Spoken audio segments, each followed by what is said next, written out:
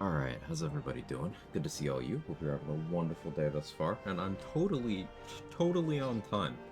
My alarm totally did not fail to trigger while I was, busy with my morning dissociation. um, how we doing? Adrix, Irish, Aaliyah, Danny, Acework, Mark, Andy, Zach, Dade, Justin. Anyone else who I might have missed because I am barely literate. Also, my coffee kind of sucks today. That's a bummer. Ugh. Hello. Nice, guys. How are you?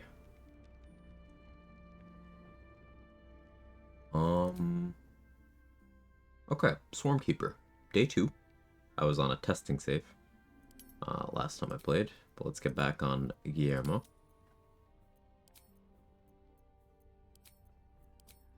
Re-enable my mods.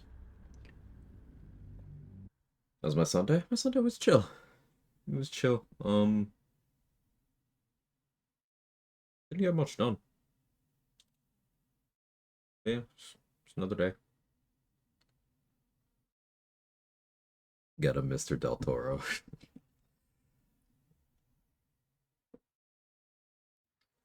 um. So, the idea for this is I haven't played Swarmkeeper before, so this is my first run on the class, and the angle I'm going for long term is I want to do swarm stuff while transformed into the Slayer, and maybe later on Displacer Beast. So one of the things I was doing some testing on was stat distribution, and I do think I am going to go with Ethel's hair on strength. This is worse for the Displacer Beast long term, but it gives me some gives me earlier access to 30 strength than the Slayer. Let's put it that way. I'm still kind of deciding the build as a whole. I may opt out of Tavern Brawler. I first started thinking that way because again, so like it's good that we have the BG3 wiki as a better than average resource. Definitely better than wikis for other fandoms. But like the entire Tavern Brawler page is fucking wrong. Not the entire thing, but a lot of it. Like it makes some claims like, oh yeah, Tavern Brawler works in Slayer damage in patch 8. No, it doesn't. I was worried that it does after reading that, so I went and verified. And no, it does not. To me, that's a good thing because I don't want it to. But this also means that, like, realistically, in the late game, when I have 30 strength, I don't also need the accuracy from Tavern Brawler anymore, unless I'm attacking, like, Raphael.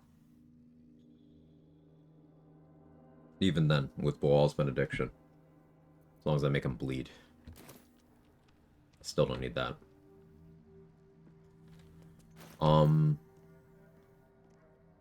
So, I'm a little at a loss. I'm thinking Alert is still very hard to pass up. But once I do hit level 10, I'm down to just use a Vigilance in Slayer form for fights where I don't need Bloodlust. So part of me wants Mobile, part of me wants Athlete.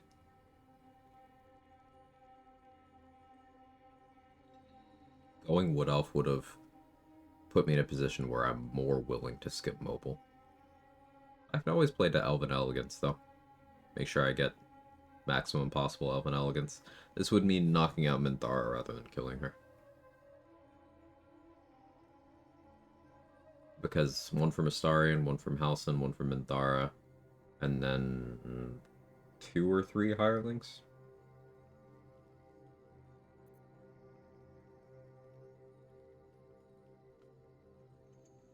Realized I made a likely fatal error in my region lock. Forgot Psychic resist elixirs before heading to the mountain pass. You can probably still be fine. Like, as Mark said, just kill everything before they can do damage. Like, if you kill the Wargas before the swords pile up, it's fine. And everything else you can isolate into encounters where one person is hitting you max per turn. And even then, if one person's hitting you, you probably just didn't position super well.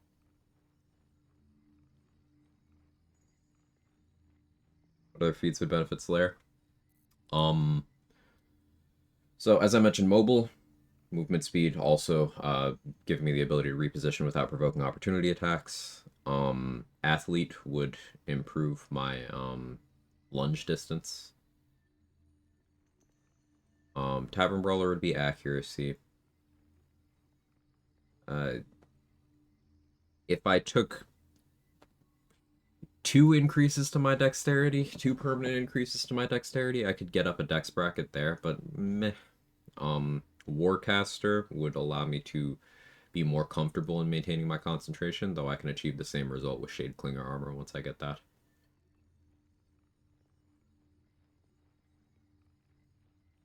Yeah, that's pretty much what I got in mind.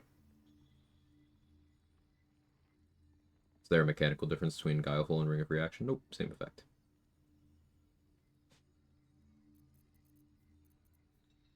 Fine, Guileful movement needed 3 rooms to crush anyway. Inquisitor, dorms, and entrance? Not Inquisitor.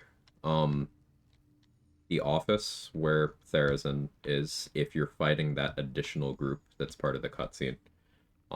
The entrance and the dorms, yes.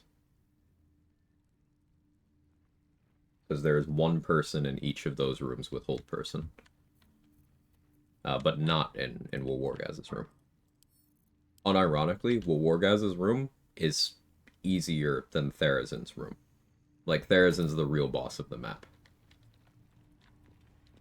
No exaggeration, no hyperbole. She's just stronger than he is.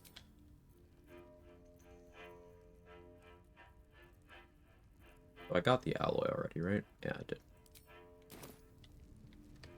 Meaning I don't need to worry about this.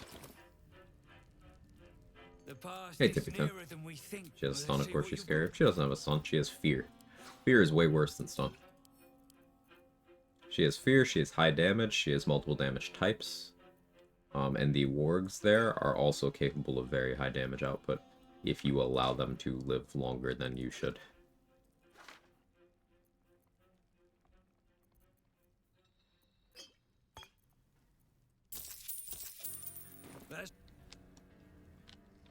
She doesn't do the weapon action, she does not. At least I have never seen her do it.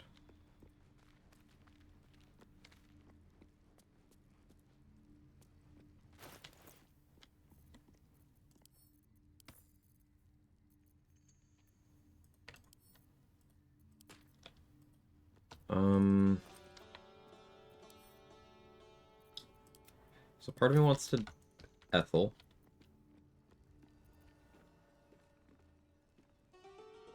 I could pivot into more of the throw setup.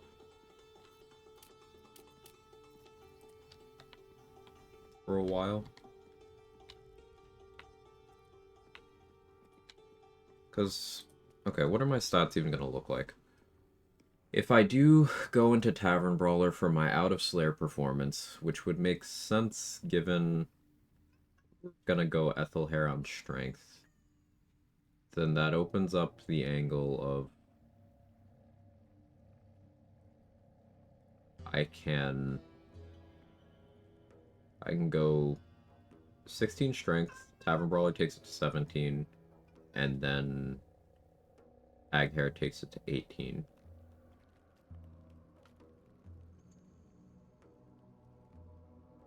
I could also just continue to go 17 strength as normal and use Tavern Brawler to boost Constitution instead.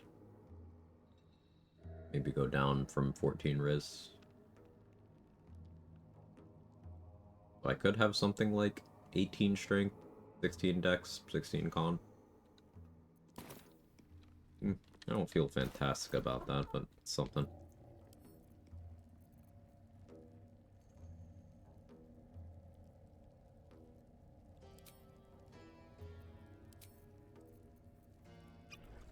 Go do red caps.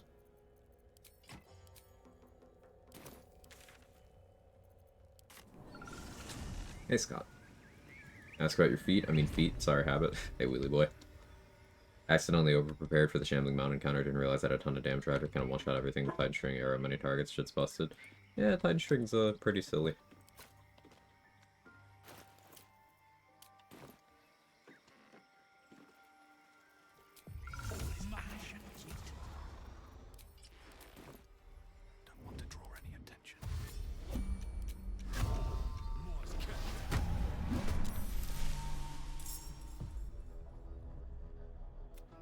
blink and the Only willing to do this because I have alert. If I didn't, I would be a lot more concerned about this.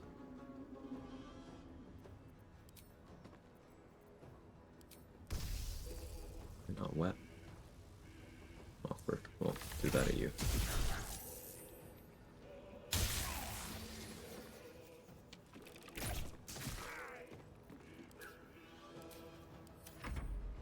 Unfortunate rules.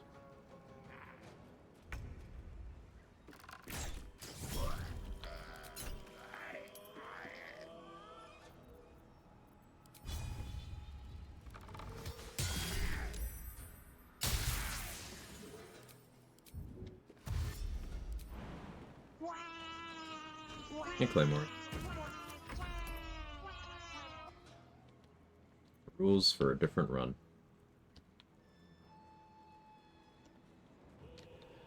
But I can edit it.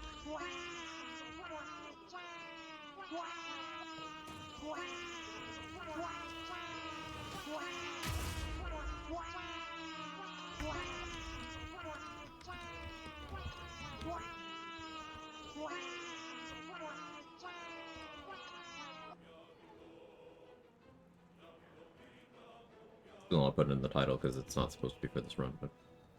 Swarmkeeper extra damage on a tactic reaction? No. Hey 2D dude. Hey Mick. Hey Exile. Loading screen.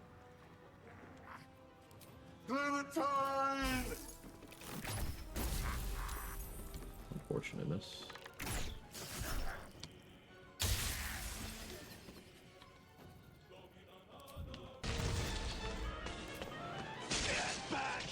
You guys are energetic today.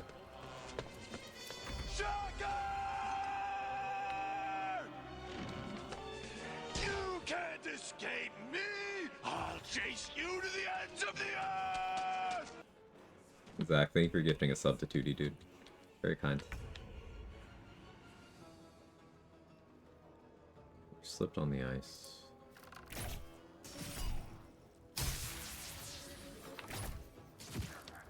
Guess we'll just do that.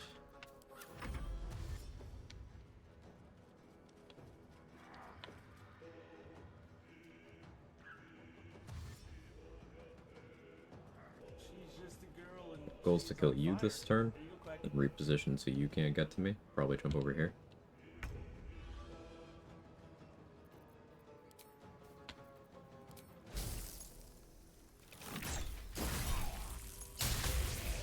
Perfect.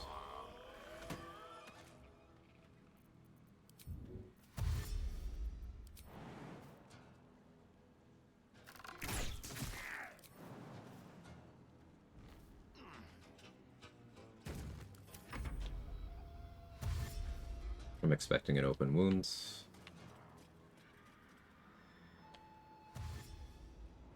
No? Cool. I was okay with this one getting to me in melee because that means I can do this. Or attempt to do that.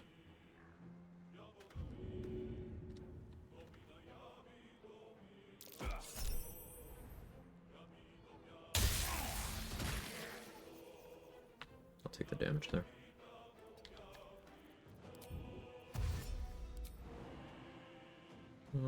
I prefer going this way, actually, now that I think about it. Best be on my way.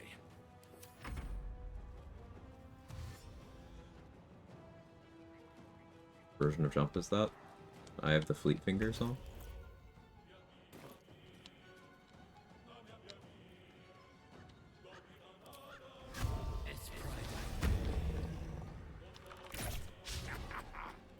That's unfortunate.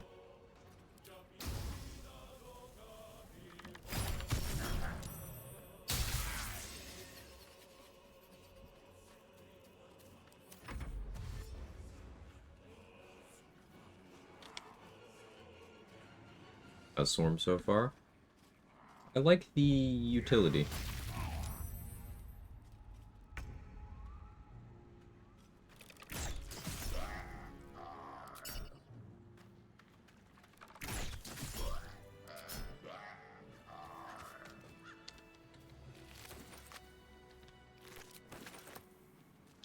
my current impression is that I likely will not want to have high levels of pure class investment here.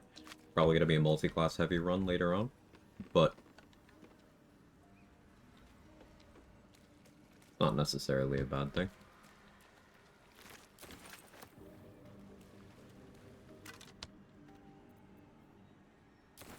Can I go for Ring of Protection before Ethel? I don't care.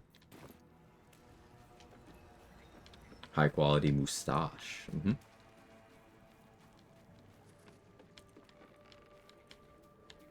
Okay, now do Gandrel. I mean, I could have done it while fighting the red caps, but I have no desire to do that right now.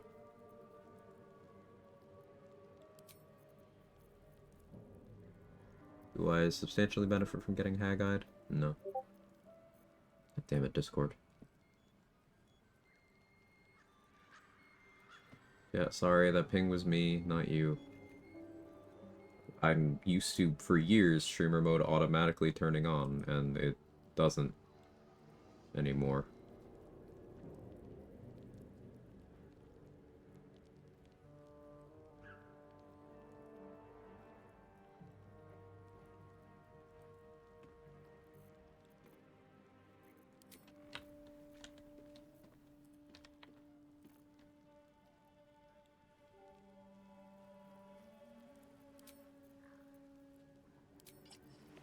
Get AC there.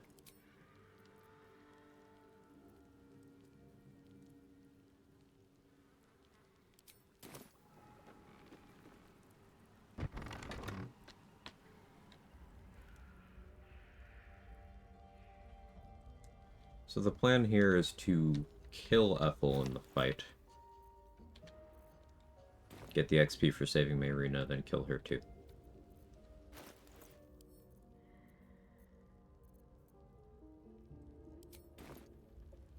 Breathe quiet, move with care. Pigs are fun.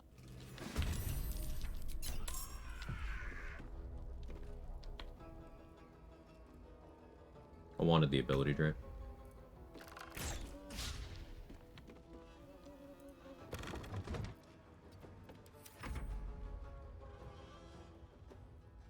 Oh, did that break her? So during Trade's last stream, he was talking about how we couldn't figure out, still, any rhyme or reason to what breaks and doesn't break Ethel. It seems every configuration has yielded either outcome. Apparently this breaks her. Really planning to multi-class, not interested. We upgraded swarms at 11. Kill again.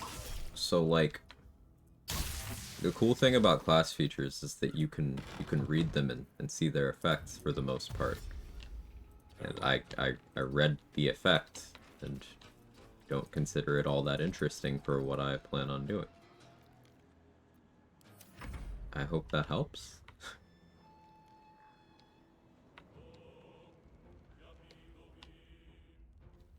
Like, what do we think the upgraded swarm at 11 is realistically providing over me being able to cut my levels and get more beneficial things for the Slayer form?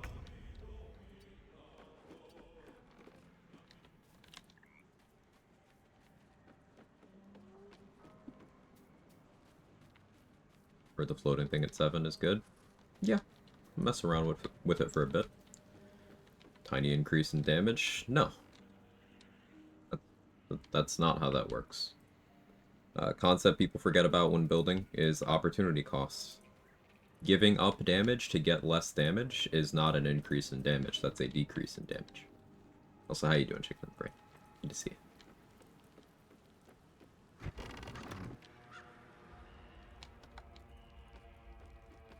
Oh, Mayrina's just up here now? Oh, well, maybe I don't have the opportunity to do the thing with Ethel. Cozy fire. Where's the tea house? What's going on? Oh, What? What's this place? Please. okay. Yeah, now Mayrina owns everything in the tea house. It's in this weird in-between state. Not good at this chat, I think. Nothing to apologize for. You're fine.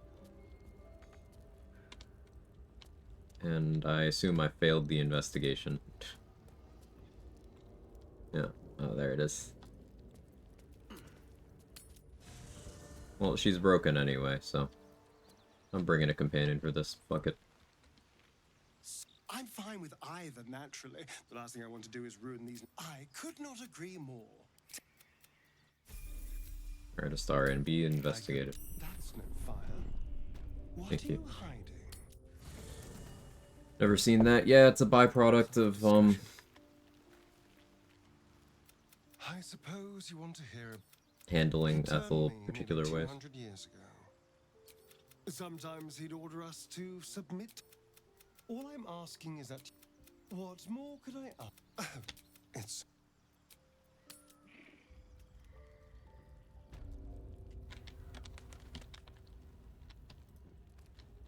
Man, I was looking forward to fighting Ethel. I hate this stupid bug. And if I knew what consistently broke Ethel's AI, I would stop doing whatever that is.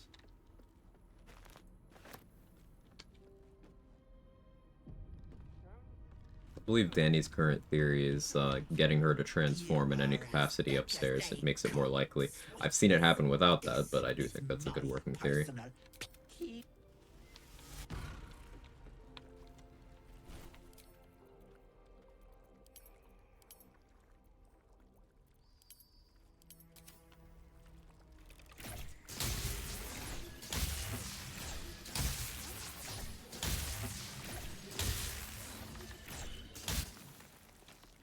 What is this place?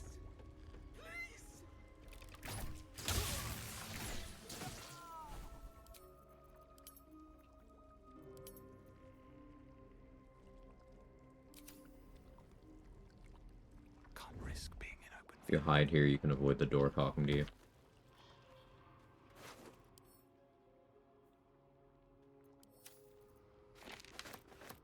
Have to keep going.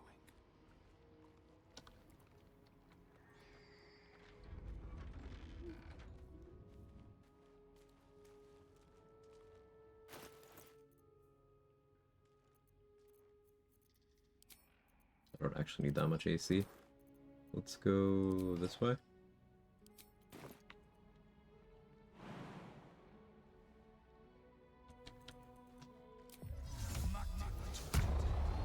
I don't need any attention right now.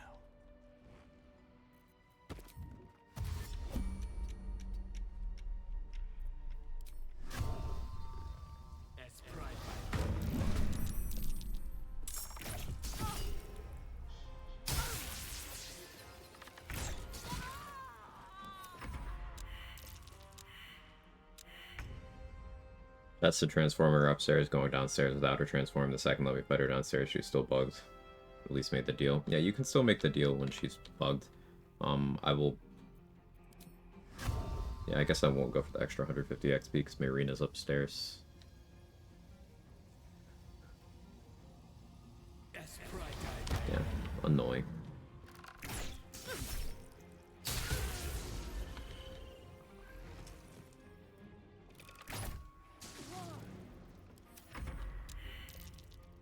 One thing I don't love about... well, this is a perfect point to illustrate that. One thing I don't love about Swarmkeeper so far is if you do actually want good damage out of your Swarm, you are somewhat reliant on Hunter's Mark.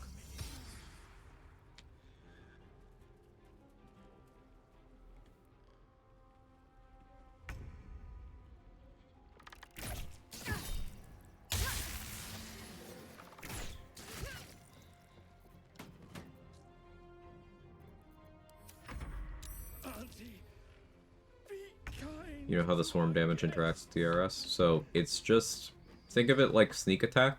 This cloud of jellyfish attack here. Think of it like sneak attack. It's just a thing that doesn't get boosts or anything. You can capitalize on vuln and such on it, but it doesn't, stuff doesn't go on it. However, if you have Hunter's Mark active on someone, this present instance, that is its own instance of damage. So that one will get things like lightning charges, things like callous glow. That one is a DRS. Or, more accurately, it's just another instance of damage that happens. That's why Hunter's Mark is important.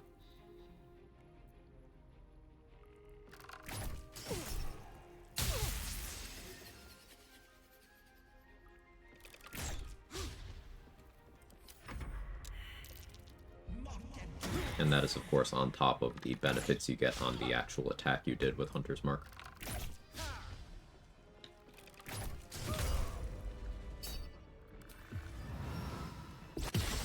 Very well.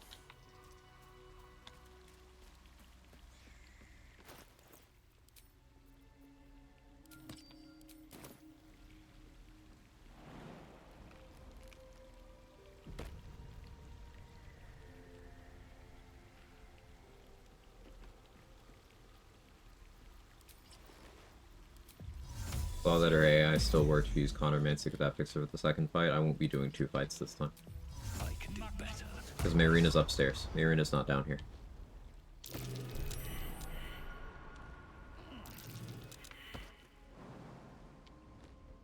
See?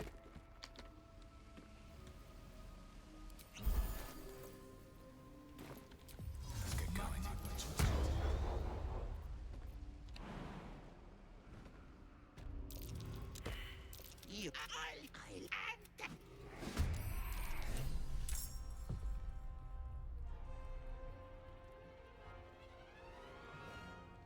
I should honestly just Hunter's Mark her anyway.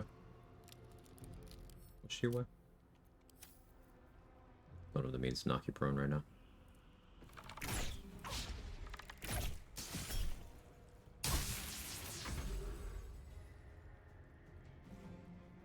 Hey Julius, I didn't get the DRS thing. Does it mean you cast Hunter's Mark and you sneak attack Hunter's Mark proc 2 times from sneak attack from regular attack? No.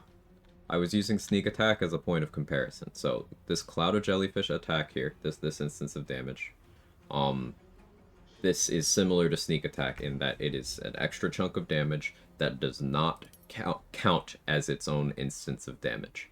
So as far as the game's concerned, that's like if you dipped in fire, you know how you get that bonus fire damage, but it's still part of your original attack. As far as the game's concerned, this is that. The instance where you would get an extra one, let's see what happens if I do this. You will do that, but I don't really care. Now if I do this, never mind. Does a clone its AI work? Hang on. When I land a hit with Hunter's Mark on her, the Swarmkeeper ability Praise Scent will trigger.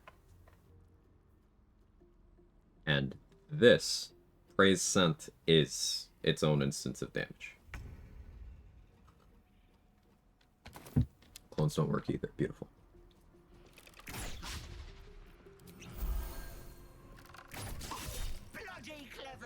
See, that's my attack. That's my jellyfish. And then this is Praise Scent. And you can tell Praise Scent is its own instance because it got my lightning charges damage. This didn't. This did.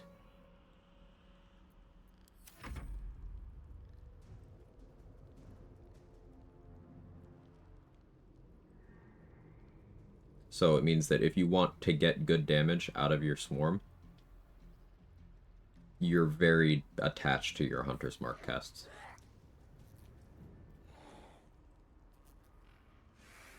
And this is one of the issues. Oh, hey, your AI works. This is one of the issues people have. My understanding is with the tabletop 2024 Ranger, they really tied you to your Hunter's Mark for your value.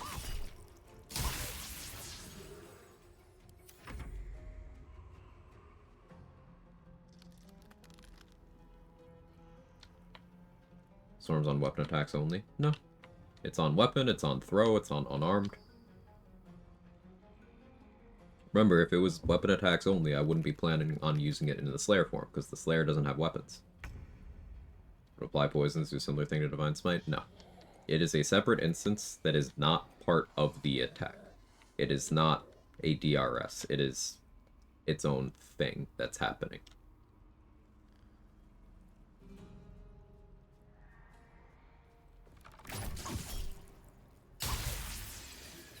Work on spell attacks? I don't think so. Trade, have you tested that?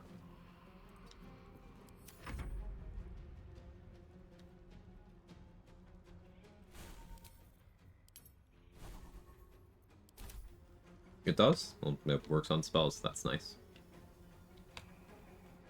That's another cool angle I could work with. Any attack. There you go.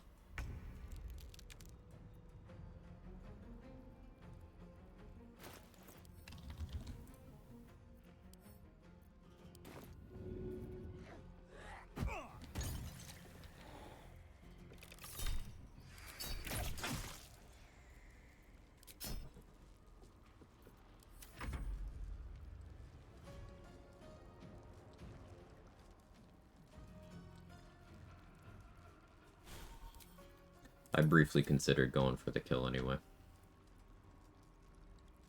Decided against it. Hey, Nico.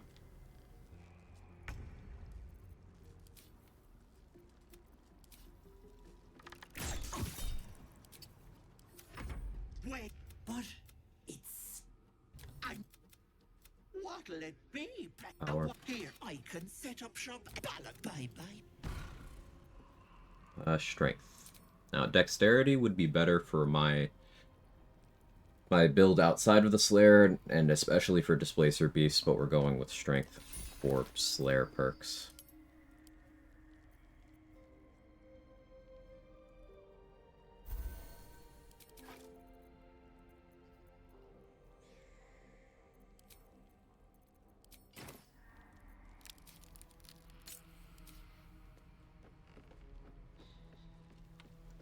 He wants baby so bad, all she has to do is act.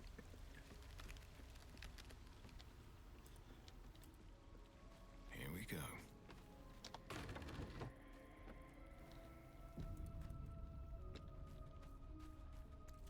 Maybe I need more pockets.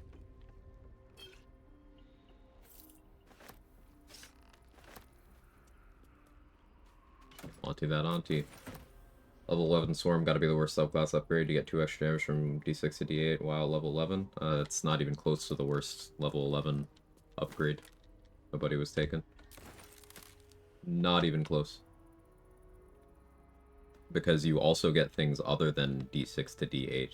For example, the knockback from the physical Swarm, whichever one that is. That's the bees. That gets upgraded to have the ability to prone things. The jellyfish gets the ability to disarm things. The butterfly gets the ability to slow things.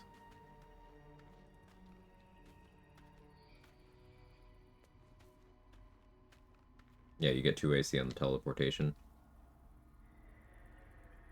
And also, an upgrade from a D6 to a D8 is not a small change, because you need to look at the upper ceiling. Like, what would happen if I was attacking with vulnerability and critically hitting? The difference between 2d6 and 2d8 is large.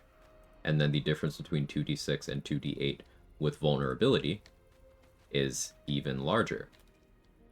The biggest roll on 2d6 with vuln is 24. The biggest roll on 2d8 with vuln is 32.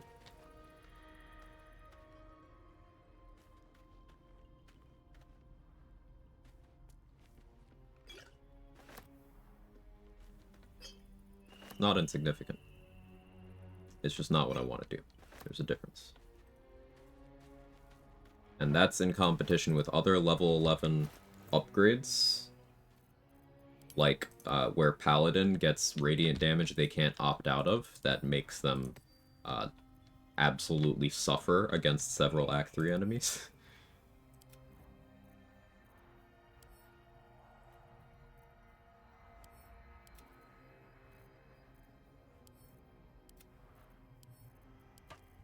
Like, there's no competition.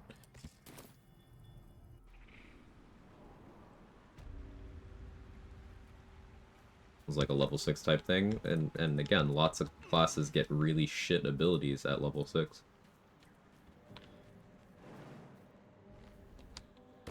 I'm not saying it's good, but like, we don't need to... There's a pretty workable gray area between critique and downplay.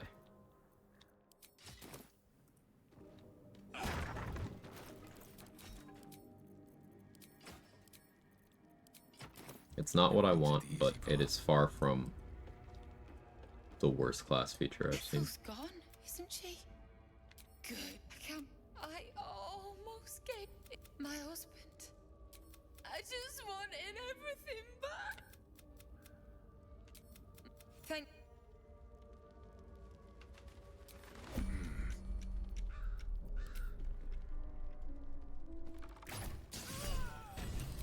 It's a shame Ethel got Marina.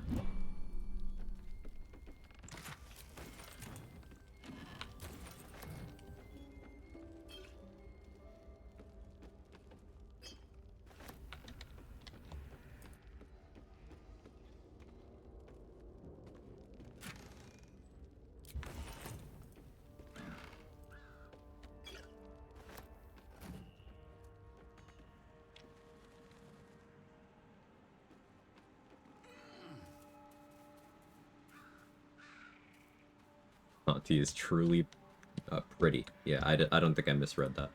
You said pretty, right? All right, time to skulk about. Vis medicatrix.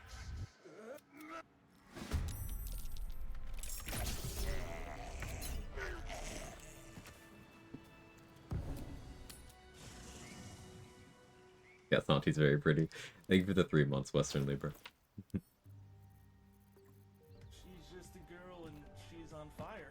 There you go, Quag. Yes, Auntie is very pretty.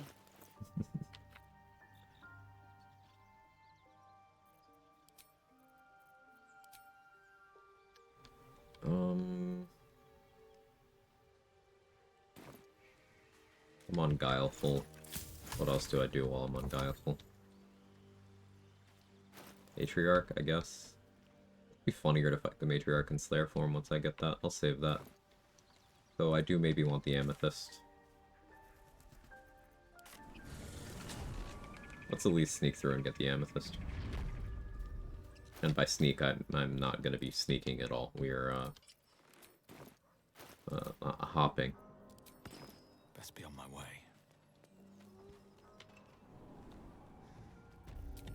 Wretched thing, pull yourself together. Just out of view.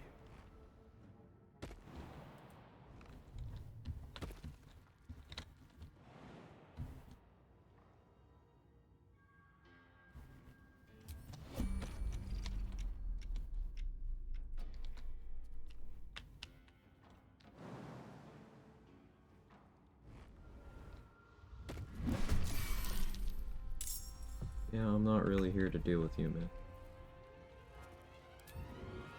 Into the bloody fray.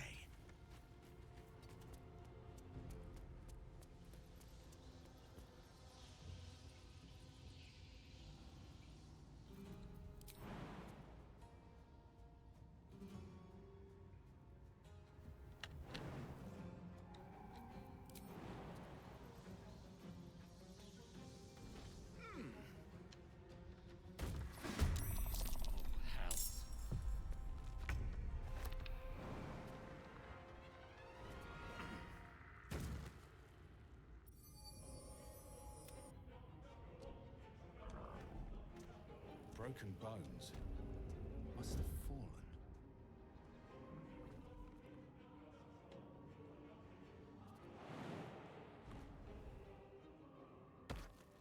Should mind my step. Light on my feet. Fuck you, Bullet. Okay, I didn't want that Hunter's Mark anyway.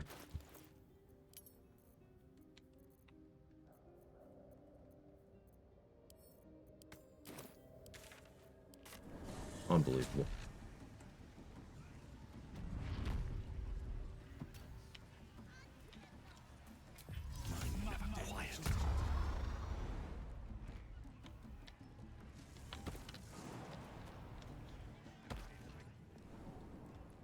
The damage, it's gone, yeah. Hey, bro.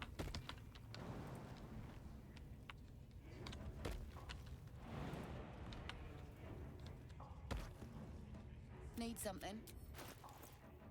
Guess this would be the time I start working on vendor attitude, huh? I don't have that much money, though.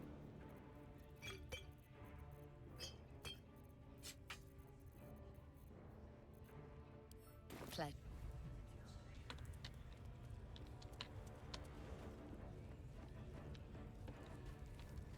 Honestly, I wish more of the damage was in the regular swarm and less in Hunter's Mark. I agree.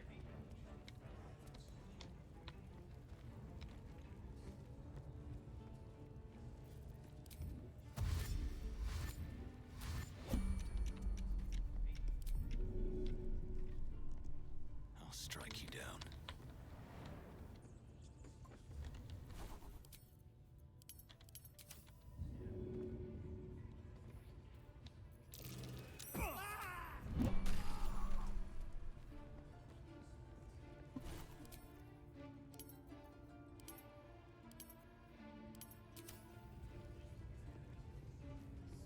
I must try this technique.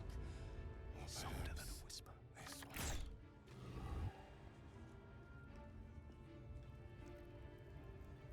If everyone else minds their business, I'll be fine. It's the breakpoint that Roa Moonbow leaves the Goblin place so you can kill Drawer without pissing her off. Let's see Never. what you're hiding. Roa leaves whenever the Goblin faction becomes permanently hostile to you, or when Minthara starts the Grove Raid. So as soon as you kill Drawer Ragzlin, she's gone. As soon as you rest to start the Grove Raid day, she's gone. As soon as you get Enemy of Justice, she's gone. As soon as someone hits a drum, she's gone.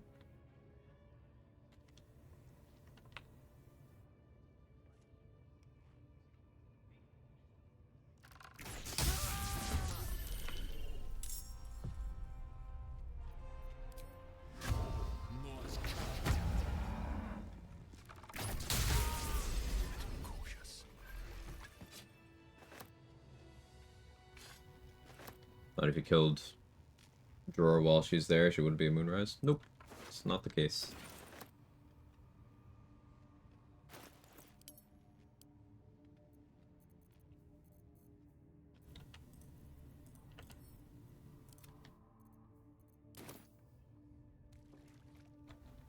What path lies before me? Carefully now. That's a friendly looking Time ship. response on that. Let's see if I have to go to camp on this one. Free for the taking.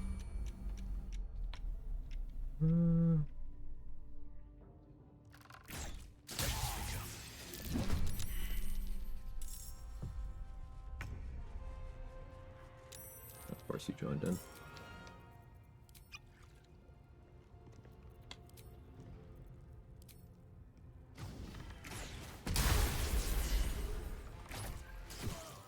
I don't need any attention right now. Figured I'd take the kills. Hey, Coombs. Why, bro, sporting the Miku Bob? He's feeling himself. He's fucking majestic.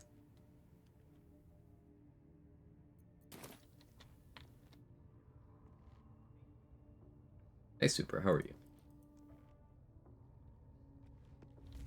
Need to find a way forward. Softer than a whisper. Never wanted the easy path.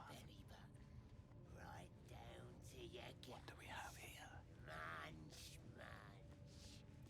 And don't worry about it. I'll make sure you stay on. Let's pry down.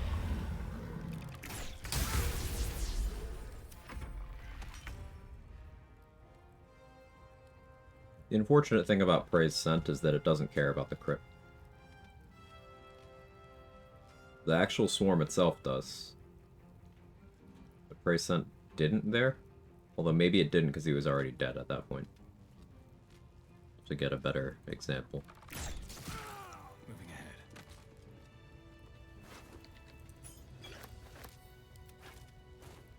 But that was less than inspiring.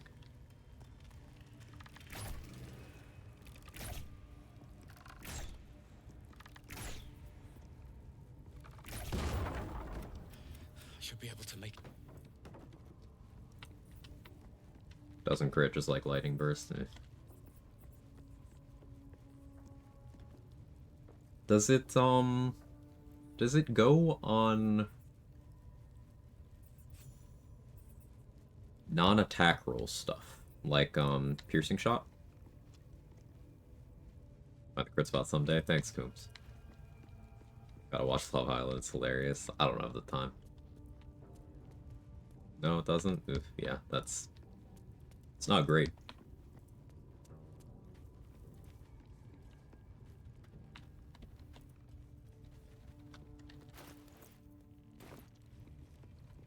That is not great.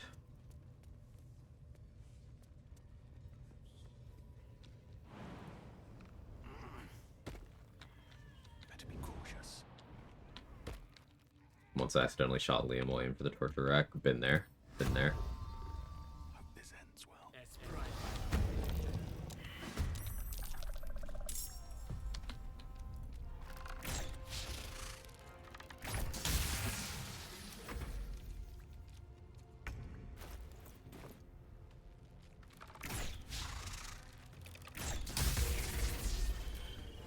Here goes nothing.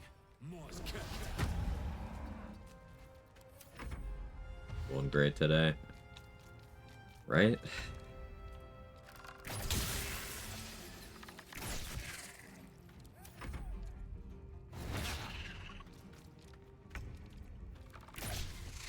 Yeah, so for Swarmkeeper stuff, we're definitely going to be using the Swarm for more utility stuff. Because if you were to lean into this for the damage, you're just a hunter but bad. Because Colossus Slayer is simply better. That's okay. That just means we have a clearly defined what not to do.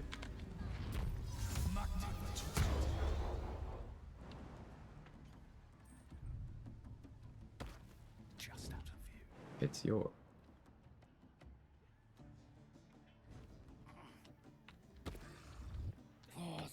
The mark glows, but you feel nothing in response.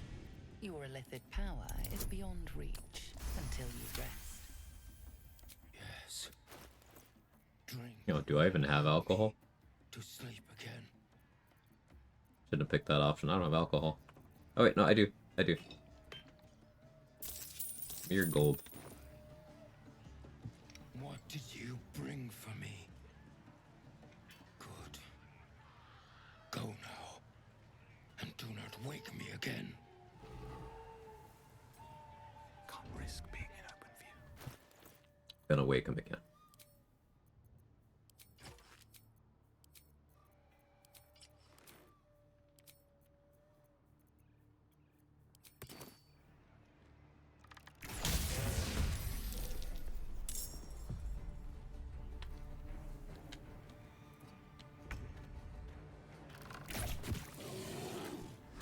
Morse cut.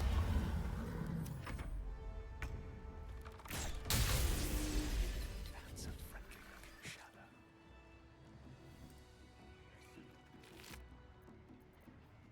How many interactions are there like that where you have to trade something? Not too many? Not too many.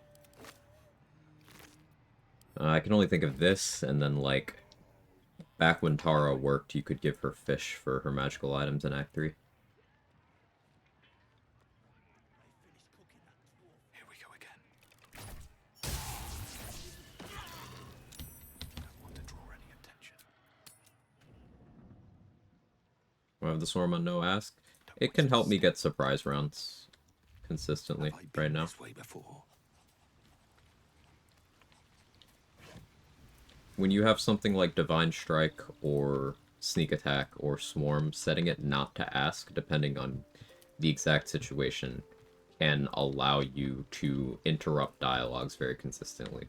So, like, when I shot at Abdurak earlier, inside of the Shattered Sanctum, I shot him once and we were immediately in combat, because I hit him, and then my Swarm hit him while the narrator was telling me he wasn't happy with me, which interrupted the dialogue and started a combat.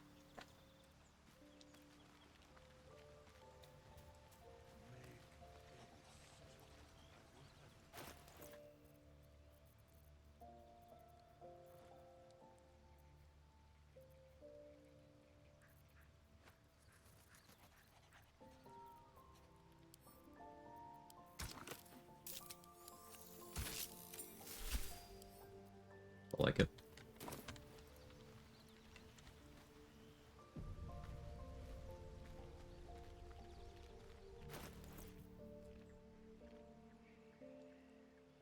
Who else do I want to deal with while I'm on Guileful Movement? I could honestly try to separate out the Booyog in Drawer's room.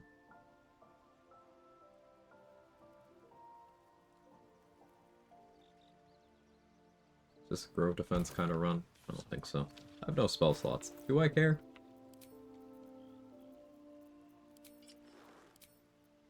I don't think I do.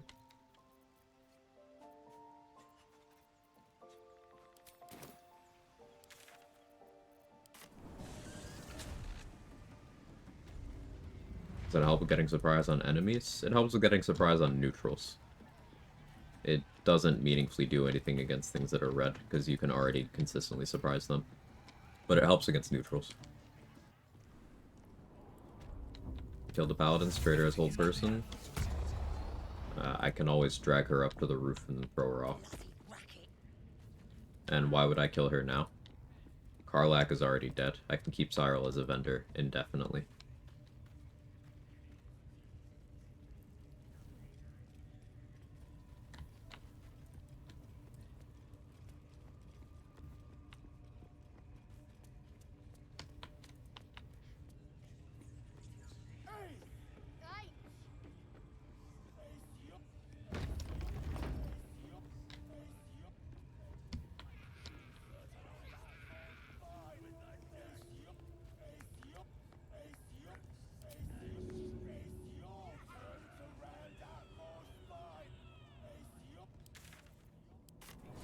I don't know if this even works. It does. Neat. Breathe quiet. Move with care. I just want a little look. Tied together, I guess.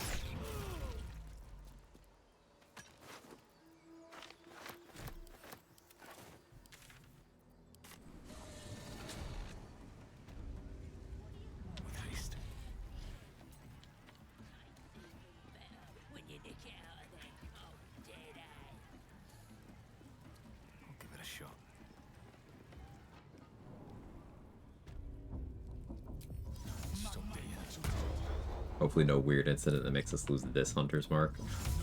Can you speak a bit on getting surprised, please? I've just learned about being in sightlines, constantly trying to sneak up behind enemies. So, the whole just being in sightlines thing, that's also misinformation. Like, the wiki is...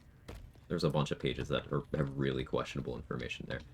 What you want to do to get surprise rounds is you do not want to remain hidden. You do not want to initiate a search. That is the big thing. Thanks, Ed. You don't want a search to happen. This is why having stealth proficiency and expertise can make getting surprise rounds less consistent.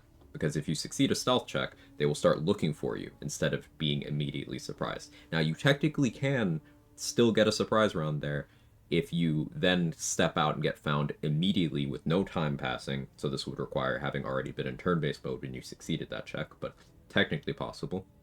However, that can still interfere with your action economy. Will, thank you for the 57 months, brother. I appreciate it. Good to see you, man.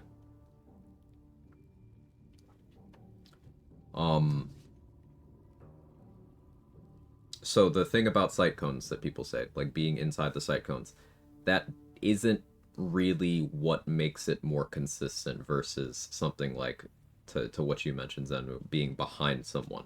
That's still fine. You just don't want to be outside of their perception range entirely. So, for example, if I were to try to surprise this goblin from here, this would be equally consistent with me trying to surprise this goblin from here. The sight cone doesn't matter.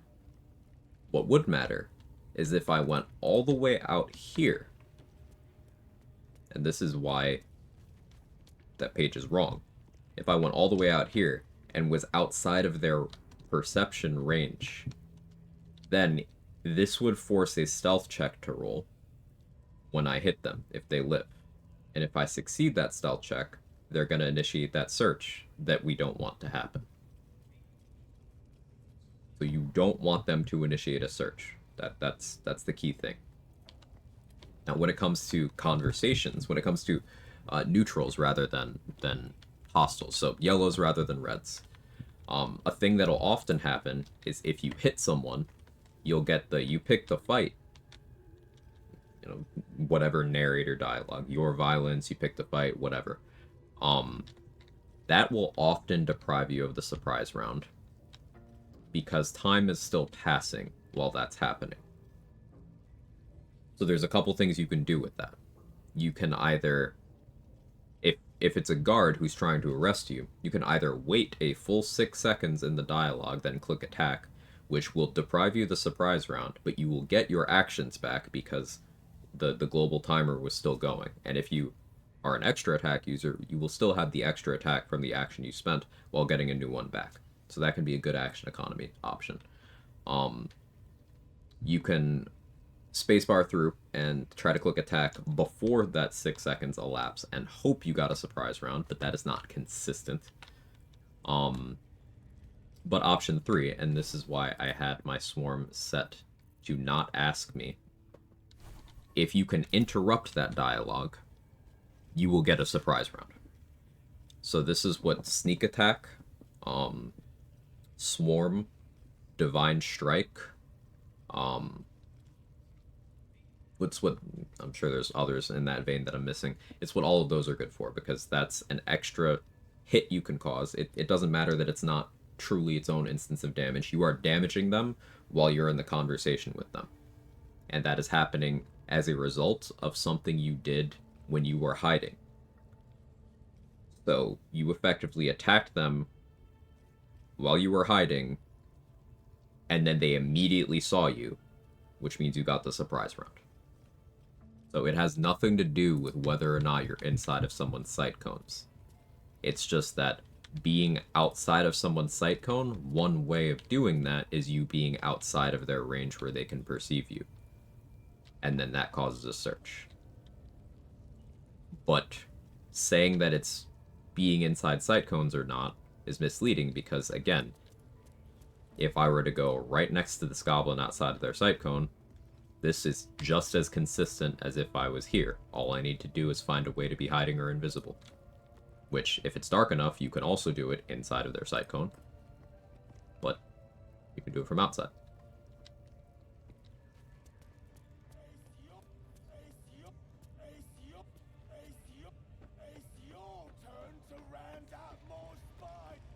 Did I miss anything, Trade?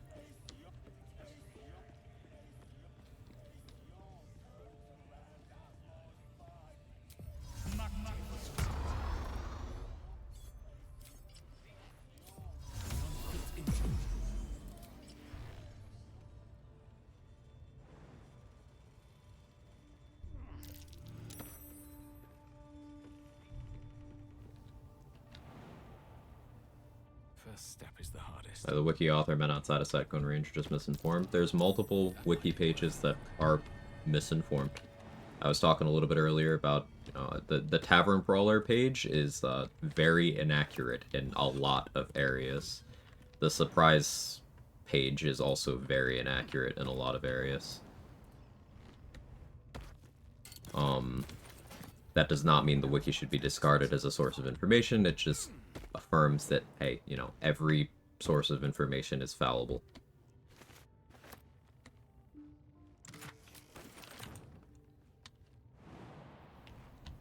The Raphael page is another bad one, yeah.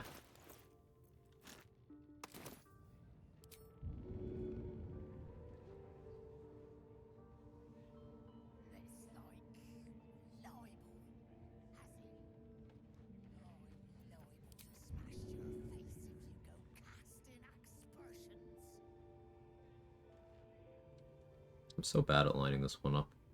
Also, I completely messed it up last time I did it.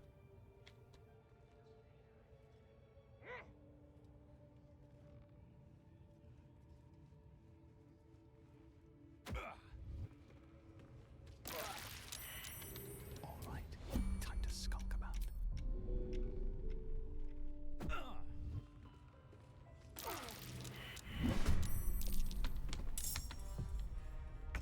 Just didn't work how I wanted it to.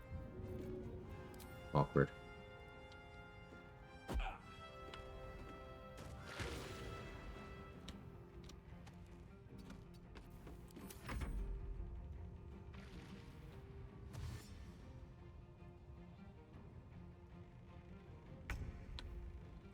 skill issue on my part. A fine day for murder.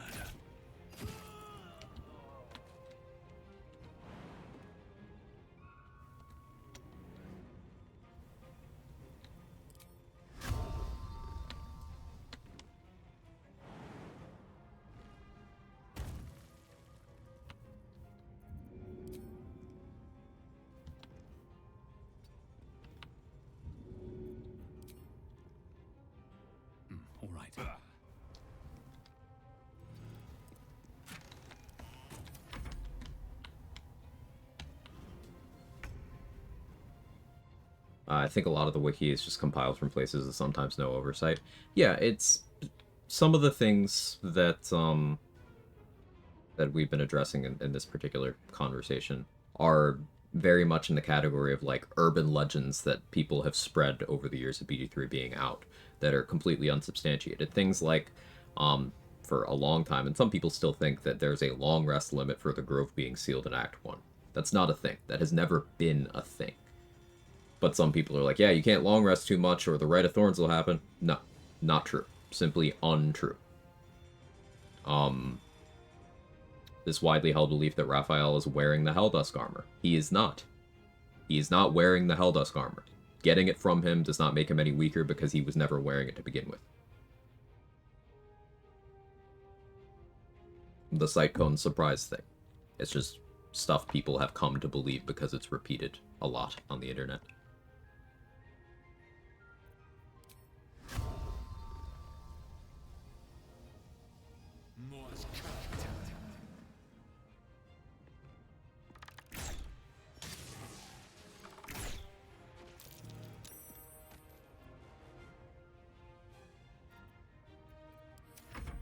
How's the swarm keeping well, I hope? It's working, Candy May. I have some thought processes we're going through. How are you?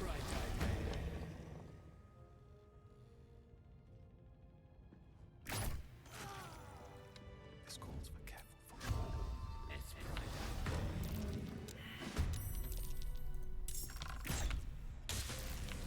Out of sight, out of mind.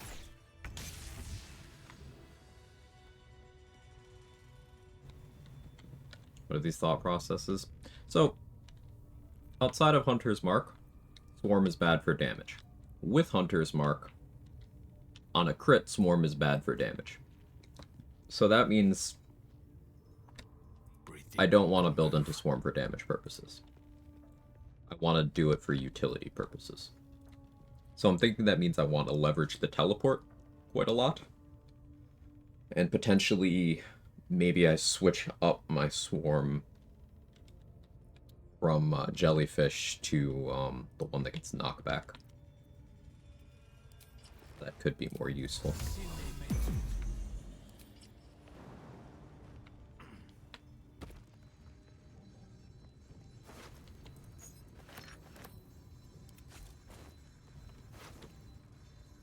Telling me I can long rest without the fear of turning into Mind Flayer in the middle of the night? Yeah.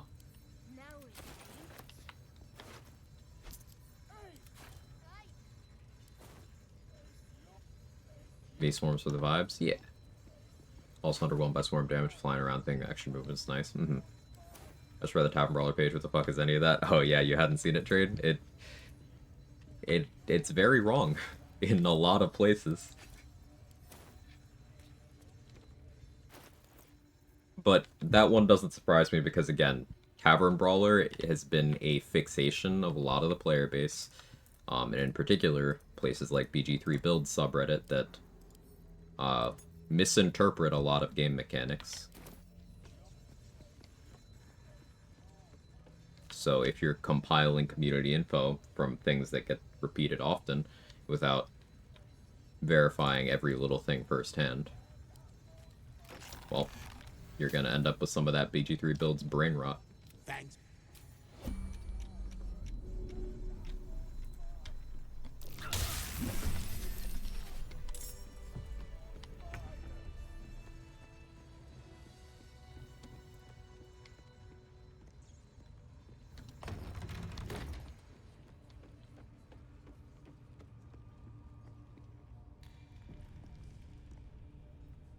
Did eventually build into moths and psychic damage and Swarmkeeper. The moth blind effect is actually fairly nice in a party. It doesn't last long enough for solo, I don't think. I'm thinking if I were to take a level 11 feature, Candy May, I don't think I'm going to, but if I were to do that, I would likely build into the prone for Slayer form purposes. Slayer auto crits on prone targets with Slay. So I would go for the prone and then follow up with an auto crit Slay. But I don't really plan on doing that.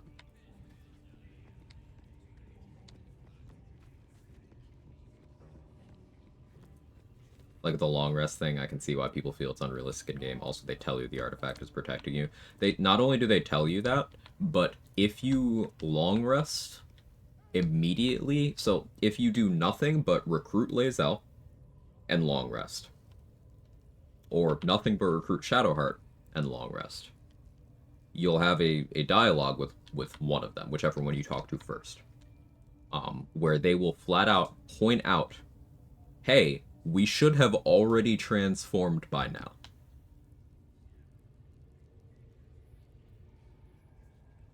It could be your first long rest in the game, and characters will be telling you, yeah, so if that was going to happen, it would have happened. The first time you talk to the Dream Guardian, they will mention, hey, I'm going to stop you from transforming. But some people get caught up, and this is not a dig, this is just getting caught up in the storytelling, this is being immersed in the world of the RPG. I think it's a good thing, but some people take the sense of narrative urgency as gameplay urgency, when it isn't. Gale and Will say something similar. There you go.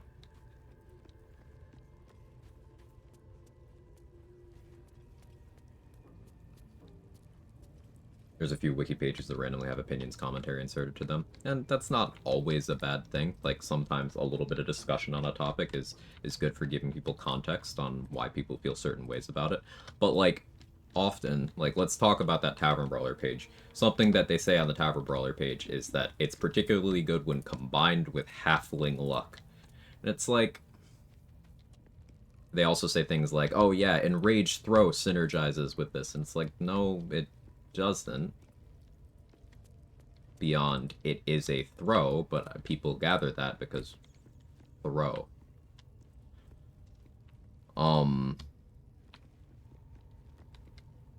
But like, it's layers of logical fallacies built on preference over substance. The Halfling Luck Glaze in particular is one that frustrates me, because there's this idea that Halfling Luck is this ultra consistent tool. But, like, if we strip things back and look at it in a vacuum, it's not. It sucks at that. It's dog shit at that. Here's why.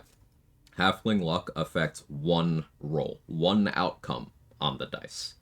Tavern Brawler affects 18 rolls, assuming you have no critical hit reduction stuff and are not auto-critting. Tavern Brawler affects 18 rolls.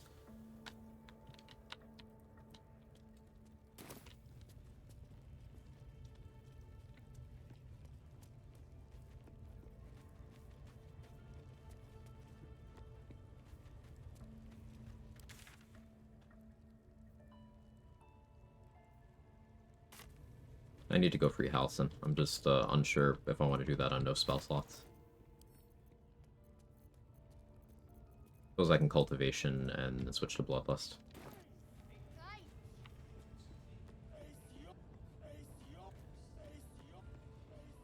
Thought Gale was going to keep asking for items indefinitely, so I made him go cold turkey, see how long it would take to get to Sphere Arcane Hunger. Poor Gale. Yeah, that's another one of those things.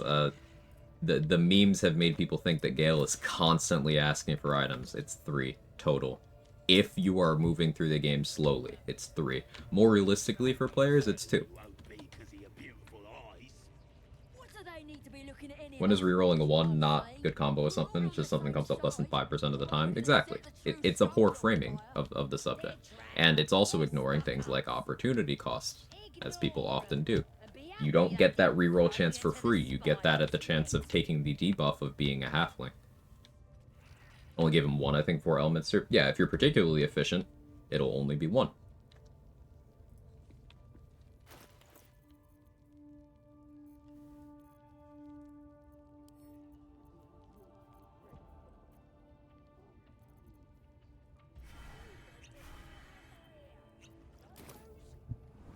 Hey, people understand that converting a non-video game rule set into one that will work in a computer game will mean changes be made. Yeah, it's... This is maybe a bit of a lukewarm take, Chaotix, but to me, it's just another flavor of elitism, because people who have some level of familiarity with 5e, with tabletop stuff, they want to speak from this position of experience and authority for people who don't. So they will assume that them having that knowledge gives them a leg up, that their words carry more weight than people who don't have that experience with an entirely different thing. And it's like, no, there's fundamental irreconcilable differences with 5e and this. Big manifestation of that is the whole discussion over D20 initiative. It's like, well, if you use a D20 initiative mod, you're playing the true version of the rules. This is true initiative. And it's like, so all those mechanics that are balanced around getting advantage on your initiative rolls, all those mechanics that treat initiative as a skill check that you can apply certain modifiers, such as the Bard's Jack of all trades and the Champion's remarkable athlete abilities too. That's not a thing in BG3. There are no means to get advantage on initiative rolls in BG3 as well.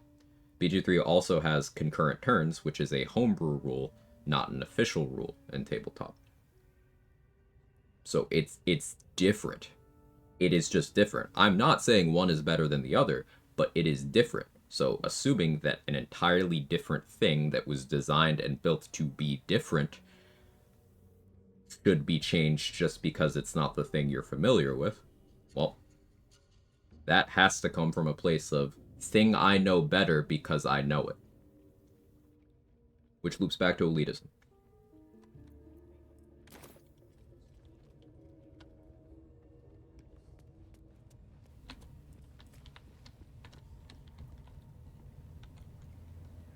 Hey, rolling with punches. How are you? I'm done with this class? Yeah. There's some problems to solve, but I'm having fun.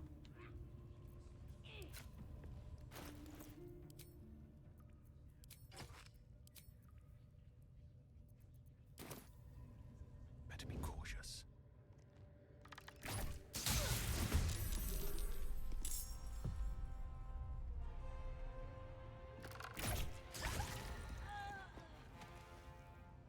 Can't slow down. Couldn't you? Can't complain. Well, I could. I'm feeling no burning desire to complain, so I'm good. That's a good hit. The encounter design itself is also just different. A lot of fights don't play out like it would with the DM. No fight plays out like it would with the DM because the DM is able to adjust things on the fly. The game is the game. Like, you're not gonna have one playthrough where suddenly your gear, instead of having one Displacer Beast and all the Marigons, he has, you know, all Displacer Beasts and only one Marigon because the party composition is set up in a way where everyone happens to be doing a fire damage centric build, so the DM decided, okay, let me swap out these enemies so that my party can actually use their builds. Like, it's different. Things like Paladin Oath Management are never going to play out the same in here as they are at the table, because at the table there's someone whose entire role it is to make sure everyone's having a good time. Whereas in BG3, this is the encounter. Here's your options with dealing with it. You have a lot of them, but the encounter is the encounter.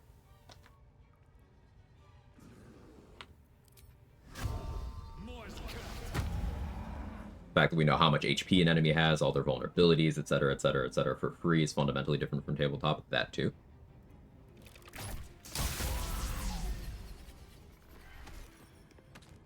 Where the tabletop elite is saying we should have mods that hide all that info. Well, they don't read that info, Dade. And I will note that Larian made a calculated decision to give us that info for free, because in their previous game, Divinity Original Sin 2, you needed to spec to be able to use that inspect. Like, that was a thing you had to invest to do, because if you would inspect someone without that investment, you wouldn't get all the information. You would only get some of it.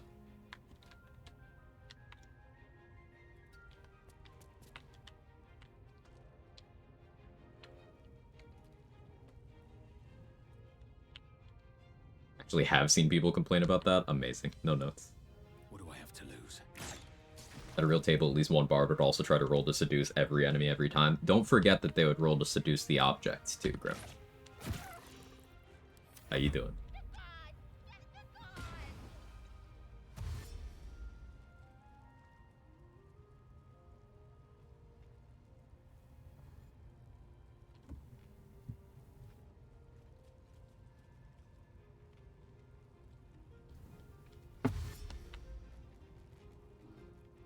People made mods to make it so you wake up on the Naughty Lloyd naked for true realism and immersion. I thought about doing a run with that mod, but like I decided against it because it would be a mod that I would download and install to affect 2 minutes of gameplay.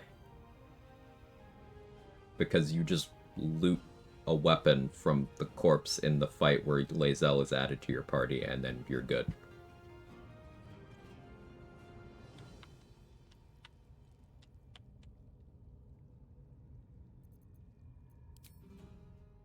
Maybe I should... No, this is good.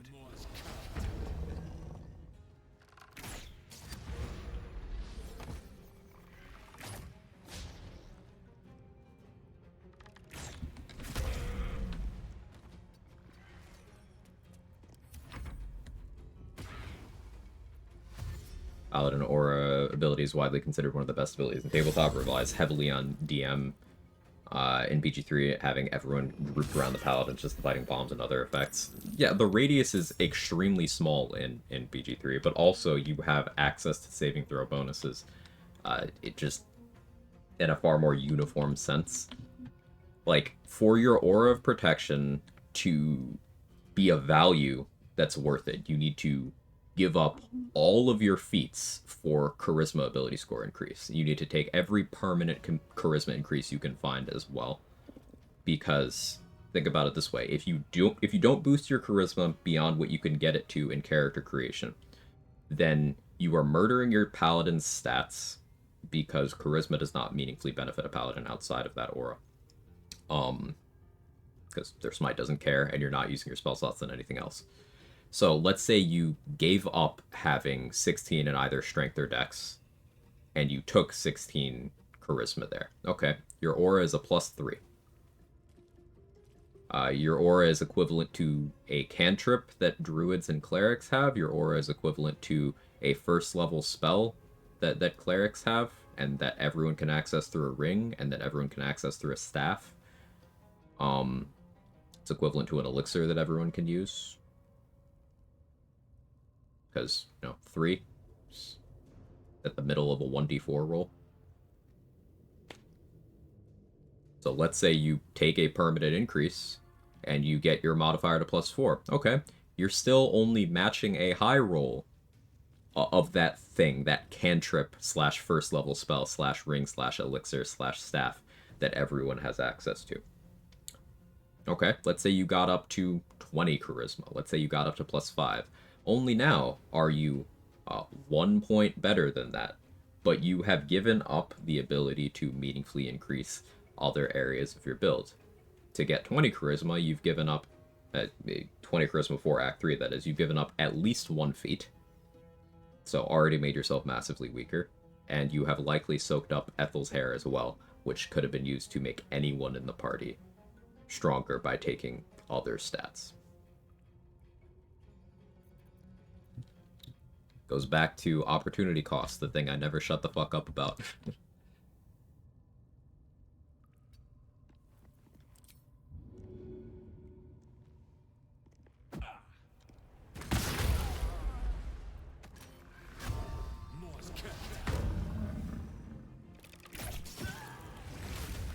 Nelson, don't walk in the water.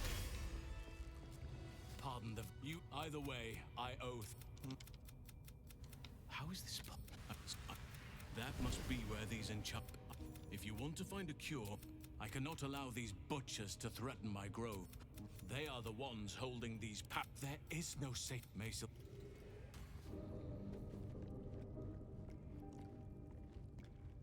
Strength elixirs are incredibly strong, though? No, they're not. Strength elixirs are a tool.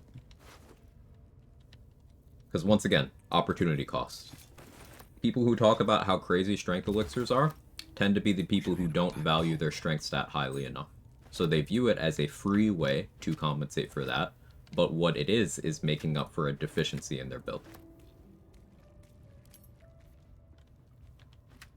Because a strength elixir, let's look at Hill Giant strength elixir, that sets you to 21. You can naturally have 22 strength in Act 2 very easily. And not only is that an entire bracket higher, it also keeps your elixir slot free. It also keeps you in a position where you have more overall flexibility with your character. It's cheaper, but let's talk about Cloud Giant Elixir. Cloud Giant Elixir still doesn't always win over that 22 strength bracket that I mentioned with, for example, a Colossus Elixir. Cloud Giant is also expensive to maintain unless you were, taking the appropriate steps to break the game economy, which isn't hard to do, but a lot of people are unwilling to do that. Source everyone who talks about what's the new backpack exploit, what's the new vendor thing, every time there's a hotfix or patch. But again, keep in mind, by using your elixir slot on a strength elixir, you are not using that elixir slot on anything else. And you could be using it for example, using a poison resistance elixir versus Balthazar. Not only does that make you take half damage from his Ray of Sickness, it makes him completely unwilling to use Cloud Kill, because elixirs of poison resistance make you immune to being poisoned. And the way Cloud Kill works is it is a poison effect. Not a poison damage effect, it is a poison status effect. So you gain complete immunity to his hardest hitting spell and take half from his second hardest hitting spell by giving up your elixir slot.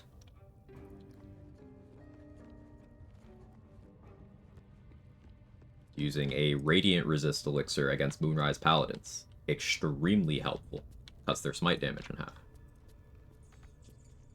A Bloodlust elixir is more overall damage per round than Cloud Giant elixir, because you get to do an entire extra attack.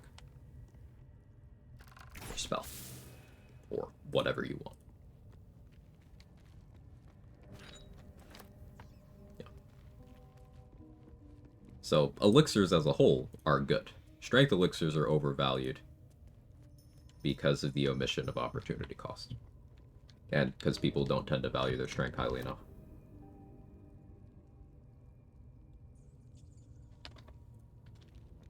That usually bleeds over into people who think wisdom is a good stat to invest in, and it isn't.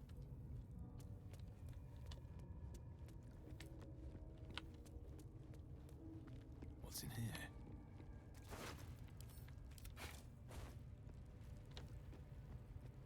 Let's see what this does. The strength cut off to be able to throw regular humans? 20.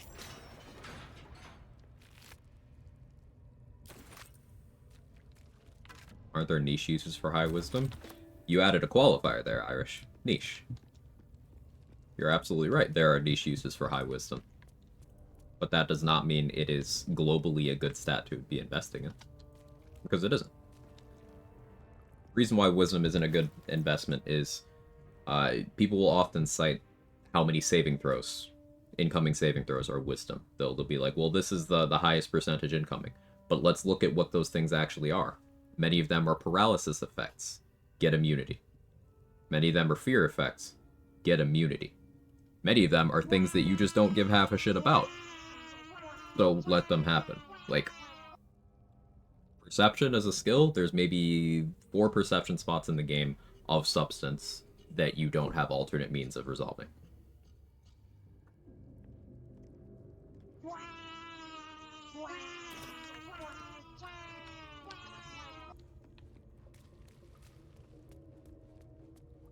Insight is a cool skill.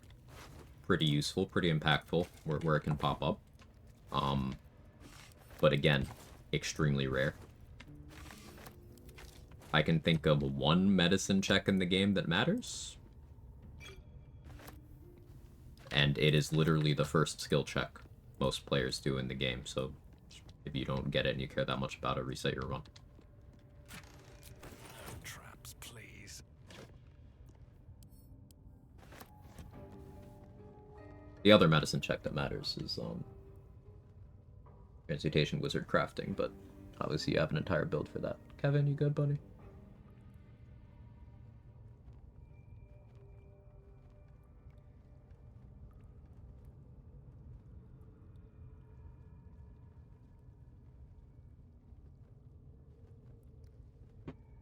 He's got a hairball caught, but not quite ready to go out.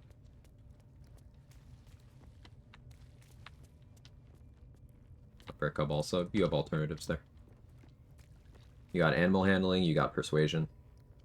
Super informed advice here, by the way, 10 out of 10. I think the problem is most of these builds try to be flashy, read high crits. That's why every other build's booming Shadowblade Resonance Stone. There is this,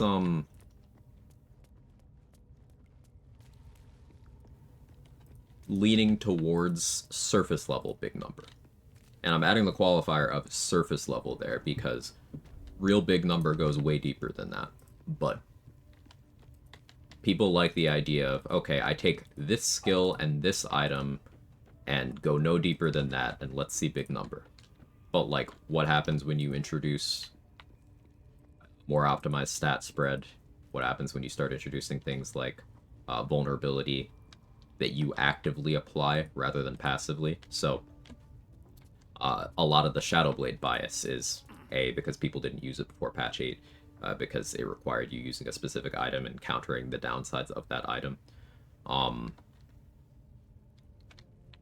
But yeah, I'm not going to go more on that tangent. But Shadowblade bias with Resonance Stone, people are like, oh, it's so OP. It is no stronger than applying Piercing and Lightning Vuln for that point in the game. Because bows are still simply stronger. They just have a higher ceiling than melee does in this game. That's just how it works. But you can also be running around applying Force Vuln for shooting or throwing Near Misser. You can be doing Piercing Vuln through Bloodthirst or through Ballast Armor. You can be doing Vuln to anything through Contagion. You can do Vuln to Bludgeoning. You can do Vuln to Cold, Vuln to Lightning. All very reasonable. Vuln to Slashing is one of the harder ones, but again, Contagion and Perilous Stake still cover you there. What is Booming Shadowblade to Throne Shadowblade? Exactly. Arcane Synergy be a niche use? No. Arcane Synergy is good. Arcane Synergy is just also overrated, because it is a damage bonus that applies to your instance once. In the slots you get it in, often you just have better things. Like if you're giving up your helmet slot for Arcane Synergy, well, in Act 3, and yes, this is cop-out, this is Act 3 gear, but let me cook.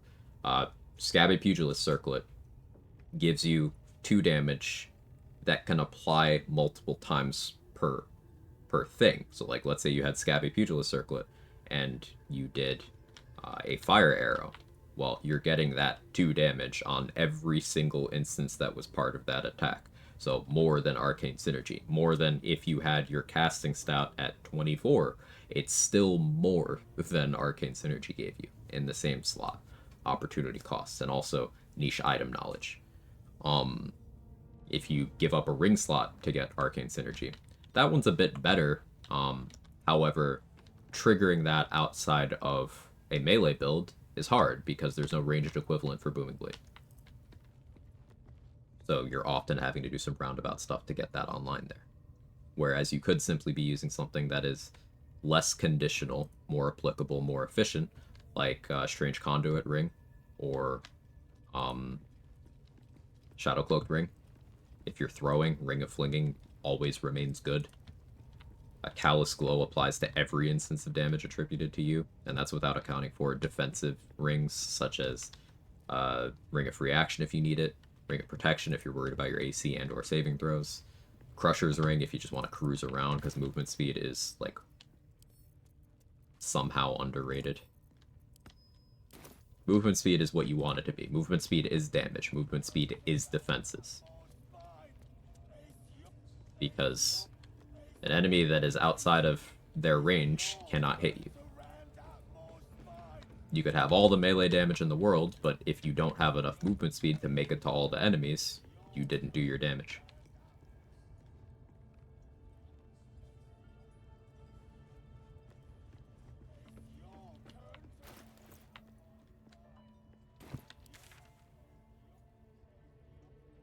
debating how much I want to do on this rest. That's why I'm kind of running around doing nothing at the moment.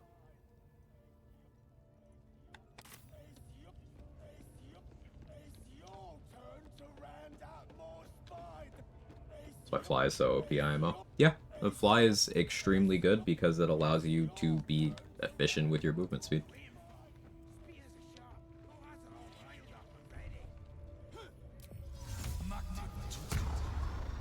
All seem to be enjoying the discussion. I love discussing stuff. It's a good topic.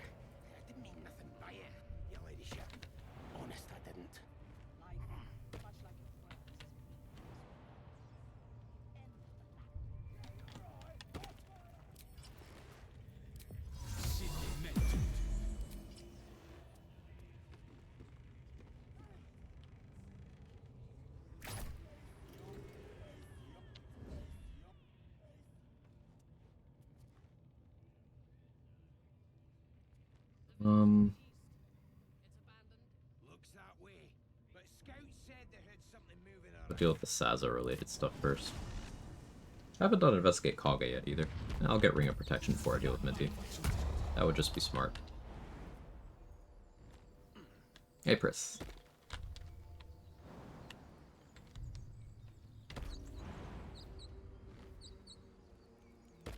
These boots have seen everything. Trade is using Render of Mind and Body stuff. It's blowing my mind how I missed this item completely.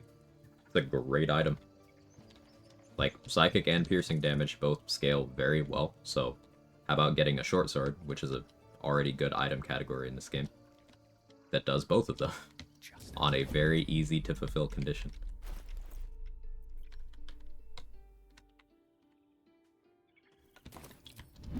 We'll bank Timber, actually. Should mind my stab.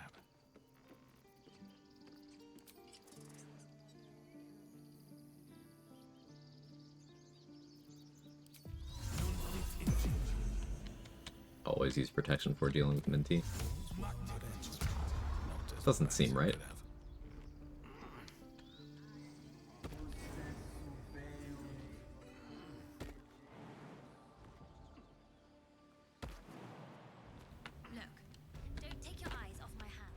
What's a bucket of fish for?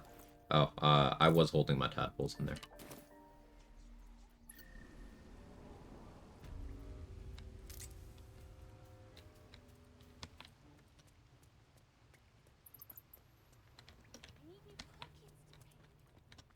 Very well. I had a feeling you'd be back. Ooh. Cultivation elixirs.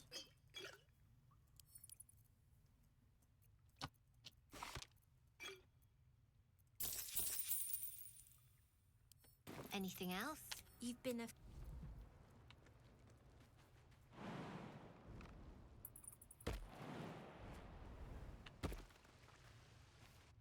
Fish Bucket Slander.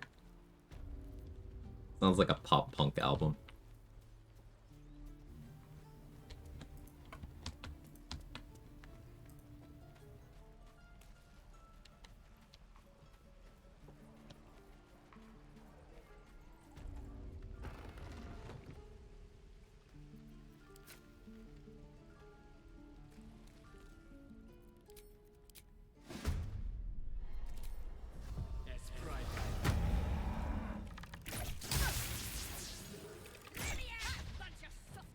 What was that pitiful damage? Min damage on both of those. And then min damage on that. I actually rolled the worst possible damage I could have on that attack. That's incredible. You're gonna be sorry, every last one of you. No time for mercy.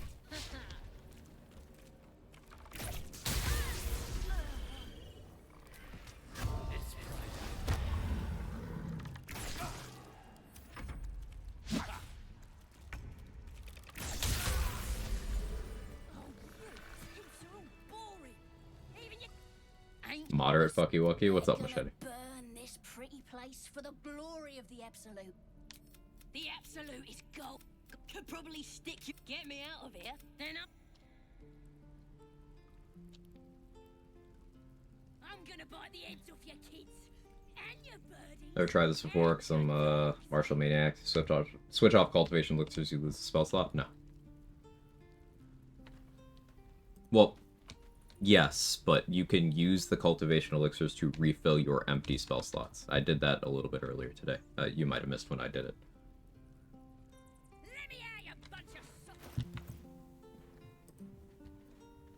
I do have the key. I could let Saza out now. Have her go over to Minty. This isn't a Grove defense run. I just can't be bothered.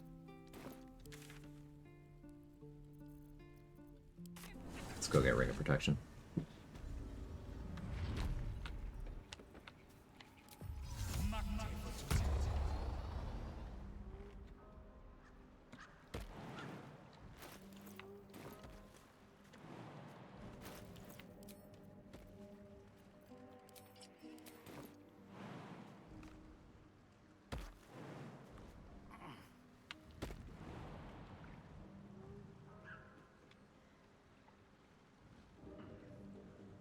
I don't need any attention right now.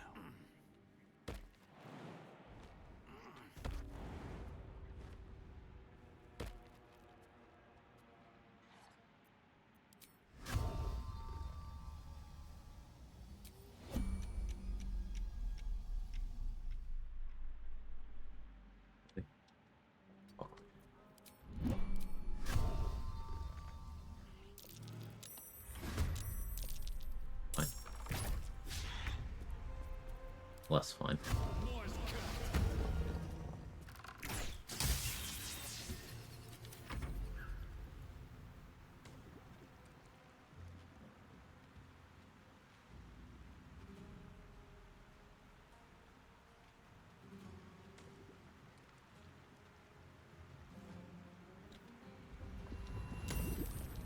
That tree is thick. Wait, I didn't know Barkus was here. I should call him.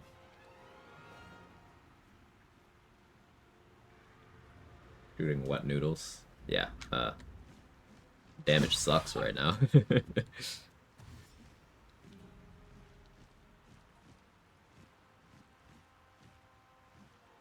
I'd like to cope and tell you it doesn't, but no, it sucks right now.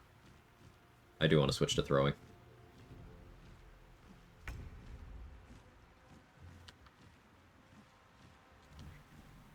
Maybe I do that once we get established in Act 2. Because then I can do Sentinel Shield. I'll feel more comfortable dumping Alert in that instance. Do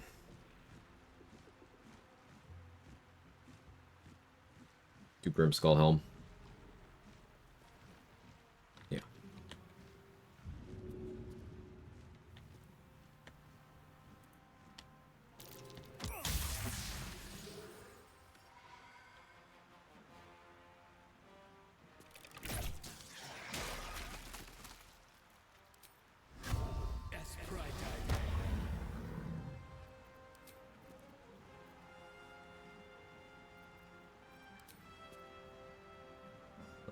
Waste resources here.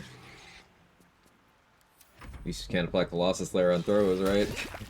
The teleport is cool. Like, I do like the teleport a lot. It's just, I think using Swarm for damage is an L. I think it's far more useful for utility stuff. So we're going for the knockback, we'll be going for the teleport. It'll be for disruption, rather than for damage.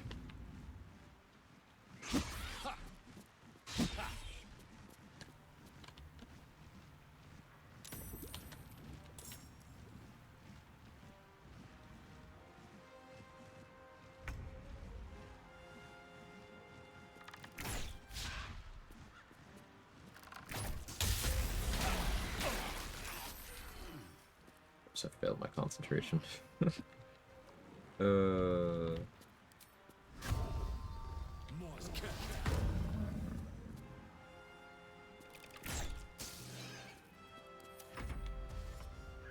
Can't find the quote right now, but did I hear something about Swarmkeeper and Monk Flurry working? I'm not sure if it required a weapon attack. It doesn't require a weapon attack. The Praise Scent instance of Swarm damage will work on any attack that you do, as long as the target has your Hunter's Mark. I'm not even sure it needs to be your Hunter's Mark. It says your, but I don't know if it means your.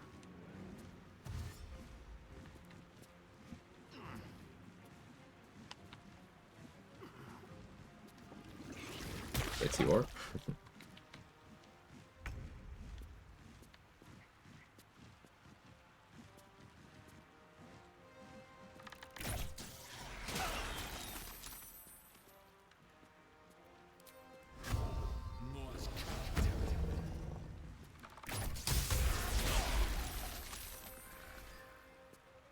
Yeah, that was damage because we got a lightning burst there.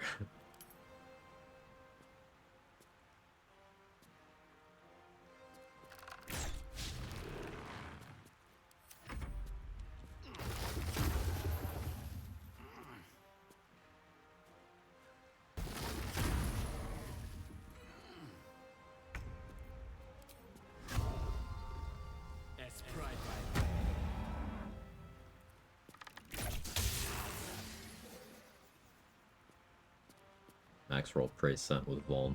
Like, that's approaching decent damage, but...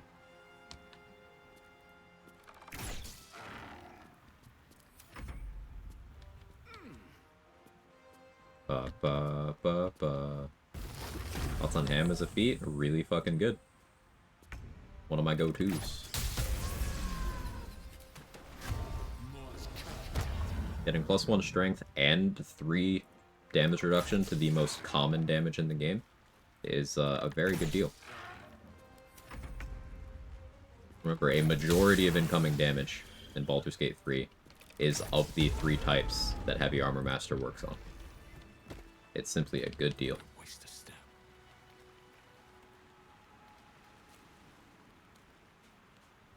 Praise Sent does trigger Call, which is something. Yeah, it's an actual instance. Unlike,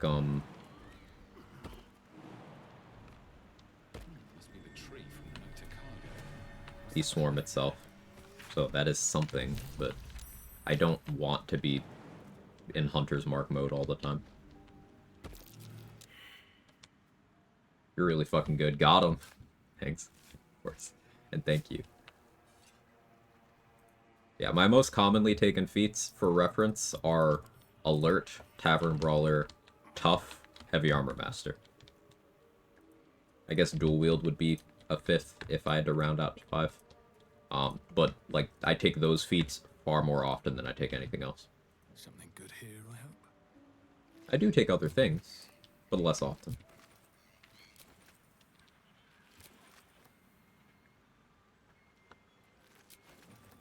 Alert is because if you cannot think of a reason not to take Alert, you should be taking Alert.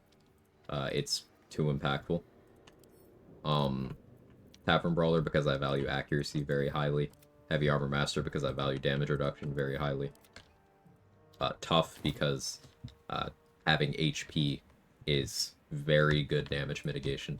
And getting HP from things like Tough and Aid and Hero's Feast allows you to have it without having to hedge your bets on your Constitution score, which again has the opportunity cost of not being able to take more strength and dex if you're trying to go above 14 con, but also means you're neglecting your mental stats, and for classes like Hexblade, you care a lot about your charisma.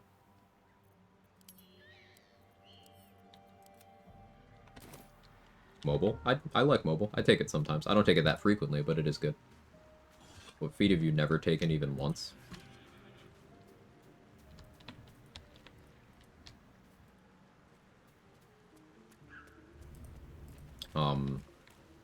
Resilient on mental stats.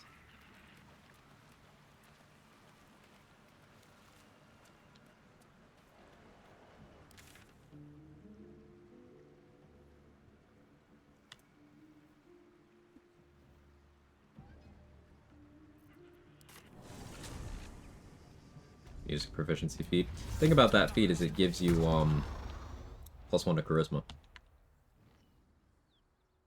So there's a world in which that combination is more useful than getting +2 charisma, because charisma only cares about even numbers. I'm still looking to shift some supplies. Don't have much to spare, but it's more than we can carry. Made a charger build? Yes. Charger is a good feat. Yes, you heard me correctly. Charger is a good feat. I don't have to qualify it. The charger attack gets +5 damage on it. It's action plus bonus action. That's the trade-off, but you get +5 damage, and you get a reposition that doesn't provoke opportunity attacks. Charger is simply a good feat.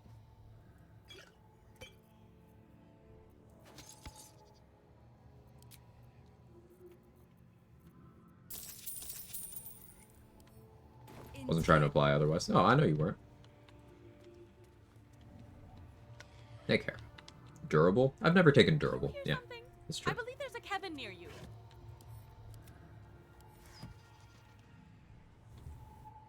Can confirm it does appear the interrupt is technically checking if you're the one with Hunter's Mark on the target, specifically a source tag. Whether there's a way to manipulate that source, I don't know. There probably is with Glyph of Warding, which is a very cursed sentence. But thank you for confirming, Grim. Also, I've never taken Lucky. I have taken Lucky. If I didn't hate long resting so much, I would take Lucky more. But not for the reason that people often take Lucky. Lucky is better halfling luck. That's why I would take it. If I was actually that worried about terrible frequency of ones, I would take Lucky and just long rest on amount of charges. But I don't care that much, so. I just hate having so many interrupt prompts on my screen. Understandable. Can I have my hand back?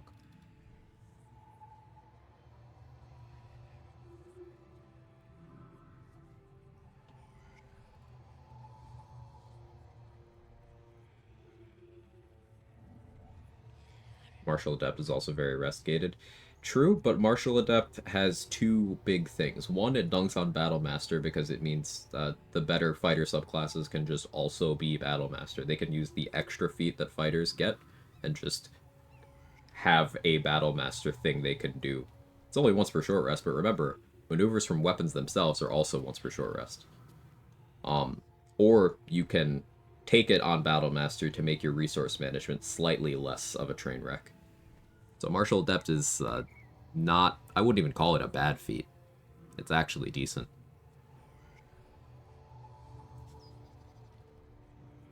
Never taken Dungeon Delver?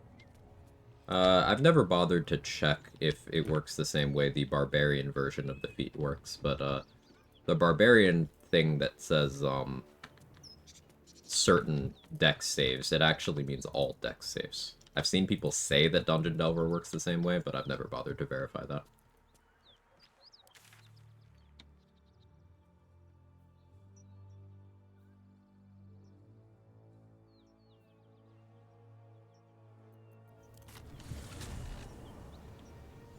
Started forgetting about Luck of the Far Realms because I turned it off to save it, then just never turn it back on. I think that's a good problem to have, because that means you're not really dependent on Luck of the Far Realms to bail you out. And if you do remember you have it, you can strategically use it. I think it's better to forget to use it than it is to use it overzealously. In this specific instance.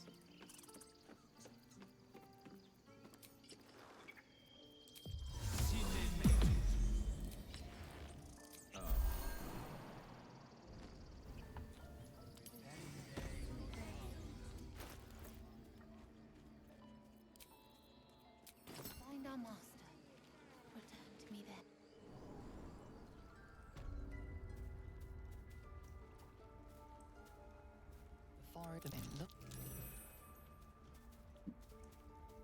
Okay, stomach, calm down. One of the things I most appreciated with the Eldritch Knights getting 3 feats at level 8, there's so many different awesome combinations, feels like the infinite variety even with the same fighter class.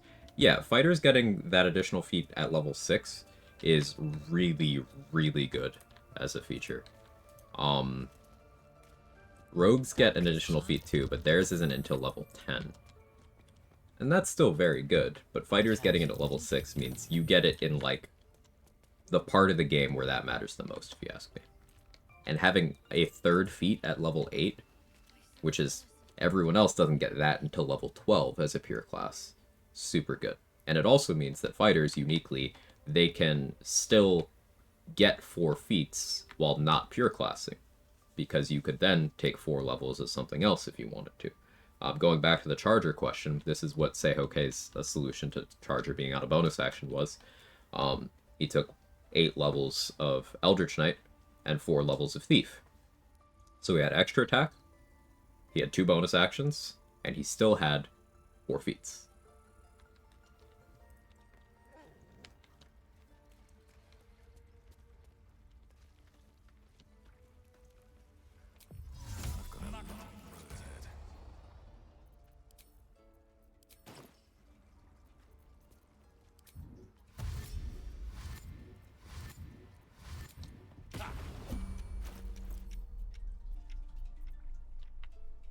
Am I wearing these?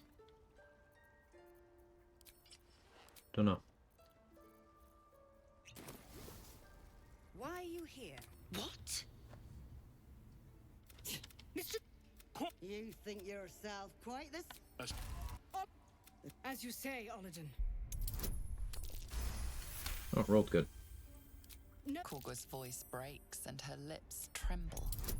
She heard reason in your words. Caught by the in the tower. Care you would.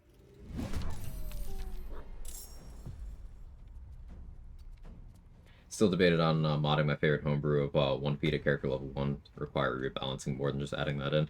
I've seen people who are more tabletop inclined talk about that a lot. The balancing of this game would absolutely not hold up with getting a feat at level 1. Like, it would be incredibly game breaking. Now, of course, if you care about just style and flavor over balance, then by all means do it. But like getting a feat at level 1 in this game would be insane. From a challenge running perspective, that's not something I could ever get behind. But different people consume in different ways, and if you think it would be fun, I think it's the right move for you.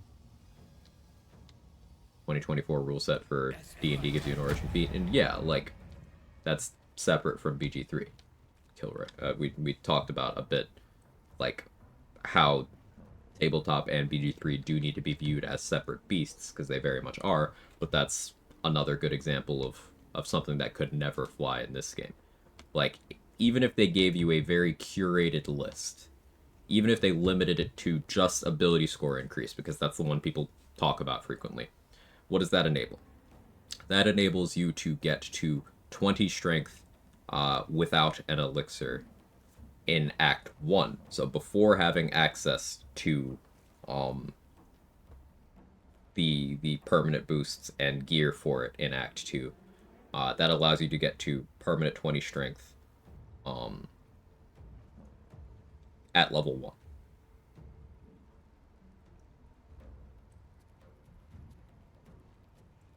And that's already very, very, very, very, very strong.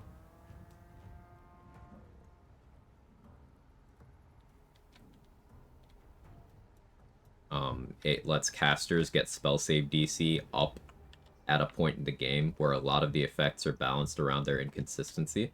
Like, being unable to land consistent hold person is the only thing keeping hold person balanced in Act 1. And as soon as you get to level 6, getting access to Battle Mage elixirs puts you at a point where it's already more consistent than inconsistent, provided you also have, let's say, 18 in your casting stat. Let's say you picked 17 and then you Ethel haired it up. At that point, you are unstoppable. So, like, it exacerbates things like that. Unless it's dollar, yeah. There's a mod that gives you a feat every level. It's insane to me. At that point, just play on Explorer. It's the same result. Difficulty selection is accessibility, and that's what it's there for. What about a run where you only power yourself up with feats, like a mod that erases class and racial traits and gives feats every even level? I think that's also not going to be too much of a challenge, Andy, specifically because the way level 1 strats have evolved, almost all of them are class agnostic already. Because you don't really have class features at level 1 for most classes, right? It's mostly about your gear proficiencies. There's exceptions to that, like monks do have their unarmed strike they could do, and that's something you can't necessarily simulate to the same degree with gear. Hexblade gets Hexblade's Curse, Warlocks have Hex. There are some things in the level 1 area. Fighters get a fighting style. But by and large, it is different avenues to the same goal of using that particular strategy. So, removing class features and just getting feats essentially means I'm simply doing that across a run where I am allowed to level up. I don't think I would experience a meaningful loss in power. Think about how often martial builds just devolve to using the same thing. Like, how many flavors there are of Titan String Stealth Archer, where the classes don't really matter. It's that. Throw builds, where it's, you throw a dagger, and that's what you do.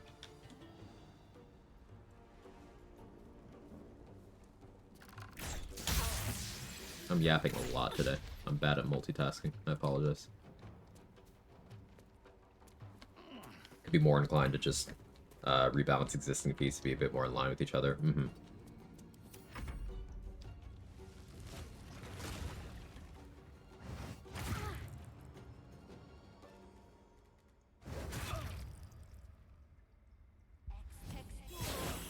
Streamer talks to chat. Cringe.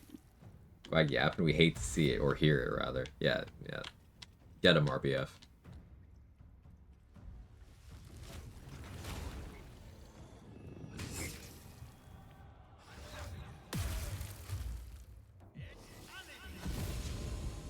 So yeah, Wrath here has a DC 16 hold person, which is very respectable. And it's because he has the 18 wisdom bracket. So imagine being able to be here. Obviously your proficiency bonus wouldn't be as high. Although no, he's level 4, he's not even level 5. So you would have a DC 16 hold person at level 1 if they let you take an ASI.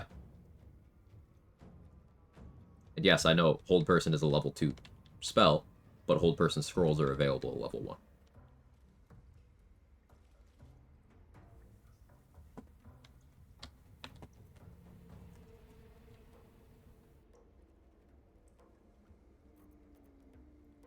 Who's my hunter's mark on? It's on you right now.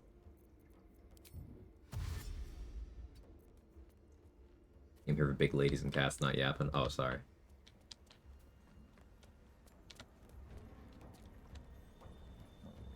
That's a lie, I'm not sorry.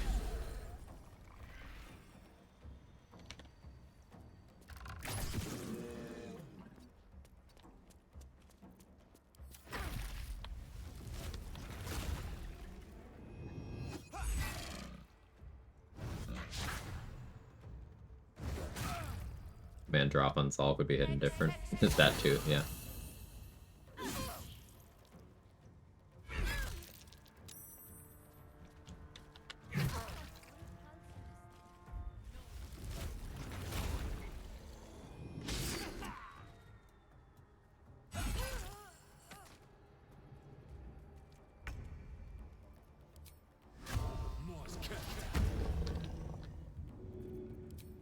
That should work.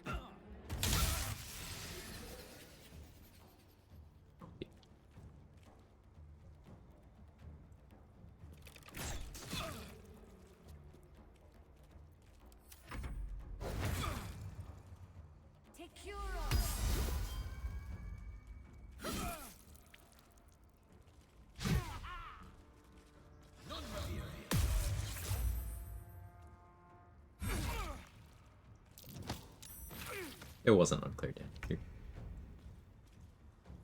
guy might die to the moonbeam as soon as combat ends. Okay, he got out. Something's on my mind. You once called me a monster. My fate lies with Sylvanus. So, however he judges. Well, I won't forget the... Meanwhile...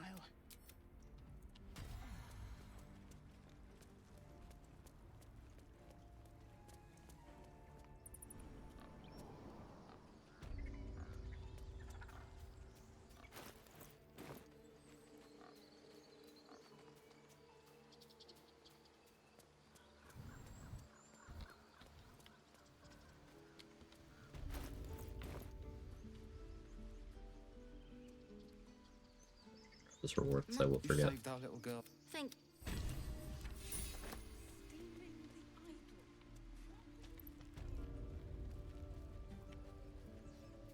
I gotta steal the idol. Forgot that stuff. Dealer's choice since you're yappy today anyway. Ooh, I've already been ranting a bunch. I gotta think of something fresh.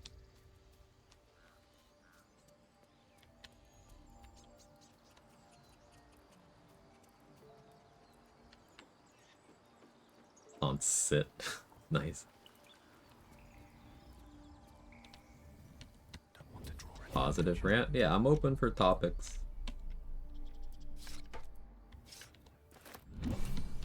I open 2 topics. Another step forward. Words, brain.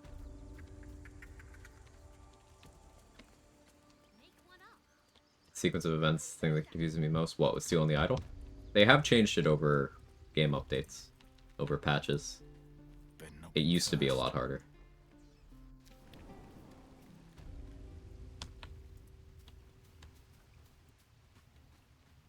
Rants about why cheese is so delicious and basically everything.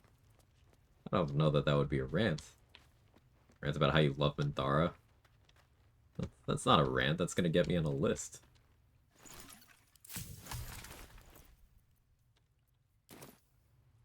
Listen. I had a feeling you'd be back.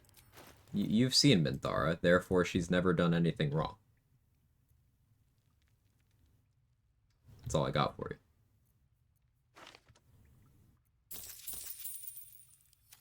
Anything else?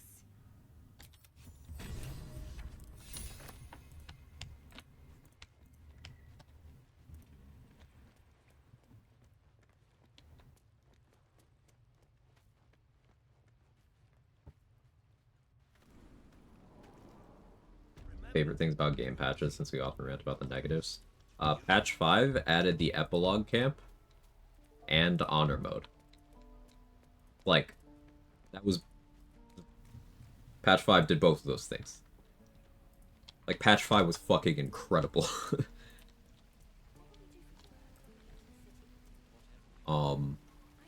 I do still consider Patch 5 the golden age of the game. Because they just added so much in that one update. And this is before Patch 7 caused a lot of the bugginess that we're now familiar with, and Patch 8 increased that. Not all of the honor mode features were there until Patch 6 and subsequently 7, but... What happened? And then they even continued to expand in 8. But that was the start of it. And I really, really liked that. Done for us. And I'm afraid I have more yet to ask. It's no small thing. We'll...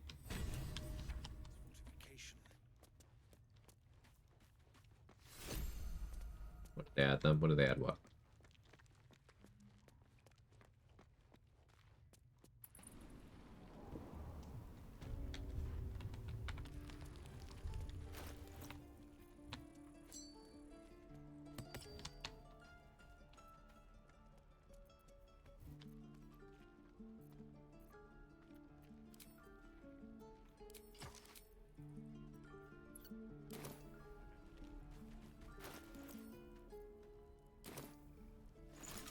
Need another Guileful now.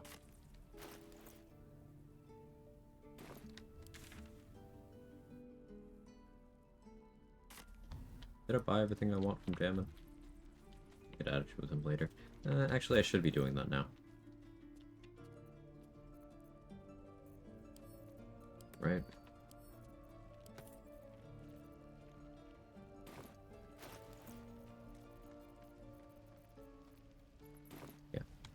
Let's do that now. When they had the ability to manage every companion's inventory and camp light, add a new person to party without dismissing someone first. I think the dismissal thing was patch 7. The companion inventory and camp was patch 5, but that UI sucked until they made it slightly better in patch 6, if I'm remembering correctly.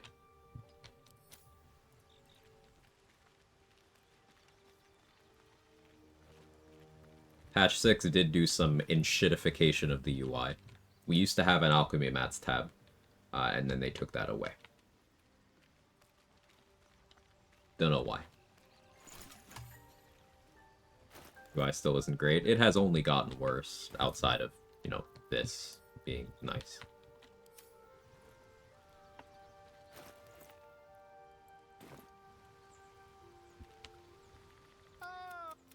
I was just settling in and reviewing my latest findings. Mind flayers, cultists, and, of course, your esteemed company. Full Gale now, I guess. Don't need to. Patch 5, I think, also had the appropriately horrified tab expressions for Ascended a Star until Larry and Cade with Girlies complaining and fixed that instead of actual game issues. Oh yeah, I remember that. Yeah. I shall be here in thy camp. Should thou or any of thy a matter of... Want to be able to search for an item all at once for current party companions, not in party and chest all at once. That would be great. I agree.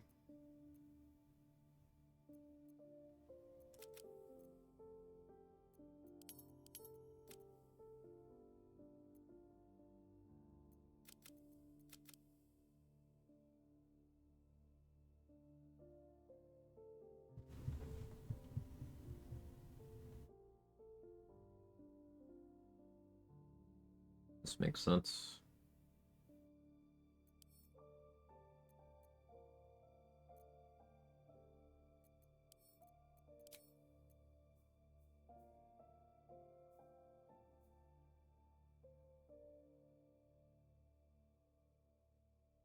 I don't see myself needing Wasteland Wanderer Cold for much.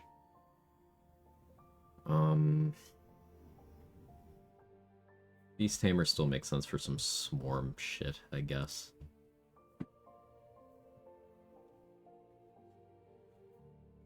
Ranger Knight.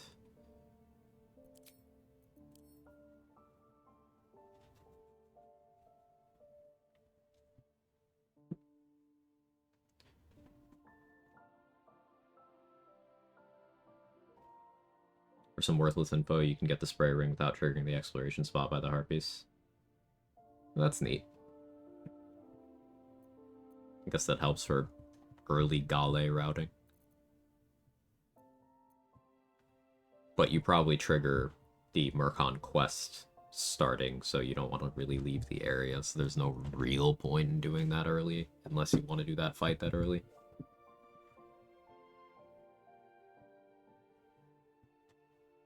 Yeah, I think that's a common issue people have with Scrolls Dark Spectre, hoarding resources. Yeah, we want Ethelhair on Strength.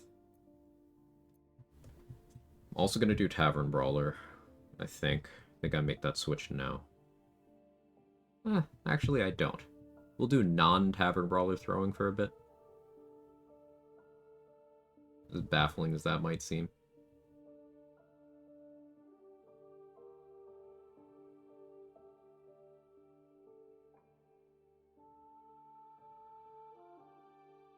Yeah. So that means Tavern Brawler's going on my Constitution. So I can still have, or no. No, it doesn't. Because I'm taking Alert. Yeah, I'm thinking of a spec I want to do now and a spec I want to do later. And I'm crossing my wires. Yeah, we still go with Alert. And this is the spread. Okay. How much doth the soul weigh?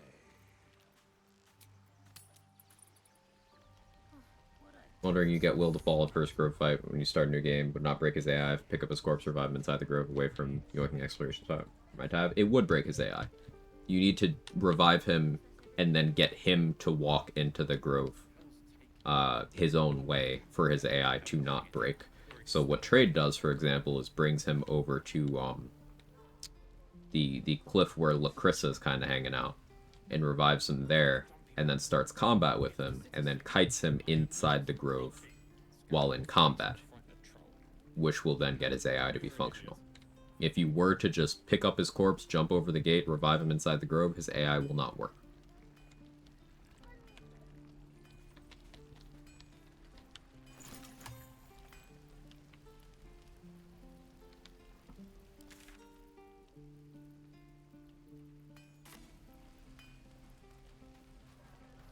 vanilla. I don't really need roll-in attitude. I don't super need damn attitude either. Let's go get Valeric attitude first.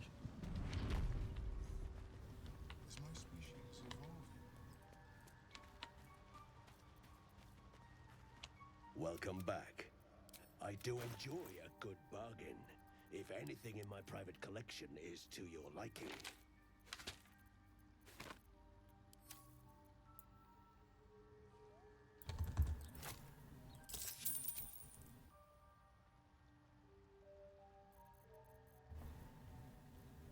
Very well.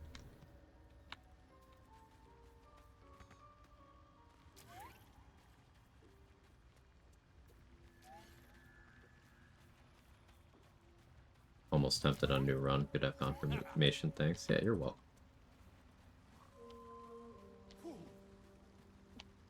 Yeah, the trade has a countermeasure for that he does whenever he does kill Will. I'm sure you could find it on his channel somewhere, or next time he starts a new run. I am just too lazy to do that, so I just take the exploration spot at level 4 while Will is dead. It is objectively less optimal to do it the way I do it.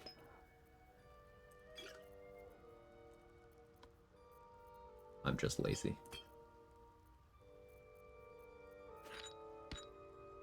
I've returned to Lurk. Currently been swapping our office and bedroom. Enjoy Lurk, Kara.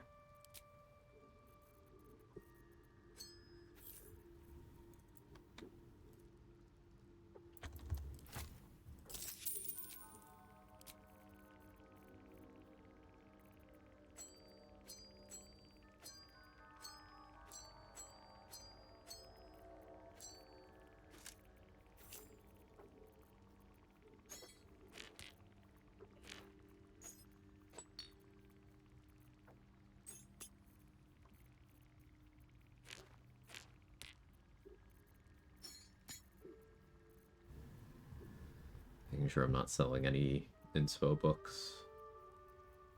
Should have their icons memorized by now. Maybe I get that one day.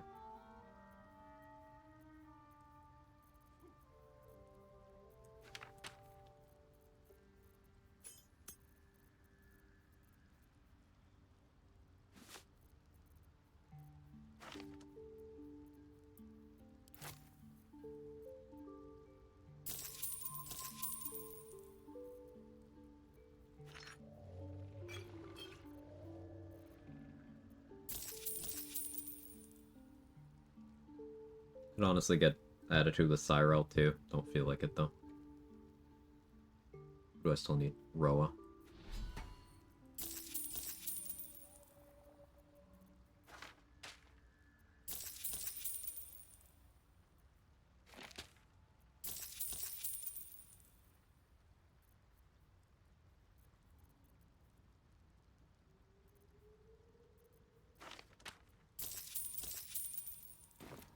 See what I have in camp.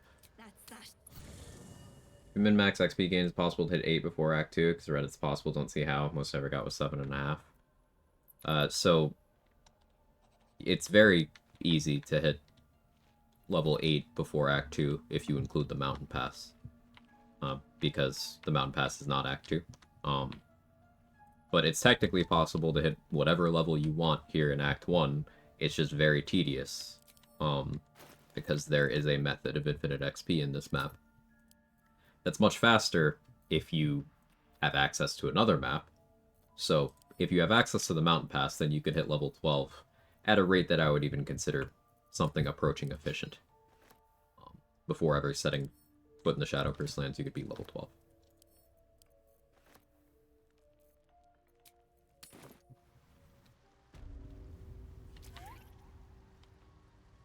I have something to ask.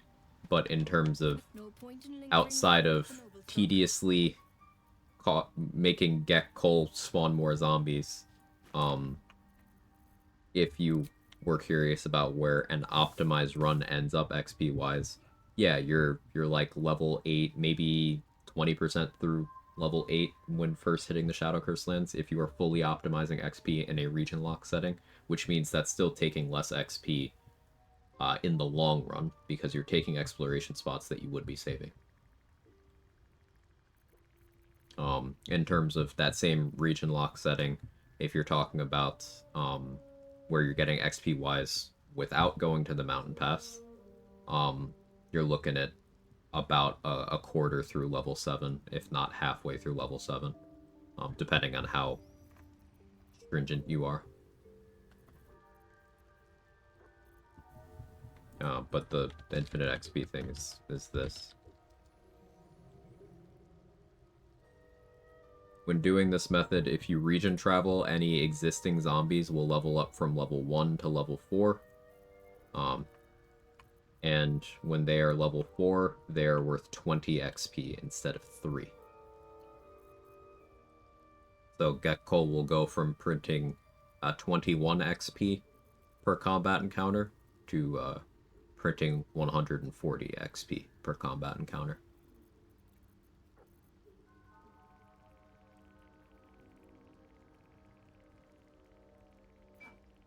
So making Gekko spawn zombies 10 times becomes 1 Raphael of XP.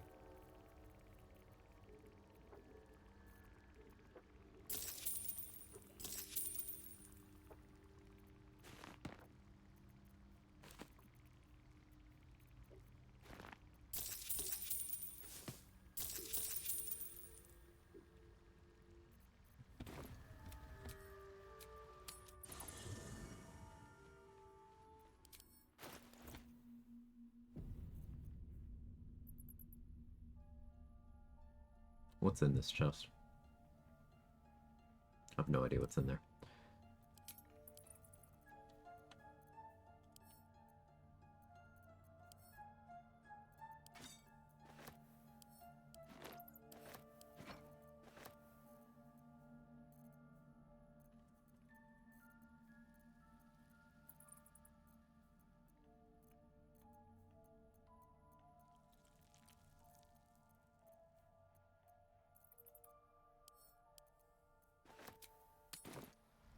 What's in the box? Like he's Raphael's unit of XP measurement. Yeah, it's gonna run you about 2.5 Raphaels. We were measuring in owlbears and Marinas a while ago.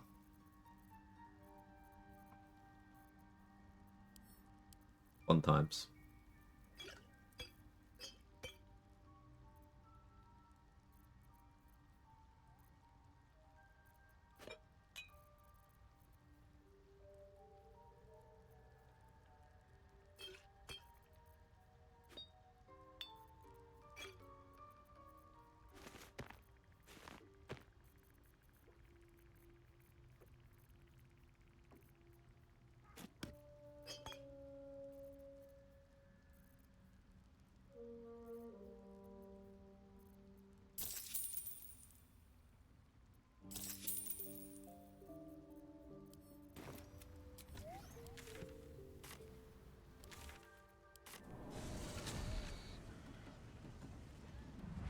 Owlbears is funny because it's so pitiful.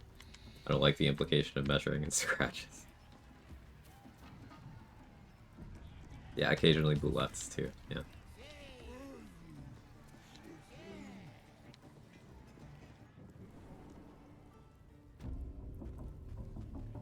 The thing about measuring in scratches, the only issue with that is it's an inconsistent unit. Sometimes scratch is worth different amounts of XP.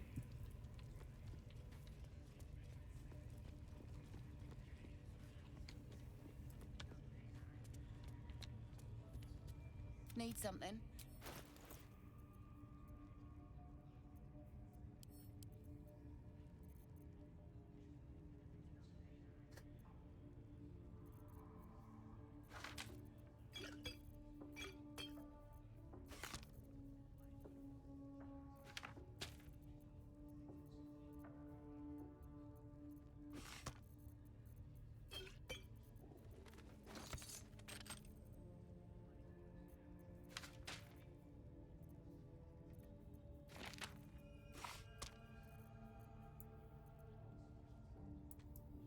Yeah, that's the problem. I'm glad you agree. It's really good to have us all on the same page.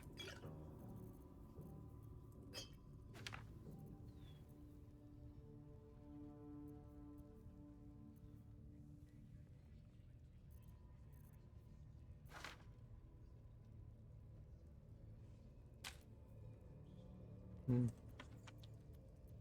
actually need those. That though.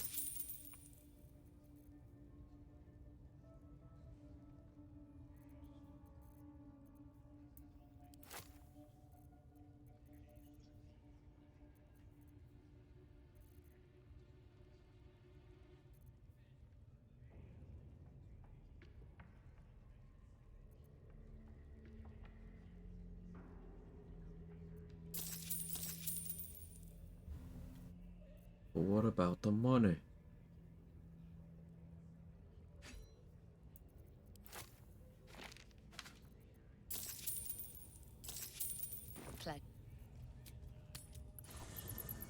Hey, Nari. As someone who's not a solo runner yet and paid very little attention to XP numbers, what's the Marina thing? Marina's 1 XP. It's not really a thing. Marina's 1. Sometimes the joke is that Marina should be 2 XP. Don't think about that one for too long.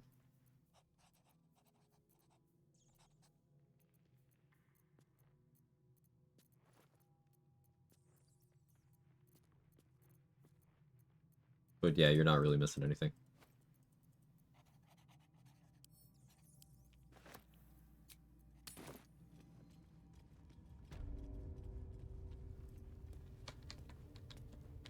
Need something?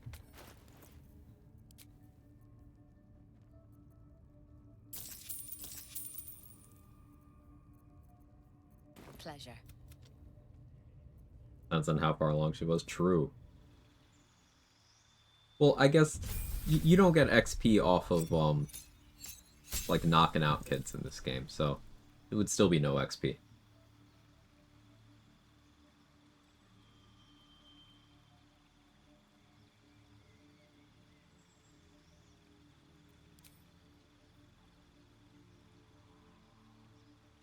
So if I go defense fighting style, like dueling would benefit my throwing damage. But defense benefits me both in and out of Slayer form when I get it. As long as I'm wearing armor when I transform, I'll still have defense. And because I am doing Helldusk plus other compatible armor pieces, defense is very AC positive.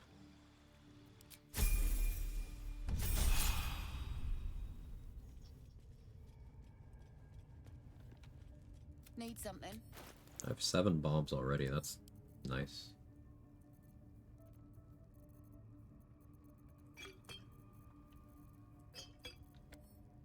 Play. Yeah, I don't really feel pressured to refresh Cyril for bombs right now. If I use a potion crafter, I don't really need to stress over there either. Yeah, we will assign these here. Prove the stash very majestic. I think so too, yeah. Alright, which swarm do we want?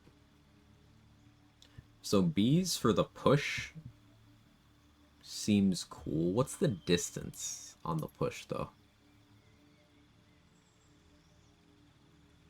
Might still go with jellyfish.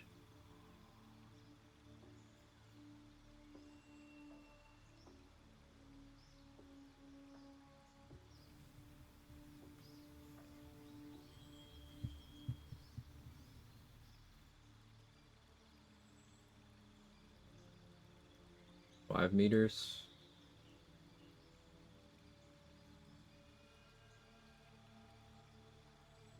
Possible to sell honor without exploiting, i.e. without getting Helldusk and Act 1, things like that? Yes, ethnic smoke.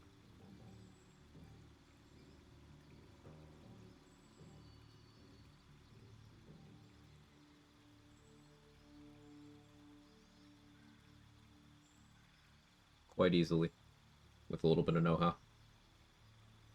I don't do Helldusk because I need it, I do it because I like having the XP, and I just threw it on because I didn't have anything better at the time.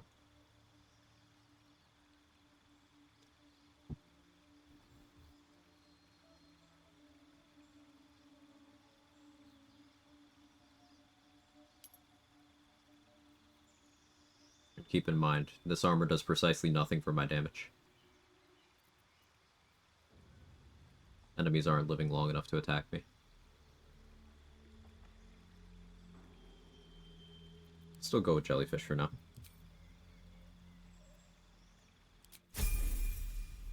No hell dust. Fine, I guess I'll use adamantine splint. Yeah. Oh no. We'll use the other crazy heavy armor you can get without doing any combats in Act 1. Oh no.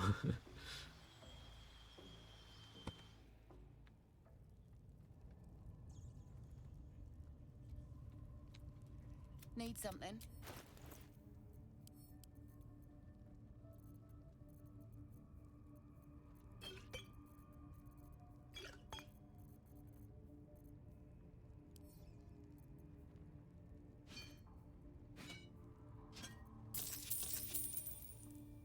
Pleasure. Thanks, you're welcome.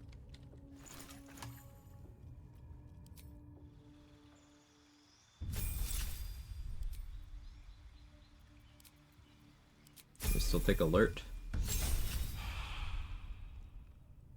For anyone who might not know why I'm doing this level up this way, vendor inventory refreshes on 2 conditions. 1, someone assigning a level up, and 2, long resting. So I'm looking at Roa's inventory, putting everything I may want to buy in the future into a backpack so it doesn't refresh. And then assigning another level. So this means I can buy any of this stuff whenever I might decide that I have the funds. Bracing band bees might be a thing. Saving throw on the push, though. It's a strength save. I think it's your spell save DC. And I'm not specking wisdom. So, like,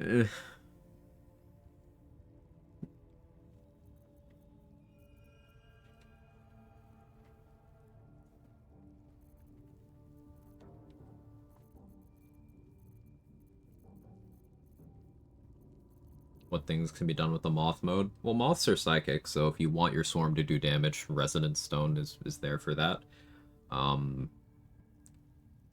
You should be able to trigger Brain Drain Gloves off of the Praise Scent instance on moths, so that's a potential interaction. You could, of course, be using the moths on, for example, a psychic damage focused run.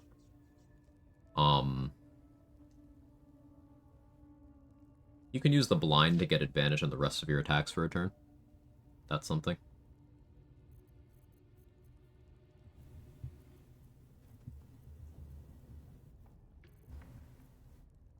Super tempting to buy this Black Tentacle Scroll.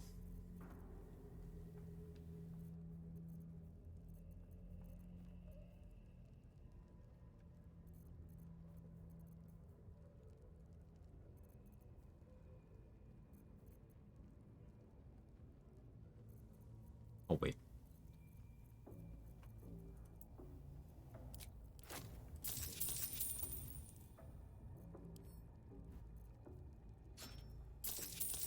Pleasure. Is Brain Drain what happens when you visit Reddit? Yes. That is correct. Between Silence and Spike Growth here.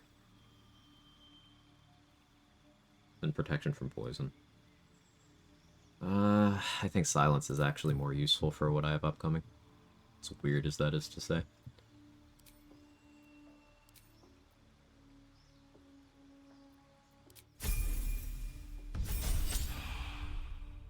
It's not weird that Silence is good. It's weird not taking Spike Growth, to clarify.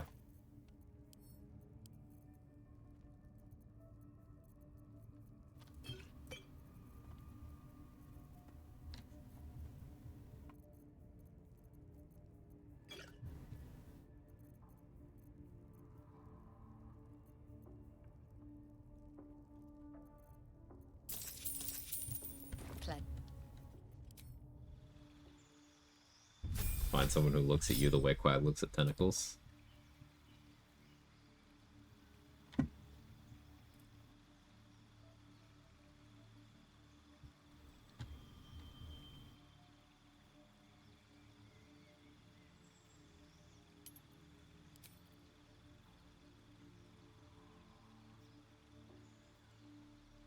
Religion proficiency makes sense.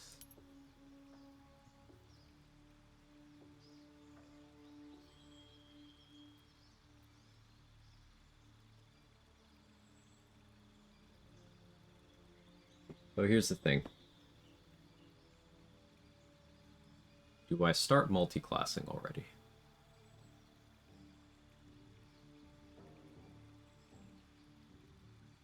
If I start going fighter now, I could pick up another fighting style and hit my second feat at level 9.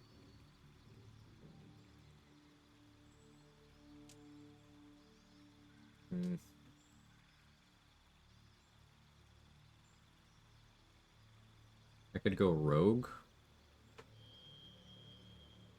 So then at level 7, I would have bonus action dash. I do kind of want to do some stuff with.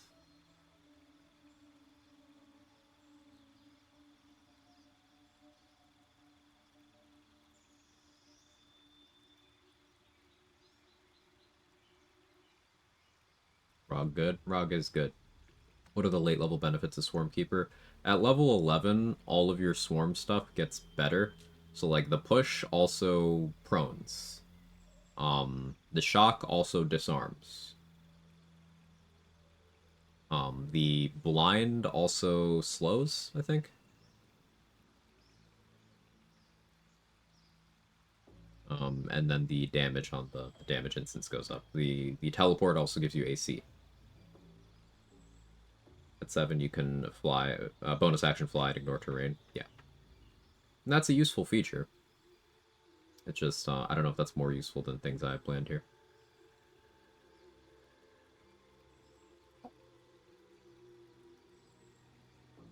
I do put the items in a vendor's bag so they don't refresh when resting leveling, as Chicken in the Brain said.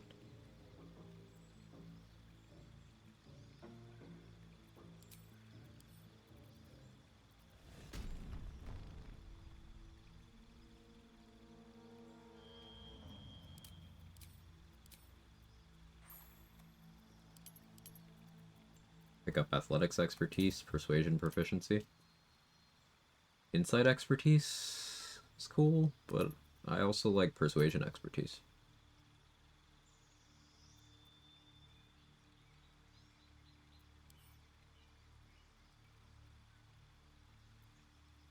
Ranger with a rogue dip. Daring today, aren't we?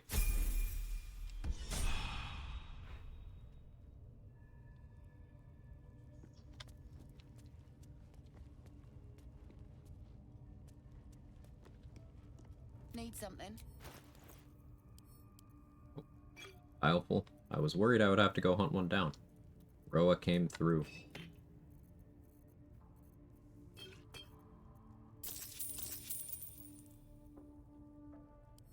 Play.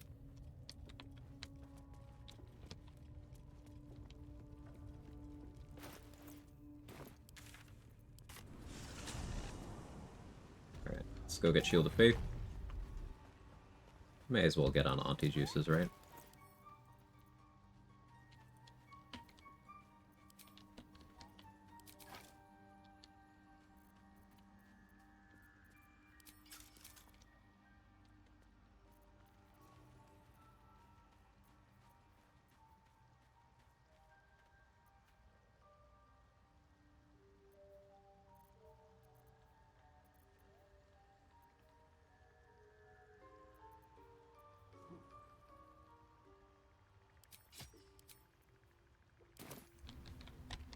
Have I got everything now? With no point in lingering now I've got the noble stock.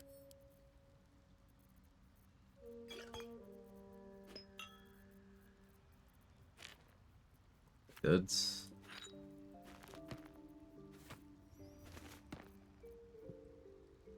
Do Tadpole Elixir for easy access to advantage on throws.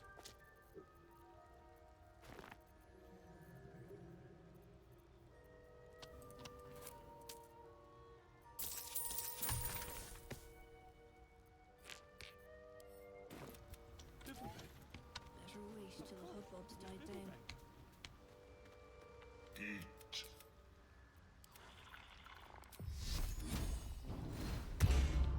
Where am I?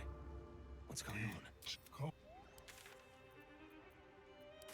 Back to Kith.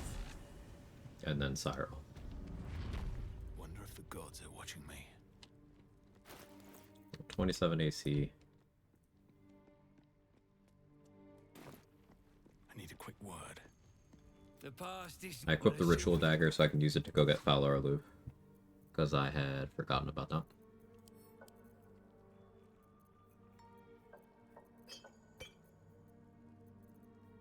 Could go Viciousness. No, Viciousness is an interesting option, actually. If I were to... We could do some sort of crit fishing Slayer type setup. Like, if I took a Hexblade dip for Hexblade's Curse, that's 10 turns of -1 crit on that target. Also, my proficiency modifier added as damage.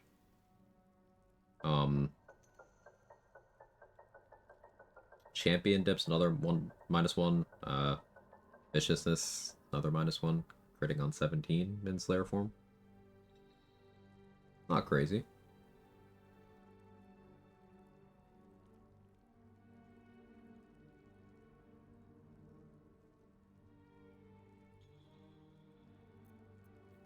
I don't like that idea.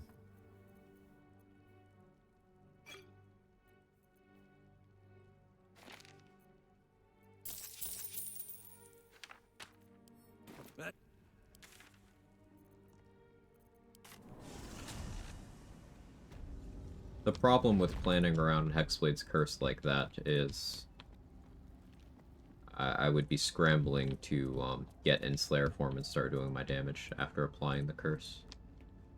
And that's it's very busy on the bonus actions. Any of the items apply on Slayer? Some items do apply while wild-shaped. The same ones, for the most part, apply to Slayer.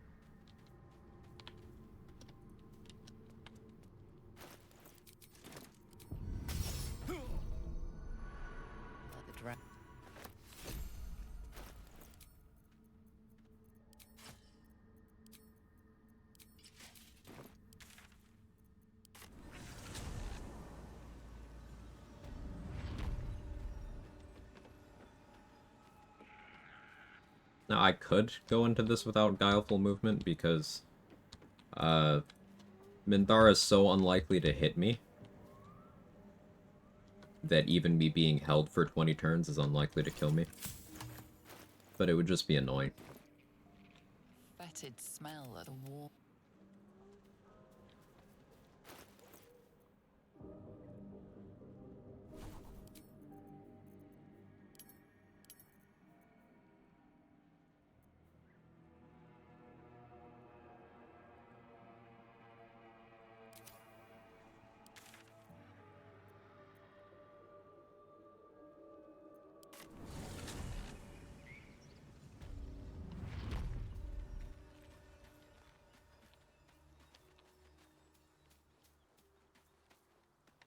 The Slaughter doesn't. Have you retested that recently, Trade? Because it's incredibly weird to me if Formless Slaughter doesn't work on Slayer, but does on Stars Druid. It's like, what?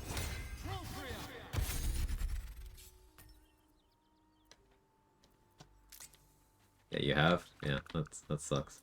Armor Moon Basking also doesn't. That's the other piece I was thinking of.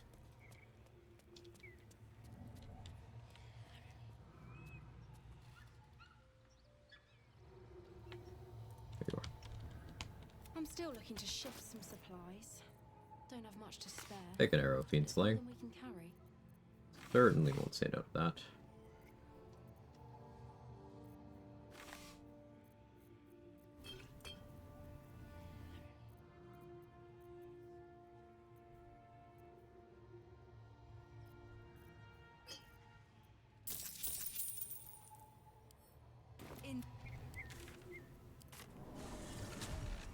Game doesn't consider you shapeshifted. What if you did the go-between of Disguise Self and then Slayer?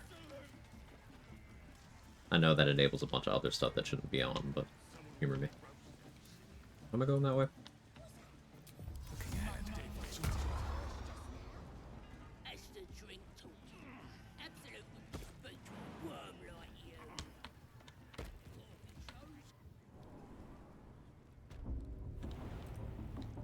Same result, gotcha. Yeah, that is unfortunate. Formless Slaughter is incredible.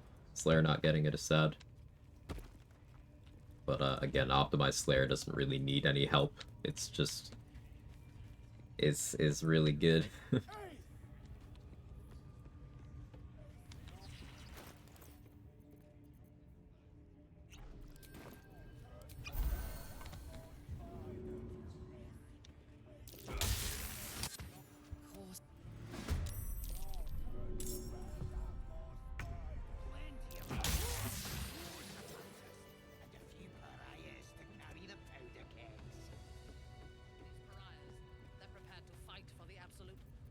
What they do ain't exactly fighting. All they gotta do is light up a powder and burn. Then they're prepared to die for the absolute. Dying's the only thing they're good at. The path lies before me.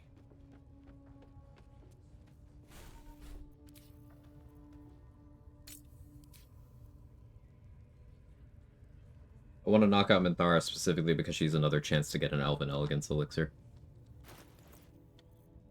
It is XP negative to keep Minthara alive. It is short-term tadpole negative, long-term tadpole positive.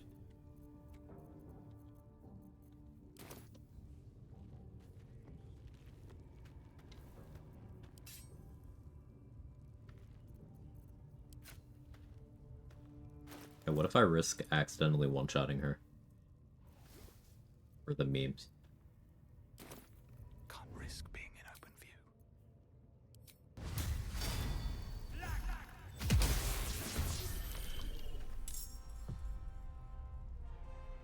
Yeah, if I had crit, she could have died there.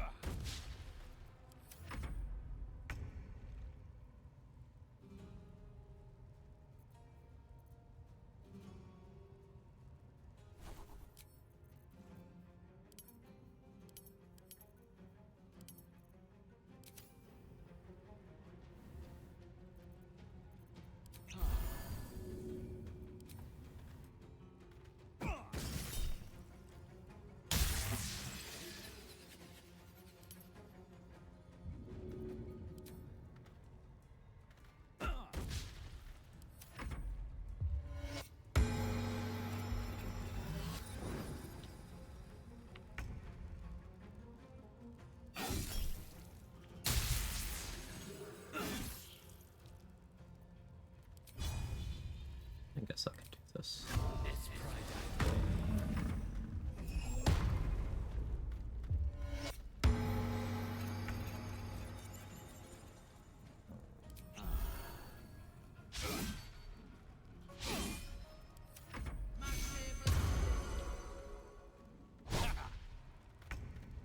With the Bless, she actually has a pretty good chance of hitting me. But like, I don't have to care about that.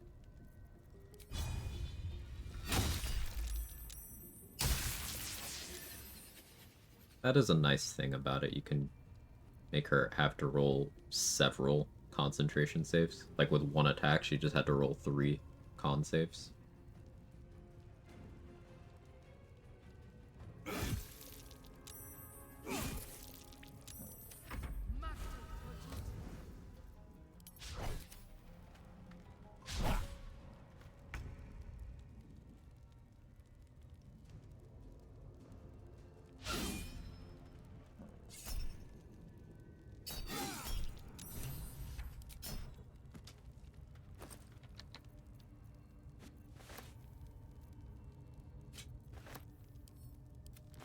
What's inside?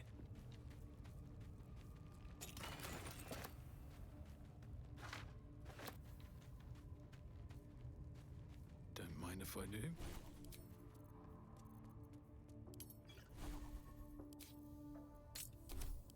Walk in death. I should go kill Saza, but I'm lazy. I'm just gonna go kill Droraxon right now. Actually, I can wait. Should I go save Murkon?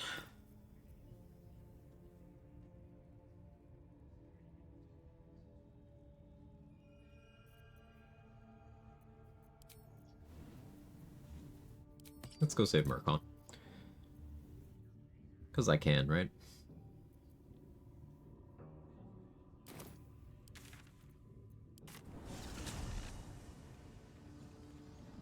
forcing Minthar to use all her spell slots, showcasing how bad Paladin is.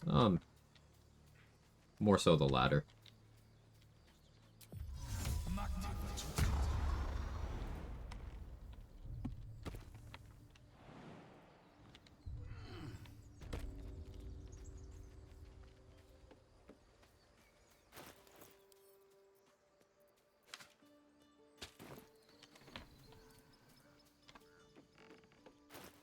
I don't need Guileful movement anymore. I'll switch to Peerless Focus.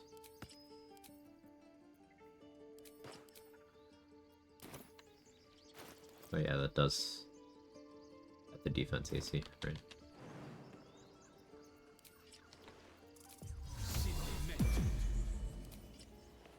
So 28 AC, critical hit immunity, 3 damage reduction, proficiency in wisdom saving throws, advantage on saves against being charmed, Whispering Promise if I need a little bit extra there too. This amulet's doing nothing right now, I guess I'll put that on for now. It's also spent.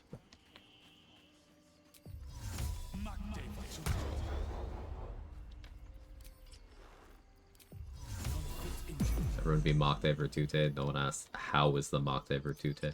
Yeah, where does Mocktave Virtute come from?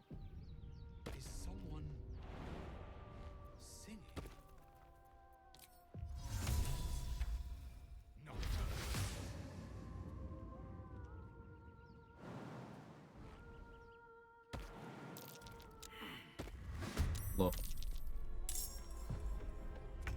A 9 with advantage, I see.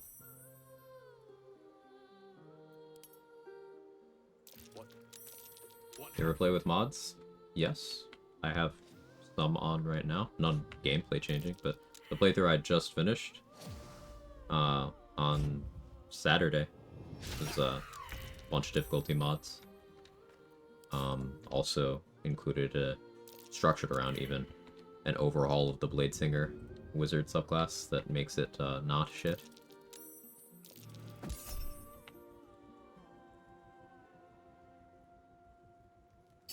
Teleport here.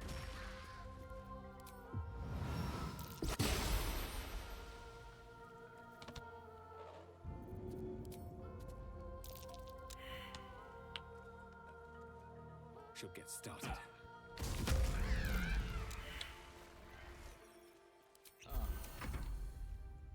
Difficulty mods you like? I like Absolute Wrath. I like Valkrana's Undead Encounters. I would say I like extra encounters and enemies, but I don't, because some of them are just trolling rather than difficulty. Some of the encounters in that mod are cool, but some of them are so shit I can't wholeheartedly endorse the mod, unfortunately.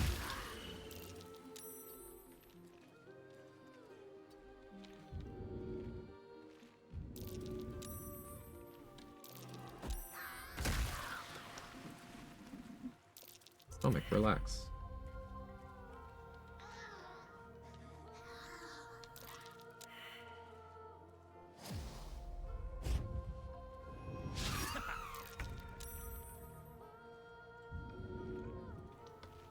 I don't want to push you into the darkness, I don't think. We'll push you here, though.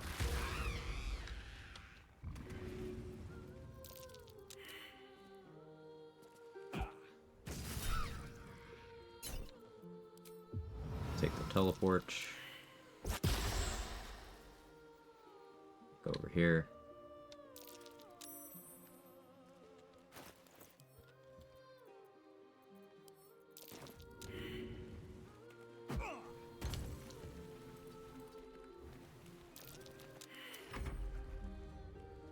Eternal pain. Ugh.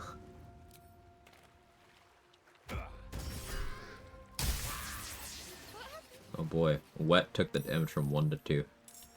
Real important. Are they gone? And Scare Murkon for 15 XP.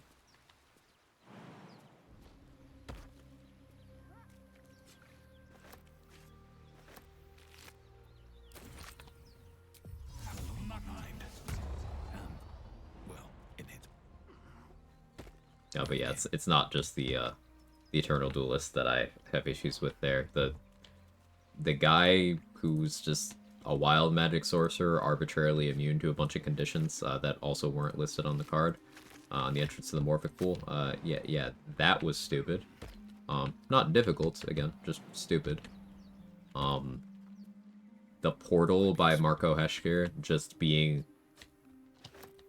like 10 dinosaurs in an area that isn't big enough to stand for anyone, just being there. Like that was also stupid. Just they're stupid stuff. But there are things that I liked. The raid at Joaquin's Rest still being ongoing when you get there, that was an awesome addition. I think that was super cool.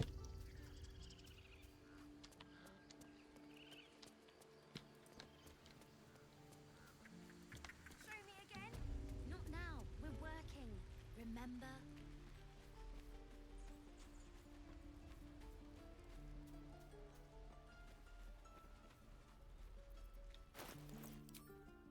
I already bought Hunting Shortbow, okay. Any questions, children?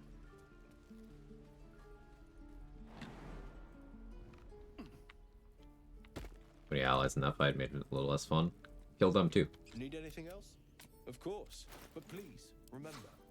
See, in my runs normally I kill those flaming fists for XP. So if in that fight I want to make sure I get the XP for the fists, the first thing you want to do is make it so the fists are also hostile to you. So it's a three-way melee, you know. So you'll get XP for everyone who dies, no matter who kills them.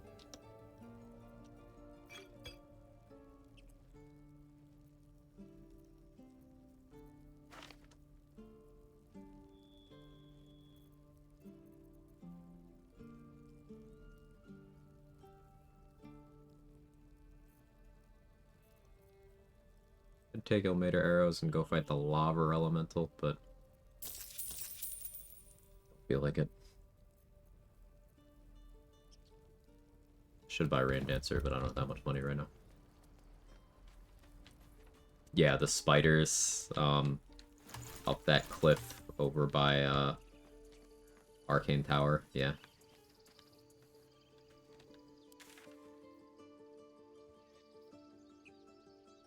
Alright, let me kill Saza while I'm here. We'll kill Saza, then we'll go start clearing out the Goblin camp, starting with Droraxlin, I think. Sorry, Droraxlin?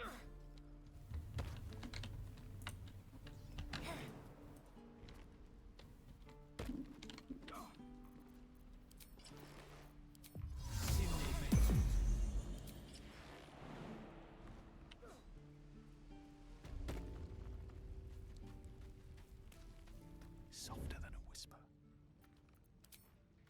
Oh, my hands.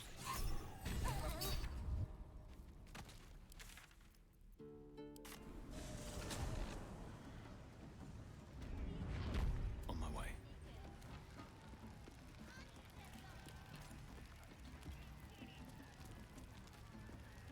I got stuff if you got coins.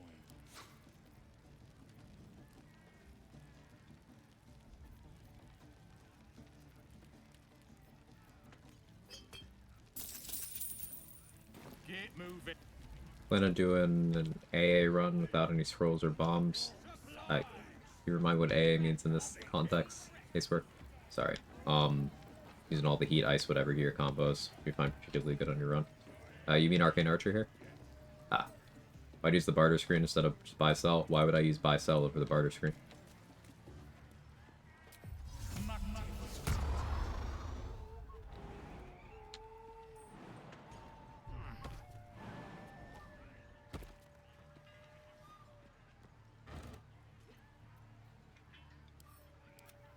But yeah, sorry, no, you're good, you're good. For buy sell seems to be fewer clicks, it's also the opportunity to sell something you might not have intended to sell, or to do a transaction where you aren't getting the full monetary value of what you're doing. It's less control. I'm okay clicking one more time to make sure I did everything right. So yeah, Arcane Archer. I really like Piercing Arrow. That's my favorite. Because it is not an attack roll. It's guaranteed damage. Now, after a hotfix, they did make it so that an enemy failing the dexterity save actually does cut the damage in half, whereas before it didn't. It just reduced it by 1d6. Or it cut that 1d6 bonus in half, I should say. Hey, Manatee. So post that change, your spell save DC does matter more in Arcane Archer than it did when I played it. Sorry I'm late. No obligation. Happy to have you here. So leaning into having high damage floor outside of the usual means is something I found interesting. So for example, Sharpshooter does not apply to piercing shot. Titan Weapon does not apply to piercing shot. So that already puts you in a position where you're doing more interesting things. I like the makeshift bow that you get from Animate Dead Skeletons, because it's got that bonus D10 of Necrotic that does go on that. And remember, it's not an attack roll, so you don't care about the lower accuracy. Broodmother's Revenge actually works out pretty nicely on piercing arrow setups as well. And just going for increasing your damage floor through things like that. Banshee AoE applies, it's insane. Yeah. Heavy crossbows are quite nice there for the high base damage. What else did I like there? At level 7, you get Curving Shot, and Curved Shot allows you to resend a shot from the point where you missed to a nearby enemy. And you can do that with special arrows. Not many target arrows, but you can do it with like Fire, Lightning, Cold, Acid, the ones that have the AoE. So it could be really interesting to send one of those arrows at a group. Hope it misses, because then you get 2 AoEs instead of 1, just at the cost of the initial hit on the single target missing. So that's a fun thing I liked doing.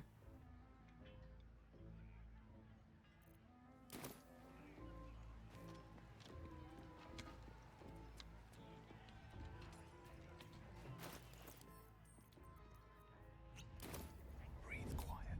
Move with care.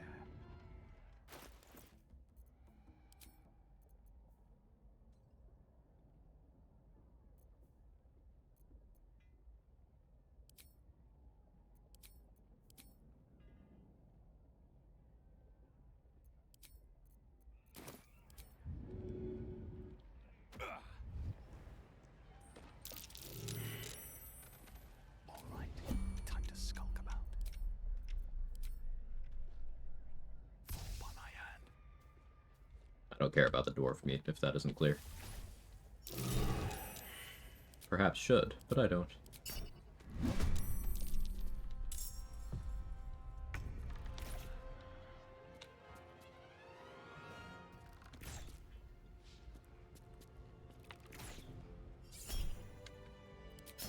Not the right bow on either.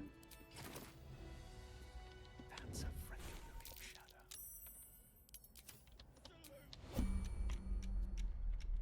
Wonder if the gods are watching me. What's dwarf meat do? Free action heal.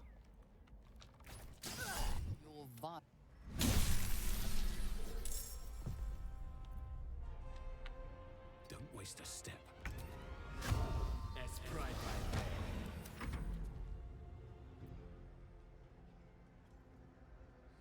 Might order some chicken parm or something. Sounds nice. Go for some chicken parm.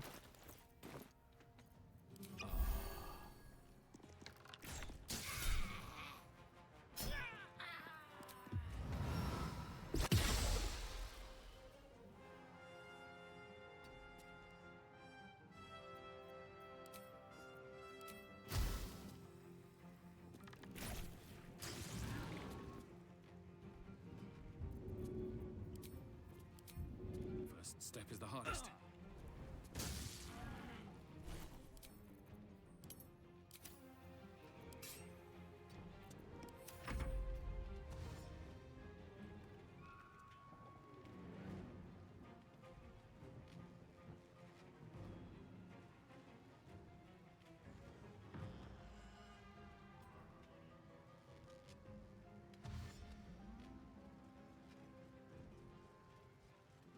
Should do something about food. It's expensive.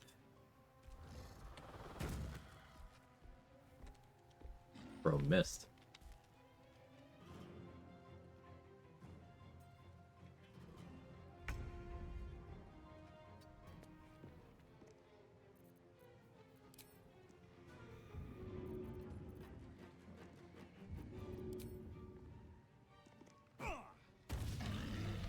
Really?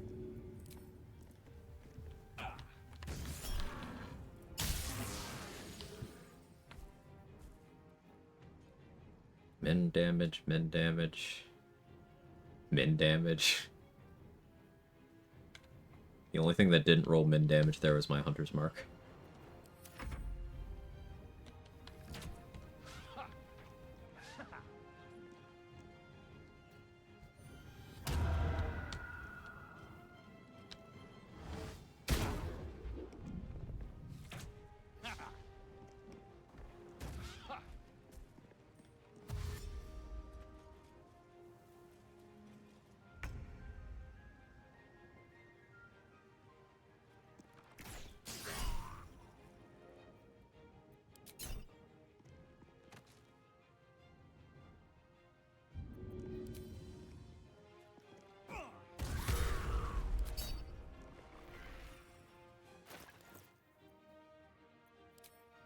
I don't need this much AC. Let's switch to Ring of Flinging here.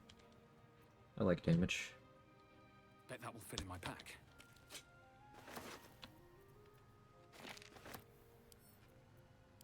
Garbage.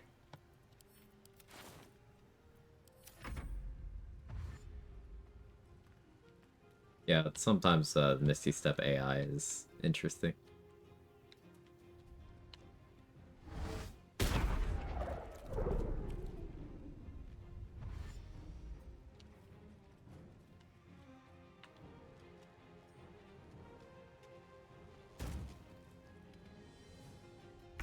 Beat did I take? Currently I have Alert.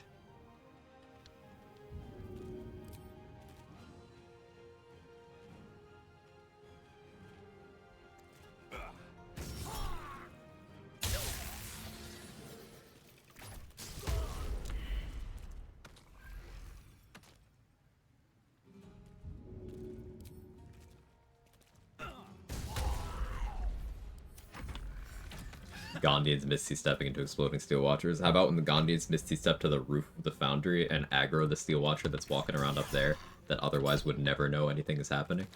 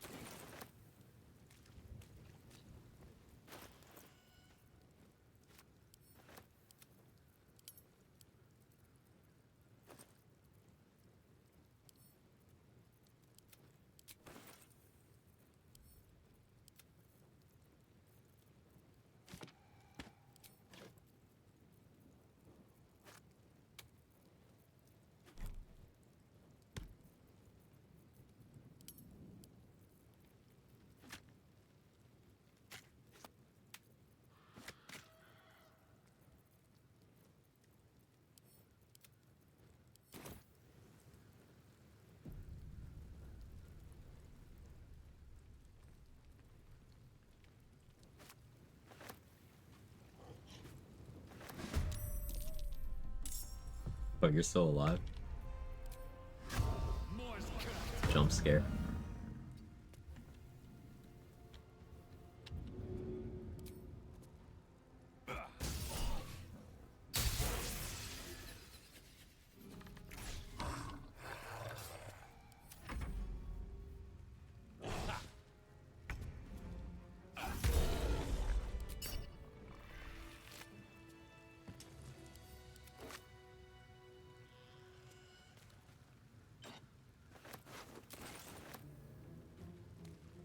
Your thoughts on slow? Personally find it underrated in honor mode. Curious what others think. I agree, slow is underrated.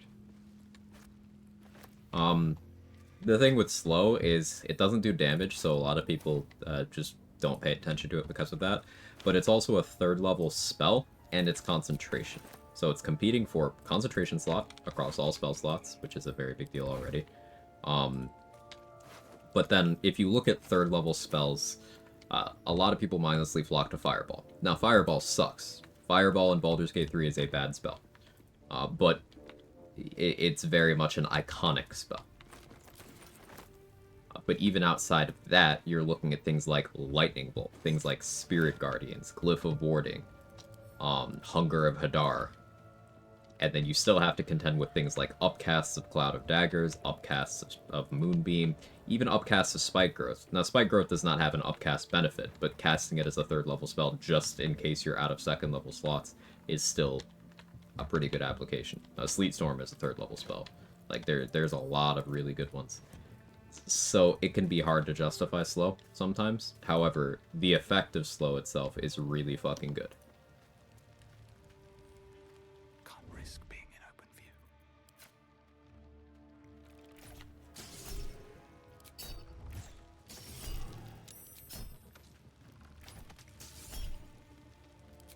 Dream in red.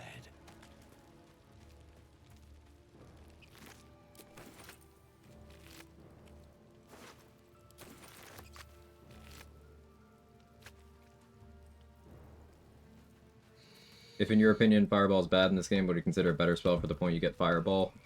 Any of the other 3rd level spells we just mentioned. Most of the 2nd level spells that upcast well. Here's the thing about Fireball. It's fire. It's a dex save.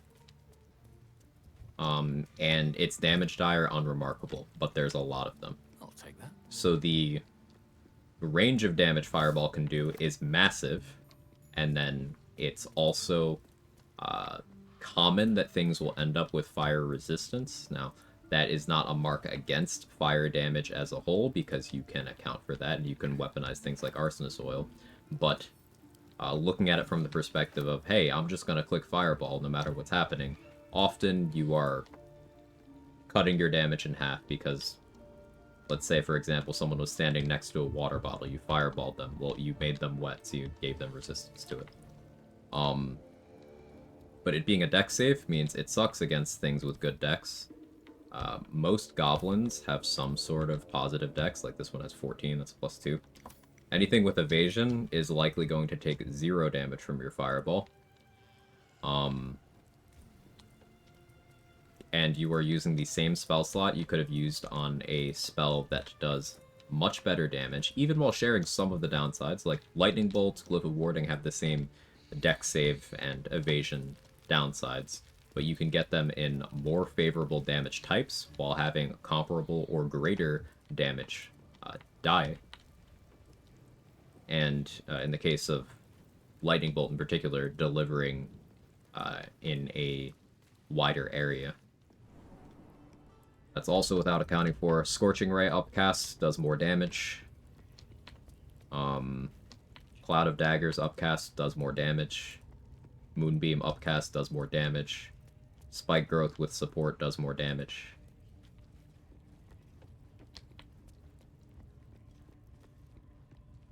Shatters in a more favorable damage type.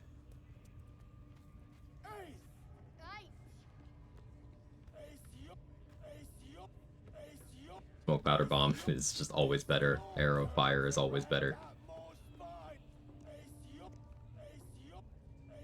Favorite thing about slow is I can target a bunch of spread out targets. Yes. I agree. Slow is very underrated.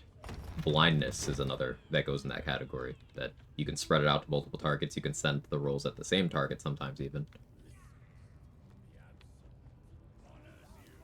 Normally grab it because it's a fairly big AoE at the time. Never thought about that depth. It's not even really... I have... Here's Fireball's AoE. Okay. So it can hit from me to that candle. Void Bulb is bigger.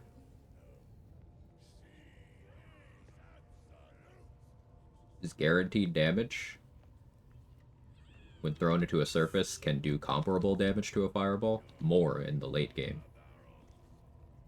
These are available cheaply and infinitely as long as you keep refreshing Omelum's inventory. Smoke powder bombs here just do more. Same radius roughly as fireball. Watch a lot of challenge hunters now. How come no one uses candles early game anymore? I still do. For a lot of people, it's the effort. Same reason why a lot of people don't do coatings at all, Baneblade. It's an extra thing to keep track of. But I still use candles.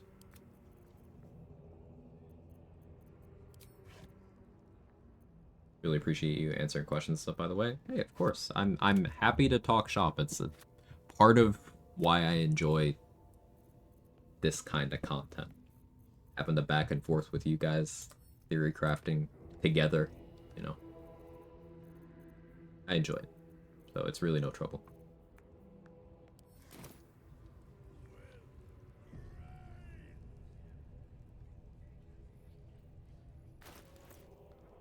I already killed the whole person user.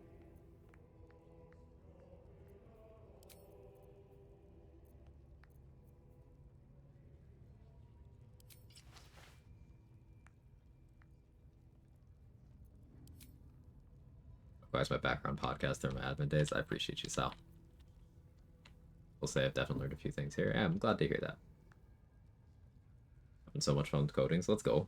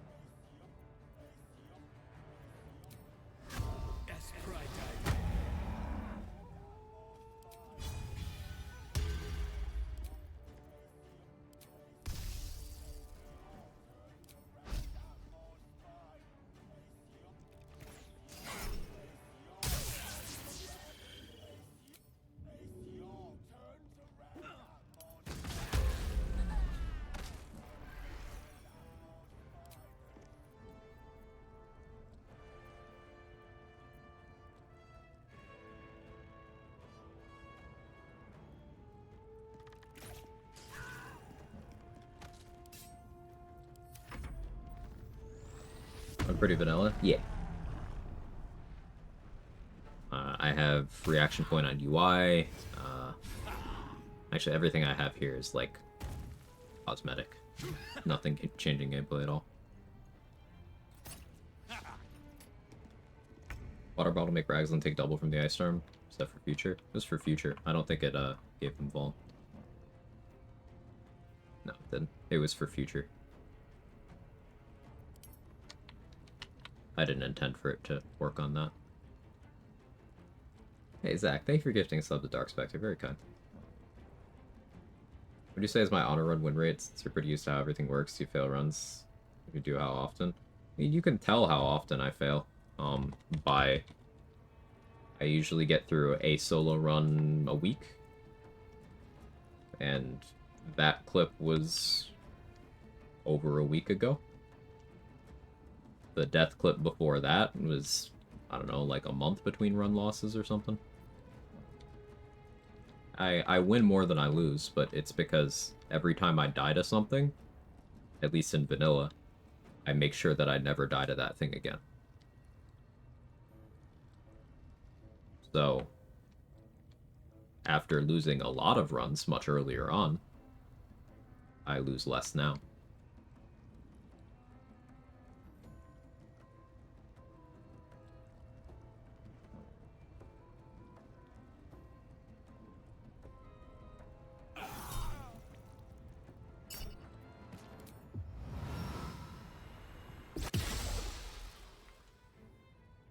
teleport here.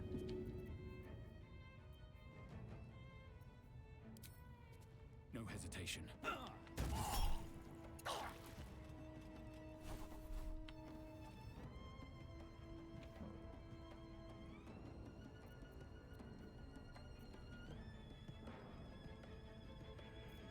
I should honestly shriek. Should have done that first.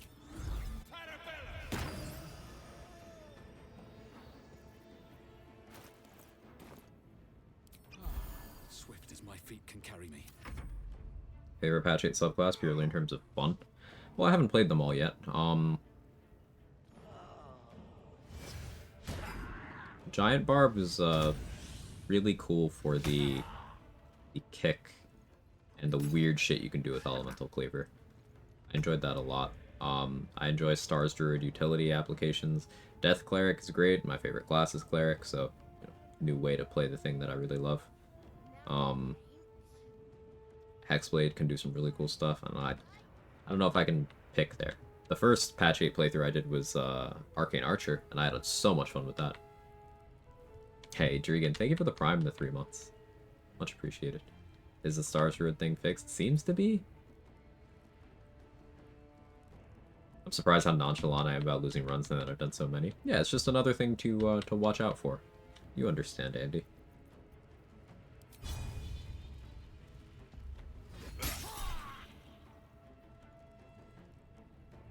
She's just a girl and she's on fire. There you go, Quag. H-O-Y, H-O-Y. H-O-Y.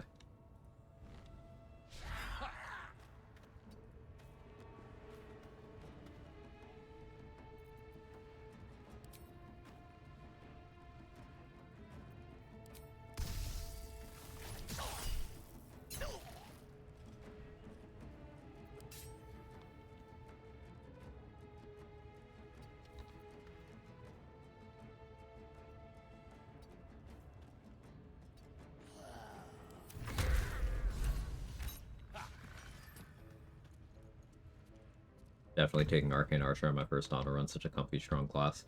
Yeah, Fighter as a whole is just super comfy, and Arcane Archer gives you some really stylish ways to play Fighter. I'm a fan. It might be useful.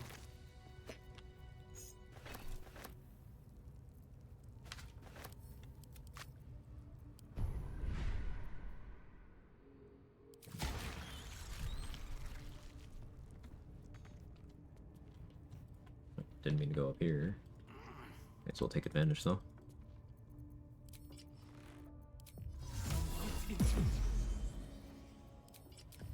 Such a headache. Breathe quiet. Move with care.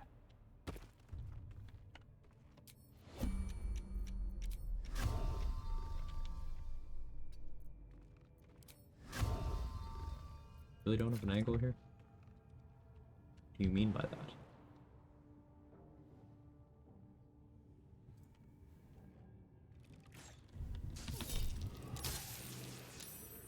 Seems like a good moment to talk.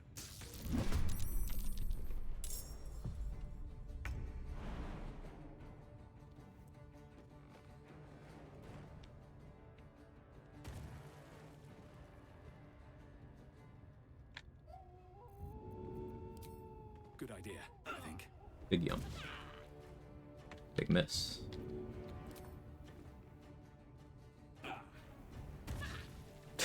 Okay. Sure.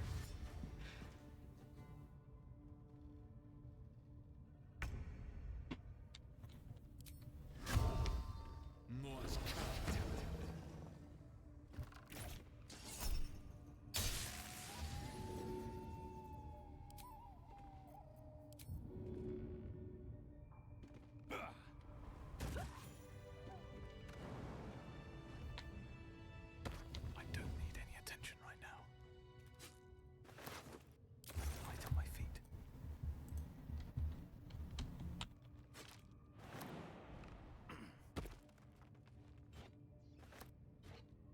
Alright, I gotta go piss girl. I'll be right back.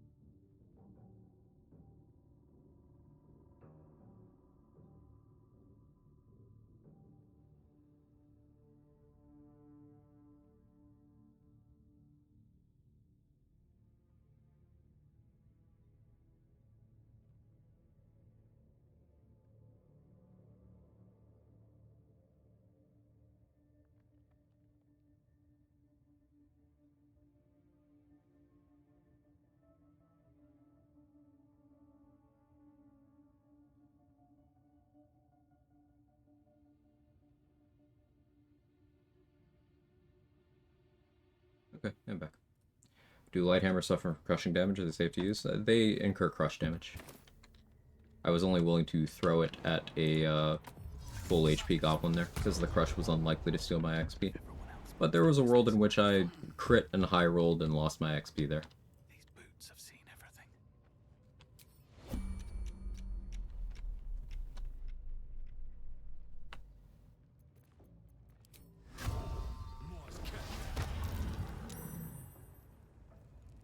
So back to the surprise round conversation.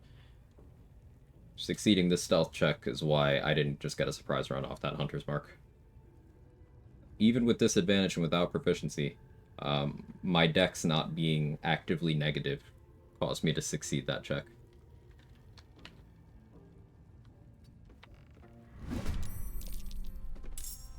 No surprise.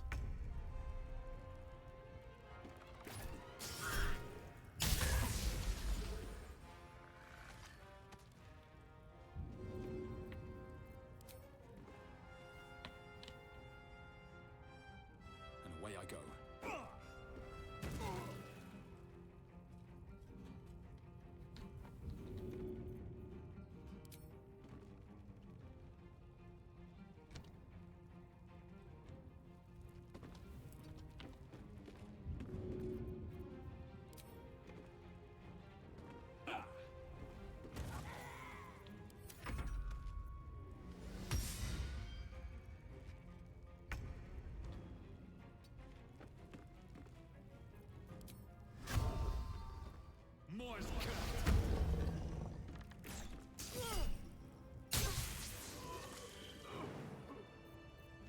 Yeah, praise scent is like fine. Once per turn. Like that honestly makes me... I think I would rather do Swarmkeeper archer stuff as a dip on a cleric, on a Tempest cleric. Like 8 Tempest, 3 Swarm, 1 Hexblade, maybe?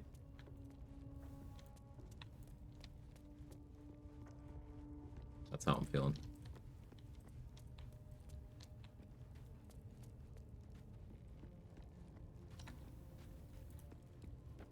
I should avoid stealth proficiency when possible. You should avoid stealth proficiency if you want surprise rounds. Stealth proficiency is good for other things. It is not good for surprise rounds. For example, you do want stealth proficiency if you're doing greater invisibility stuff.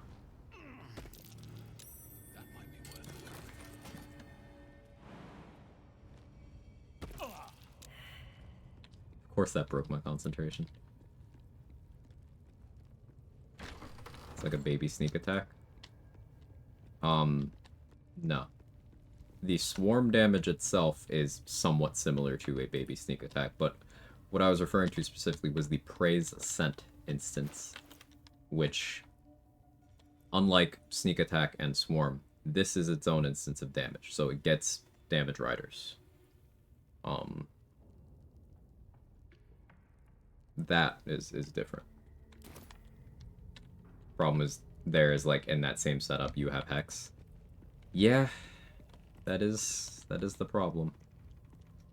So maybe avoid Hexblade. I wanted, Hexblade's Curse to boost Praise Scent, but, like, you're doing that, you just have Hex, so, like, just use Hex, yeah. So, maybe just 8-4 then.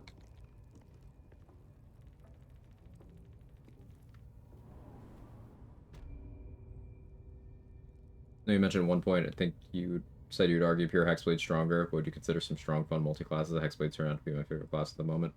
So something that I did recently that I really enjoyed was, I did a Karlach build that was 5 levels of Giant Barbarian. 1 level of Hexblade. 1 level of Monk. And then I took, some levels in Hunter to get Hordebreaker. The idea was I was swinging around a hexed rat bat, and kicking things around on my bonus action.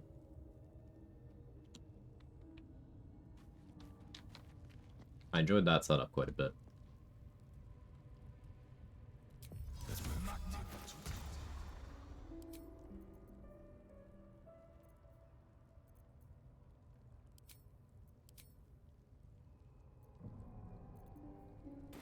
just out of view.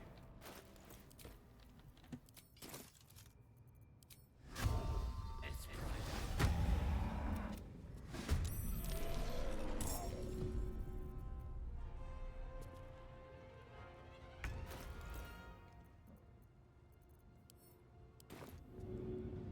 Hope this ends well.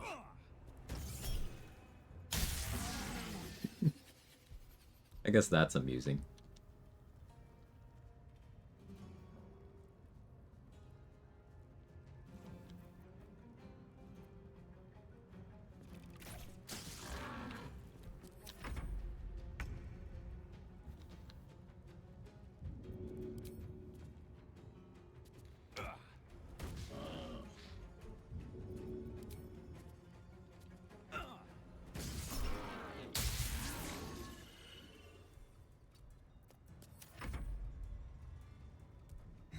Suggest a poll, pulp or no pulp in your orange juice. I'm not starting a poll for that.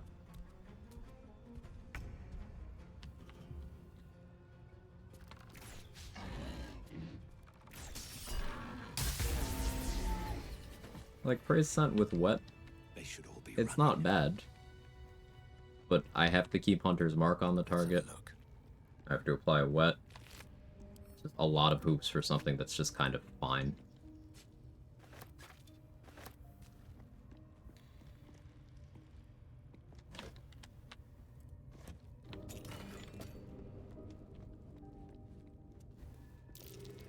Field perception for the extra loot there. Don't really care. Cursed to put my hands on everything. Make my fluids pulpless. Oh.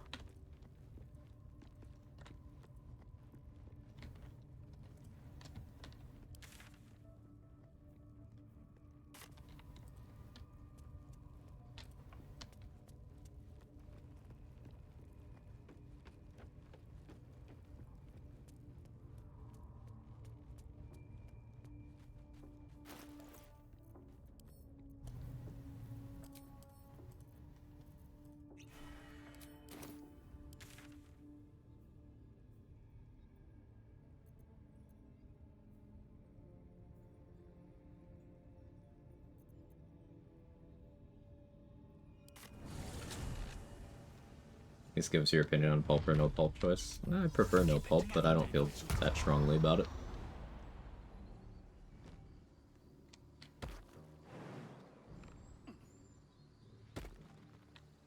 Always room for more.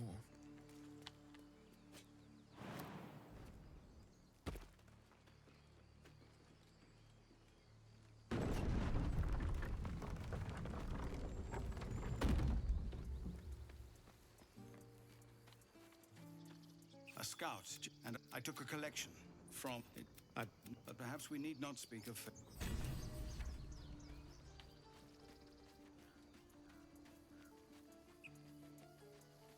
Drinking chunks of stuff just feels weird. See, it depends on what you're drinking.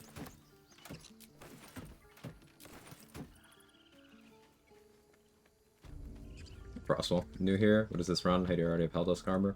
There's a sequence of events. Also, welcome in. Hi. There's a sequence of events you can do to break Raphael's AI in Act 1 and get him to show up as a long rest event in your camp whenever you try to change acts for the first time. So by doing that, and then by following another sequence of events, you can knock him out in your camp, get his XP, and his loot. It doesn't affect the story or anything, but that's a thing you can do. I mostly do it for the XP. The armor is immaterial. Things aren't really even attacking me. If I wasn't using this, I'd be using the adamantine splint. And the gameplay would be much the same. I sought strength in the shadows. But, yeah. Sylvanas, forgive me. At least you recognize your mistake. If I squeeze it myself, I'm down for the pulp. Just out of a carton or something, I don't get it. See, for me, it's like... I don't know, there's more viscous things that I find people are fine drinking that have chunks in them. Like, smoothies with chunks, you don't feel any kind of way about. And, like, if someone's drinking boba, that the chunks are kind of the point. It really depends on what you're drinking. That's why I don't feel strongly about it. So as you say. And so it is done, master. The fire of ambition is in her very blood, and cruel blood is a life companion. There is naught a clear and meditative mind cannot overcome. After we stray, we return to the fold, having learnt to do better. And in the fold, Hate this dumbass. speak to Wrath. He will reward. Master Halsin. Perhaps you will prove yourself worthy of. Bring us news, my friend. Bring us.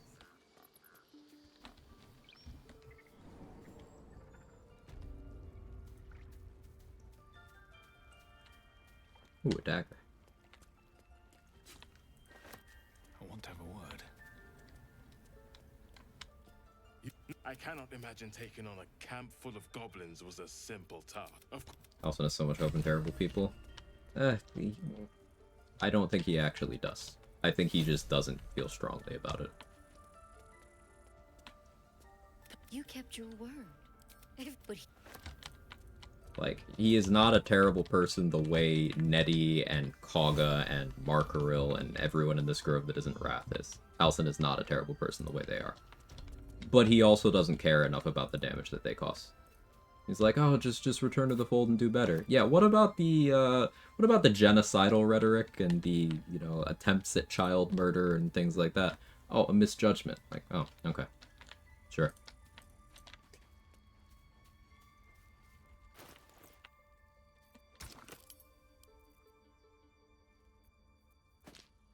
And sure, you could make the argument that druids are about balance, and he's just being balanced.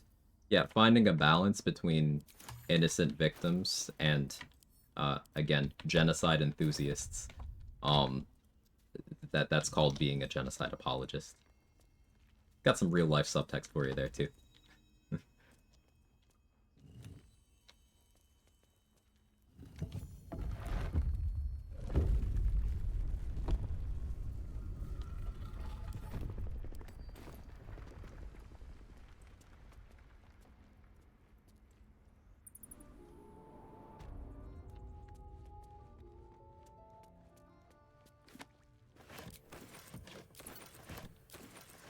Anything of use?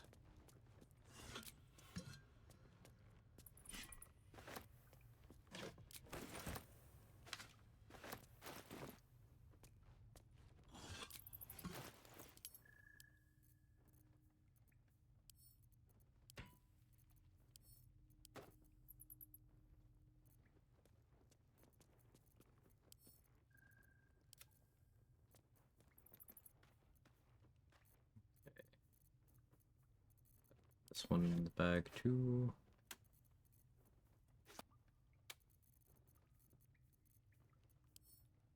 Making good progress today.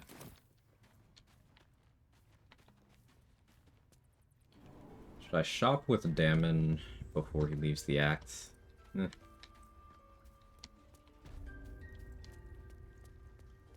A few things I have issues with in this game, pretty minor, I guess, depending on how you look at it. Find most of the companions not that interesting. I'd say you're in the extreme minority there. The companions are like one of the biggest selling points for most people. For some people, there will be like one or two that they just can't connect with or haven't given the chance yet. And like, that's totally understandable. Big cast of characters, most of them with very strong personalities, you know, very archetypical. You know, if you don't like the traditional hero type guy, then you probably won't care as much for Will. If you don't like the character arc to see past the frosty exterior, then there's a few companions that you might not really connect with. You could apply that to Lae'zel, you could apply that to Shadowheart, you could apply it to Minthara. You could apply that to Gale, even. Because a lot of, to Astarion, a lot of the companions are withholding things from you early in the game. So you're not getting the real them for a little bit. So it's true. Of course.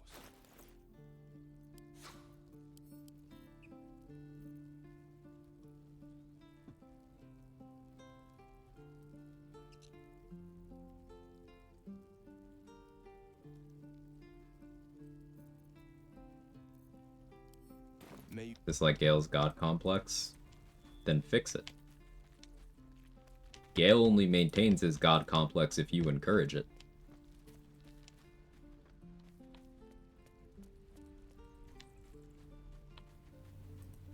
Gale, Shadowheart, Astarion, Lae'zel, their arcs are all multiple choice. They will become the version of themselves that you push them to be.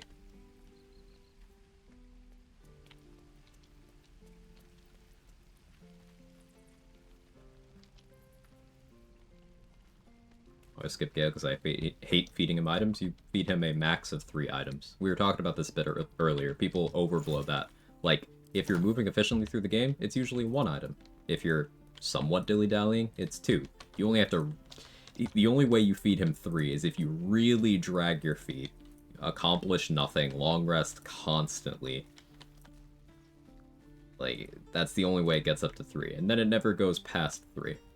Like, are you that attached to Omira's Locket, the Cap of Curing, Amulet of Saloon's Chosen? Like, it's not a big deal. Never has been.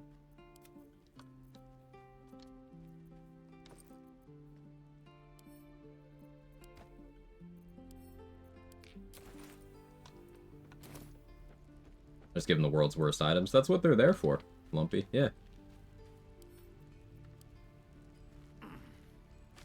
There's even a non-magical item in the Underdark that they tagged Gale as being able to eat.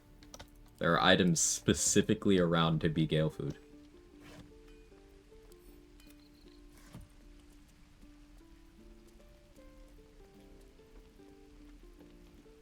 You saved us. I wish I had better. I just basically completed the game, only had Cazador in the brain left, forgot how to do Cazador, died to him. Ooh, rip. Yeah, a lot of people get comfortable in Act 3, and while it's true that player power gets really high at that point, there are still things that if you fail to hard counter, they can become an issue. Managing eye bite in the Cazador fight, not getting paralyzed, being tanky enough to sustain yourself against his spells, having good action economy, good AoEs. You know, most versions of the Cazador fight are not what I'd call difficult, but even things that I would not call difficult can catch you out. You'll get him next time. I miss my forge. Anything else I want to do in this rest? No.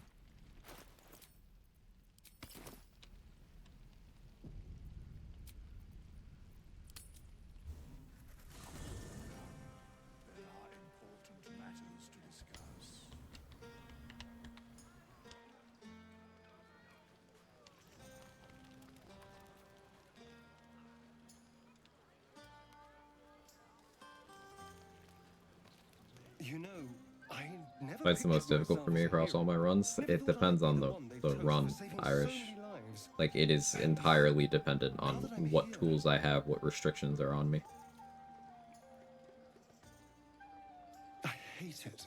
This is awful. Like, Merkel's the biggest hurdle in the game for a no-hit run. But on a monk run, for example, he's not even really a fight.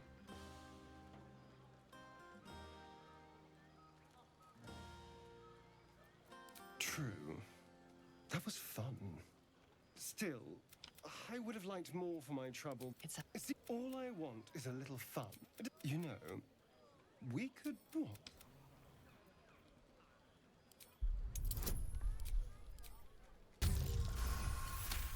Say please.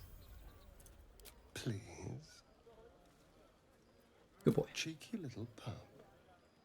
I'll see you later.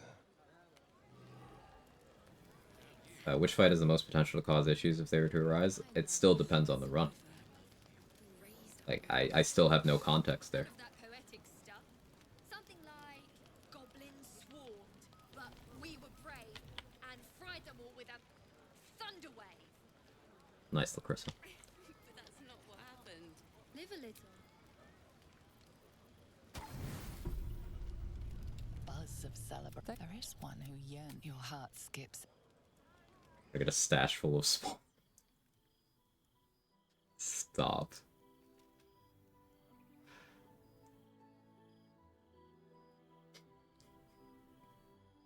There you are. I've been waiting.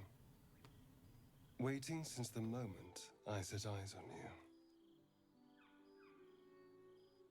Waiting Happy Pride. to have you.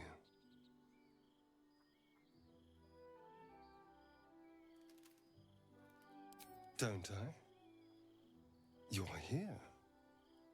And I don't think you want to talk. I think... Duelist wasn't difficult. Duelist was stupid. Because again, where's the difficulty in me sitting there and watching the game take 10 turns? It's not difficult.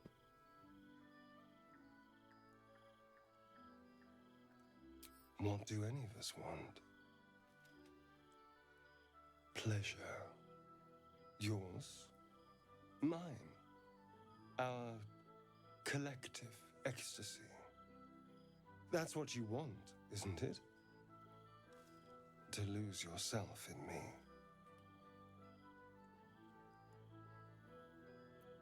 I thought so.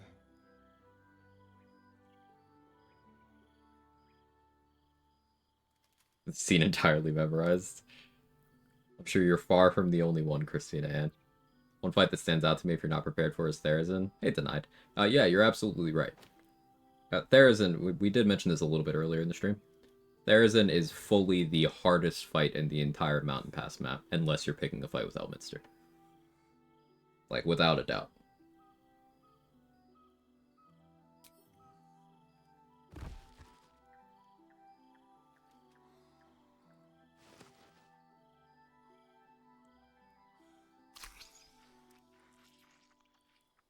Like, she should be Wargaz's boss.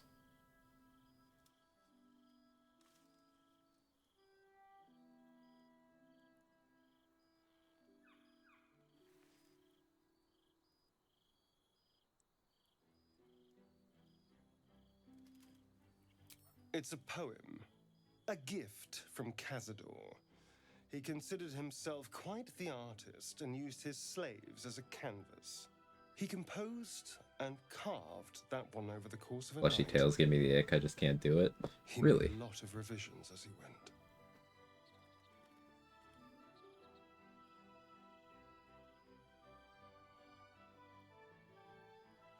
I'm looking at what I'm getting for lunch.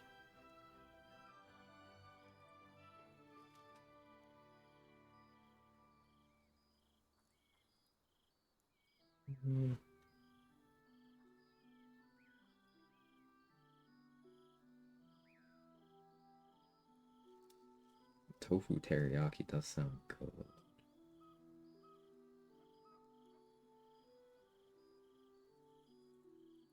I'll just get the usual.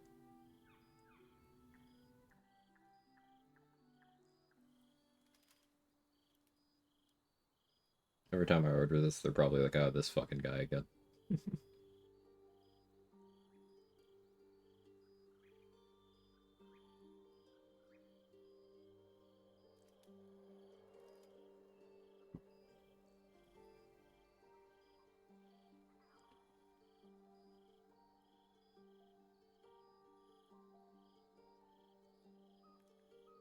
My only problem with the Tiefling Tales is they're not often animated in cutscenes beyond the usual sway, so they clip a lot. I mean, you could say the same thing about the dicks. Dade, you got the clip? Dade's still here.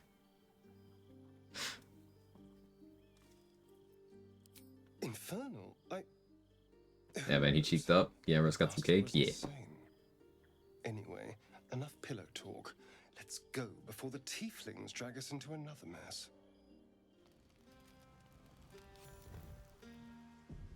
I trust you enjoyed your evening? The journey specifically. Any who linger are long. If you can find this place, you've already been. I've long sought to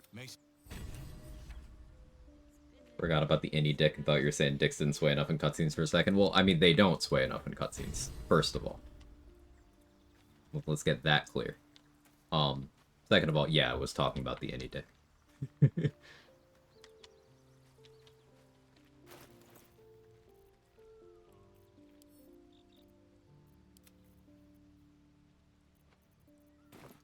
Oh, thank you. Yeah, so watch for the end there.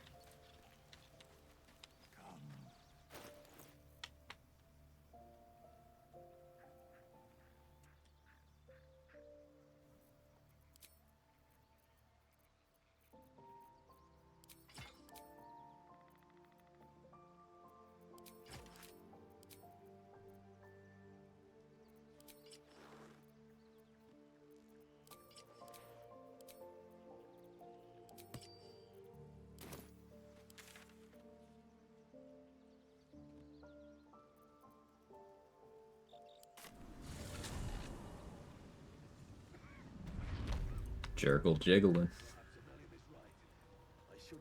Listen, it's just standard issue in Faerun. Welcome back. Everyone's just got bolt-ons. Bargain. If anything in my private collection is to your liking.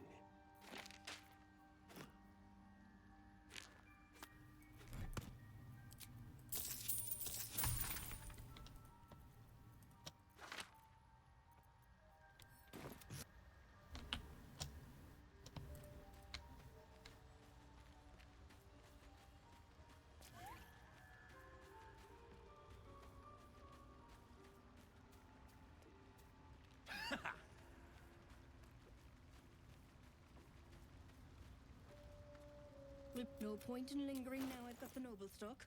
You know, there's no point in lingering now that she's got the noble stock.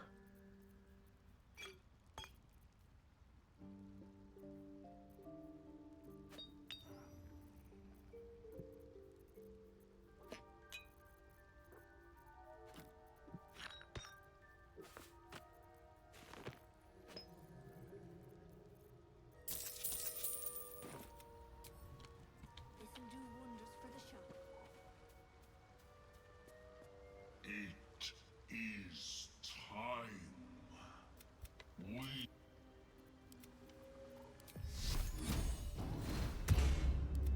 No one back home will ever believe this.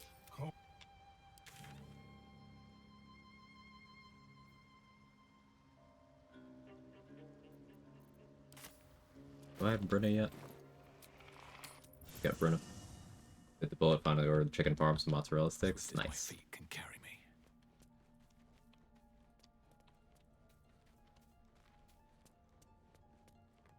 Something heaving crossbow. To Dareth's surprise, the Underdark carried more unconventional life forms that even she knew about. Not this one. The mushroom Dick Dickily. Of coin, I might summon the worthiest among them to most willing. Very well. Choose.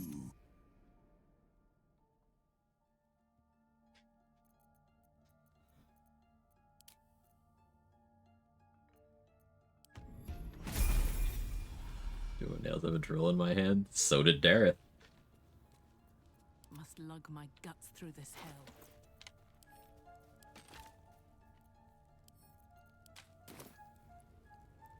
I shall be here in my camp. And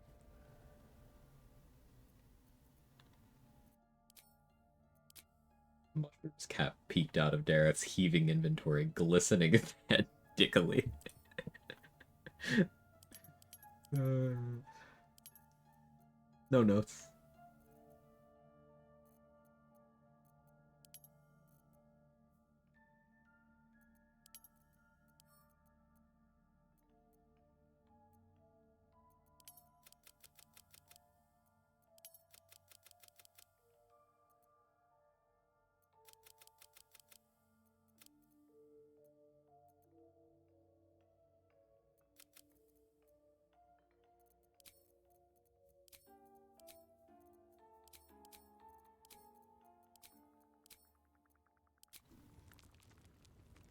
Follow my AO3? You haven't linked it yet.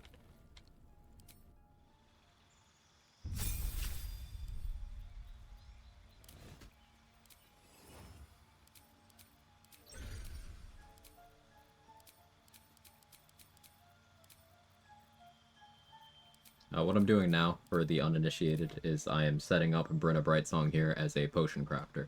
Now, Halfling may suck. Halfling might be trash relative to anything that actually gives you meaningful combat or skill check advantages, other than planning around a 5% that you could make better preparations for. But Halfling is great as a potion crafter.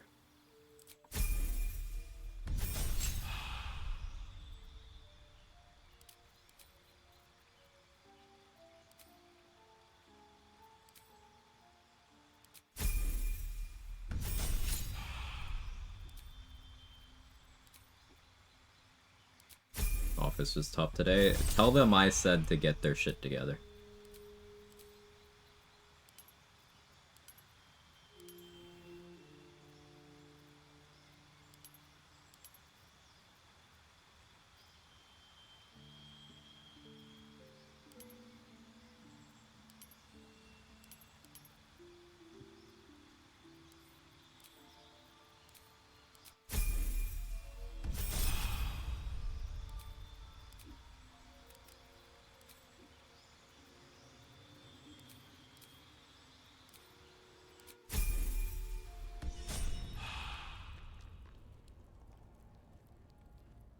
So help when I hover over sub badges in chat. It's in Russian for me. That's strange. Why?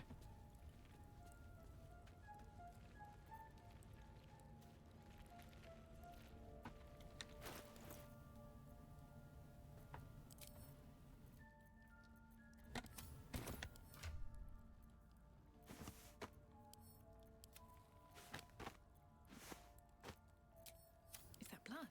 No, never mind. Alive, so that's progress.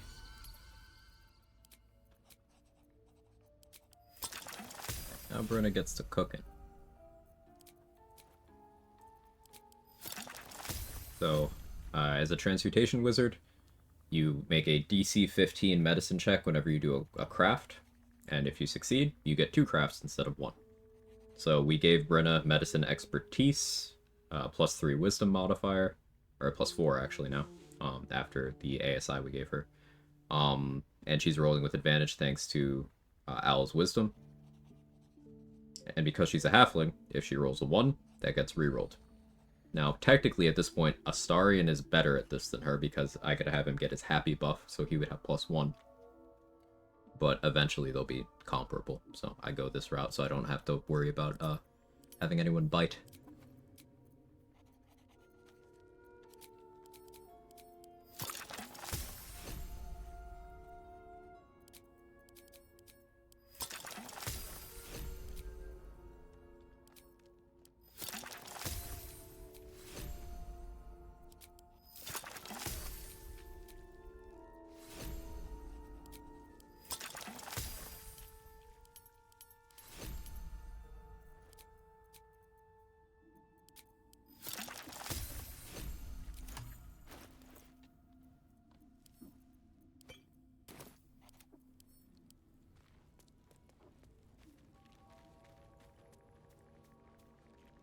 Considering the similar shape, can it not also be said that a dick mushrooms mushroomily? This vessel is at Why does mushroomily sound like if mushrooms were like people and had names and stuff, it'd be like the equivalent of Emily? Like mushroomily, get back here this instant, you know? Can't slow down.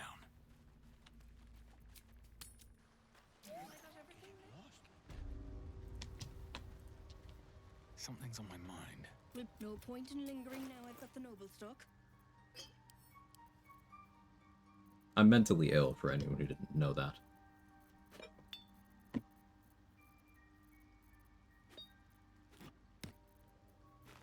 feel like I've been very clear though.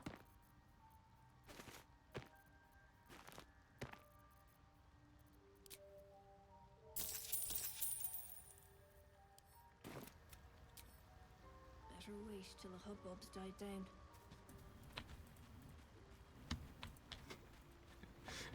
I hate that spelling, Danny.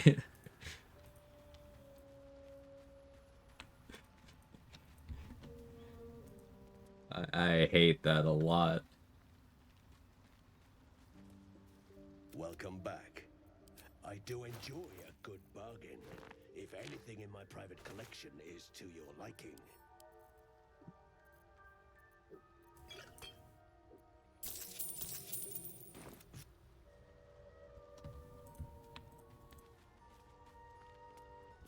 I'm in no need of Auntie's juices right now. Opt out. Amulet of the Unworthy would be smart. Let's go kill Minotaurs.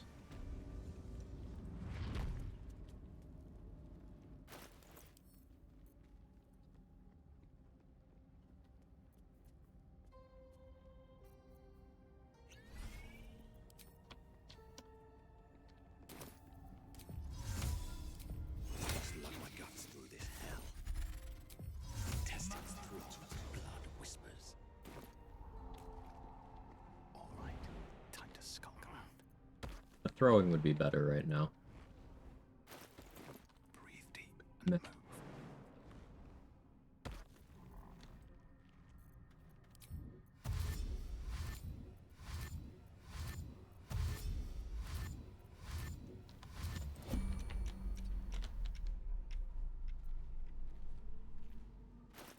No, I didn't benefit from all of those. It was just to make sure I was ready to go.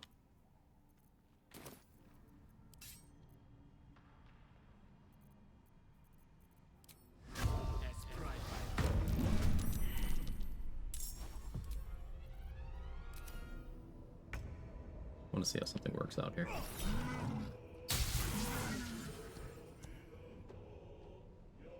It does trigger Willing Whip, at least. No, it doesn't. Never mind, that one was me, not the Minotaur. Stand corrected. It's unfortunate. I was hoping. Hoping, really. Alright then.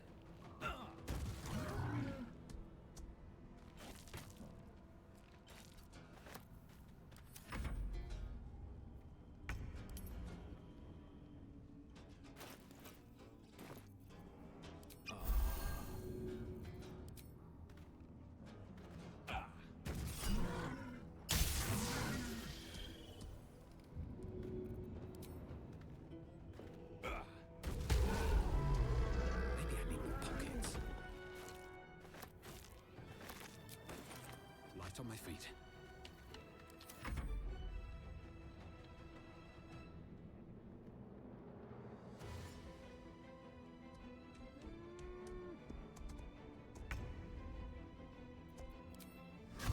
Morse cat.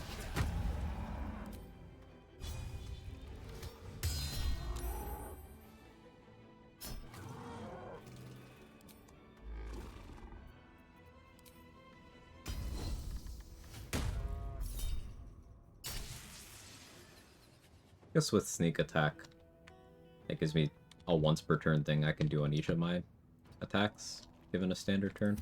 I don't hate that.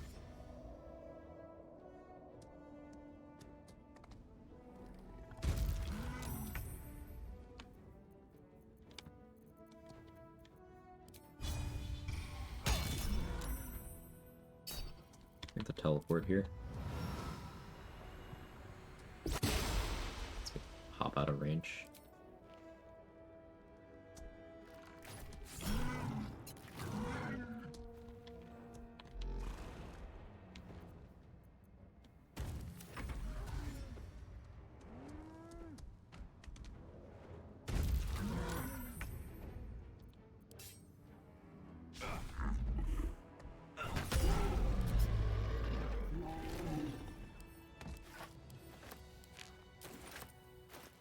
Now that I have this,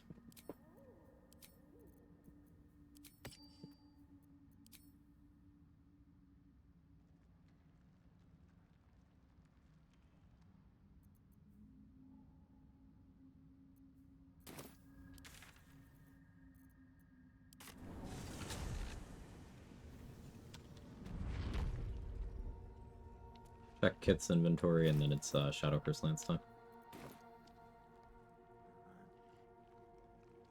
I have something to ask. The past is near. Well, let's see what you've got. Good stuff. Very good stuff.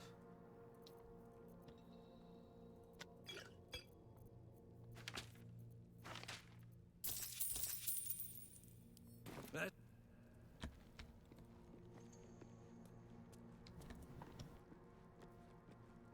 Why is Birthfart tagged as a vendor? That's so weird.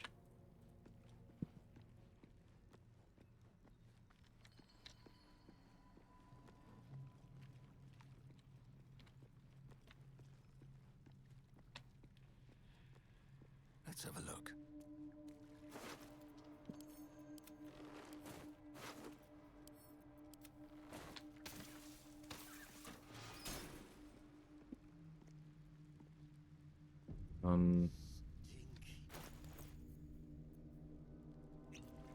You switch to Bloodlust, I believe.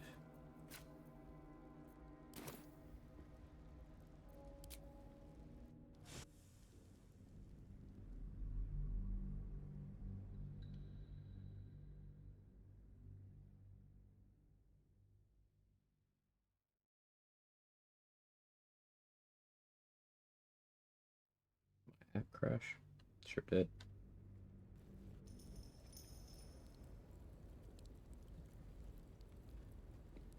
One day I'll catch a break. Oh yeah, region traveling break and concentration on Hunter's Mark. Annoying. I don't like this Hunter's Mark dependency.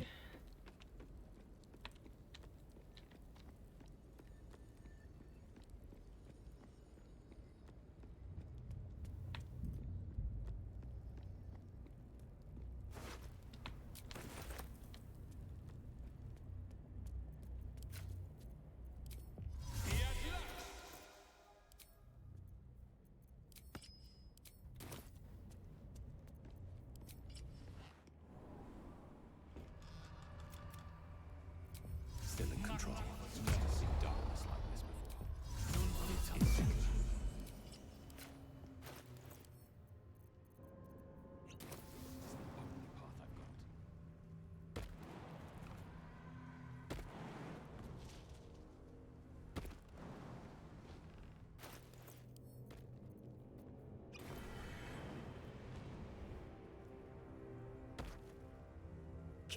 You're too late.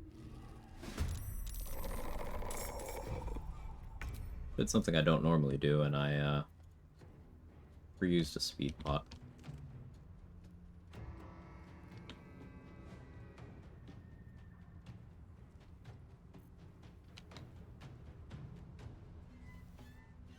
Remains to be seen if that was the right move.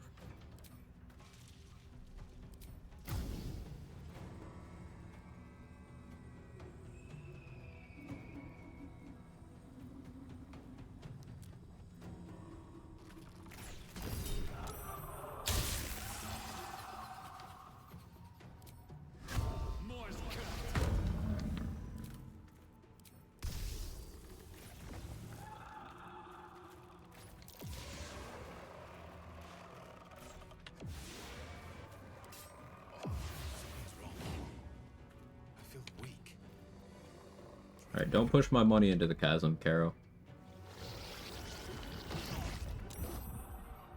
Of course, my Hunter's Mark concentration already broke.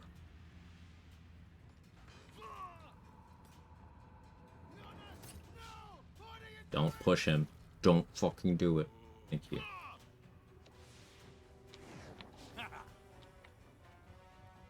Six action should be enough. If I had many target arrows, that would have been enough total, but...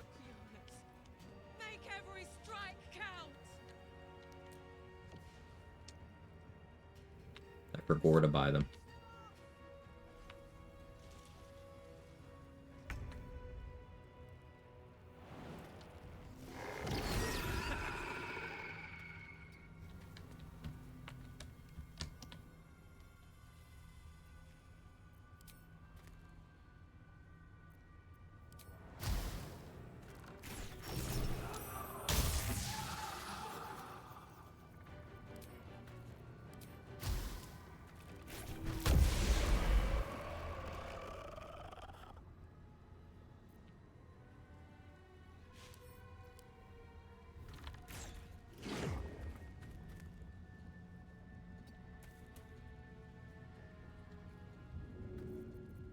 buy holy water?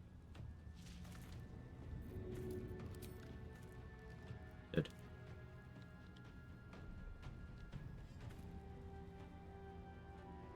Seems like the best way.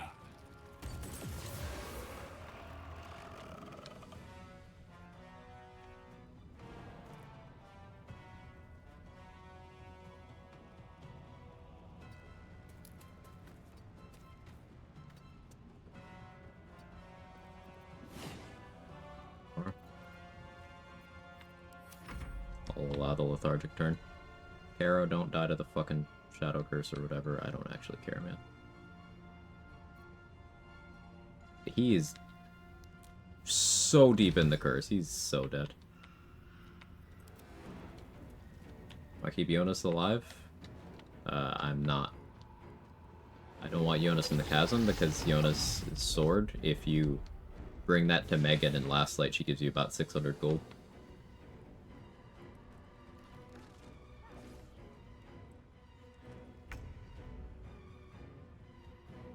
I just want his body to be accessible. I don't get XP for him if they kill him, but oh well.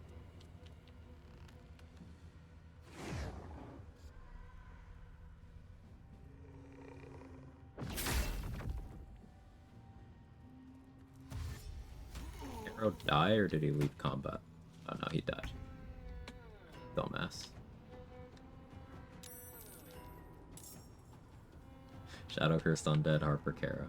Yeah.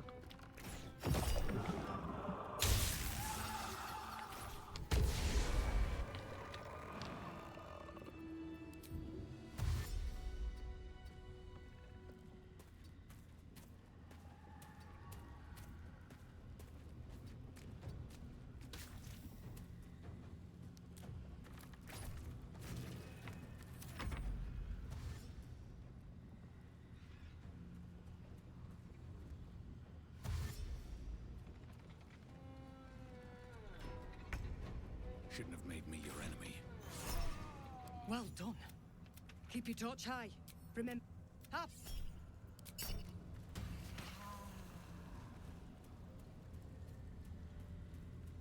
What's hiding here? Yeah, this Harper Blade, you bring that to Megan in Last Light, 600 gold. So Megan's survival is the most important in this fight. That dumbass Caro does like to ruin it sometimes by pushing Jonas into the chasm.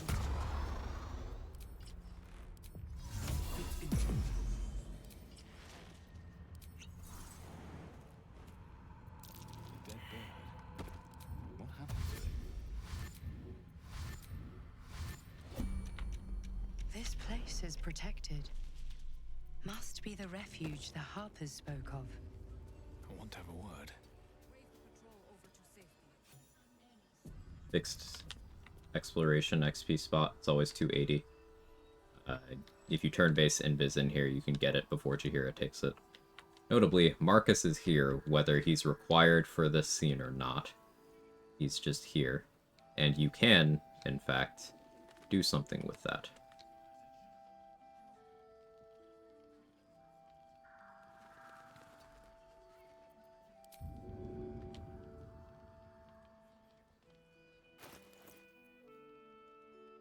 And I just remember that that's something I do want to do on this run. This will deny me a tadpole and some XP, but it'll let me get Isabel's Blessing far sooner. Wish I had Minor Illusion for this. Realistically, I should respec and get Minor Illusion. That's how important this is. Ain't gonna, though.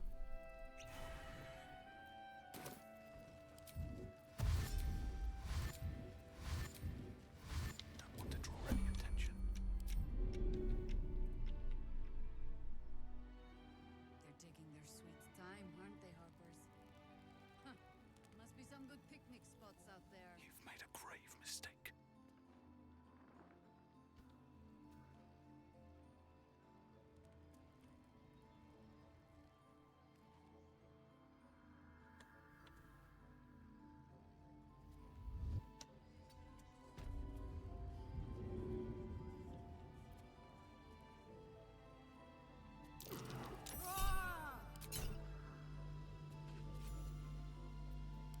Hey, Marcus is dead.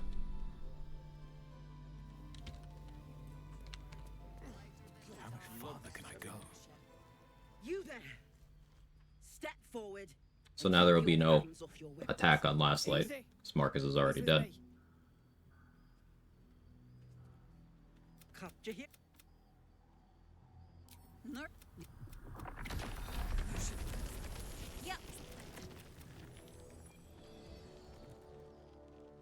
I do wonder what happens if you do that to Marcus when Mole is already gone. Is there a third person who can vouch for you?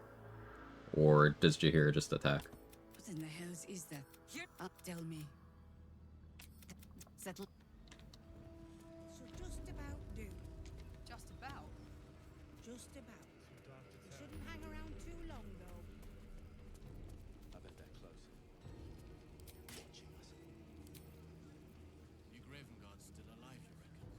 He better be. Or I'm dead now. Not as long as Hey, we put up a fight, we're not. Kife. Still don't know how to say your name.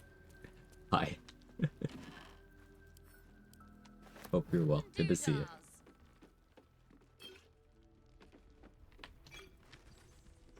Don't wander far.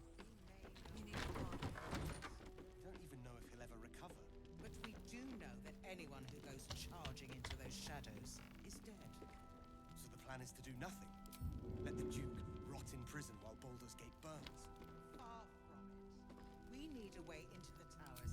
I intend to find one. Best bargains right here.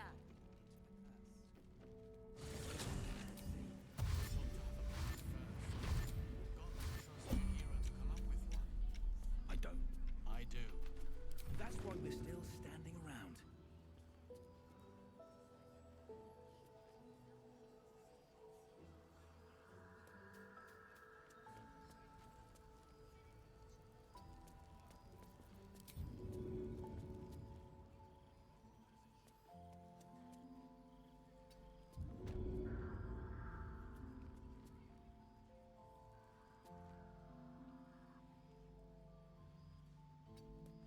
No shadows here. Hey, Gentle Cats. Quick question. Just arrived in Moonrise. 1,000 XP away from level 7. What are some juicy spots to get XP from in Act 2?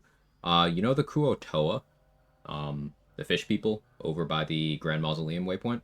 You can snipe them from the cliff without them reacting to you at all. You won't enter combat as long as you attack from outside their range. And you can clean up a lot of XP by just pew-pewing all of those down.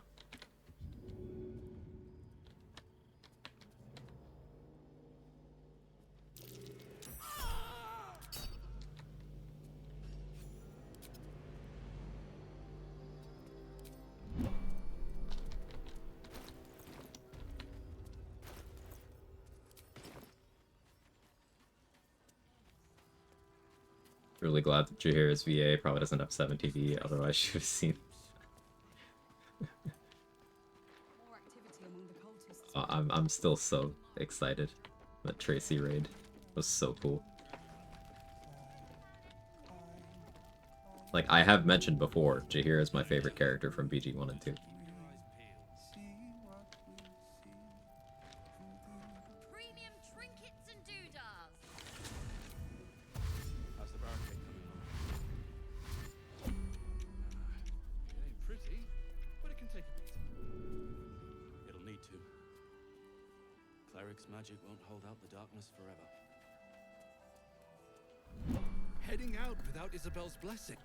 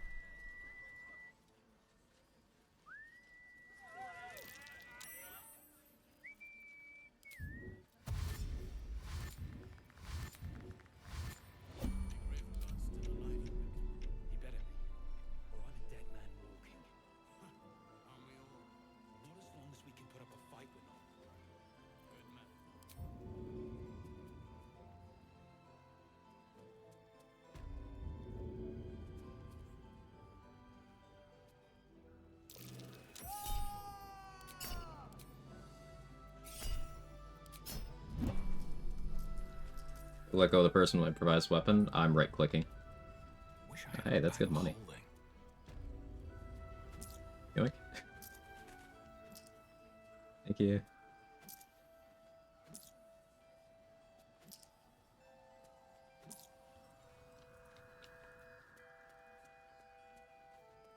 You're welcome, Tamir. And my food's here, so I'll be right back.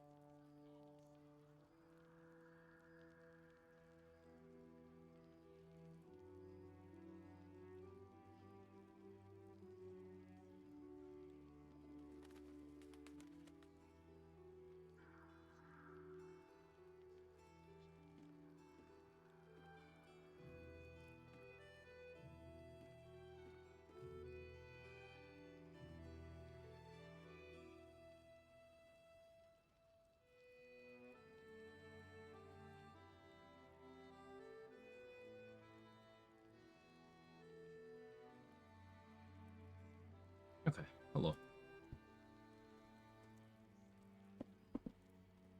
Get situated here.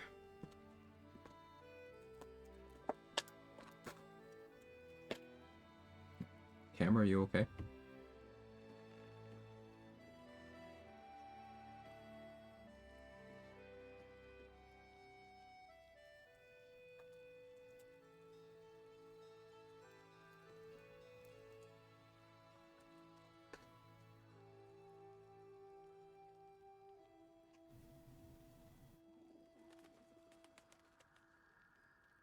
You know, I haven't liked Hunter's Mark dependency. If you were to lean into it, what do you think about Circuit of Hunting for the plus 1d4 bonus to attack rolls?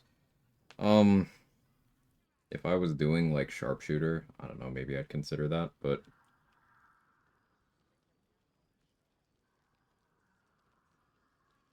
that just puts me in a state where I'm even more dependent on it. Like, if I want accuracy and helmet slot, I could just take Marksmanship Hat, which is an unconditional +1.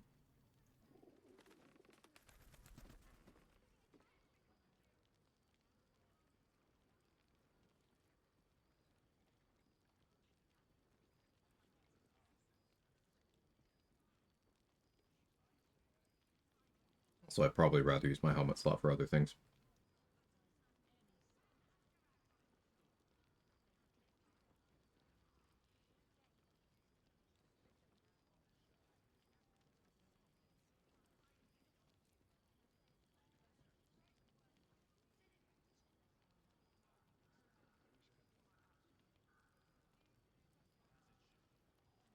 I suppose Swarmkeeper is substantially better below Honor mode.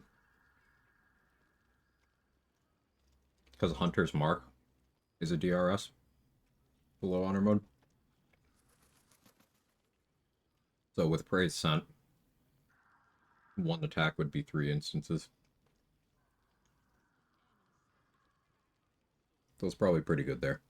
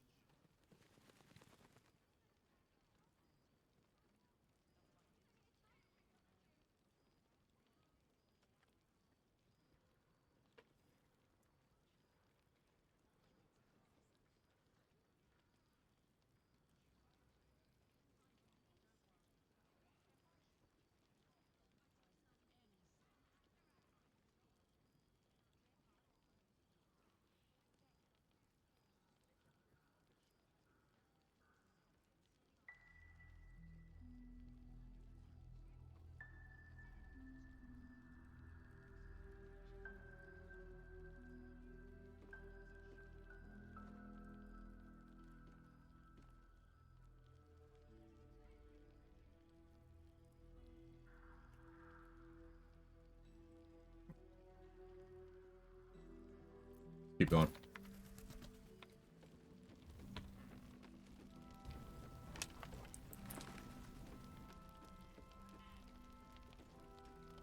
Perimeter's clear, Mom. Have to give it a try. Right there in my technician run. Yeah, let me know. Yes, Mom. Fuck, now I want sushi. Get some. You deserve it.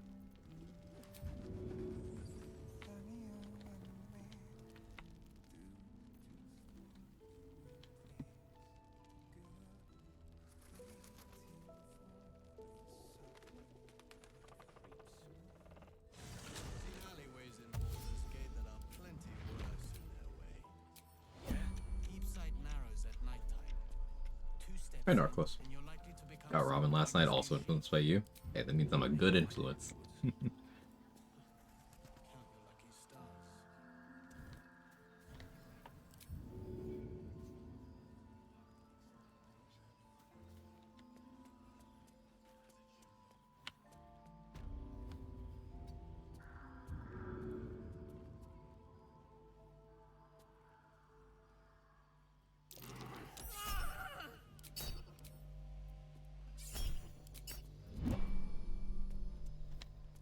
Okay. The 3 flaming fists I just killed, they would disappear when I get to Moonrise Towers.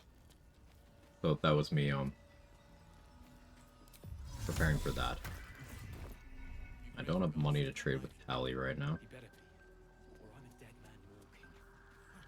Old update, tried calm motion with the fire element on my car like run, see if I get the dialogue to happen, no dice stayed hostile. Makes sense to me. I swear. And? Because, like, it's not under a rage effect, it's just hostile. Materials in need of working? They did a lazy fix I'm there. happy to help. Fix. If you find it, Found this metal in a place called Grimforge. Need anything? Found this metal in a place called Grimforge. Need anything? Found this metal in a place called Grimforge.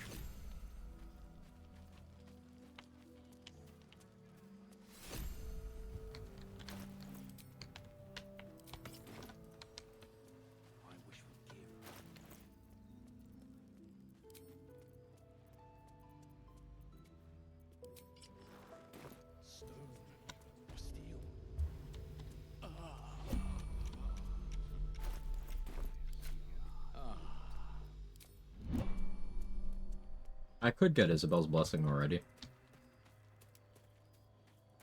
But let's just go get the pixie blessing first.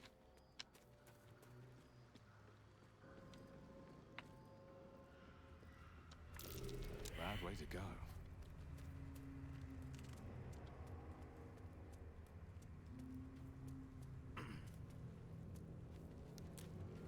Now my Act 2 routing is going to be very different from what I'm used to, because I want to get the Slayer early. So I'm probably going to the Gauntlet of Shar way earlier than I normally would.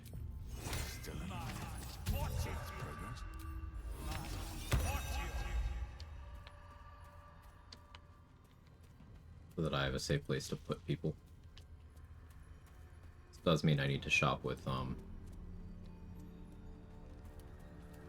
Ammon and Tally really early, though. Gauntlet of Share. Yeah, do you believe?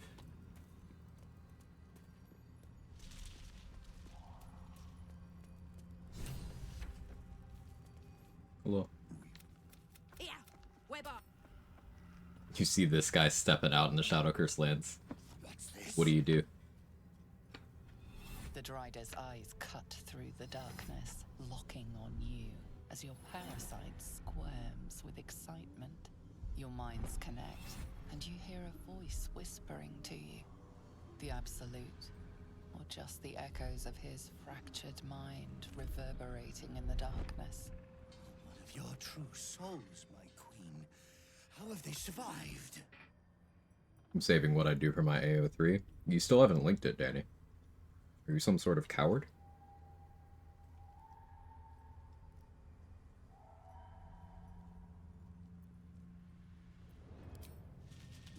Bless them too, my queen. Where is their Yes, next question. Oh, okay.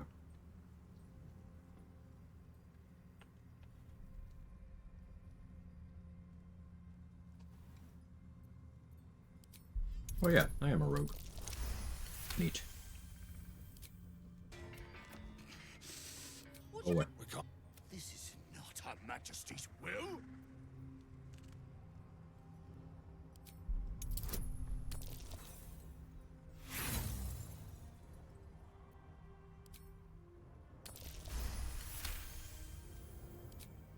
You can't. If it. There was a sequence through this that was far more favorable for XP as a dirge, but I'm lazy. It would have been going, getting the inspo for having the goblin chase after that hyena.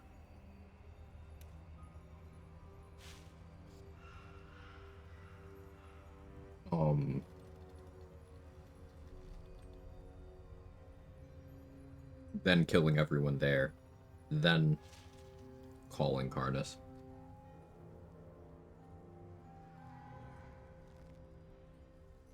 But I ain't doing all that.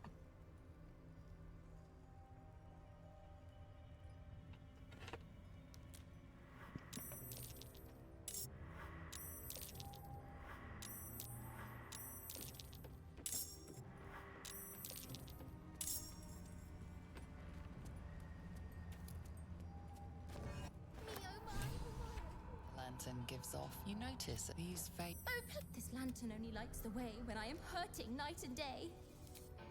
Fuck! Did me a good turn there, didn't you? What do I owe you? Sure, yeah. You're well. You ever take the lantern and then kill them before they die to Shadow Curse? Try it once for XP. Seems really risky on honor. It's not more XP, so. No.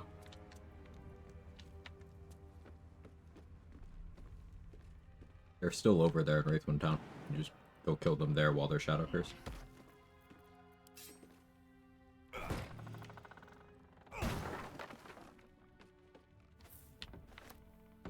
Is that blood? No, never mind.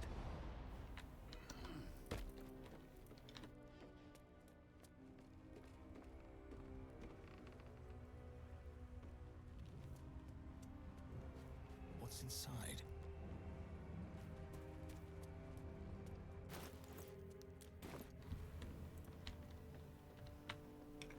Thara's dead, so I don't need to save Moonrise Exploration. Do I care about Zealot Christ XP? No, I don't think I do. What's in here?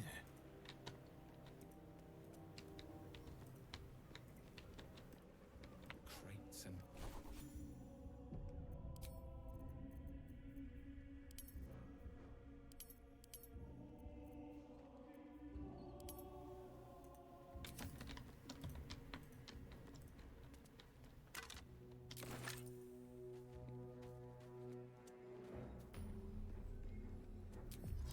What now?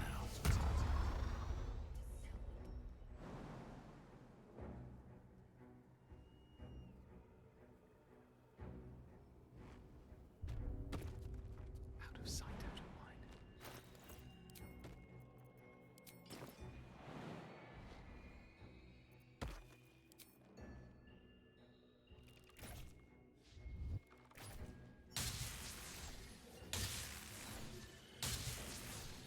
Better be cautious.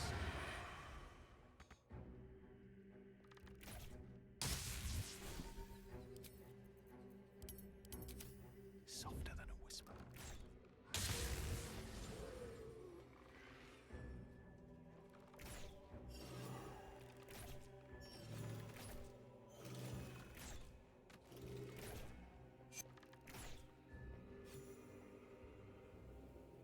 That's a friendly looking shadow.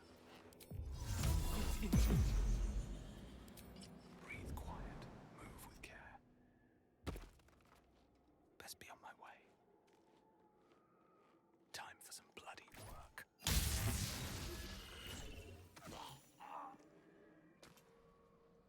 And Emissary.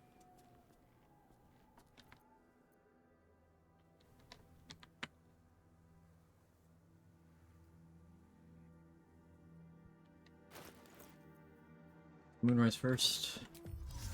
Yeah, I guess. Despite everything.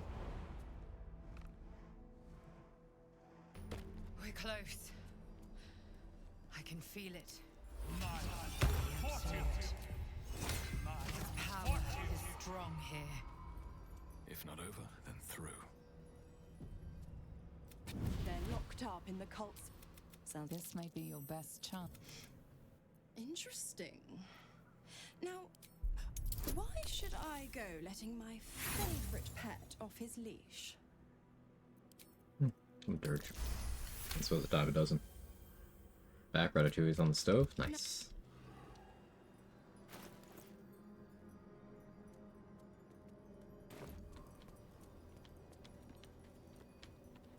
My apologies. Welcome back, true soul. What news? You'll find Z'rell in the Here goes nothing. There can be no doubt. This is the place. This is where we'll discover Another the true secret soul. of the absolute. The disciple will want to see you. Through the doors. If you have coin, then ha! The absolute needs warrior. Prove it. Who's singing your name? The dirge line goes incredibly hard, but like, I have more bonuses for the rogue one. Nobody sings my name. I don't leave any witnesses. Want anything? Any thoughts on where you could use the web spell this run? I mean, if I didn't have the Featherfall boots, I could use it to prevent fall damage here and there. I could use it to create a pretty big fire surface and then stand in it with the level 7 feature if I wanted to build that way. But I don't plan on using it, is the real answer.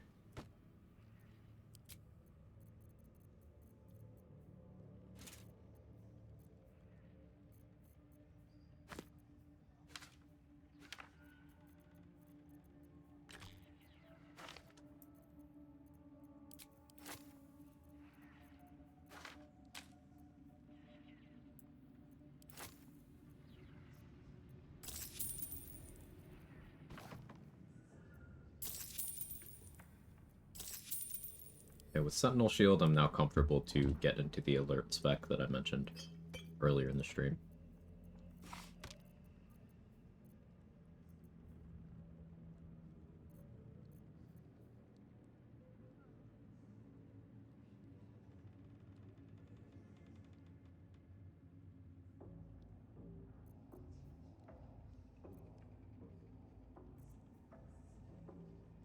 Possibly with that too. Hold off then. One mind. What's up for discussion? A new face come to bask in the light of the absolute. How can I be of service, true soul?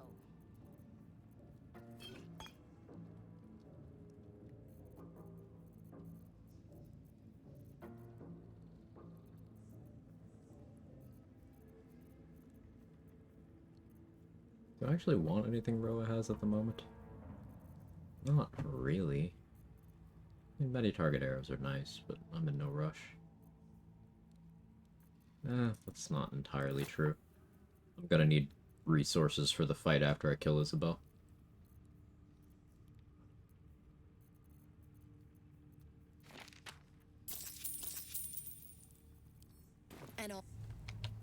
And I definitely need to sell more stuff here because I need money to buy anything I want from Damon, because his AI will break and I won't be able to speak with him until Act 3.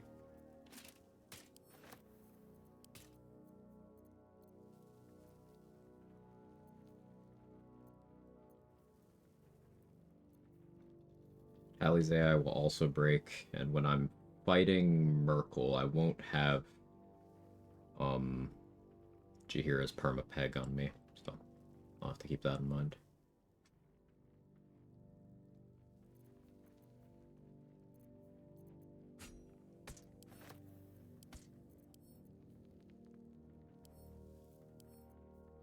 Let's get Drake throw it straight away. Yeah, this isn't a weapon attack build.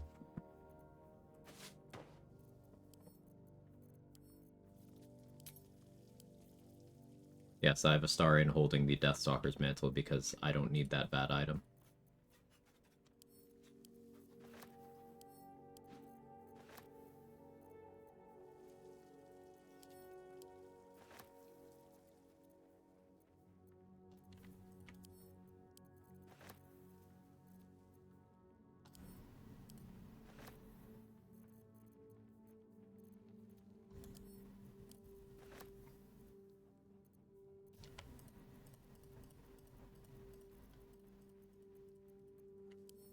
especially now that I'm in Act 2.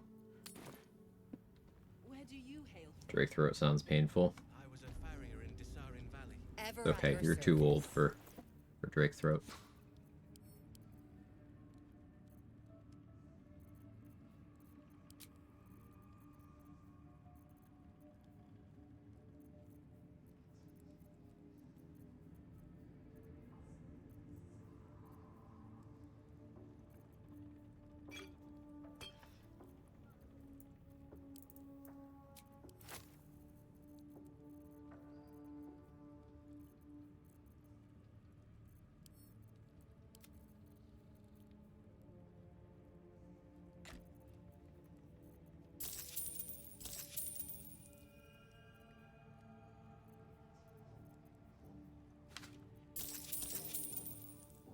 The stink of Toronto. Efficatus Diaboli.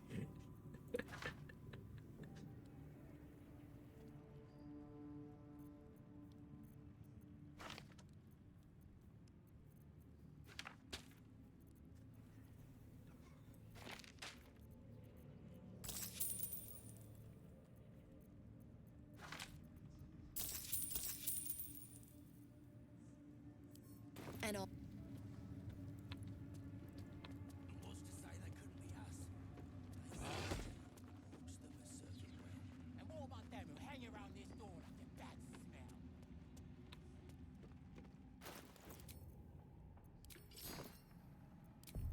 How many die today? How many die tomorrow? Interesting. Alright, Astarian enjoyers, this will be a rough couple minutes Should for you you. be interested, I have a Not the particular fun, offer rough I'd couple like to minutes, but you get what I mean. With one drop, I can brew Among the many crying. So let me adjust my offer. Your blood. Please. I.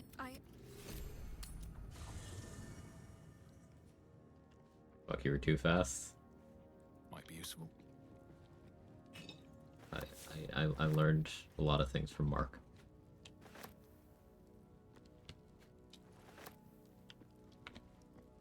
Become so numb I can't feel around you. Hello, beautiful. We can't. This worm is a powerful little bee. Granted, the looming doom is an issue.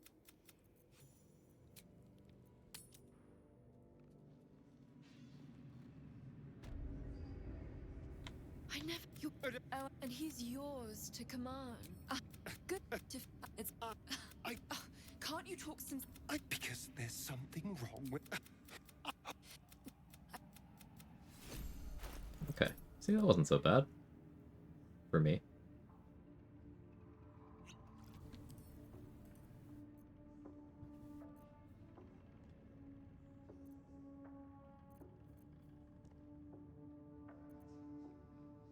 So my strength is now 20.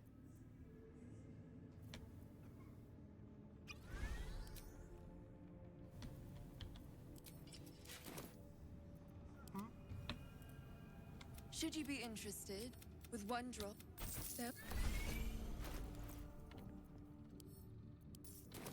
Never a dull moment.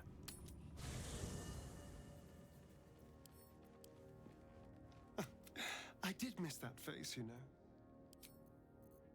Actually, I did forget something.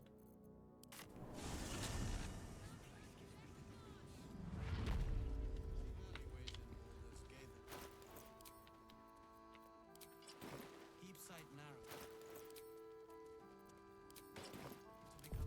To become some. What you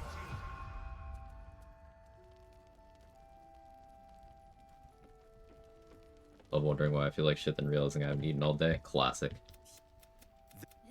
The keen gleam in Maul's eyes reveals the lie. Oh yeah, Rogue gets this checklist. I always forget that. What? She cheated, of course. But this.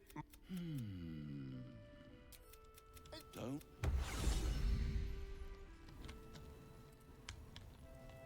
Hello, my sweet.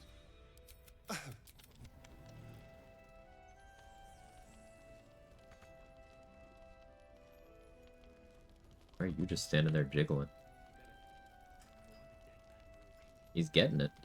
Look at him. Premium trinkets and doodahs.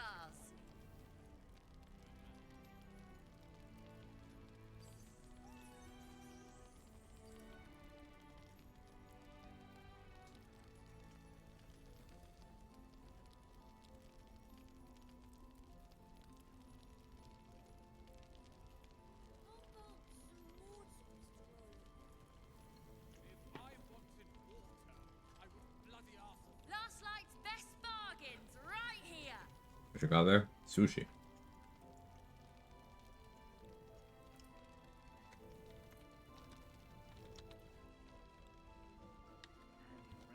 Making me antsy. Got to have a plan first. Got to trust Jaheira to I don't.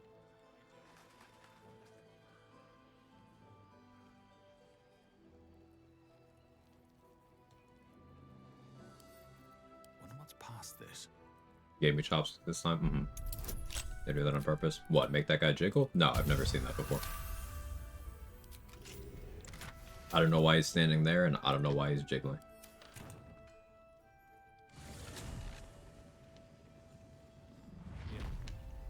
There's more where that came from.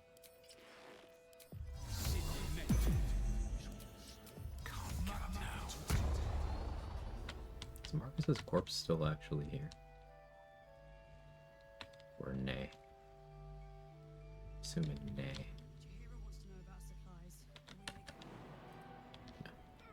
-1 tadpole and the invis ring, but still easier QOL with the setup here.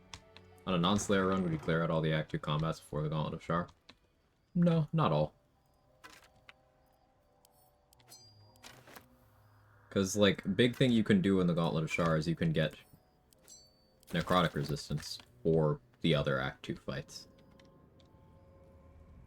And I prefer having that to having to use an elixir slot or keep Leviatar Scourge equipped on certain builds.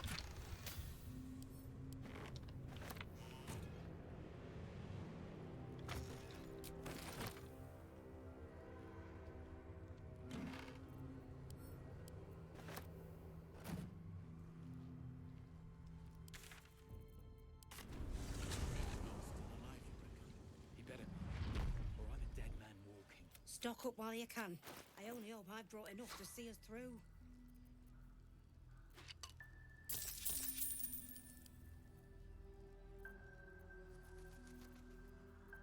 Maybe we use Glomp money to get what I want from vendors here.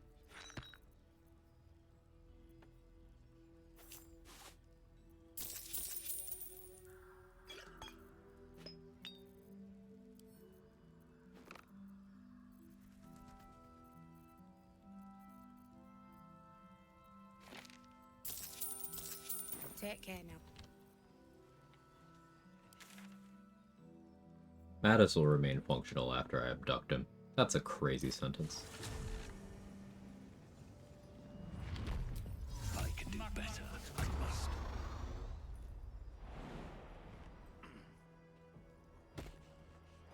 Tell you why he's jiggling when you're older? Oh, okay, thank you.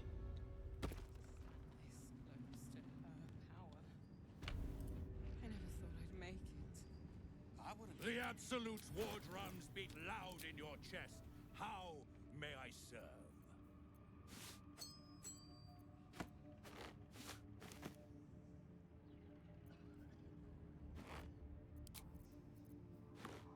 Hey, Mark, thank you for the raid.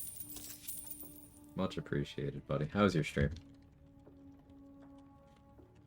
Welcome in, everybody. If you don't know me, I'm Quag. I do Baldur's Gate challenge runs. I haven't played Swarmkeeper Ranger before, so we're doing that. The plan is to get the Slayer form a bit early and do Swarm stuff while transformed. We just got access to Act 2, so I'm doing some early loot loop stuff. I gotta get my money in order so I can buy everything I want from the Last Light people before Isabel has an accident. I don't have time to say hi, bye. Oh, yeah, I don't have time. Sorry. I would greet you more, Mark, but I don't have time.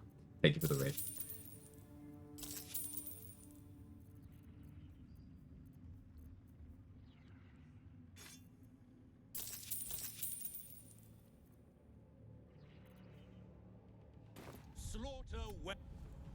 Nah, this is a trauma survivor. Yeah.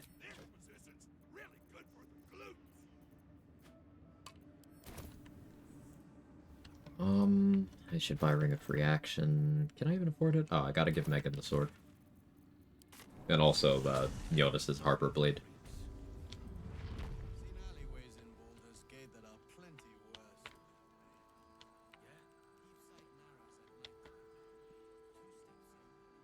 Ayo? Telling me you wouldn't? You gonna lie to me like that, Kara?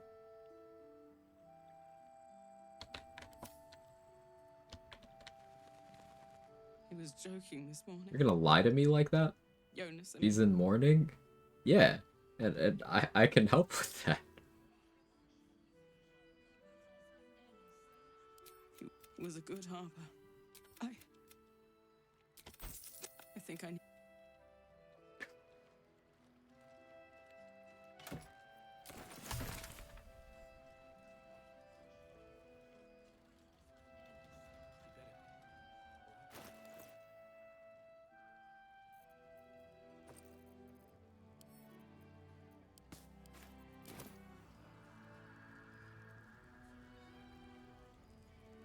Too dark to tell. Alright, I gotta do the rolling thing too. There's quite a few steps I still have here. I have to do the Moonrise Prison Break. Well, I don't necessarily, but my rewards would be very delayed. We got a lot of stuff we gotta do.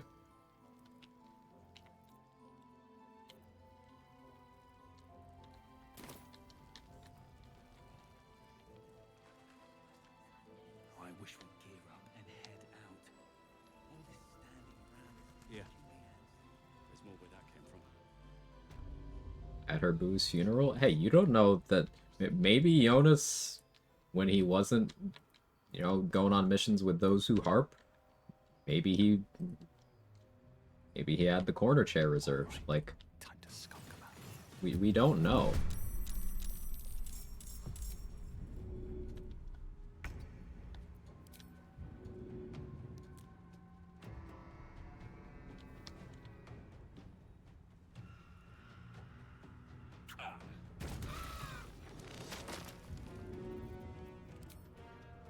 How do you recommend doing the Grim fight solo without the upstairs cheese? Is that cheese?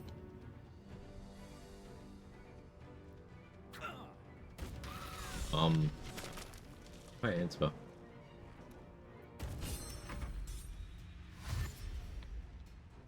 Do big bludgeoning damage. Yeah, there's also the magic missile strat. There's that too.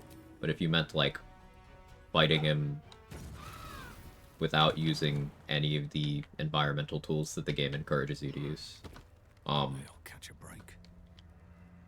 Get prone immunity, do big bludgeoning damage, make sure to end your turns on the other side of the platform.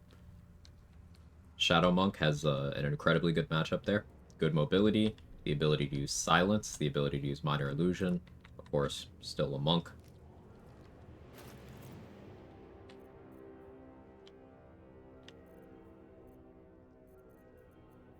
Some people like hopping on him while transformed. Most popularly Owlbear, but it does not have to be an Owlbear. It could be a regular bear, could be a Rothe, could be the Slayer.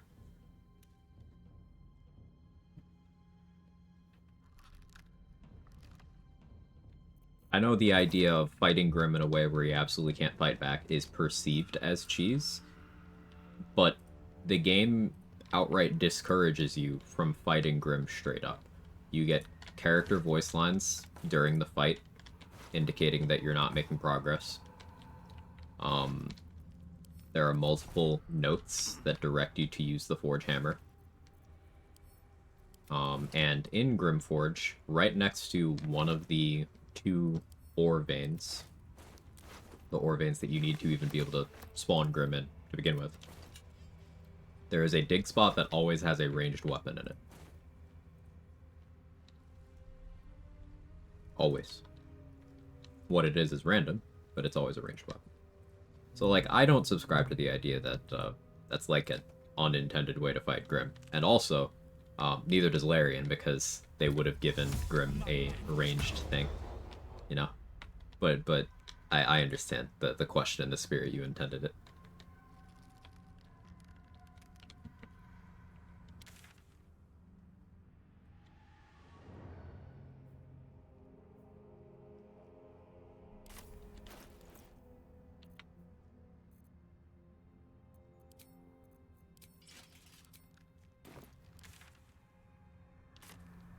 Did that respec yet?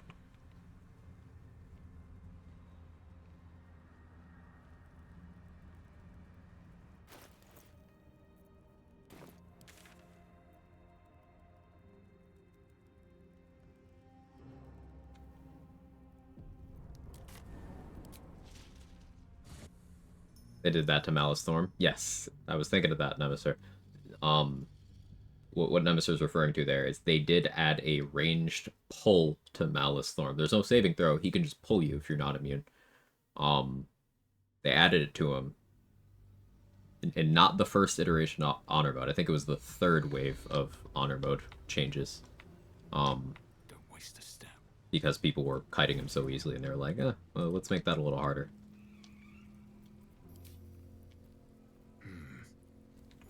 How you doing, pal? Look, if there is lots, but I've got scavengers' rights, so it's all mine. Unless you're willing to trade for it.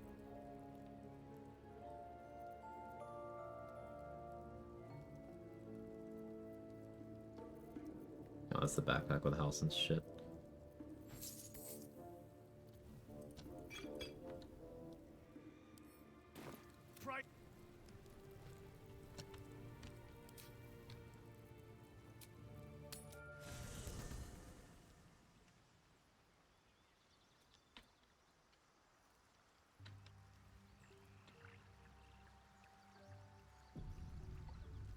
Thou hast now a bosom. Thou hast now a bosom, so do you. Thou require a new as. I require a new ass. I mean, mine's a little worn out, to be honest. Okay, so Everlasting Vigor, Hag Hair, 20 Strength from here. Don't need to change the stats. But I can. Why would this have moves? Why not?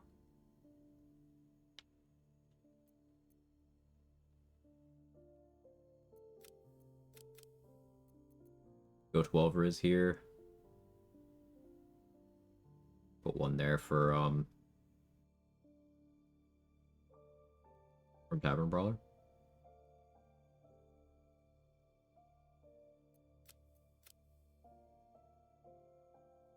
I don't like that.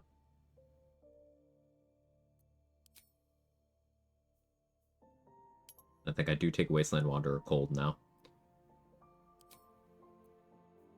Stick with Ranger Knight.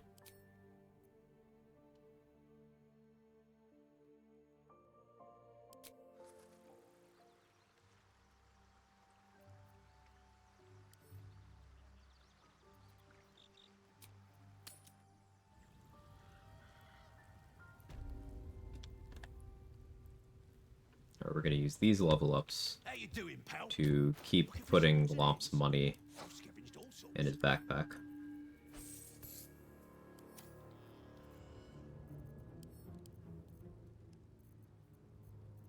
And the other stuff, so we can make some purchases too.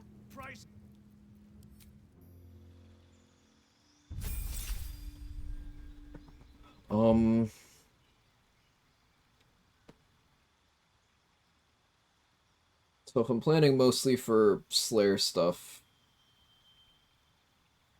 I don't even really go to 5 Ranger anymore, but there's other stuff I need to do. So. Stick with defense. Leap Longstrider.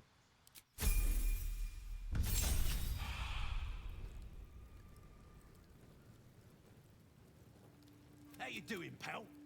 Looking for some odds and ends? I've scavenged all sorts.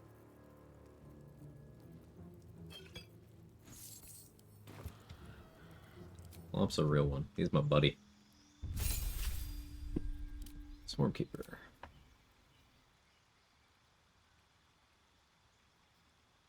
I think we go to bees now, because the knockback, I think I would like in Slayer situationally.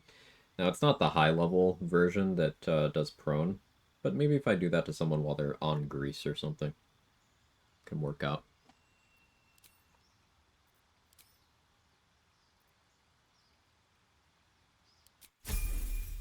Definitely pick Hunter's Mark. Get praise scent value.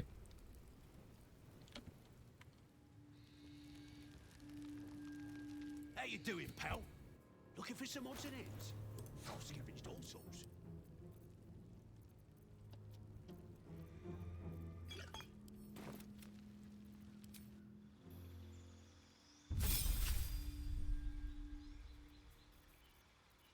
Right, Tavern Brawler.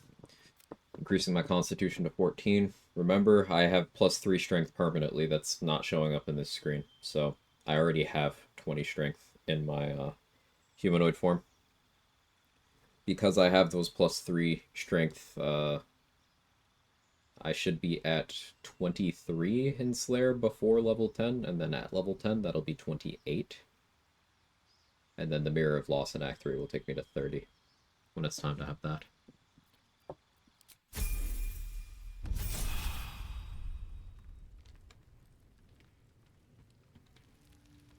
How you doing, pal? Looking for some odds and ends? I've scavenged all sorts.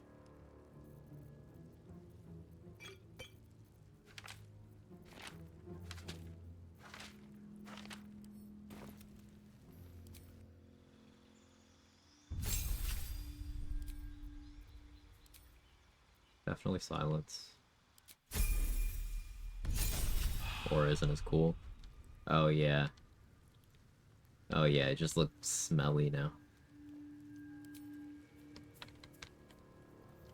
Lame. How you doing, pal? Looking for some odds and ends? I've scavenged all sorts.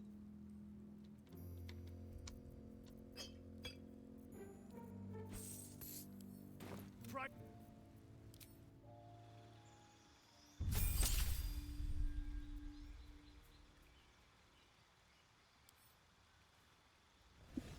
So here's the question. Do I build around short-term Slayer transformations or long-term?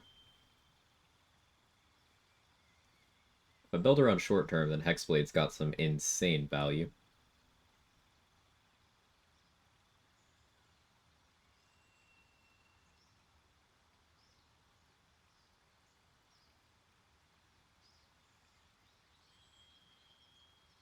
Put the gold in the bag each level and knock him out and get the gold. I'm going to take the gold out of the bag when I'm going to knock him out.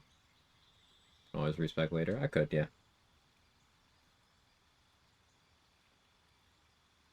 2 in Abjuration is also a solid pick for Slayer stuff.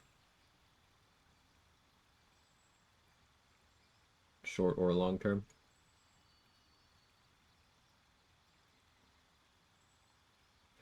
Excuse me. Apologies.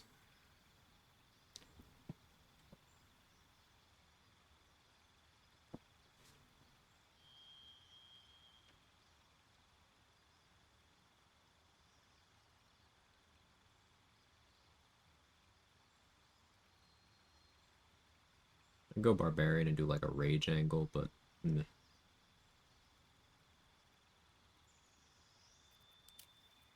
It's Rogue. It's always been Rogue.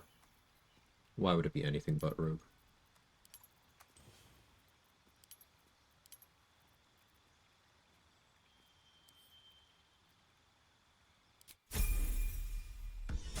Gross? Yes. How you doing, pal? Looking for some odds and ends?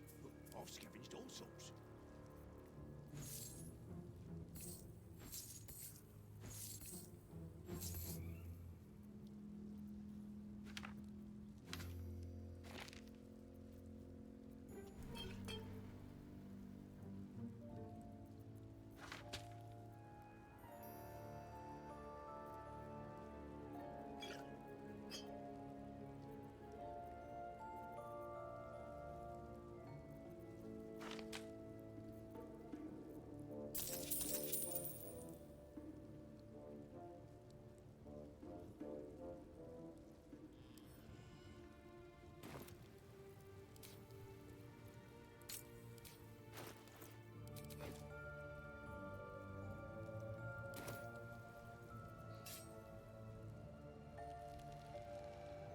I don't need any attention right now.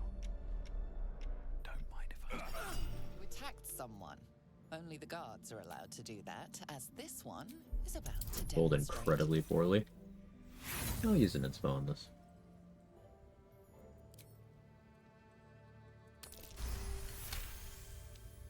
I believe.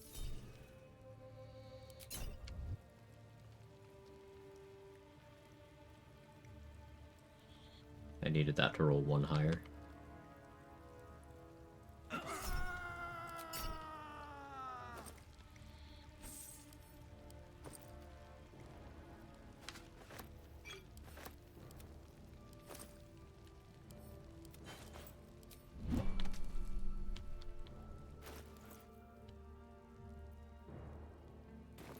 Never wanted the easy path. Let's see. Might be an obvious question, but in Act 3, if I Raphael, could one just knock him out and keep the benefits of the boudoir? No.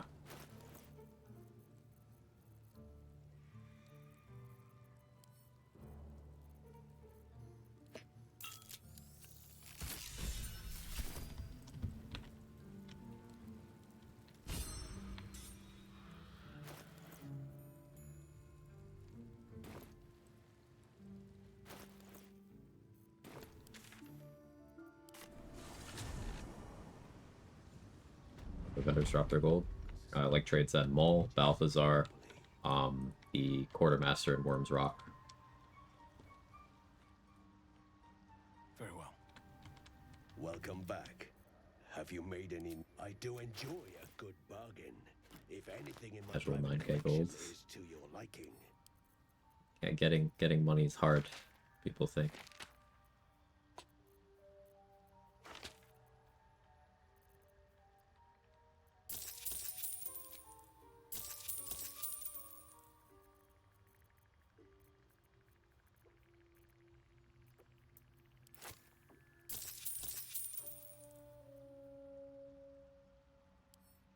Very.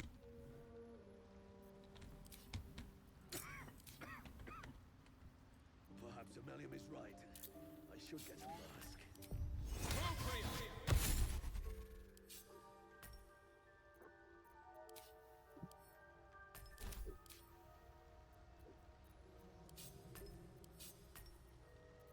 How many die today? How many die tomorrow? Bitchy Fist was my... Oh.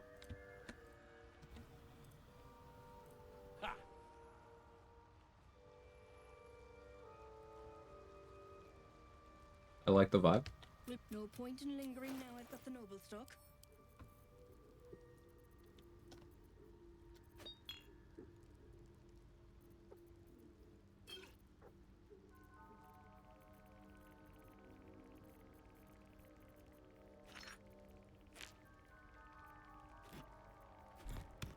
Could go deep on Rogue in this run and then start attacking smoke powder bombs at my own feet. Just tanking them with evasion. Do the same thing with Monk, I suppose.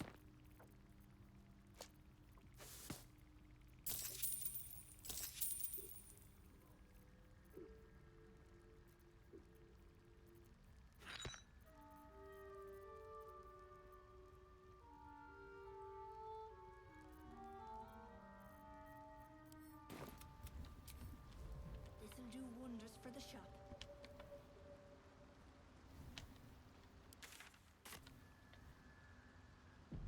We could also set up the early Voss kill if I wanted to. I think I would knock him out.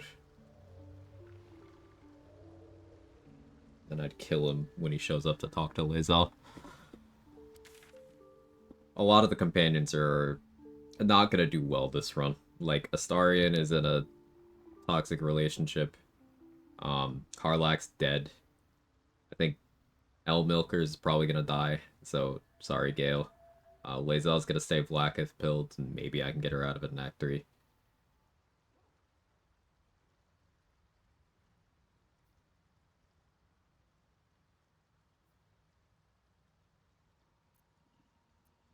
Sounds familiar.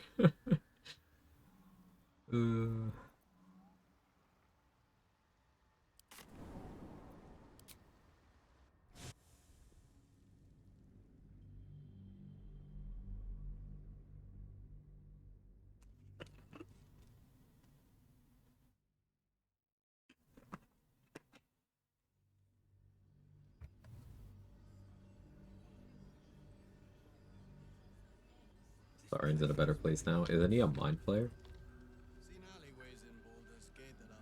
If you're all right, Are you saying that's still better than being around R's hole?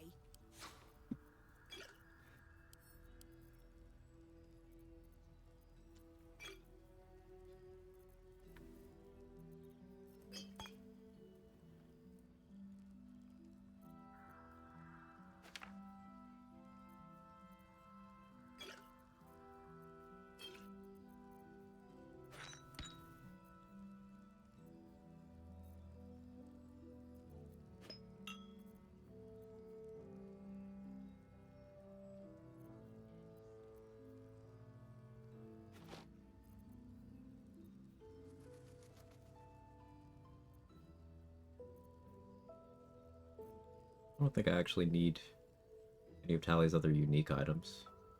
Mighty Cloth I love to have, but she'll drop it when she dies, right?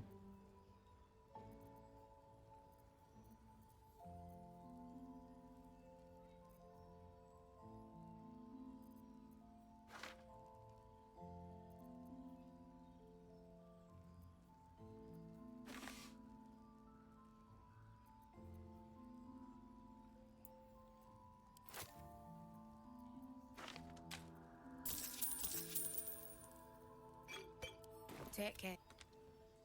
Put water over my desk. Oh. Did I see Tavern Brawler? Yeah, I just respected to Tavern Brawler.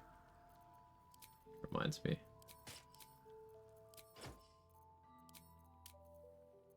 Yeah.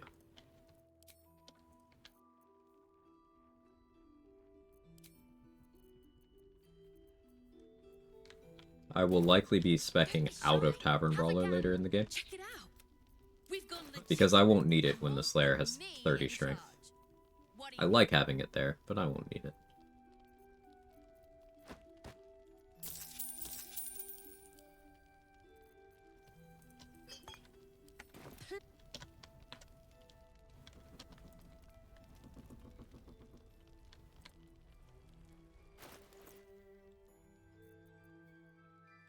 Gives me the creeps. To talk. Need anything?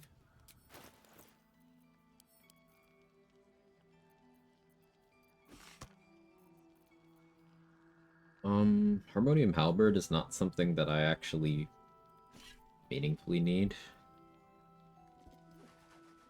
It's theoretically useful.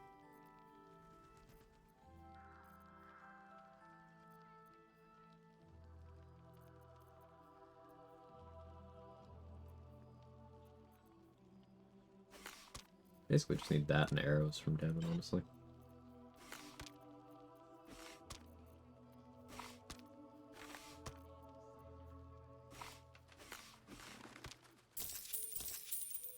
I'll be here if you need anything else.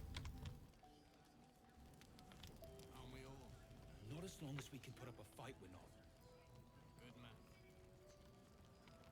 Okay, so we're already kind of primed to get rid of Last Light once I'm done with the prison break.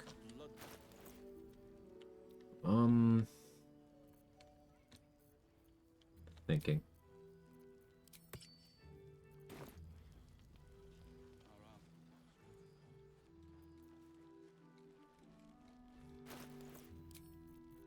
This aren't magical. That for now. Some doodahs. Be patient. Your chance. Need your senses sharp. Welcome back, Willy Boy. Trying to find out how to UTI. Oh. Well, hopefully it clears up soon.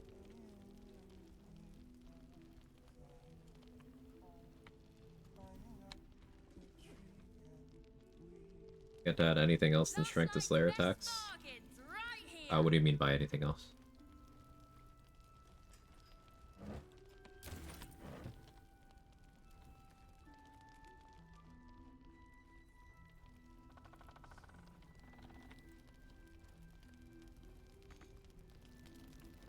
Oh, you're all right. Thank goodness. They took his eyes first. Then he said he stayed in the grove because... How do you do it? How do you keep going? We're If they're not dead, just...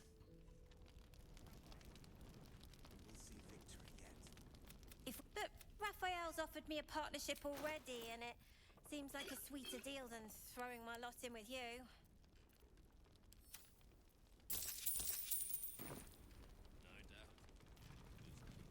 Make a deal with the devil, little one. Once you fall, you'll never look back.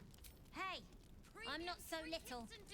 Grown up enough to have grown up ages ago. Did he deal with you straight? Heard you two talking. Proficiency mainly. I don't know if proficiency adds actually. It'd be weird if it didn't. I don't recall though. Yeah, lightning charges, etc. do work. Yeah, that's the way to go. Look, now this.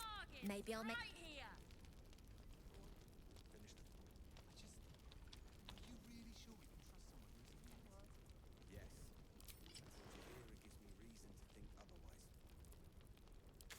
Let me go get Balthazar's Moon Lantern first.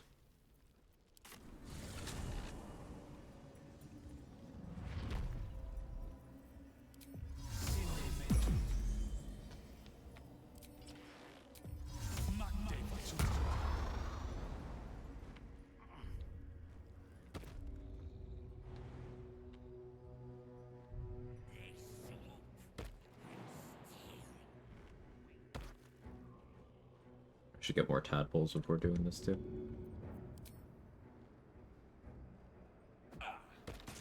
Yeah, I'm getting ahead of myself. We'll have this layer for relevant combats. There's still a lot of early Act 2 loot loop stuff that I should be doing before messing with that.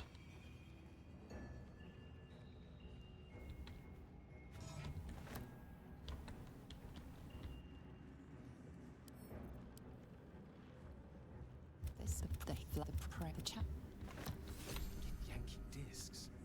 I should talk to Lazelle. Yeah. I think the most fitting end to the asshole run is the item head out ending. It's so fucking funny. I gotta do that ending again, just because it's hilarious. Maybe I do another John Normal run and that's the ending.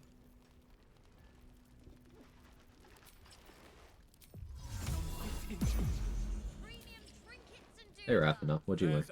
Jahira didn't save your ragged little tail from the cultists. I did.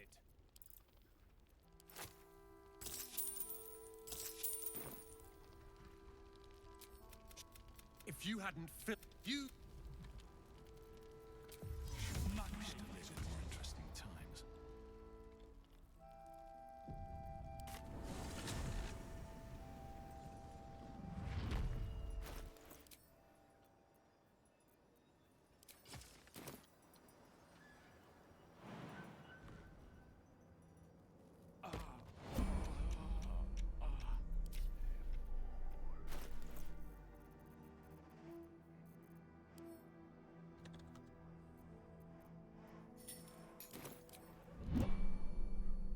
You look like you want to say the...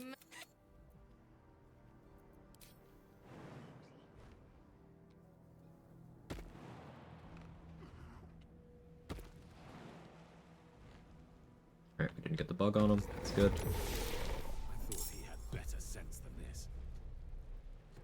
Not detecting trap and sarcophagus in the roof with all the gargoyle heads. The ancient ruins open to the sarcophagus is very, very bad.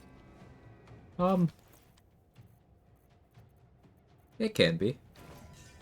I have a very specific strat for dealing with that, because I have died once there. Not on a stream run, but before I started streaming this. Yeah.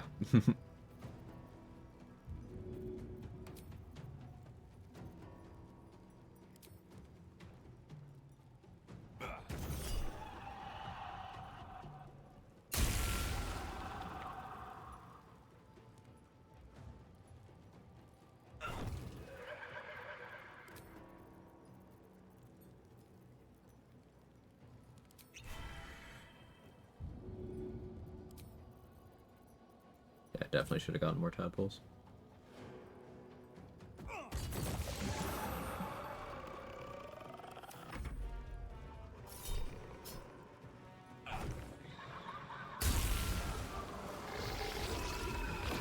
Yeah, we gave him necrotic resistance and he saves. Job rolling. Instead, I found my. Oh, I've.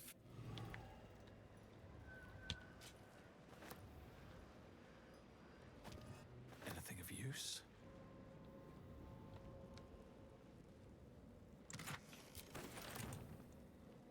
Usually just disarm all the traps, so it's like whatever. So there's a button on a pillar right next to the sarcophagus. You can just shoot that to turn off the traps. It only works after they've been activated, but so what I do is I enter turn-based mode, I click on the sarcophagus. I don't attempt to disarm it, even if I've seen the trap, but I do that in turn-based mode so that I don't fall prone on the grease. And then I just use my bow and I shoot the button. Then everything turns off. Alternatively, you can just not bother looting in that room because you don't get anything of significant value.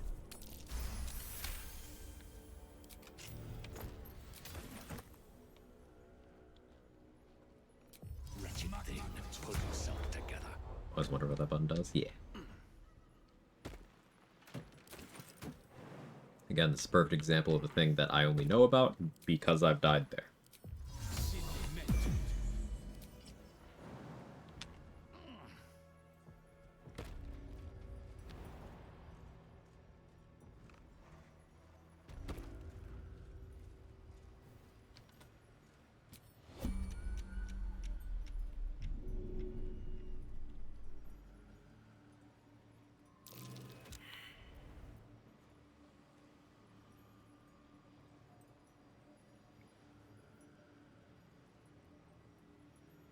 Okay, this has happened to me before, but I just got scammed out of XP. That's not the first time that's happened to me. Enjoy the view.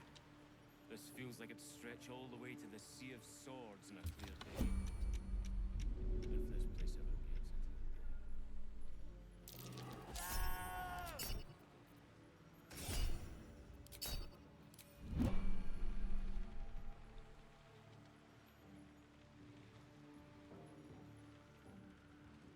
Never used a soul coin. They're strong. You've made a grave mistake. They're very strong.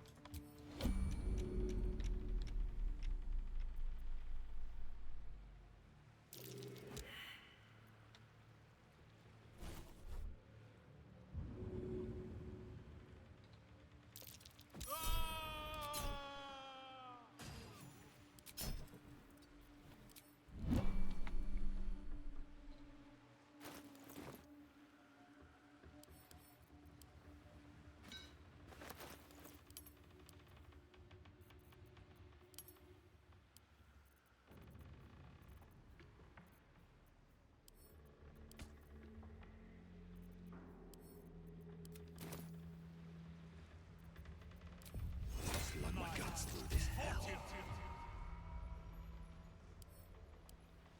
I'm afraid, but there'll be another along soon enough. Nothing. As the symbol glows, power courses through you. Authority. As you tad. Worms.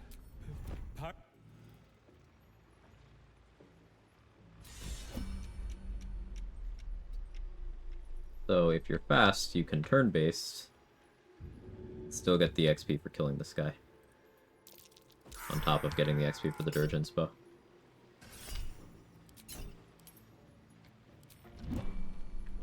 More for me.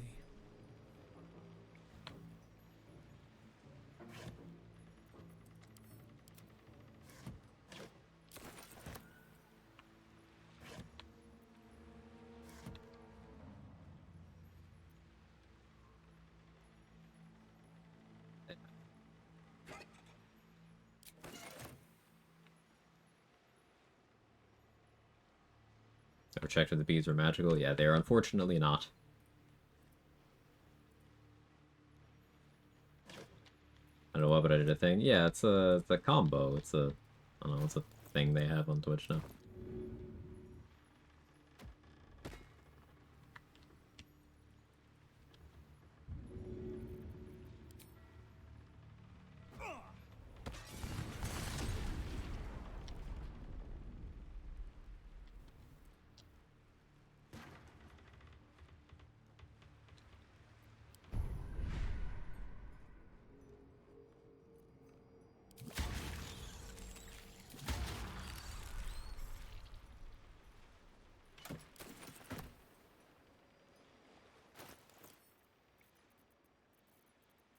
Never picked up that Shatter Scroll, did I?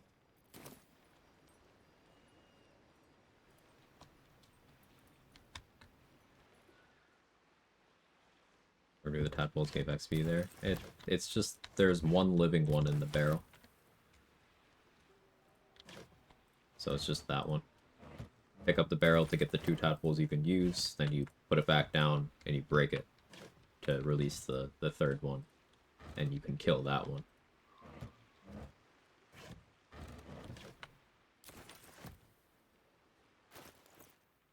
Getting close to 8. I want to hit 8 and then go to the gauntlet. Not having Shatter here really sucks. Make it work. Tadpole was worth almost a full bullet. Yeah, the tadpole was 5.5 owlbears.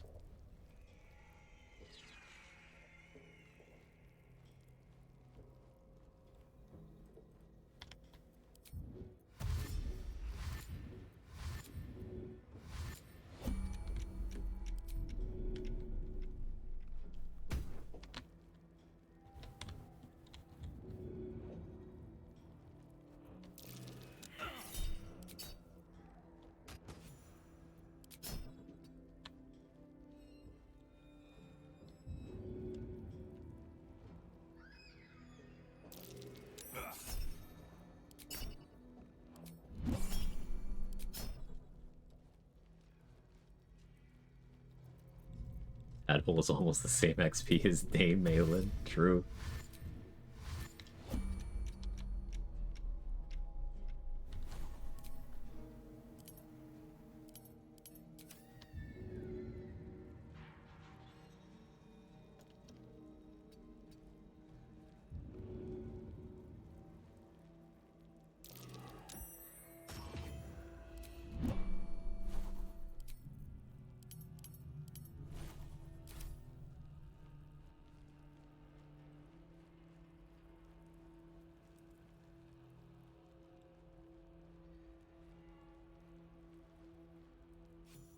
Why don't you and Zev look? If you're not at the whatever. 55 XP because I talked to Alfira to get this quest before talking to Leah.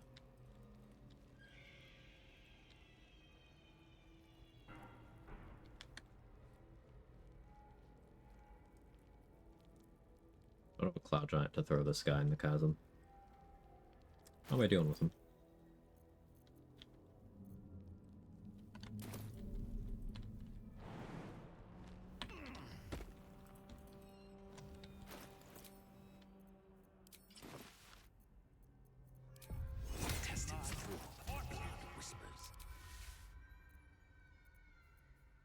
Okay.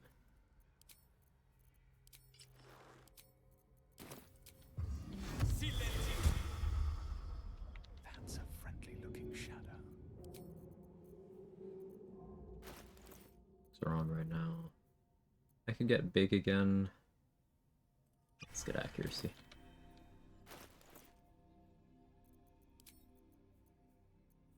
Flashing resist.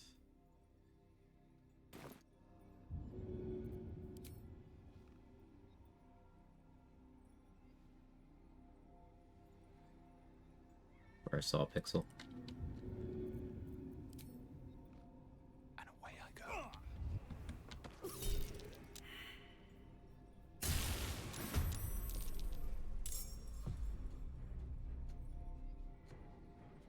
Yeah, the DC of the knockback being spell save DC, ooh. I don't think that'll ever really be consistent.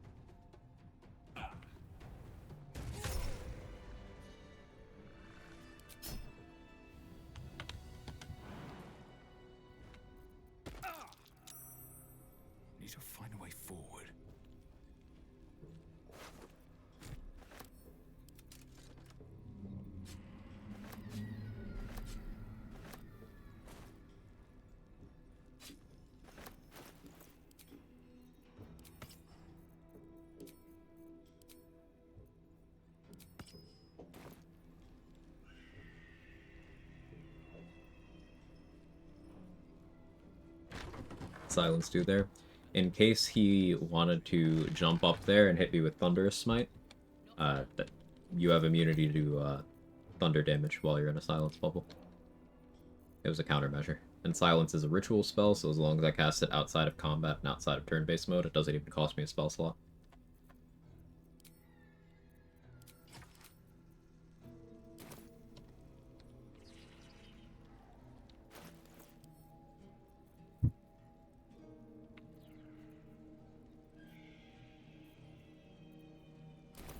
Can't risk being in open view. This calls for careful footwork.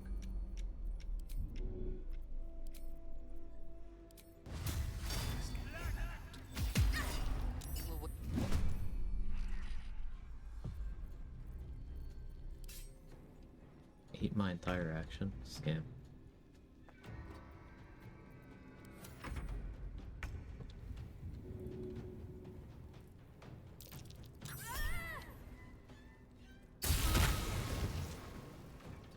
She tried to Hellish Rebuke in the air before she went prone. Get fucked.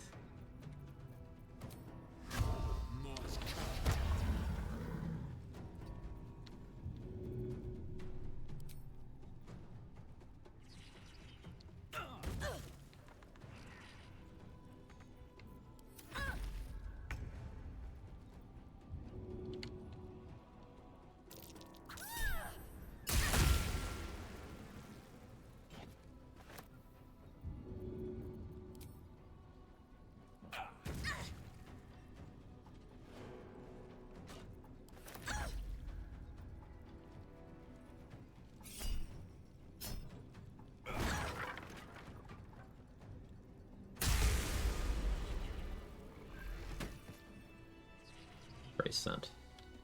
I was like, the bees aren't going to do it on their own, but Praise Scent was able to trigger Call the Weak. That worked out nicely.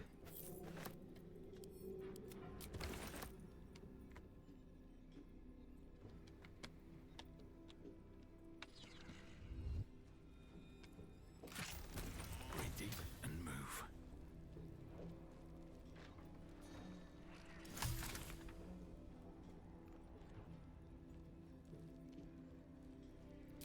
Where am I? What's going on? Hey, Boris.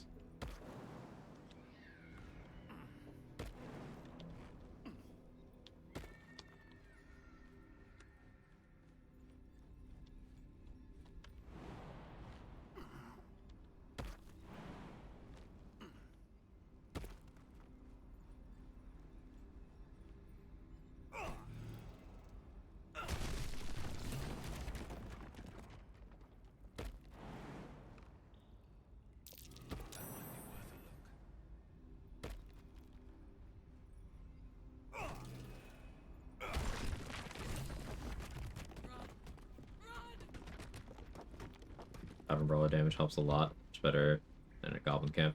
2 extra strength helps too, I guess. The damage is fine, but like, Tavern Brawler is really for the accuracy. Or for if you're gonna punch on non-monk.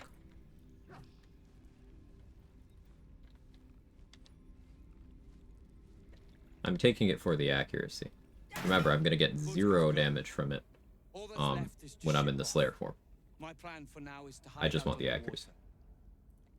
Paranoid shooting. Yeah, I was rolling really bad on my bow damage earlier in the stream. That is true. So throw has, unless I'm using Titan String, a higher floor and better accuracy with Tavern Brawler. Yeah.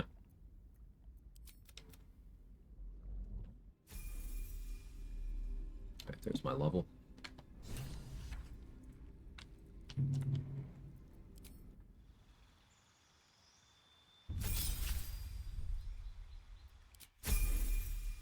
Now, if I was pure class Swarmkeeper, I'd have the level 7 feature, which allows you to, you get a few charges. I think you start out with 3 for a long rest, where you can use a bonus action to fly to a location that enable a status for 10 turns that allows you to fly with your bonus action at no movement speed cost, which is cool.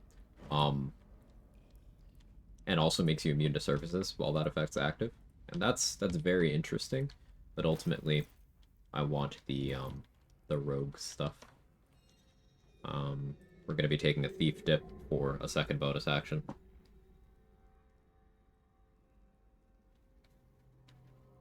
Particularly because that'll allow things like I can open with Hunter's Mark, get a surprise round, transform into the Slayer, and then start hitting someone right away.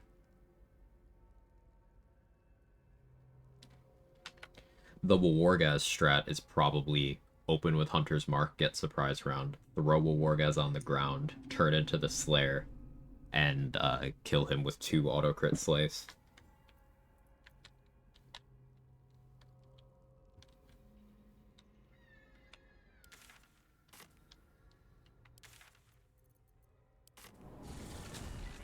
Say the Tiefling super early in the act. You can do it more or less without combat. If I didn't care about the Warden's loot, and if I used a Cloud Giant Elixir for the half-orc, I could have done it entirely without combat. Decently solid feature, although undercut by the availability of Flyer, Tadpole Levitate later on. Yeah, and then it's also competing for your bonus action, is the big thing. I really like the surface immunity part of it. If it was a lower level feature, you could even do funny Grim strats with it, without delaying Grim unreasonably. But I do think it maybe has potential for, you could hang out, like, in your spike growth. There's a million ways to do that, but it's another way to get that done. You can already do Black Tentacles, freedom of movement, but it's an alternative to that. You can hang out on a Caustic Brine surface, on an ice surface, electrified water maybe. Swarmkeeper Tempest Cleric is something that interests me, but unfortunately if you want the knockback on your lightning damage from Tempest Cleric, you have to give up that feature too. It's good against Hellfire, that's true.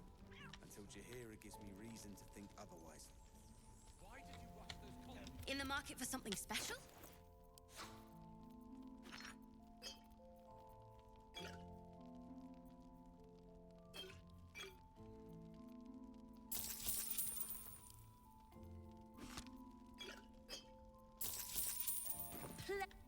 Last night's best bargains right here. Finish.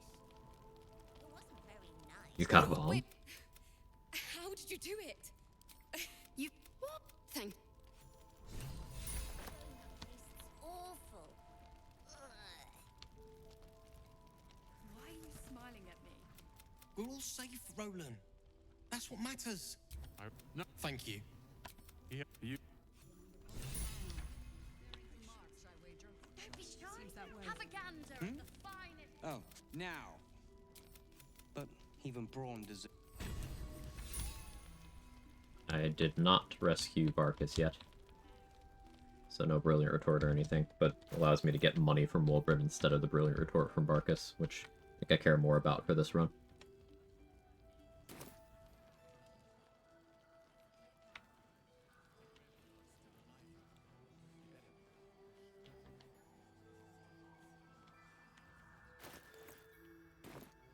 I should speak up. You're all right. Come here, darling. Me too. This isn't the. So. Answer for cookies. Look how much XP that all was. So good. I go where you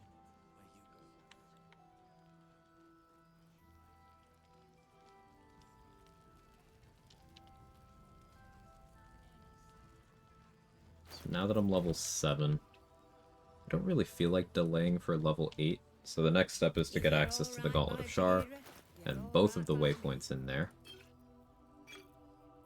The second one is a safer place to store NPCs. Hey Kid Black, welcome in. How you doing?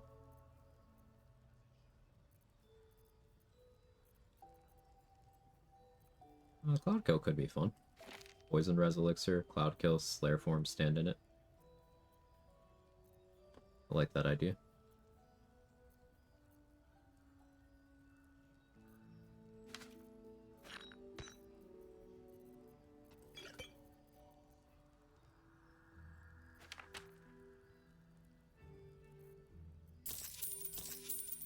Tick.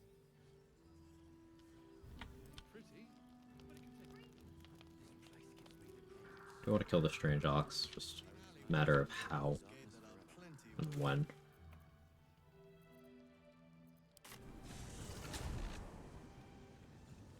Nothing hurts.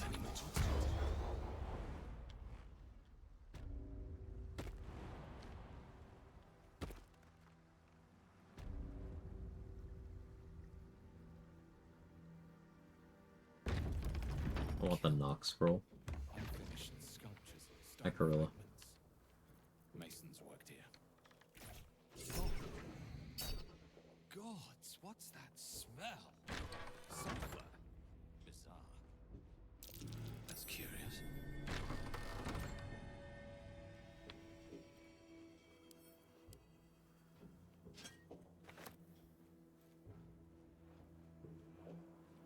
Here we go. Region travel reset Slayer? Yes.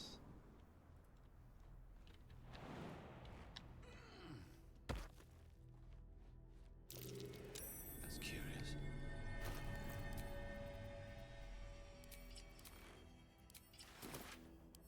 Come on, open up.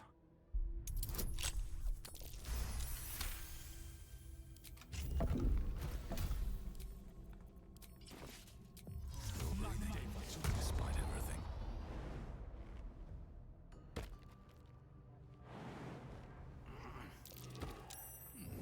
What's that?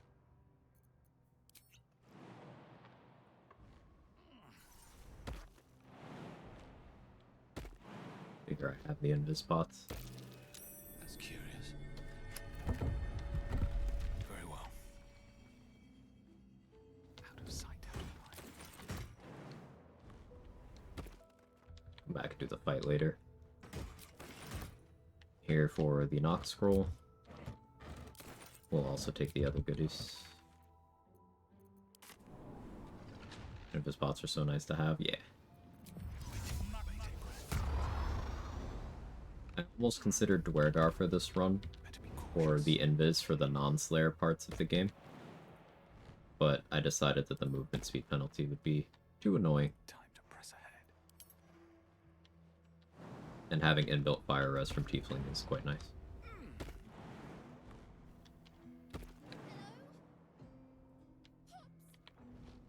Are you out there? Please, please, please, be alright. Sorry. Still can't find him. Just till you find Mum and so But Guillermo's also hot.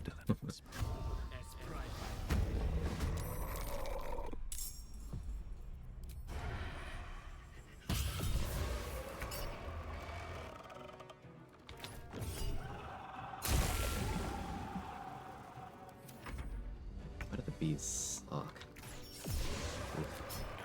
Yeah, using the swarms for damage is a tragedy.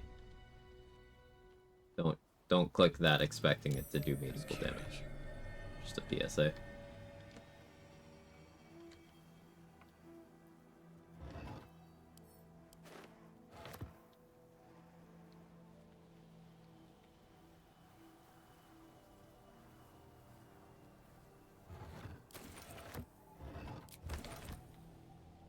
Cucumbered.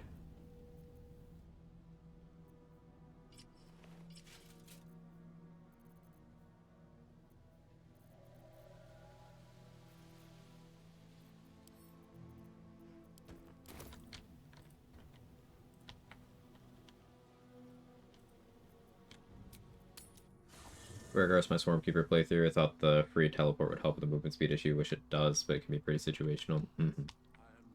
Something I want to do more with the teleport is, like other range targeted things in this game engine, in the Divinity engine, if you are on high ground, your targeting range increases.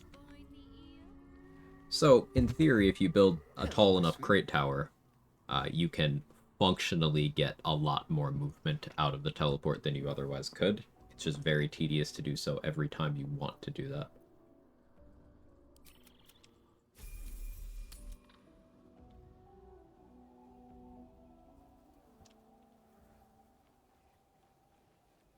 Piles of bodies.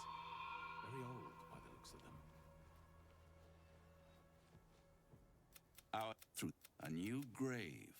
I've grown quite fond of you, you know. It would be pointless of me to try to... Chances are. In truth, it is carnage. And...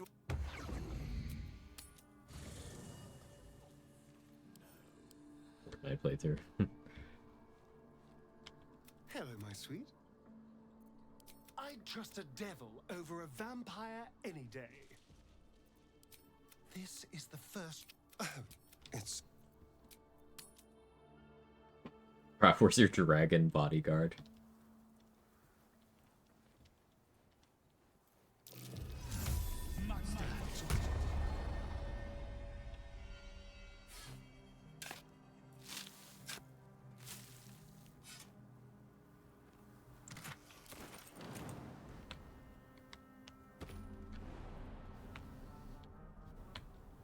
I don't need to go fishing right now. Can wait. Though, having a jabber to throw around would be nice. Get on the return trip. Minthara. Whoever you are, leave. I shall carry out General Form's will alone. Alone. Alright, how is alone spelled today, chat? That's the symbol of Merkel.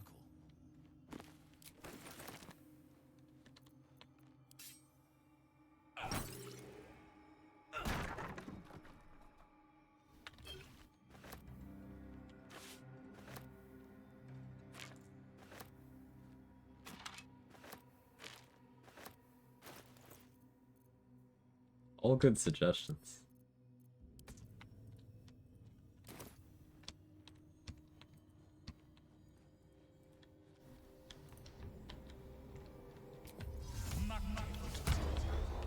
Yeah, yours is just another millennial name, Danny.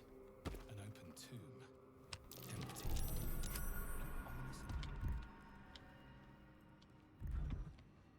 Nothing. It must have been disarmed. So normally I really don't like going into the Gauntlet of Shar before level 8, sometimes level 9 depending on the rule set, depending on the run.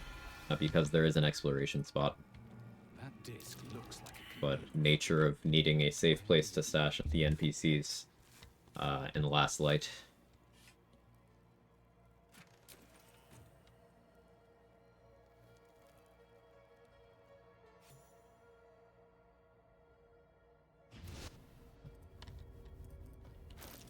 Sharan structure.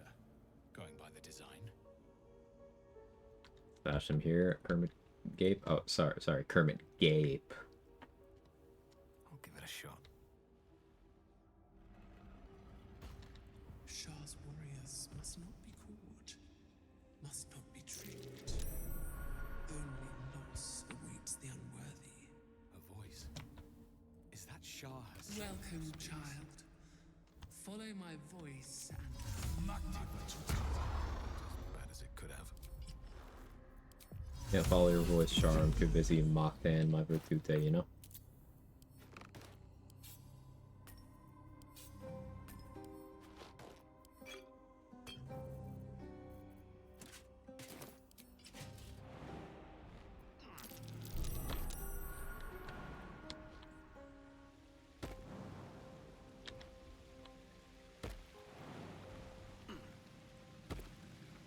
If everyone else minds their business, I'll be fine.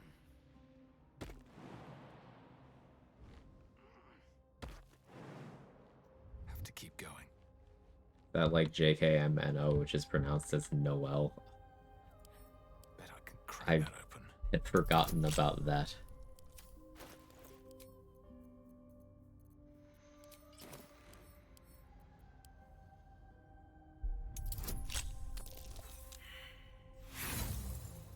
Oh, that puzzle is a very engaging solution. I like that it has multiple answers. You can either, well, if you don't have the path memorized, you can mess with the lanterns to have the path revealed.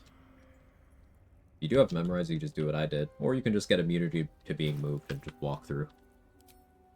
Any of those work.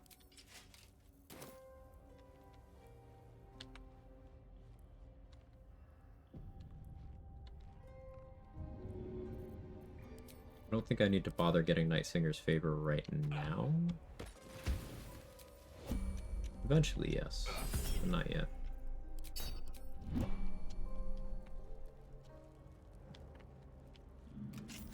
Don't want to draw any attention.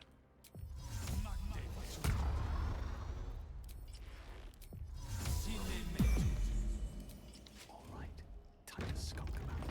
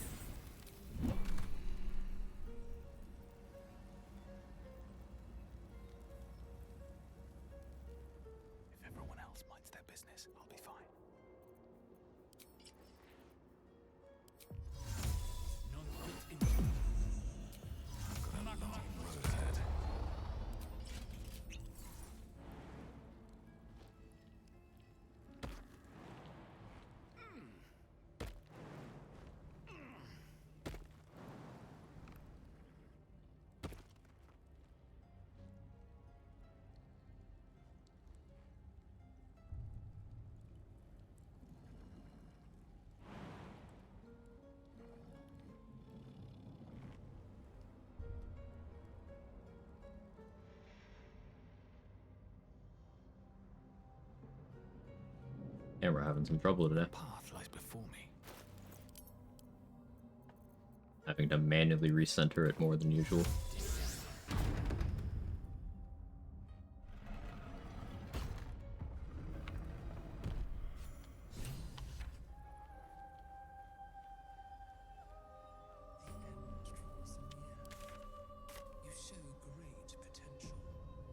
Full name always gets fucked with the pronunciation, despite there being a pretty well-known race car driver with the same one, hence Danny. I having straightforward names that people still manage to mispronounce, yeah, that's a thing. Yeah.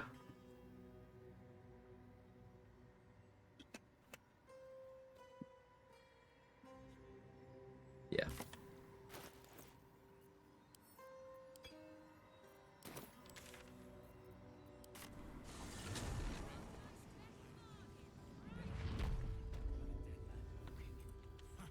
Aren't we all? Not as long as we can put up a fight with them. Fucks.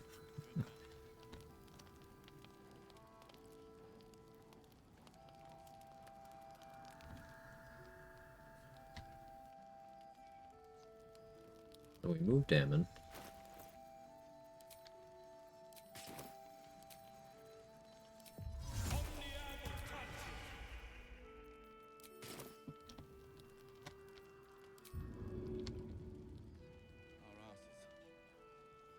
No time for mercy.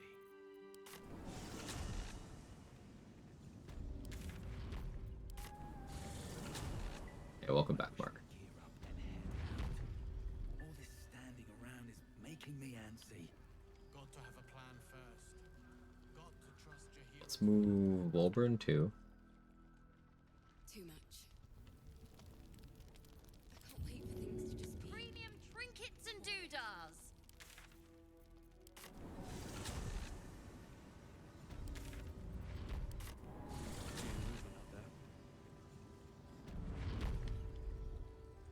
Too dark to tell. Gives me reason to think otherwise.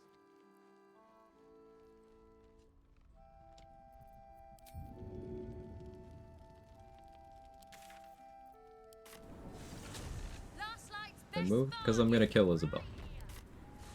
And when Last Light falls, or excuse me, when Isabel is no longer capable of maintaining the barrier, which is the primary cause of Last Light falling, when that happens, everybody who's here dies, except for Chihiro. But they don't die if they're not here.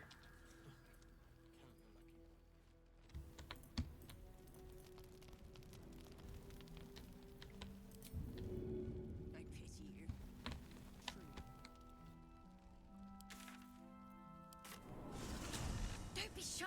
Have a gander at the finest stock. I've never joined chat and been like, you must be solo because a party would be too hard for you. No.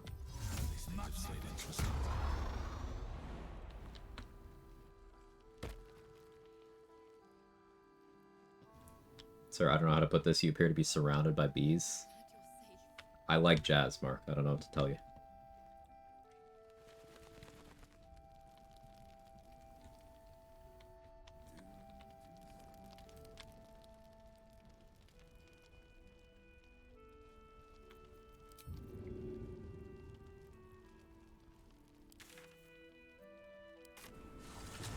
Premium trinkets and doodahs. Fuck that reference, actually. How's the barricade coming along? It ain't pretty, but it can take Reference I didn't get him watched at B movie.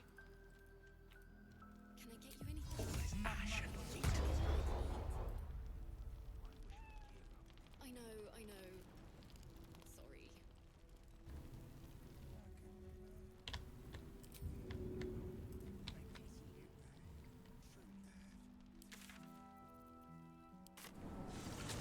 Last Light's best bargains. Never watched it. Is it any good? I mean, it's kind of just for the memes. It's not good, it's not bad, it's just a movie.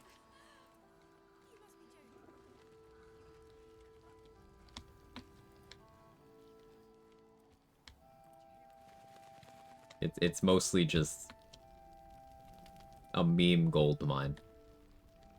Like, it became a meme to, as a shitpost, post the entire script of the movie. It's not particularly funny, it's just a part of internet culture, you know?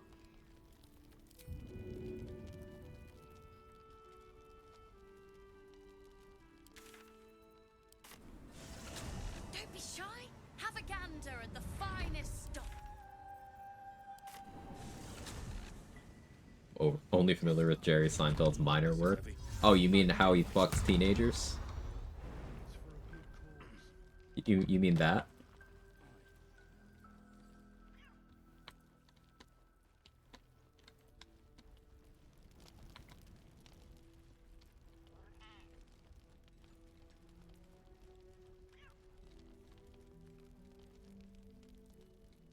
Almost cooked it. We'll leave soon. We don't want any surprises. Yes, Mom. You Graven Guard's still alive, you reckon? He better be, or I'm a dead man walking. Remember, every single comedian who goes, nobody can make jokes anymore.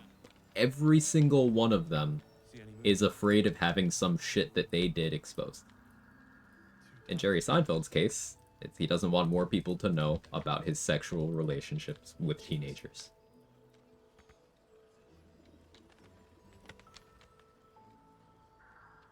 Very simple.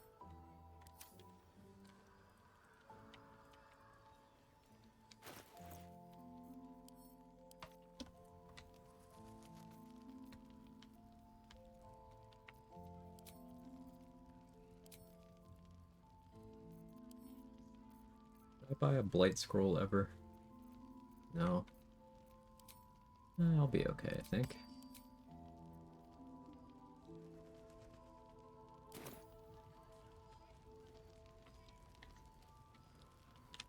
Hey, if the Precedent is one, all the others get a pass, right? That's a friendly looking ship.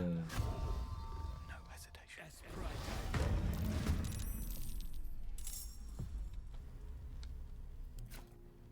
I hate this timeline.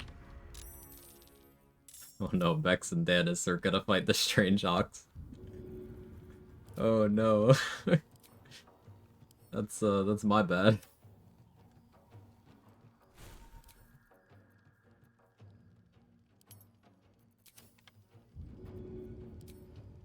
First step is the hardest.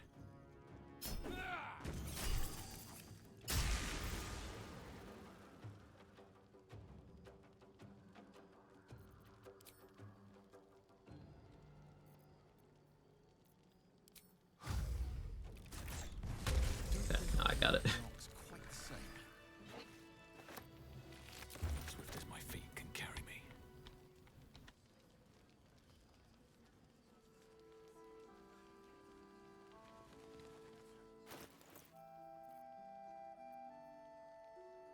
One damage praise set.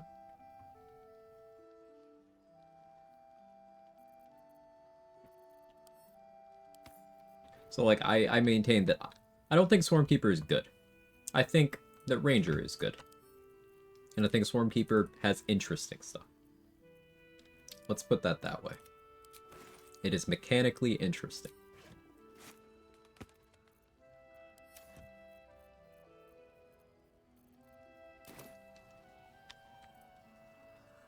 Too dark to tell. So do I kill Isabel now?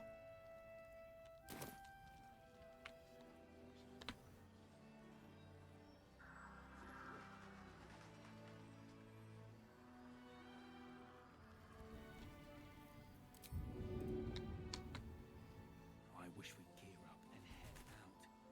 All this standing around is making me antsy. I guess I clean out last light.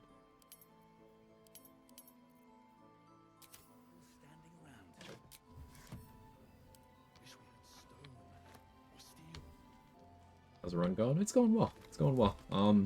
We just killed the Strange Ox, got access to the Verge of the Shadows waypoint, started migrating NPCs that I want to save. We are prepping to kill Isabel and get access to the Slayer form.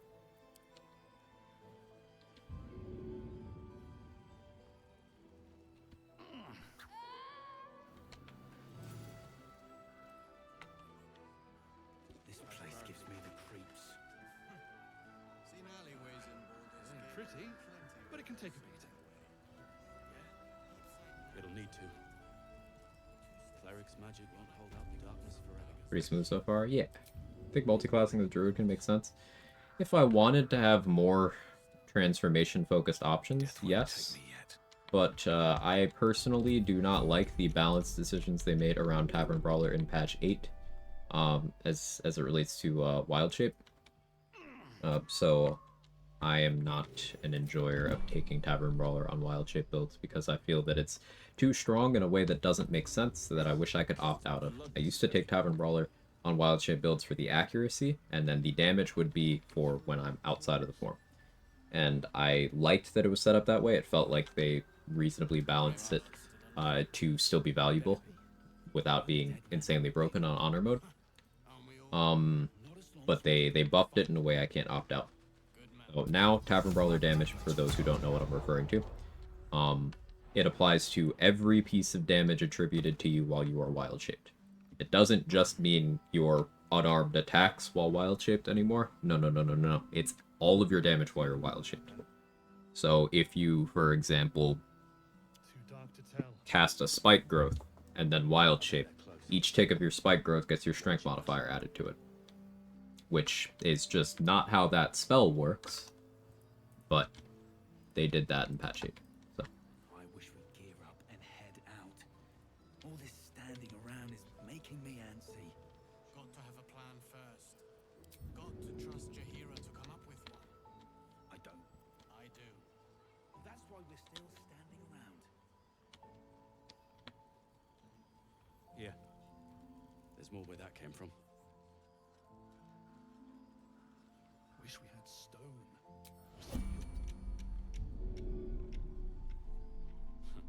I wish we had a bloody army.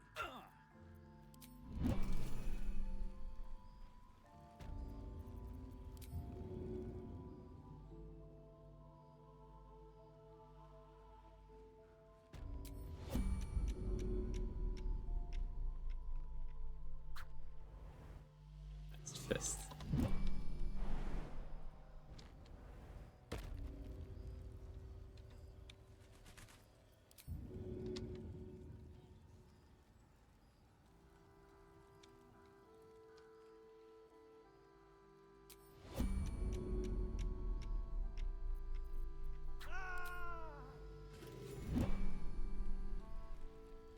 Jaheira wants to know about supplies. Will we make it? Human face just slay.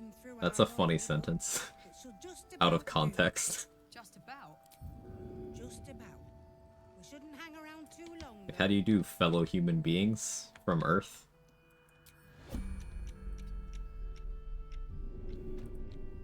Fine day to be a Terran, isn't it?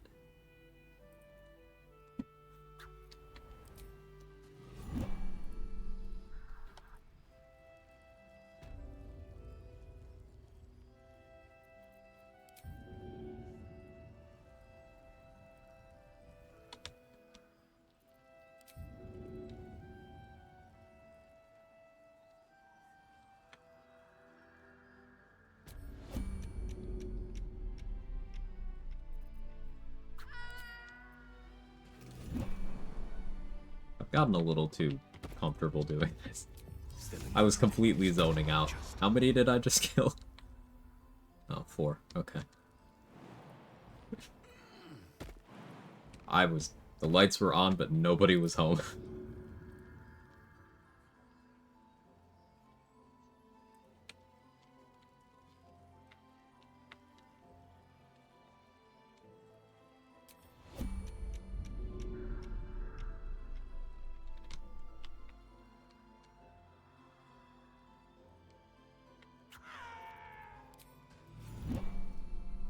Spoken like a true dirge.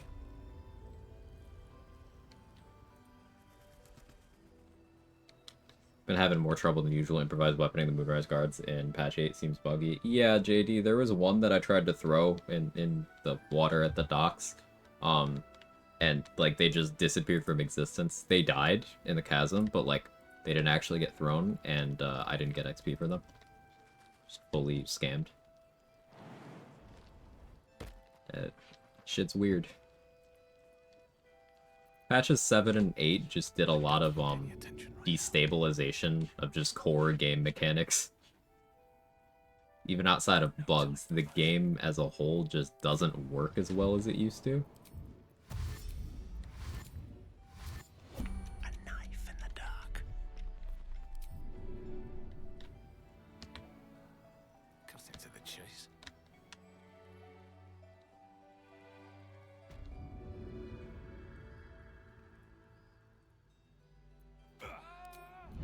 They should all be running. Needs therapy and throw people off a bridge. Yeah, this chatter right here.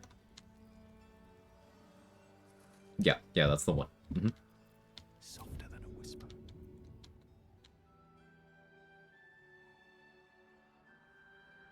Think you can take me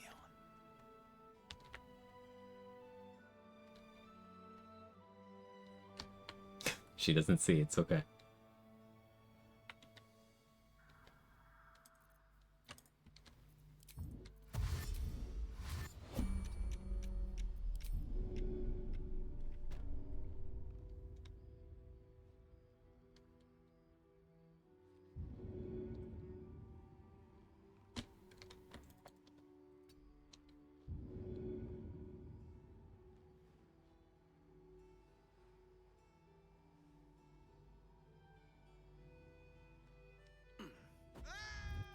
Valid crash out for B damage.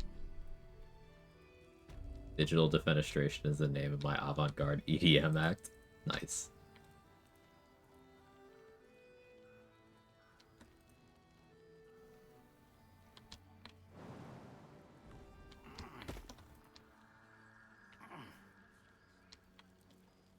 Just out of view.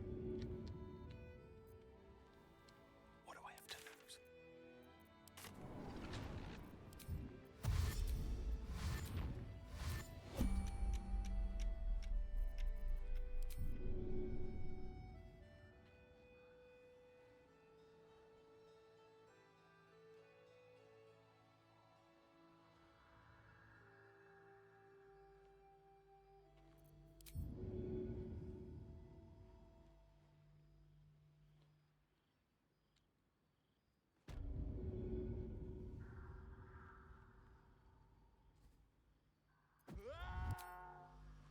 Moving in.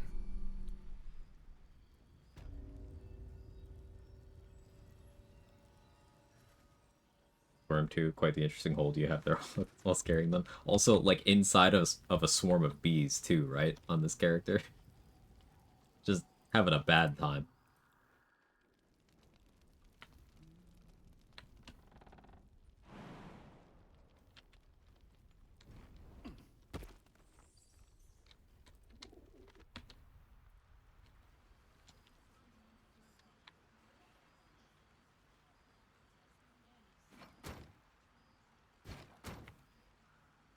What do we switch to bees for? I thought the knockback might be interesting, but I already want to change back because it goes off spell save DC, so that shit's never landing. Like, my wisdom is only going to go up by 2 in Slayer form. So I will have DC 11 knockback. And it's a strength save. So, a lot of things would be very good at resisting that.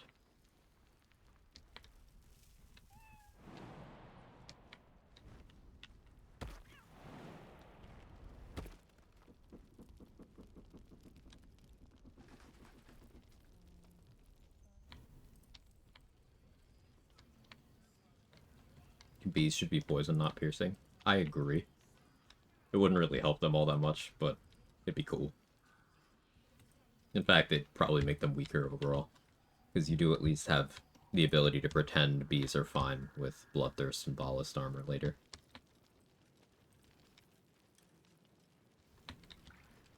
But at this point, bees are for teleporting.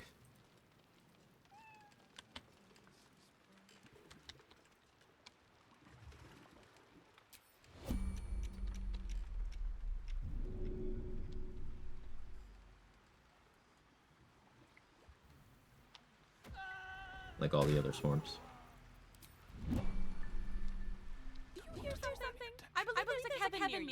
Why does it double sometimes?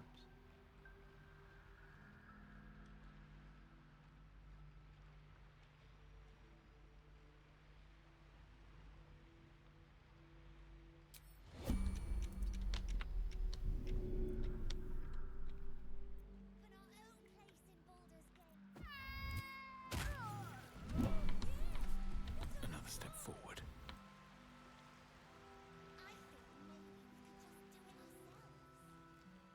Using mix it up or streamer bot? Neither.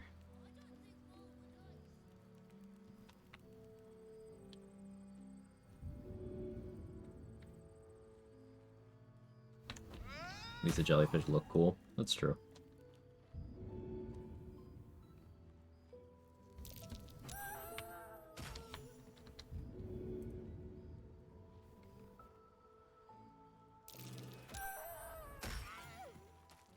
No traps, please. One by one chucking pretty much the entirety of Last Light into chasms to make this next fight not absolute hell. No, it's not to make the next fight not absolute hell. It's so that I ensure that I get the XP for everything. Anybody inside the inn, you're likely to not get their XP when Last Light falls. I am making certain I get everybody's XP.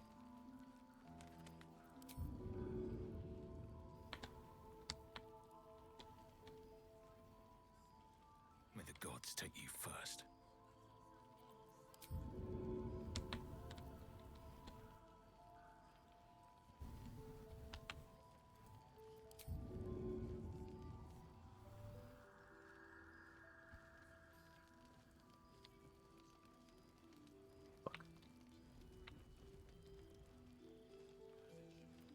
Better be cautious.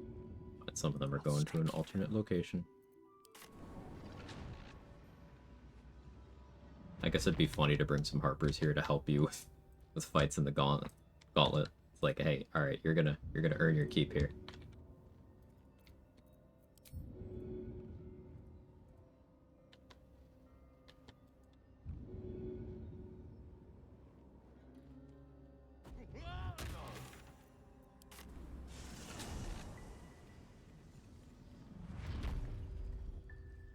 Best be on my way. Larian's fault for putting an XP amount on them. True.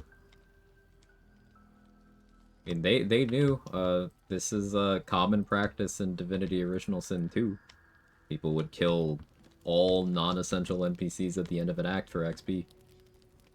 This calls for careful footwork. This is just the same thing Best be on my in a way. different game. Breathe quiet. Move with care. Let's get this over with.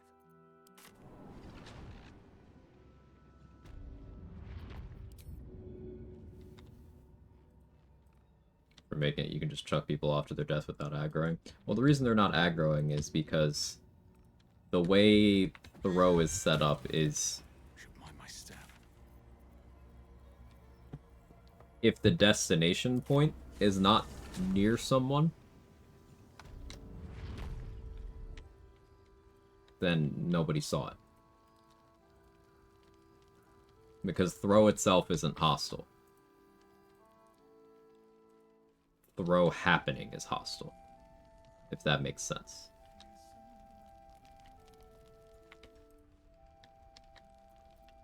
Out of sight, out of mind. Can't risk being in a view. Cutting to the chase. Premium trinkets Not His and Majesty, what do you doodahs. think I'm doing? Just when I think I've seen it all. At least it's dead These boots have seen everything.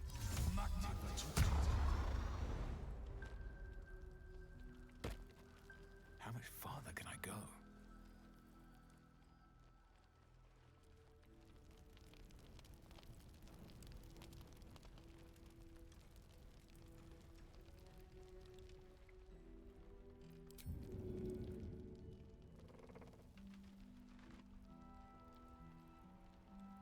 The butcher calls.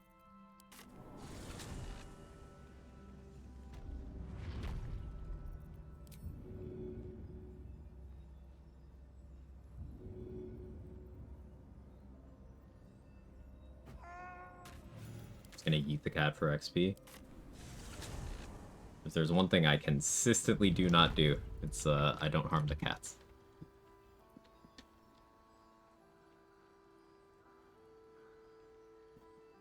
Okay.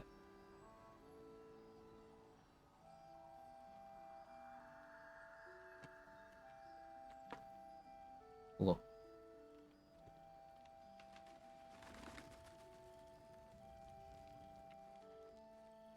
Only squirrels die for XP, and oxen. I try not to kill the rats, either. Upon request.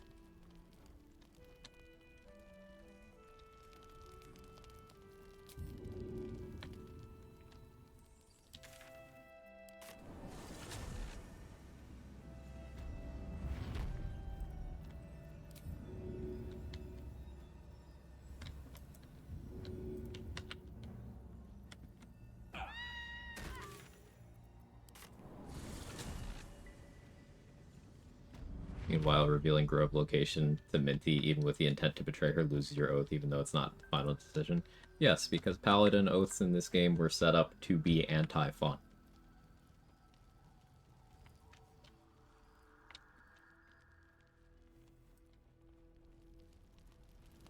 And it's one of the many reasons why community would be better off if it accepted that some things don't translate well from a tabletop role-playing game to a computer role-playing game. Because you don't have a DM here to put something of a sanity check on oath management. Because a DM could be like, okay, what's your intent here? And then, based on that intent, choose to keep your oath intact. But a video game cannot.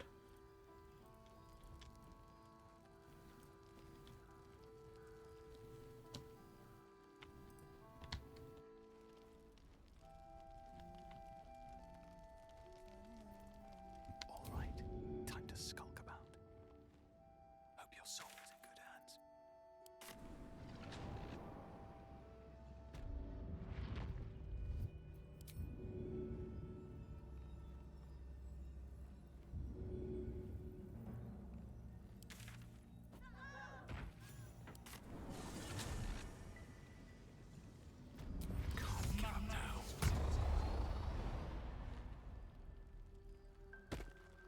It's like getting pretty empty. Still got a ways to go, though. Probably try to dialogue Malice Storm. Can you pickpocket the loot from him? I've never tried. Intrusive thought. Think you can take me on?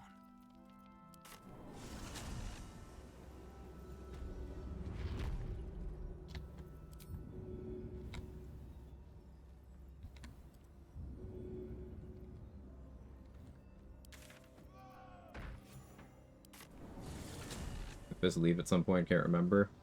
3 of them in the room with Floric leave when Floric does. But I killed them on my first visit here. The rest do not.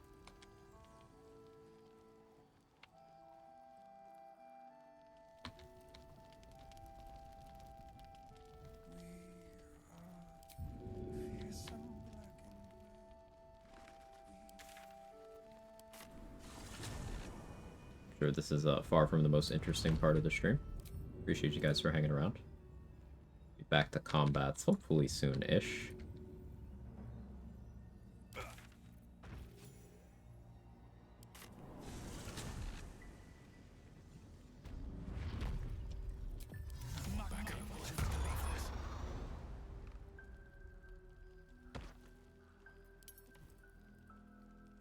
I am going to go for Malice. I want to go by Ring of Free Action. And I probably do want to get Night Singer's Favor.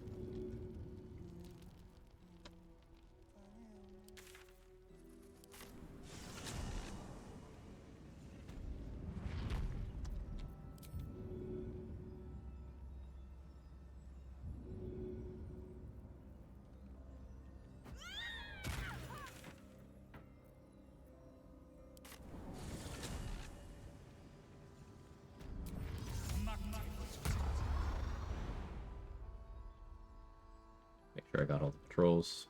the chill part, so why wouldn't I want to be here? I appreciate that, Mick. What do you mean I enjoy Harper swimming lessons? Here's the patrol.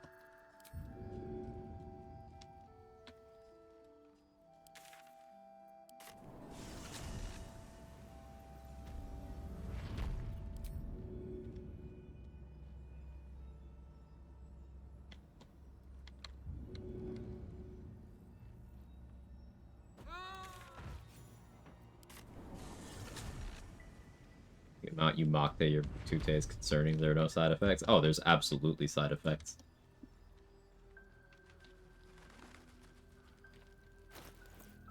Think about the benefits.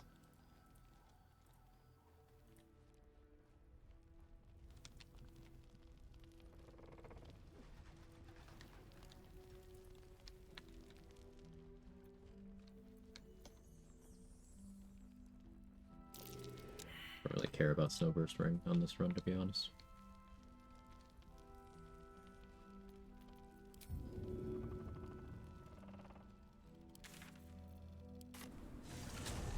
Last Light's best bargains, right here.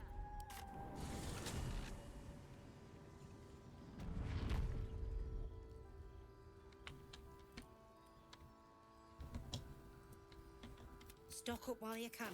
I only hope I brought enough to see us through. I hope that too, Tally. Maybe not for the reasons you think.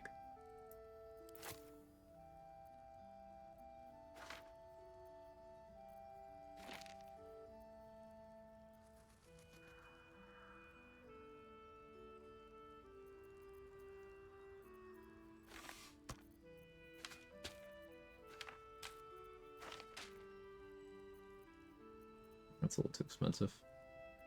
Yeah, that works.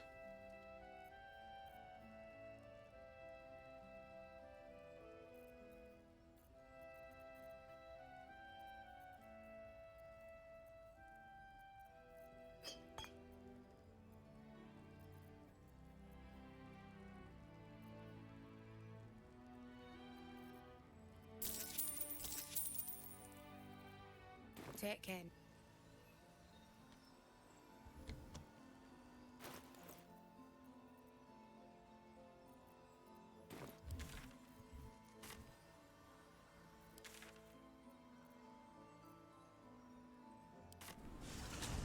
Question, the ruins withers in, can you enter via the door on the beach, not trigger the exploration XP? Yes. That is my preferred route. You can either enter through the door on the beach or the hatch on the far side of the chapel, but if you're going to the hatch, you would have to make sure you don't hit the spot of the chapel. You can do it though by skirting the edges. I prefer going the door on the beach. Usually, my first time past it, I just throw a lockpick attempt at it. If it works, cool. I step in there and grab the loot. If not, meh.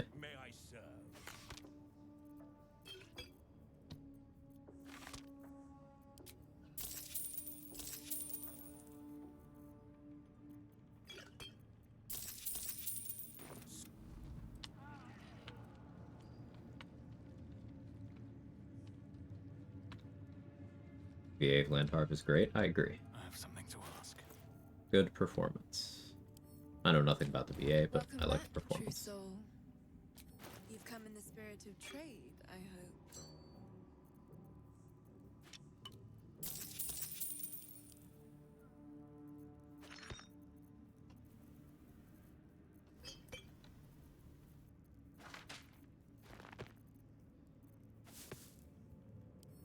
Come. Come.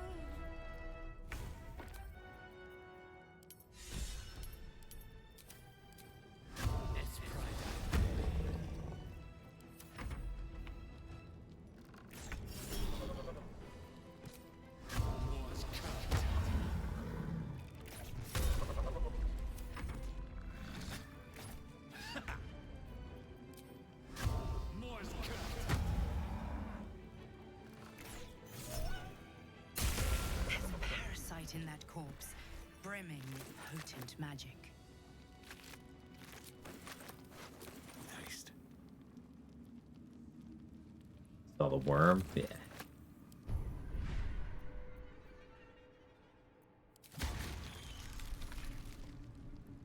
Perilous Stakes means a slightly easier tally kill.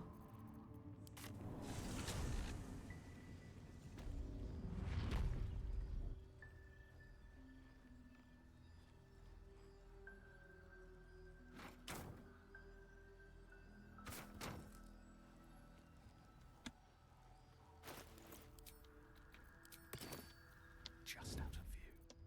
Time to press ahead.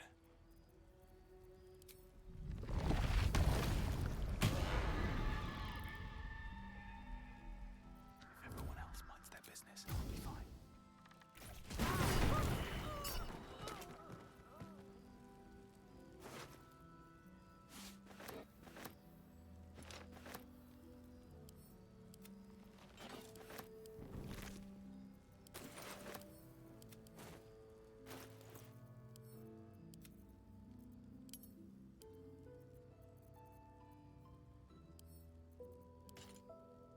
Pave my path with corpses, build my castle with bones.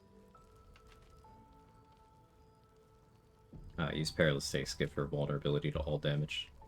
And I blew up a fire wine barrel next to her, also hitting her with a Titan string arrow of fire for big fuck you damage.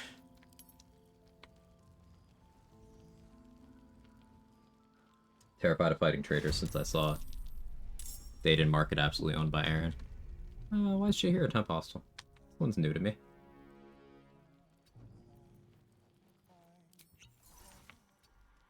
Hey, did I make Last Light Perma Hostel? You'll make excellent fertilizer. Found it, true. It says Temp.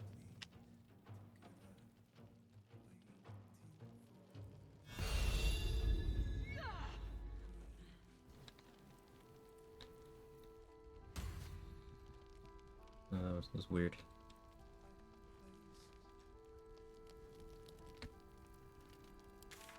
Okay.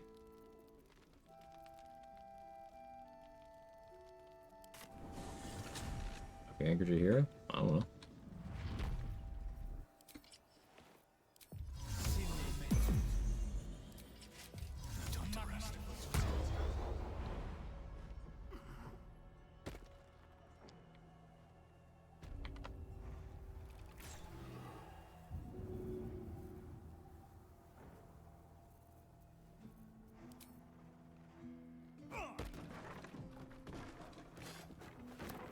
Let's see what this does.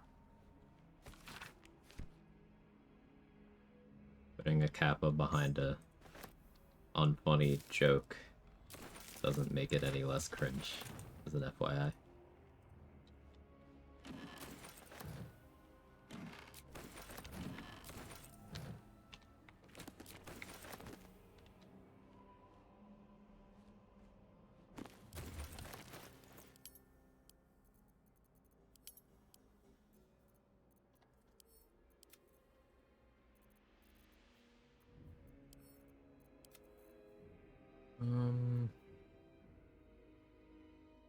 We just roll good, right?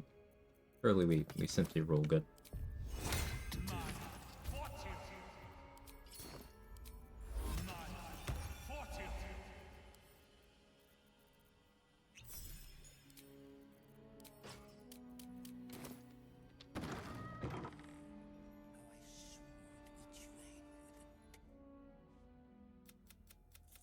Come, step forward. You.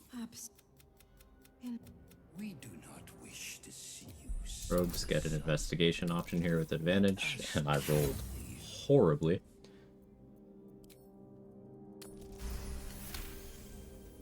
The sisters' blades are unkempt, rusted with blood. How to steady their hands, I wonder. Go for the intimidation one. Cool. They killed him. Got an inspo back.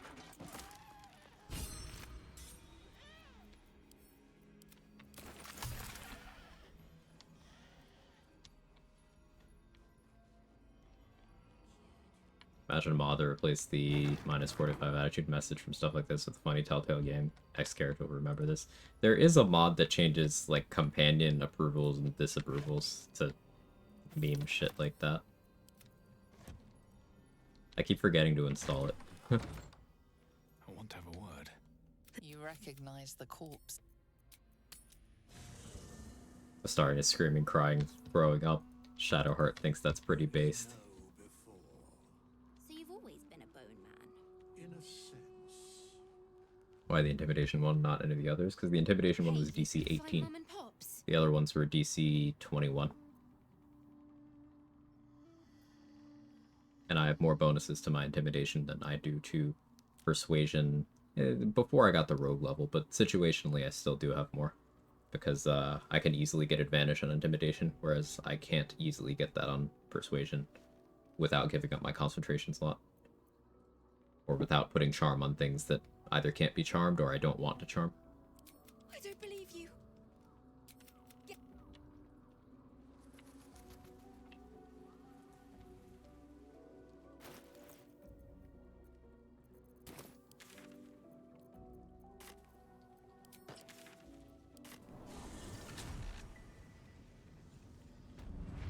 Speaking of Telltales, anyone tried Dispatch yet? Felicia did. She enjoyed it. I think I'm interested in that. Yeah, I don't know why Jahira was hostile there. Some sort of lingering crime response type thing from me killing Tally, I guess. Physical ail. My loot. Do you know him? Please.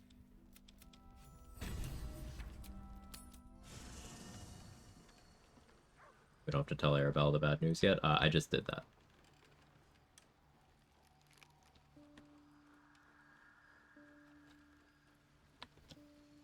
That will fit in my pack. Sorry, it's okay, Lark.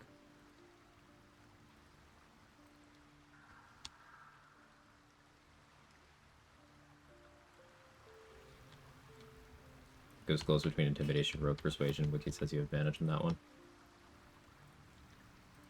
Pretty sure the Rogue one is higher than DC 18, but I could be wrong. We may soon see it banished from these lands. Glad to Crusher, who's at 0 HP for 3 turns. Huh. That's, interesting. I believe you. I wonder how that happened.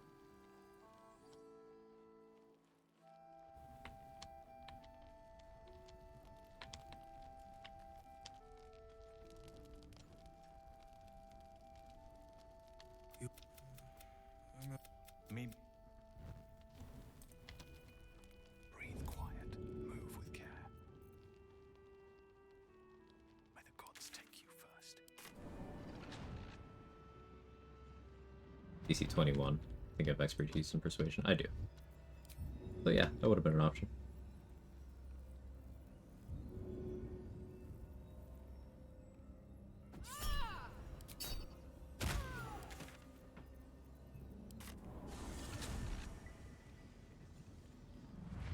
Can't slow down.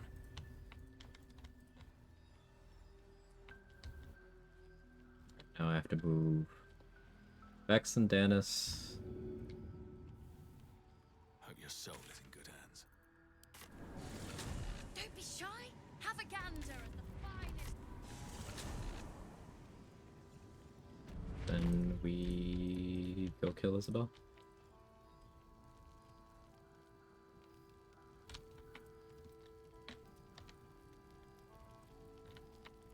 I haven't spoken to Scalaritas yet.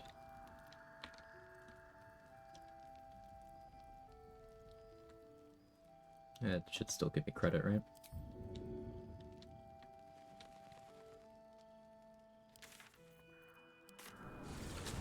Premium trinkets and doodah.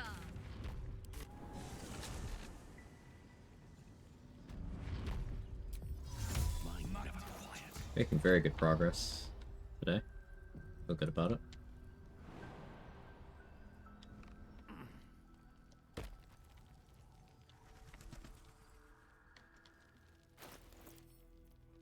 I do wish I had a Cloud9 elixir. without it, though.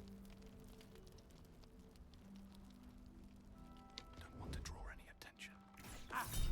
You were witnessed assaulting. What happened to you?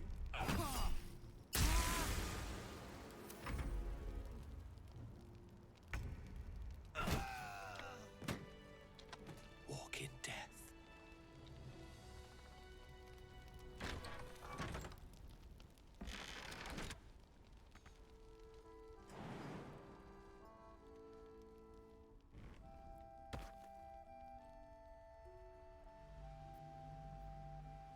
Barbara Nasa.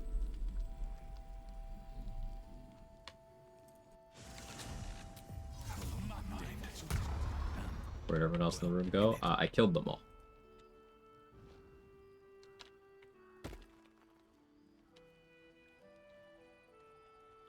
Yeah, they went to the pool. That's another way of putting it.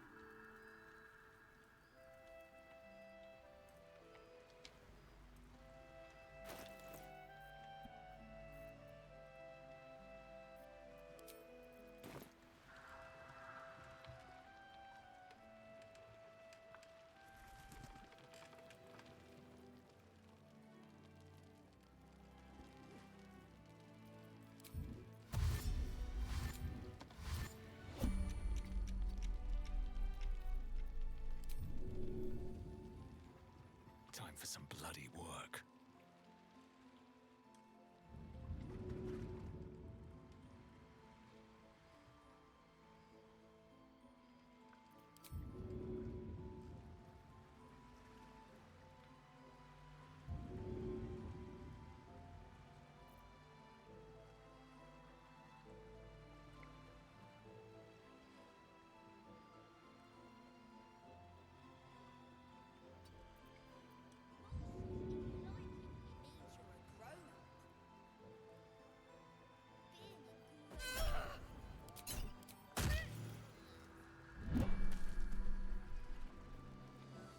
There we go.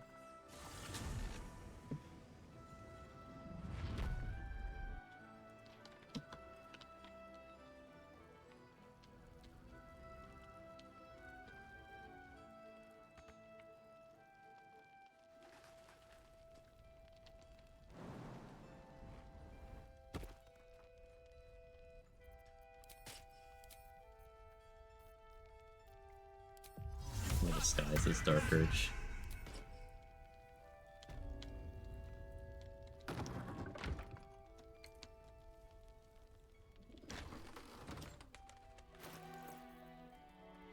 No real reason. Just feel like it.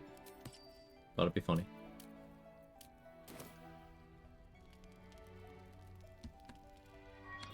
The true soul who's going to The bless. but the cultists are able to traverse even the while you're busy. Why does it have the extra disguises? It's on the in-game mod manager. I don't remember the name. Disguise Self, Origins, and Companions, something like that. That's a friendly looking shadow.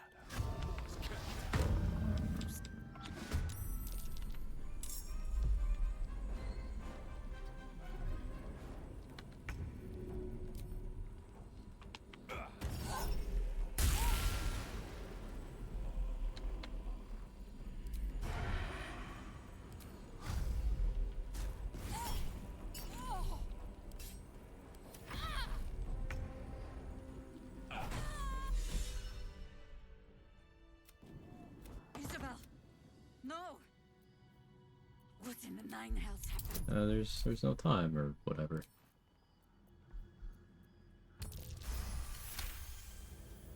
Reason we're going Tiefling? I haven't played Tiefling in a while, and the fire resistance is beneficial for when I'm transformed into the Slayer. It's also just nice to have in general. Also, I have Dark Vision. Also, I'm not short. Also, Thaumaturgy is good for dialogues. Your Isabel is there even as him, but it's we can still your.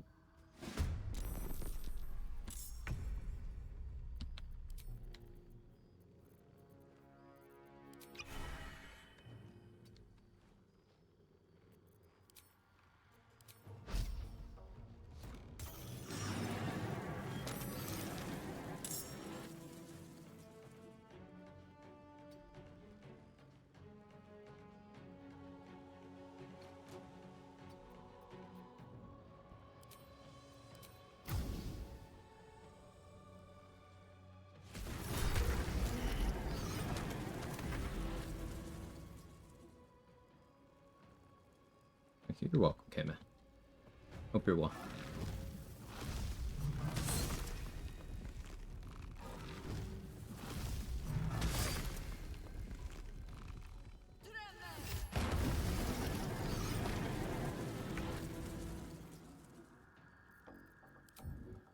Time to press ahead. The Dragonborn run. Oh, it looks so goofy. I can never get over it. I miss Bob. That's all. I led them here. To this. After such carnage, chances are slim I'd survive the journey back.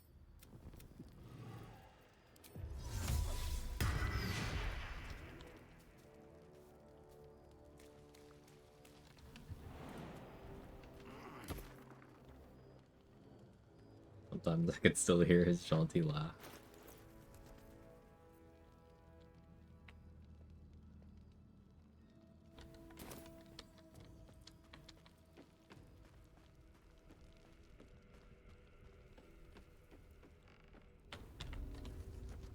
Hey, her corpse did still get picked up.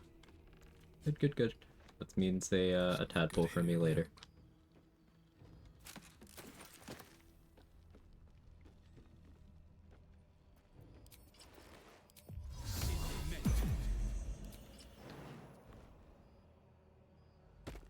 Checking on Halson.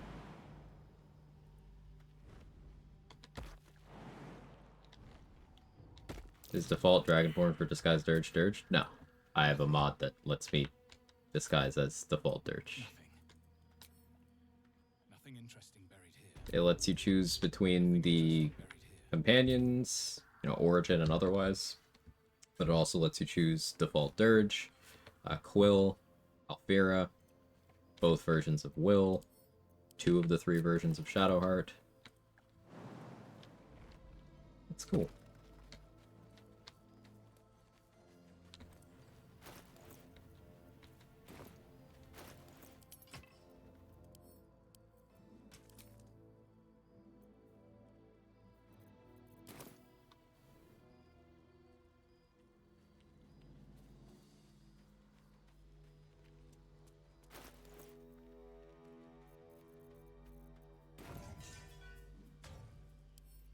Start working yet.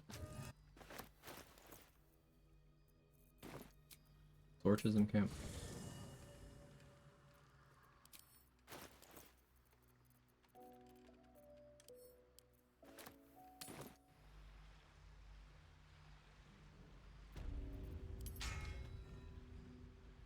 Oh yeah, doing that lets you equip not a weapon. What damage this thing does.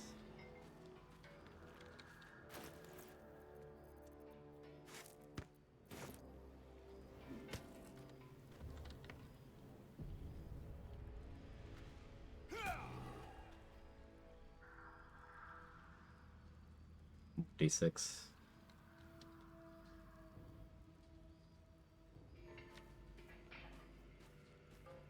I'm proficient.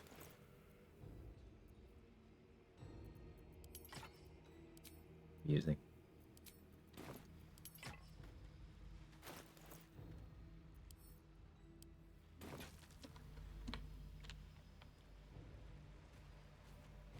Think that banana's dead, not sure though.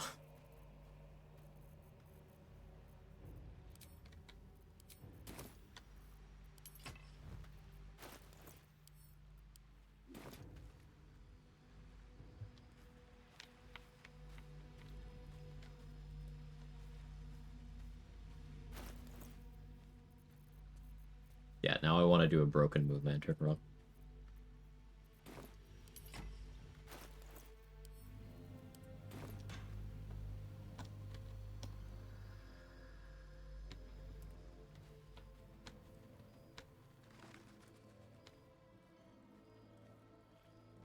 Hear me out, feel free to strike it down. I like some genuine consideration of the implications. Base abilities start at 7 instead of 8, max allocations 15. Start go to 2+1 rather than +2 and +1. 1 feat gained to level 1 cannot be a pure ability score improvement. Obviously, slight adjustment defeats many becoming half feats. I think it makes the calculus around hitting certain stat thresholds for martial builds a little interesting.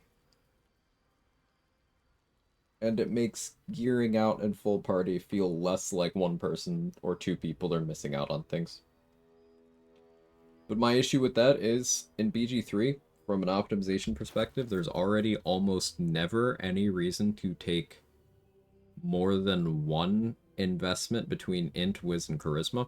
So your stat points are already going between strength, dex, and con. So you just kind of do the same strategy as usual. It just is rougher on classes like Bladesinger and Paladin that are after a lot of different stats. Bladesinger, Paladin, and the flavors of Monk that want Wisdom.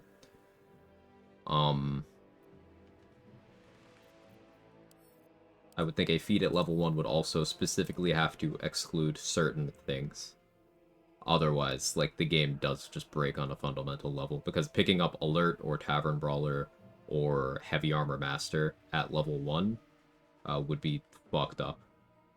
Absolutely, just, the game would not work. But there are others that you could be like, oh, well, that's cool. Like, picking up Polearm Master at level 1's cool. It'd be very strong, but I think it'd be meaningfully interesting.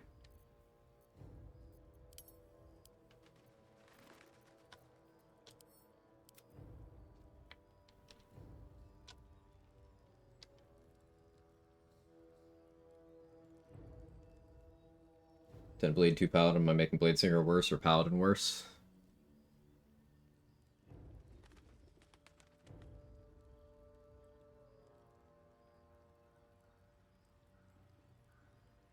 No, I think you're actually making both of them better. Because Paladin doesn't have spell slots. Bladesinger does. Bladesinger doesn't have defensive gear. Paladin gets those proficiencies. You would still be ignoring Blade Song, but like playing that as just, hey, you got your extra attack from Wizard instead of from Paladin. Playing that way makes some amount of sense. Now, Bard is still better in that role than Wizard, but I suppose if you were doing like bonking stuff and you wanted Boring Blade, you would have to be a half-elf or high-elf if you wanted to go Bard to pick that up. Or you'd have to take a feat. Would Swords Bard do that better? Yes. Yes, it would. But Wizard does get a different spell list than Bard, so maybe there's something in there that you care about.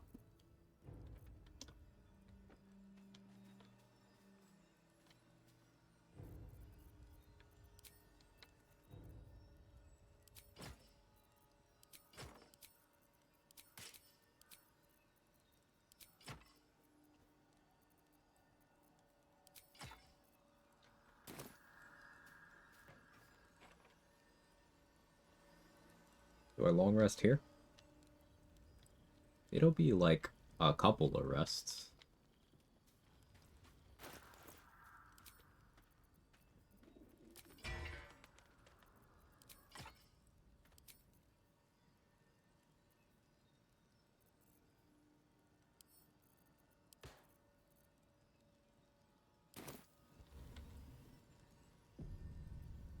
I'm trying to think of any reason I shouldn't long rest in Act 2 here. I haven't recruited Gale, so that's fine. Sorry, Gale.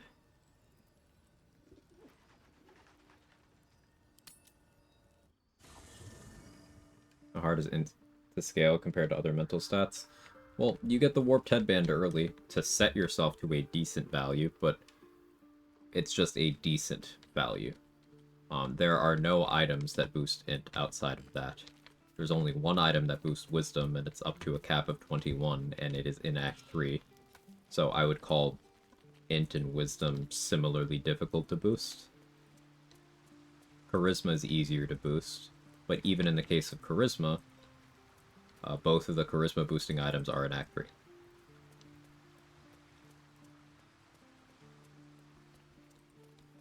The mental stats as a whole are just harder to boost than the physical stats in this game.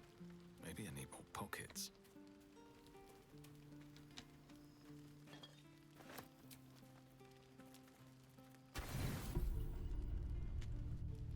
Yeah, I just would like to expand on the variety of feat diversity in general. Tired of selecting a handful of them, unless I'm just RPing. But even then, the others can be circumvented with game knowledge. Right. Oh yeah, I forgot the Guardians of Slay. Big lady. I don't know how much longer I can resist it.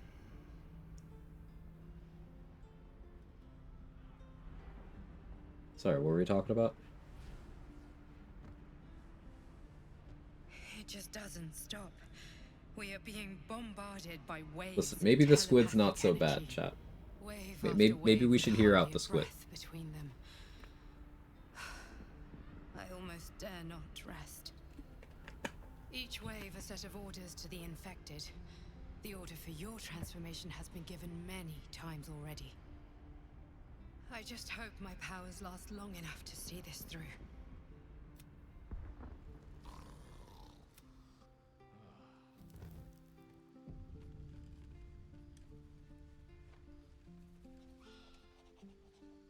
You suck, are also wrong about everything. Okay, only 2 things, but still, BO4 is an $80. Kind of figured this one, to be honest, and Cyberpunk's actually getting another DLC. Did they confirm that yet? Because I know they confirmed game update, and it was rumored DLC. They say something official, Nunu?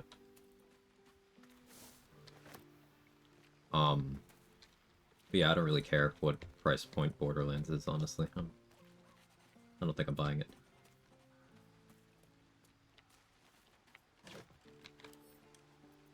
And, the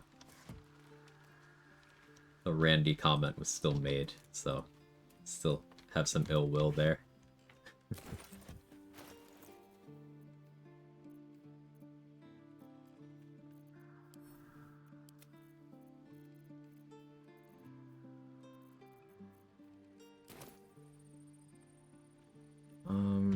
Yeah, I guess I'll rest again. Do you think the teeth would get stuck in the mustache? Probably.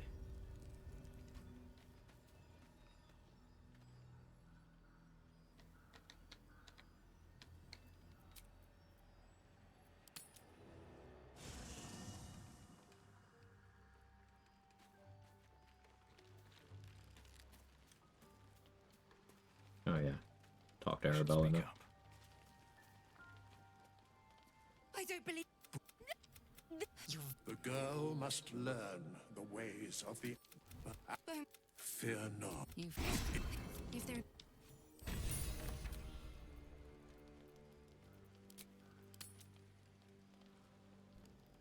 There we go. Jim Jams time.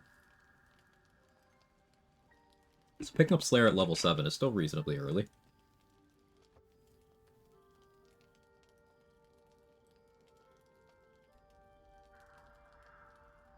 Oh, bravo, bravo! You are growing up to be a fine fellow of the most degraded caliber. Ha! The cleric and last light, all are now but an ichord slag heap. And it was all your own work.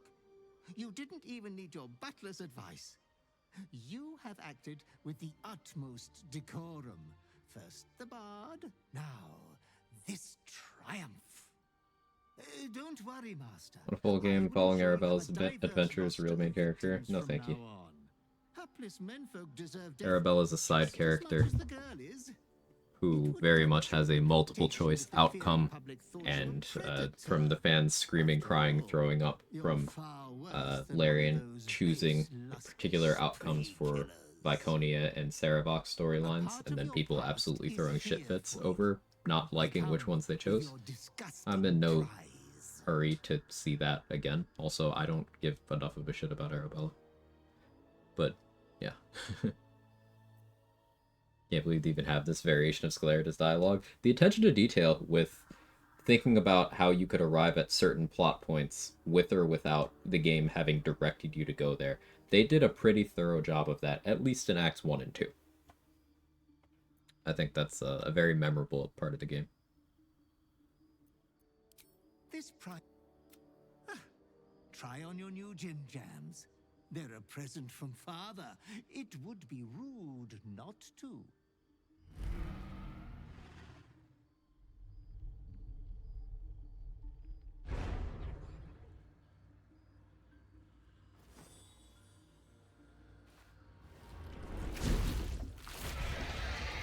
Work for the VAs. Recorded a lot. Yeah, Jim Jam's Cranberry. You cannot speak, but you have command over your own cruelty. So, like, this is blood up here. This isn't the Slayer actually being, like, darker in pigmentation up here. No, that's just blood.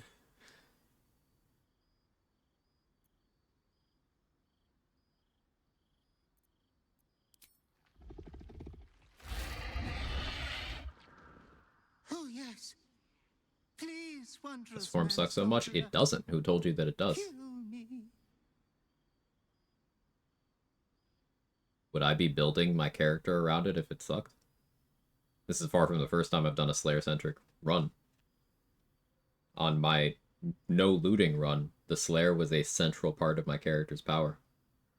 I have 1v1 to Merkel with just the Slayer form and won easily. Who told you that the Slayer form sucks?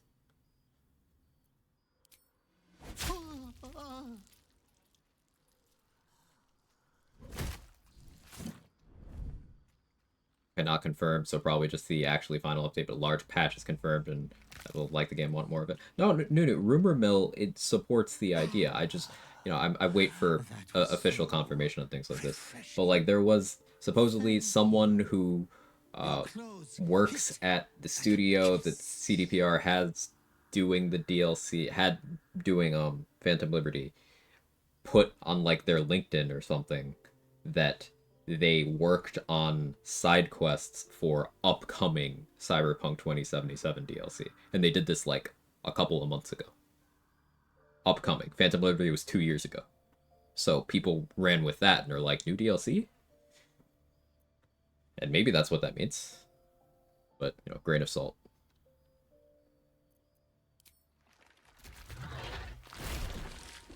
What point is it ideal to go to Act 2? Depends on what your needs are. If you don't build around it, it's kind of bad, right? No. But let's apply that logic to literally anything else in the game. 90% of things you could apply that descriptor for. So how's that a disqualifying thing? Your hide and brush your spines. But your adoring butler must away. Let's go over Slayer form abilities. Because I haven't been on this rant in a while. But you should be hopeful for your bright future. You are going to kill again soon. You will keep chopping down the Moon Maiden's family tree. I shall return when you next have need of me. I have your estate to attend to. We will meet again there. Good night, sweet master.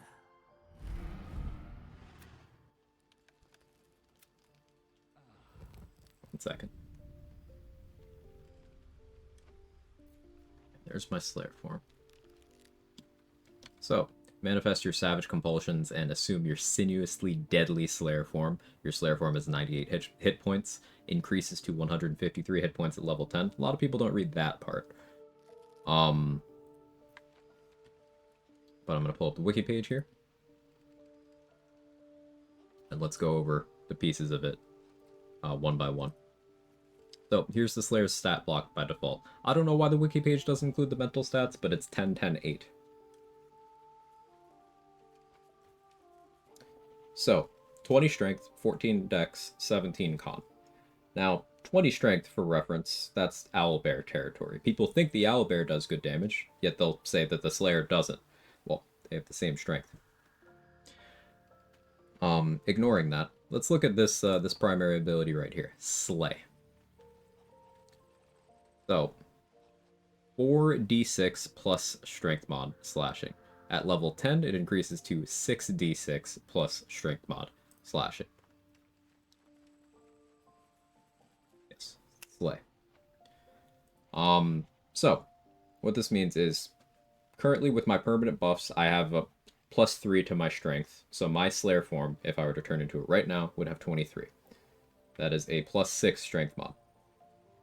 So my Slay damage is up to 30. My basic attack hits up to 30 on a non-crit. That's certainly not bad. I do have extra attack already in the Slayer form. I don't have my improved extra attack yet, but I have this. But let's look at the rest of the features on Slayer. If the target's bleeding, they get afflicted with contagion poison at stage 1. Now, this contagion poison always becomes flesh rot. So the Slayer, and there's a saving throw for this effect, but the Slayer can apply contagion flesh rot with its attacks. It could even do that to things that aren't bleeding too. It's a little bit of a complexity thing, but basically, think of it this way. Whenever the Slayer hits someone, there's a chance to apply flesh rot. And flesh rot is vulnerability to all damage. And this version of flesh rot applies even to things that are immune to contagion. So you could do this to Cazador, you could do this to Raphael, you could do this to Answer, who are immune to contagion, but they're not immune to this. But on top of that, Slay automatically crits anyone who's prone. Automatically. If they are prone, you crit them. That's it. So, this up to 30 damage on a regular attack, well, 4d6 doubled, 8d6. That's a pretty respectable damage. And again, that's without the increase to my damage that I get at level 10, which is not only the damage of this ability going up, it's also my strength going up from 20 to 25. So once I hit level 10, my strength will be 28 in Slayer form, more than a Cloud Giant elixir, which also frees up my elixir slot to use on other things. Once I hit the Mirror of Loss in Act 3, I will be able to increase my strength to 30. 30 strength. That is a plus 10 to hit and plus 10 damage. So 66 plus 10 as my regular basic attack that auto-crits prone targets and also has a chance to inflict vulnerability to all damage. That's one move that the Slayer form has. Let's look at the other ones. Multi-attack. This one gets downplayed because they see, oh, this is only D4. You add your strength mod to each individual hit if the target is bleeding. So again, if I was doing that 30 strength Slayer stuff, well, I would be adding 40 additional damage to this attack. This also hits 4 times, so if the target has been afflicted with gaping wounds, that's 2 extra damage on each hit. If I have Psionic Overload, that's the Psionic Overload bonus damage applied to each attack. If I have Lightning Charges, that's Lightning Charge damage applied to each attack. If the target has Unstoppable, I'm stripping away 4 Unstoppable stacks. Oh, and also, if the target's dazed, this auto-crits too. Oh, that's a list of features that work in Wild Shape. Useful tab. Clicked to the wrong one. But let's look at more Slayer abilities. Let the Slaughter Begin. This is a way of applying Daze. Now, the DC is low. This is hard to land, but if you wanted to apply Daze and conditionally get a little bit of extra AC, you could click this. I won't be clicking this like ever. Relentless Lunge. This is a jump you can do that does not have you taking fall damage. And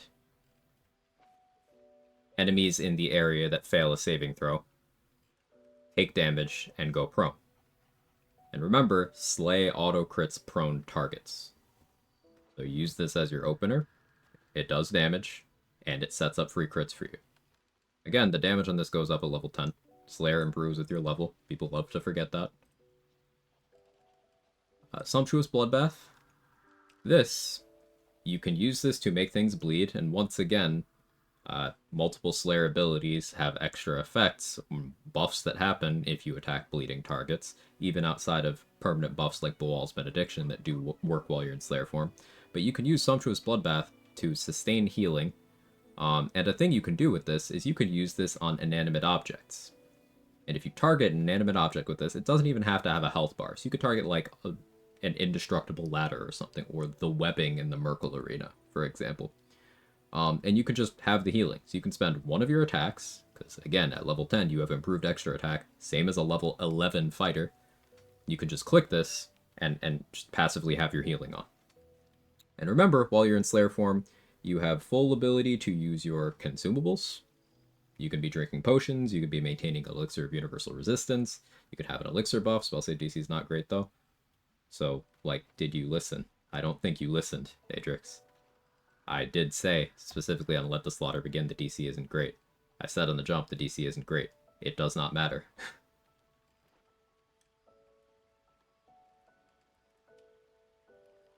It does not matter. So, like, let me pose the question here. Is the assumption that Slayer form is bad from hearing people, as Sean mentioned, on Reddit say it's bad and then just choosing not to read the features ever? Because that's usually where people come from, and you know it's okay to admit that. But like, I highly encourage like just reading, because like the Slayer is fucking busted. Now it used to be worse. Larian buffed it. That is a thing that happened. It used to not get its own extra attack, so you had to get extra attack from your class features. But they changed it, so the Slayer scales off of your character level rather than specifically your class features. You can still use class features to buff it. For me, it came from getting the first time in a caster being really underwhelmed. A caster is no worse at using the Slayer form than a martial is at using the Slayer form, unless you did this, like, before patch 6. I think patch 6 is when they buffed this.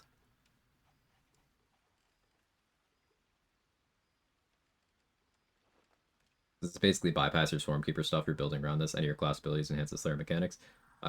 Depending on the class ability, they can still work. For example,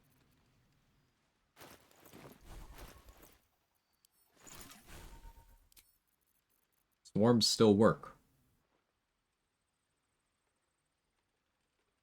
Still work. If I wanted the Writhing Tides feature, the flight one, as long as I pop that before I transform, it still works. Tadpole powers such as Psionic Overload, as long as I pop them before, they work. If I action surge and then Slayer form, I still have my action surge for that turn. Like, it all still works. You can still build, and you should, if you're going to build around Slayer or Wild Shape. Do you get elixirs in Slayer form? Yes, why wouldn't you?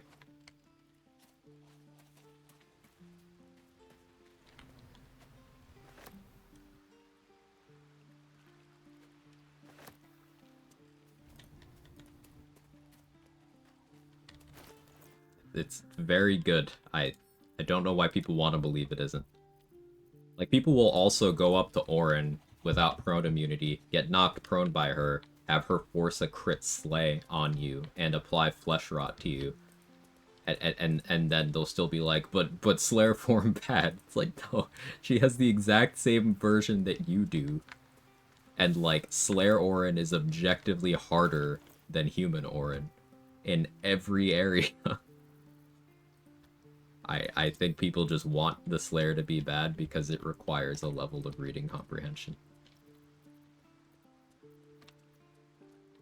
Once again, this is not me talking out of my ass. I have, on multiple runs, put my money where my mouth is. I have used the Slayer as the focus of builds. I did a duo run long time ago where I had Minthara as a support caster supporting my character on the Slayer. This was back before I was fully aware of what it could do. And that run was flat out easy. I did a run where I was trying to get max endgame allies, and something went poorly late Act 2, so I pivoted and decided to do a demonstration of how good the Slayer form could be. Just pivoted mid-run into it, and I used the Slayer on Merkel. I was in the Slayer form the entire time for all of my damage, and it was easy. On my no looting run, where I was not allowed to loot items, I built around, you guessed it, the Slayer form. And I was on a druid. I could have wild shaped, and sometimes I did, but often the Slayer was stronger. Slayer form. It just works, the slogan we needed but didn't deserve. Yeah. Alright, let's go get Night Singer's Favor. I think people all also just tend to parrot what they've heard, and a lot of things are worse if you don't build optimally for it, so I feel like it's underwhelming if you don't build for it. Isn't much of a retort. Yeah, because like you could apply that logic to almost everything in the game.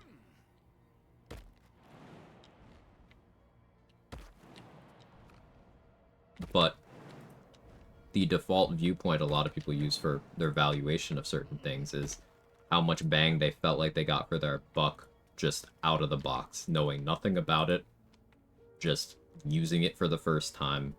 Did it activate neurons the first time they used it? And this is why you'll see people claim Divine Smite is good. It isn't. Divine Smite is Sacred Flame. We really live in a timeline where people will be like, Sacred Flame bad, Divine Smite good. It's the same thing, though. You're just stapling a Sacred Flame to an attack. You are giving up your class to staple a Sacred Flame to a regular attack at the cost of a resource you don't have enough of to last an entire fight.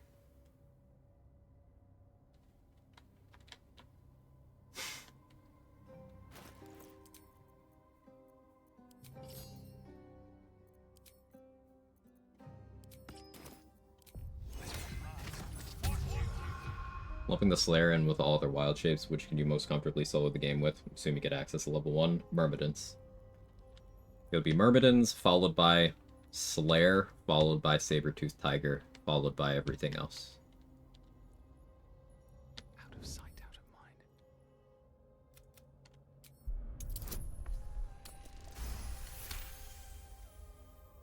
Have to note it's also relative to what your base character is doing, right? No.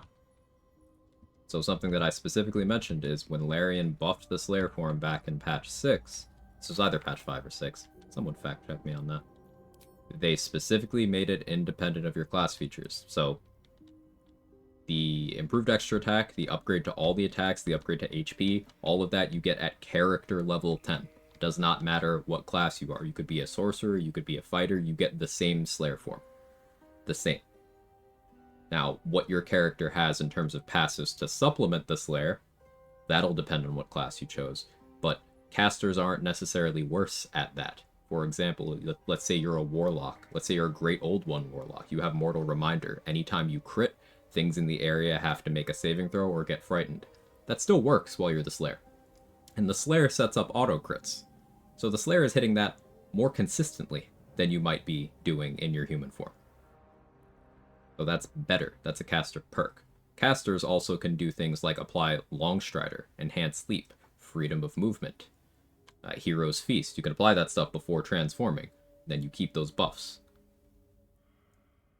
So there's a solid argument that casters are directly better at using the Slayer. But there's also the argument that by playing something like a champion fighter, you get that minus crit, you get the extra feats that a fighter has, the extra 1 feat over everyone not named Rogue.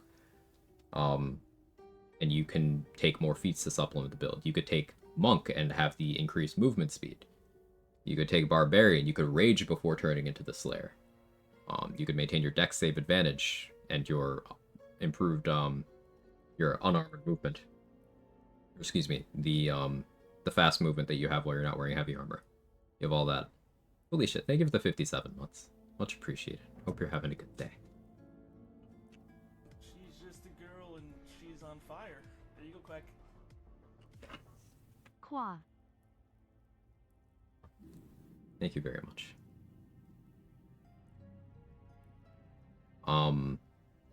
Like when I got on my caster, it's take away my hold person slow, whatever control, just for more damage. So like, remember how I mentioned that Slay can apply Flesh Rot, which is vulnerability to all damage? The purpose of hold person is to lock something down so you can do more damage to it. Purpose of Flesh Rot is to make you do more damage to something. How is it useful in one instance but not the other? Also, I didn't even mention the ability that you get on the Slayer after you read Volo's book in Act 3, Piercing Growl, which applies Fearful, the crowd control effect. It also makes people bleed. that unlike the other Slayer attacks, it is magical. So you can use that to hit enemies that are immune to non-magical damage. The Slayer's attacks are non-magical.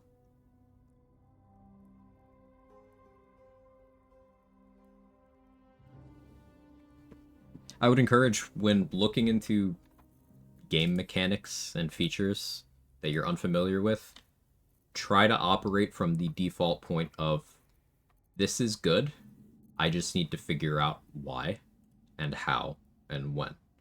Defaulting from there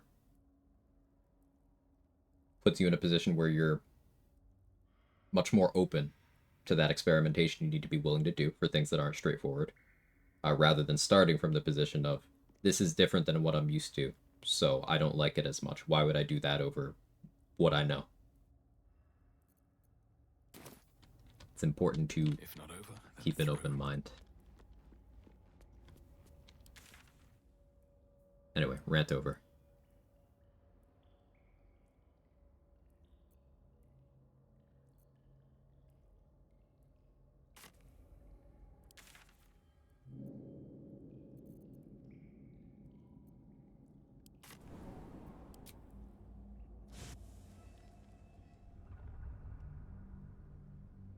We're going to go knock out Glomp for more money. Want to see it in action now. This is only level 7 Slayer. This isn't level 10, but yeah, I'll use it on something. And go fight the spiders. Not a bad idea.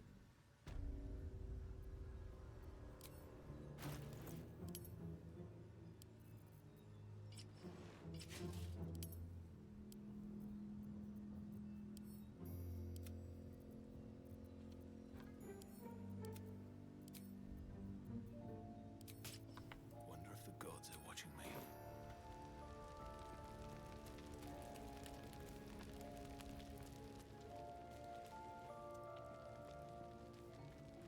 How you doing, pal? Looking for some odds and ends? I do have some pretty bad attitude with him right now. It's okay.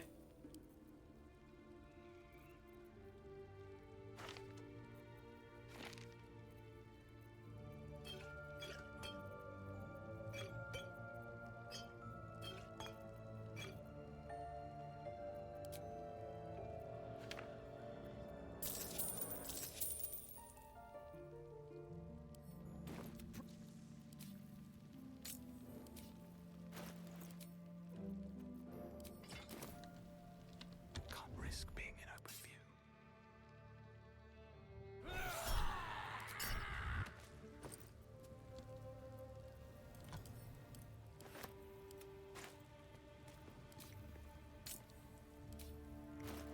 There we go.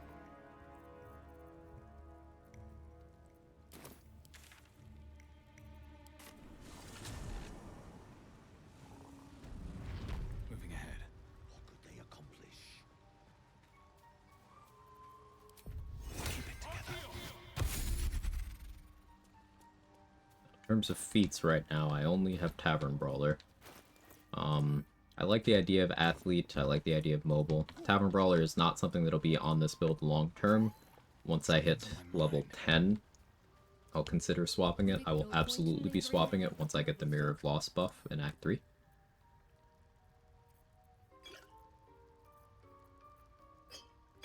But we're a ways off from that for now.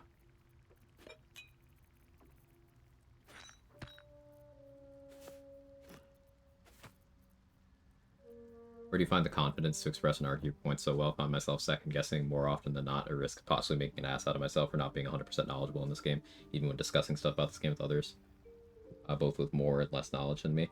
Well, I readily admit when I don't know how something works, or when I'm unsure how something works, and if I want to talk about the subject anyway, I do what I can to pull up the relevant information to make sure that I'm not spreading bad information. If I really don't know, I'll just say that I don't know, and there's no shame in that.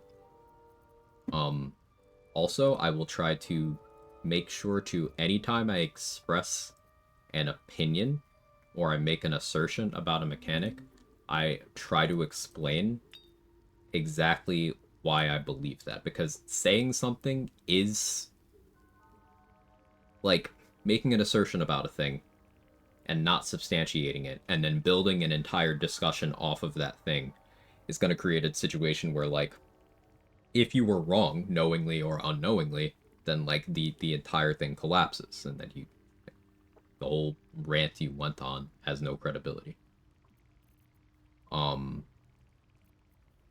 It's a personal pet peeve of mine, people spreading bad information in theory crafting spaces, so I do what I can to be the opposite, and the most important thing I can do to that end is remain open to the idea that there are things that I don't know, things I am wrong about, and bring it up as a discussion topic. Some of my longest term theory crafting buddies in other games are people who are like, hey, I'm fact checking you on this. You were wrong here. This is how, this is why, this is my take. And then, like, I was like, oh, yeah, shit, you're right. My bad. Friends for years.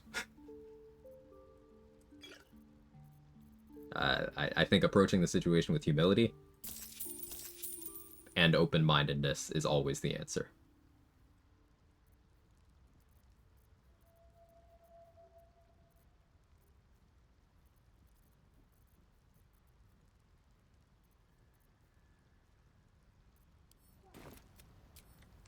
That's that then. And part of my confidence in discussing subjects like this comes from the combined experience of myself and the people I choose to surround myself with. There's a lot of peer review when it comes to theory crafting.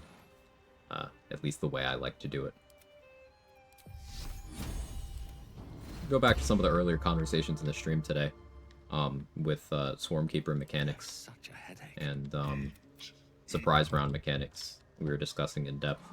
I asked for fact checks from Trade because I know he's researched these things before I got around to doing so. It's also okay to be wrong sometimes, own up to it, I have no ill intent. Yeah, it is okay to be wrong. It's a growth opportunity. Good night, Sora.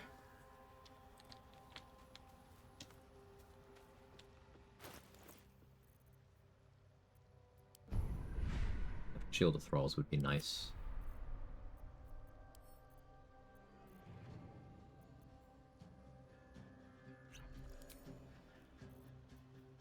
We're gonna go Guileful Movement here.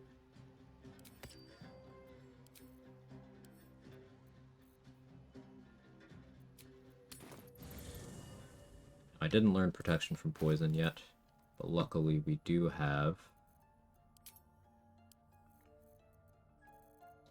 If I can find it... Heart of Stone. Poison resistant until long rest.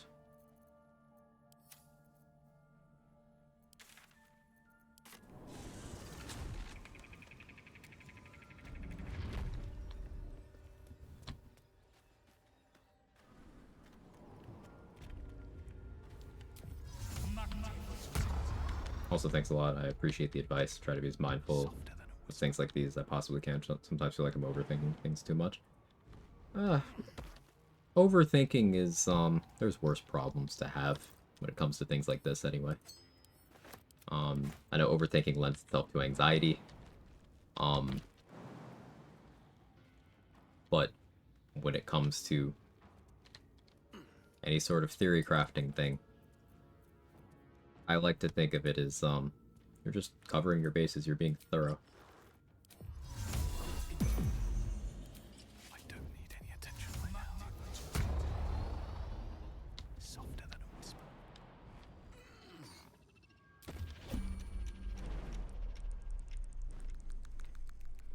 Have to keep going.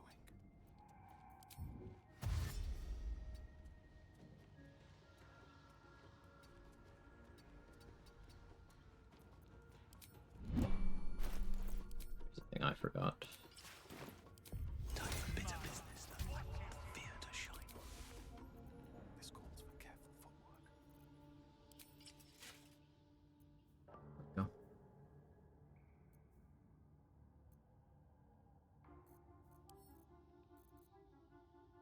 So, do I want to concentrate on Fire Shield or anything? Or, that's not concentration, you know what I mean. I could concentrate on Blur. Do I have Flight Potions? do. Okay.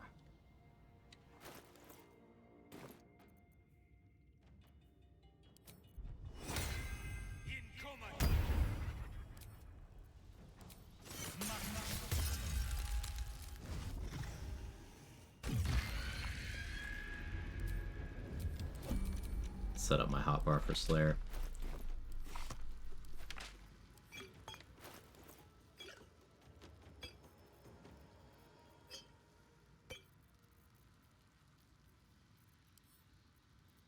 So as you can see, I have 23 strength here. That'll go up to 28 once I'm at level 10. 98 HP, it'll go up to 153 once I'm at level 10.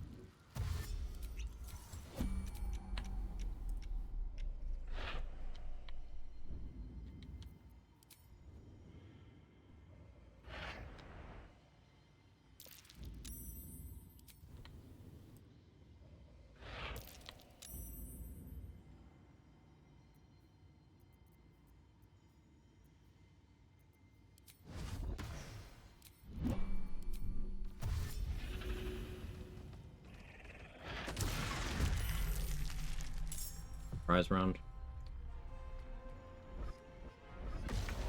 Alright, she's prone.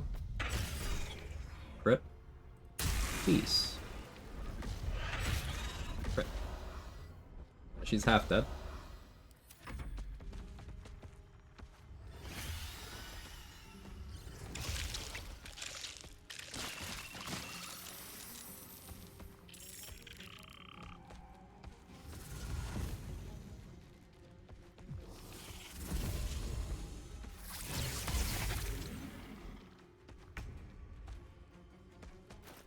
My armor class is 19. Shield of Faith is +2. Defense Fighting Style is +1.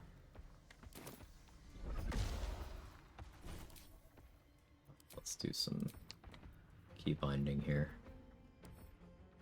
Play. Oh, I can't. Did they change? You can't do custom binds for this anymore? Oof. Used to be able to.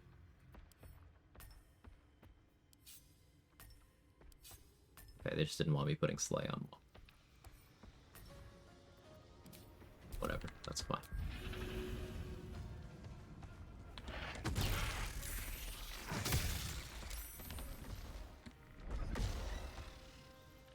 Could let the slaughter begin here.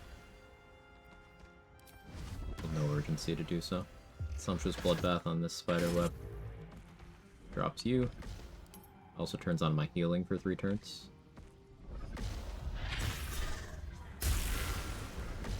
Bees. Care more about the teleport.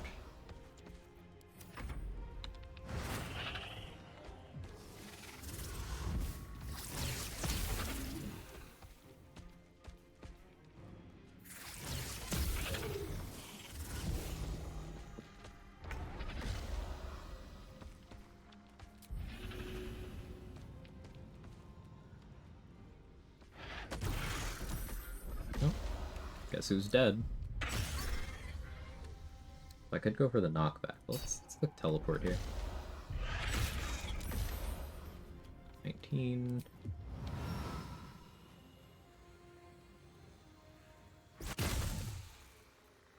Swarm teleport. Fly over here.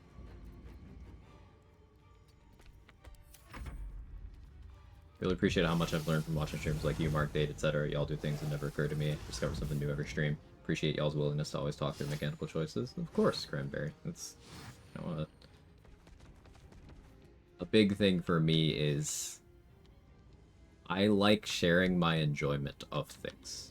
Like if there's a game I like, or a show I like, or you know, anything.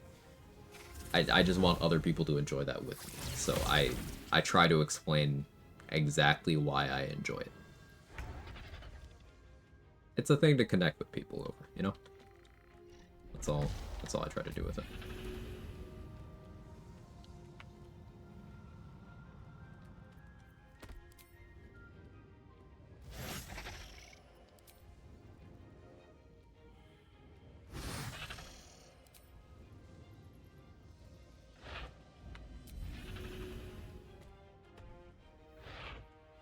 Big deal.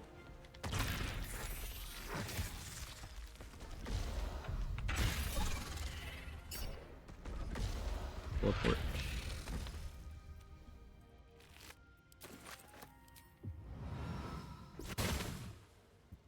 Teleport up.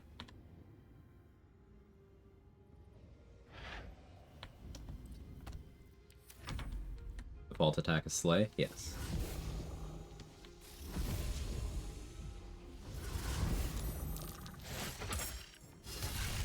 Yeah, that connected that fight. Sick. I've never actually had this fight connect that way. I like it.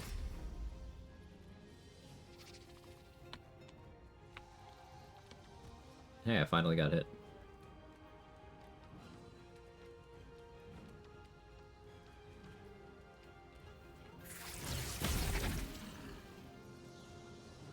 But I'd also like to note that every single attack roll I made against the Matriarch had a 95% hit rate, because Tavern Brawler accuracy, adding that +6 is pretty good, you know?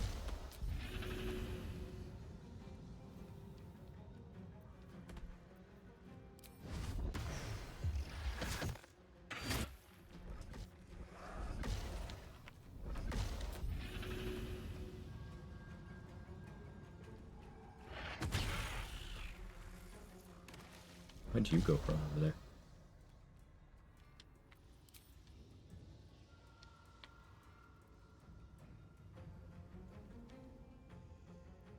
You're already prone.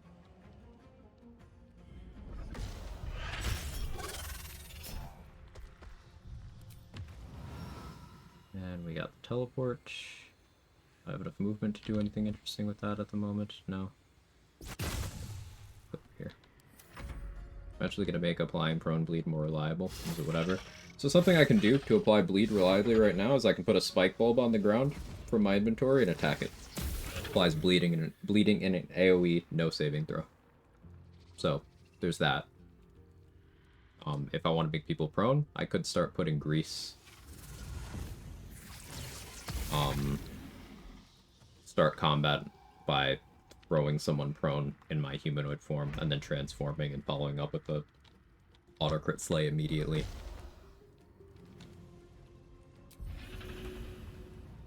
But it's often something I don't need to do, because even with the DC of Relentless Lunge being rather shit out of the box,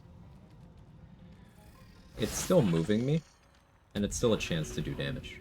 And it's on my bonus action. This is part of why we're going for Thief Rogue. Have an additional bonus action. So I can, say, Relentless Lunge and drink a potion in the same turn.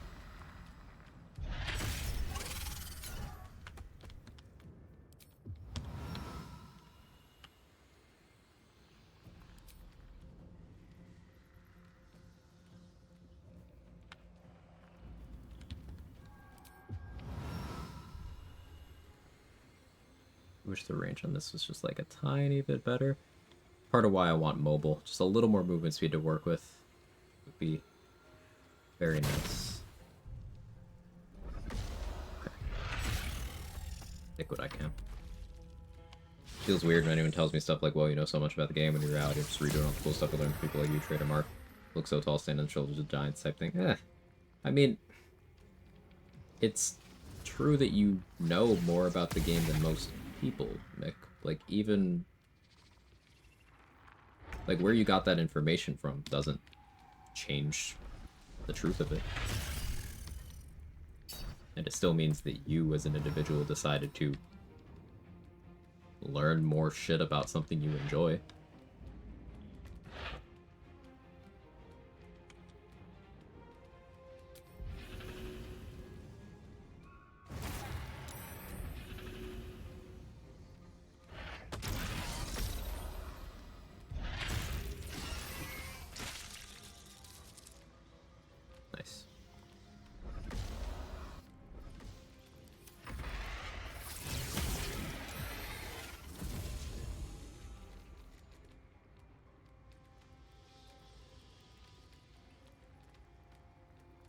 I could drink Battle Mage Elixir to improve my DC for some of these things. That's something I'll be more willing to do.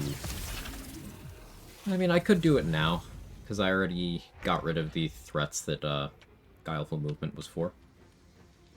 Elixir Juggling is another reason why I want that additional bonus action.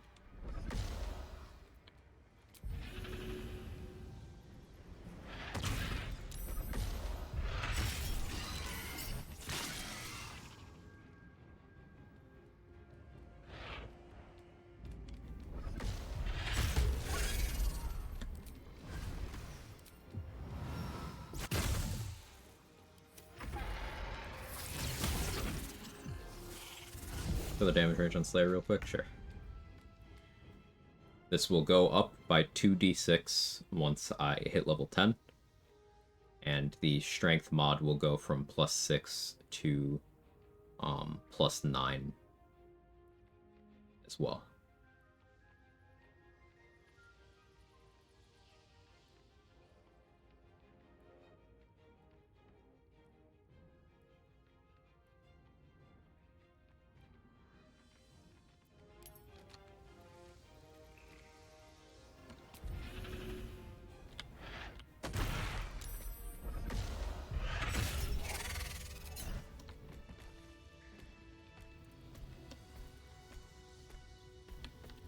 Slay.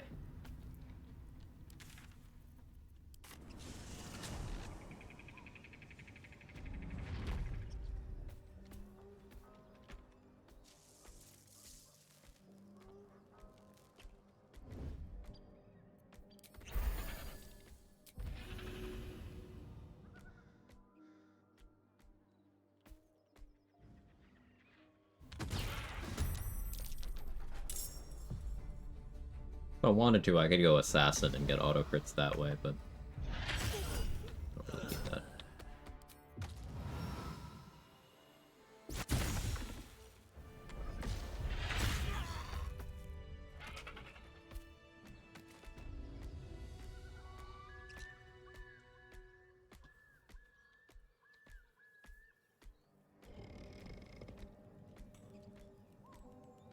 Seeing the bees following the Slayer around is so fucking cool, actually.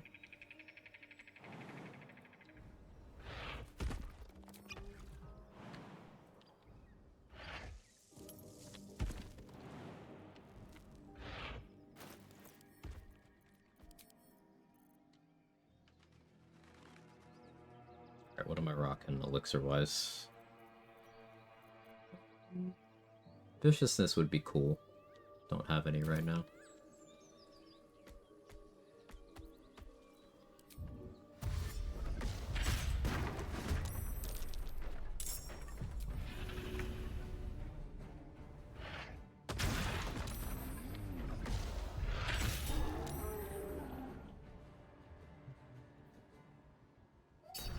Take the teleport.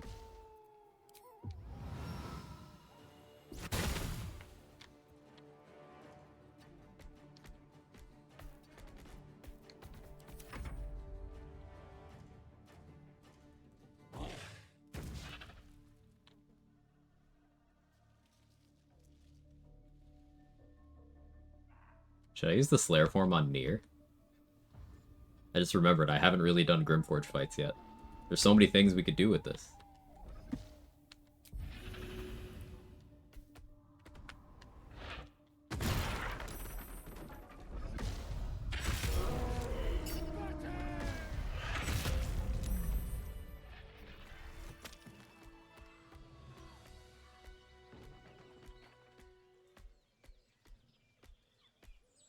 Movement seems so much smaller in huge creatures, yeah.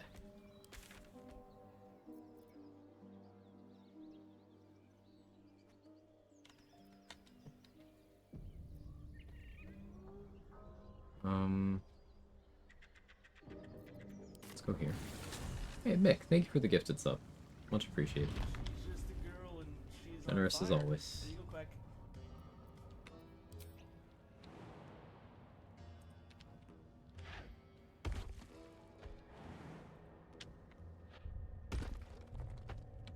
Don't worry about it, Gek. I'm busy.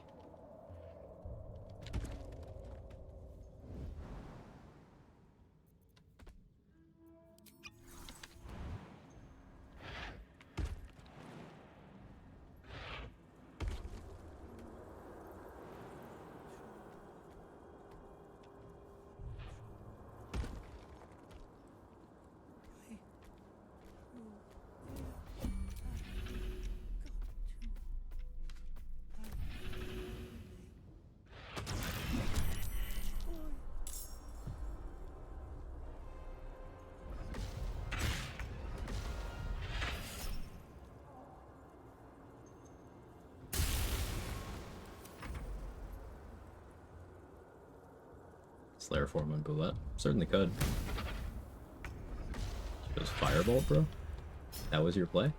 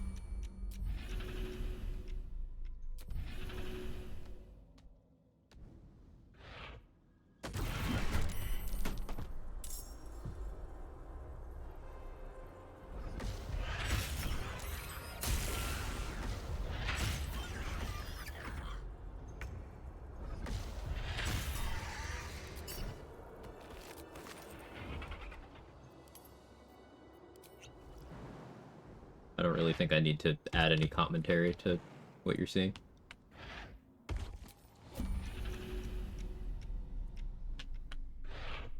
The bees. How you doing, Lazy Hazel?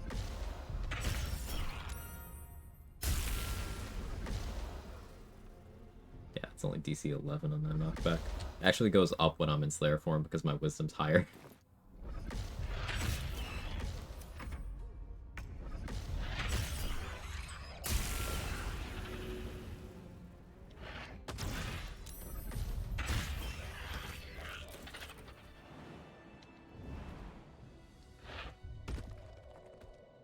Last time I checked, we were last night. The hell did I miss? Oh, hi, Dade. Everyone's fine. How are you?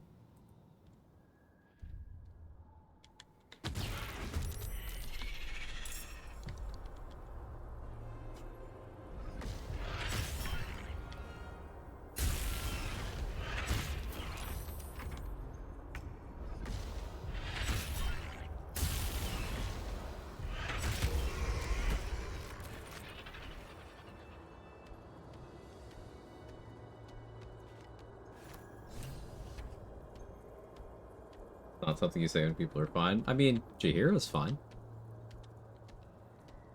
And I moved all the people we like to the Gauntlet of Char.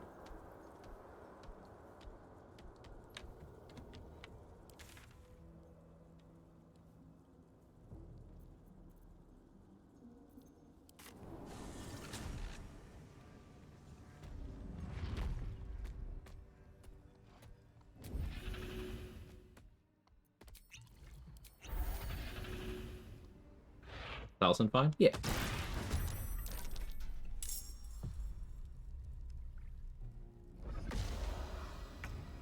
Is it possible to snag the Arcane Synergy Circlet without flagging the entire Crash hostile? I don't think so, because it's one of the people in Wargas's room. And aggroing one of them will aggro Wargas. And as soon as Wargas aggroes, the entire Crash is hostile. I guess theoretically, if you manage to separate that one out and then kill them so quickly that they never aggroed, then maybe. But it might still automatically trigger the hostility.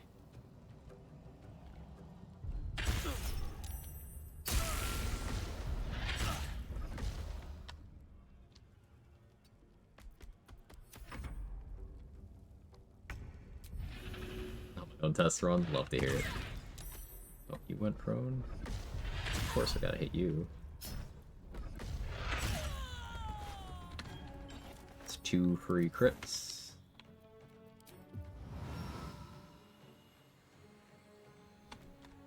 We'll just teleport up here. You know, as the Slayer form is known to do.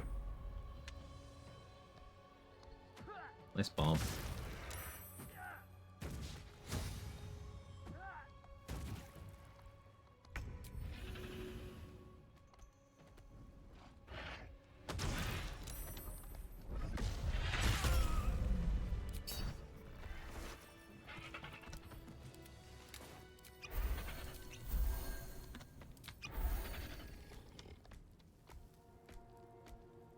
carry him away, maybe. It would be a lot of carrying. And you couldn't waypoint travel immediately because red area. You would have to carry him all the way to either the Blood of Lathander hallway, or past Tharizdun's office and, like, almost to the Kreshialik waypoint. You'd have to pick one of those locations to be able to waypoint travel with them. Even then, some NPCs are unwilling to waypoint travel with you. So I don't know if that'll even, apply.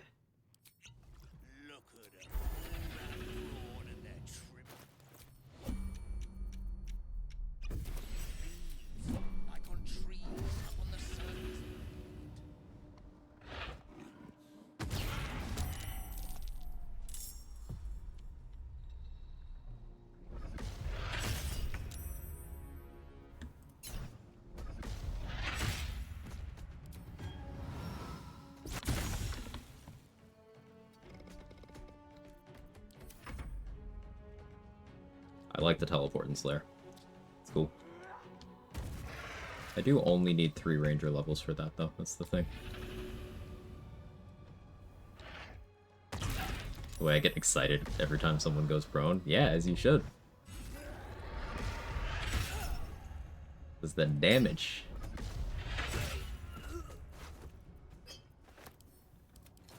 Are you not entertained?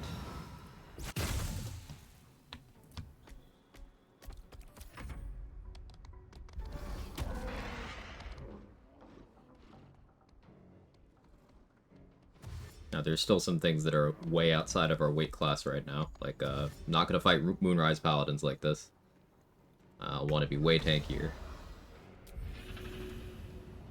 But it's cool to see what I'm capable of already.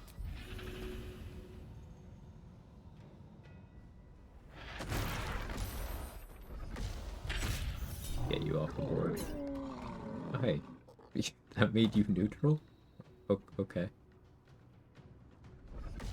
I'm still killing you.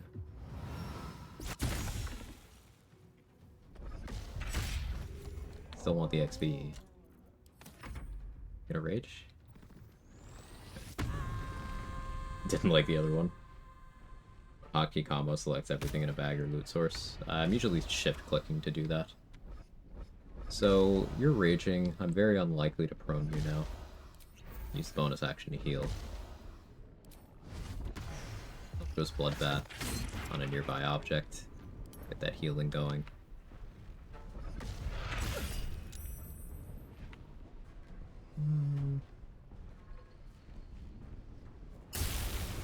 Never gonna work, but...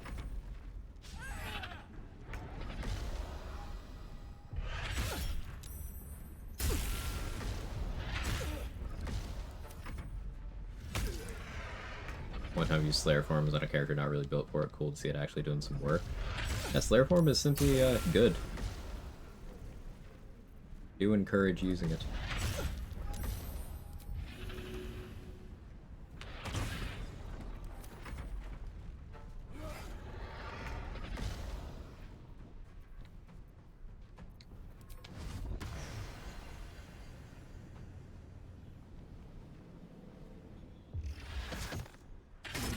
Introduce Sumptuous Bloodbath on this torch. Yes, torches don't have health bars. The item doesn't need to have a health bar. It just needs to be an interactable item. Use one of my attacks to just set up a 3-turn heal for myself.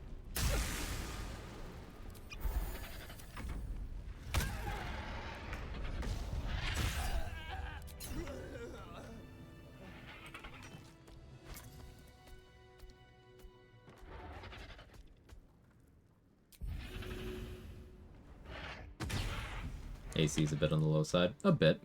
There's ways to compensate. I am getting a little bit out of defense. I am getting Shield of Faith.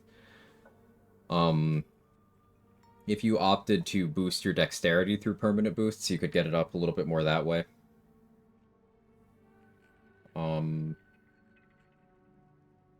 You could go for, unironically, Blade Singer. 2 levels of Wizard, you Blade Sing right before you Slayer form. You would get that AC. Funny enough. But if you're going Wizard on a Slayer build, just go Aberration. Found this monster slaying Dwergar at a place called Grimforge.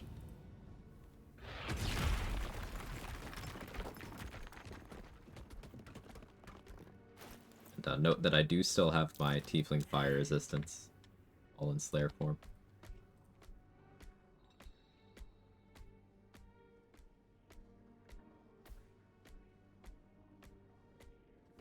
Echoing the earlier point, there are a lot of things never even considered that are now in the back of my mind, like Amulet of Unworthy versus Sword Users, so much good info. Yeah, Baneblade. That Amulet was seen as bad by a lot of the player base, but like, almost nothing in the Mountain Pass map does bludgeoning damage.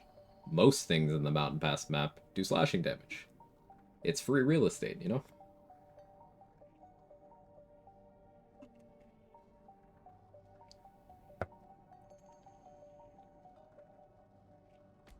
With those boots earlier? Which boots? I'm not sure what boots you're talking about.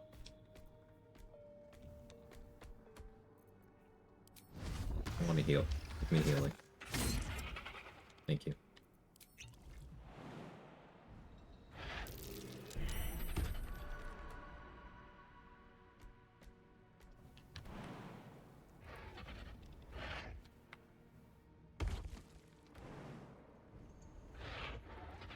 Whipped in unequipped boots for the spider fight. Oh, boots of striding. Just giving myself the boots of striding effect.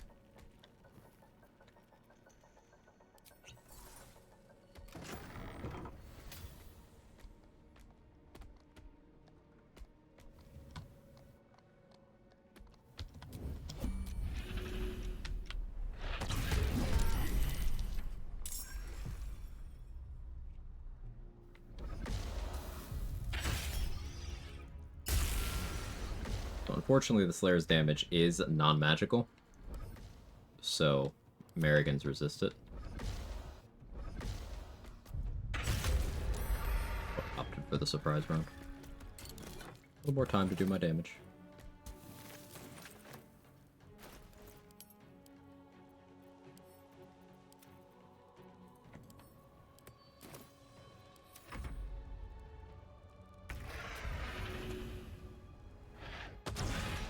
Ho ho ho ho.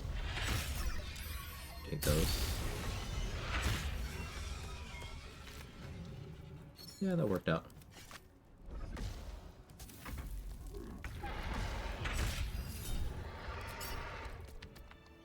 Okay.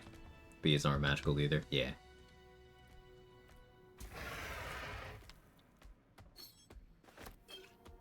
I will most likely go Moths in Act 3 because of Resonance Stone.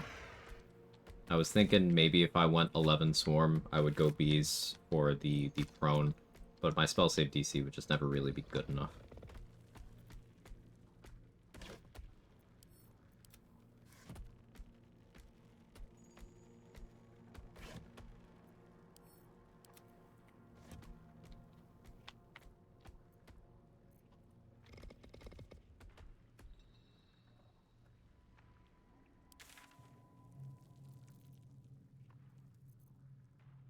Anything else I can do in this map right now? Feels druids, I guess. And a blade song does a Slayer sing? Good question. Also, you see why I care about having a potion crafter. I've gone through so many jump potions already, just during this one transformation.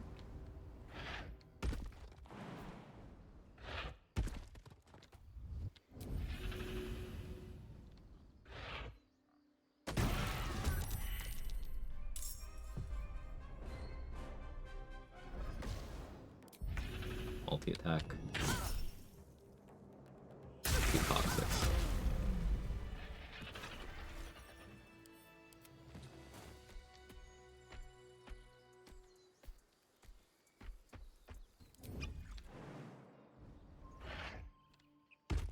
Now, Quag could actually fuck me up. So this is a fight I logically shouldn't be picking. Especially with my bad initiative right now. Guess what?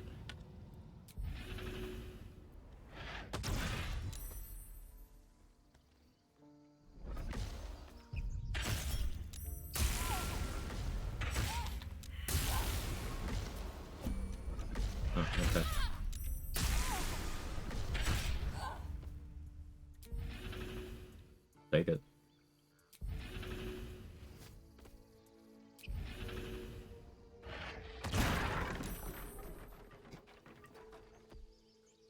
Watch it, you could hurt someone? Oh. Sorry, I get confused sometimes.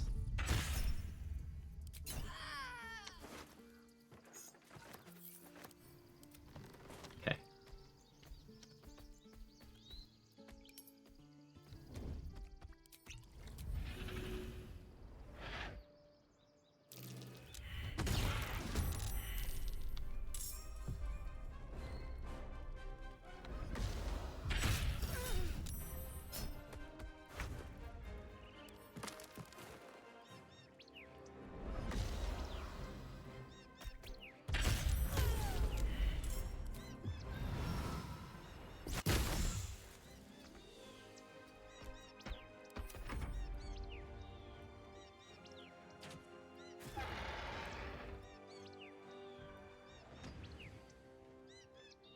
She'll defend the grower from a child, but not herself from a monster.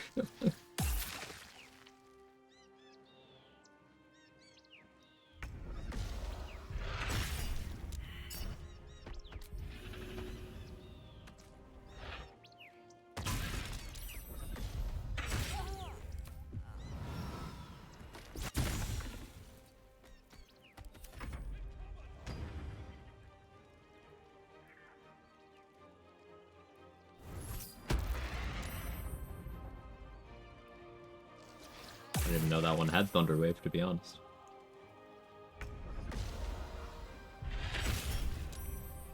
Don't care about your mirror image. Let's teleport off of the web.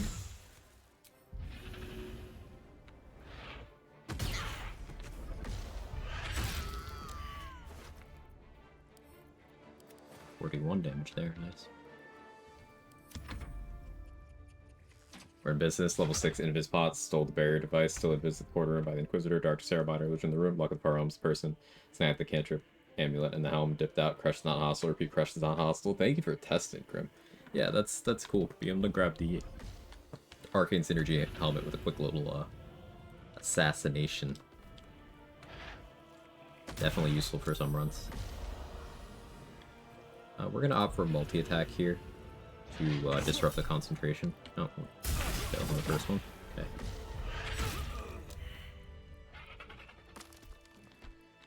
I don't believe I told that bear that Hallison's back. So that gets to live longer.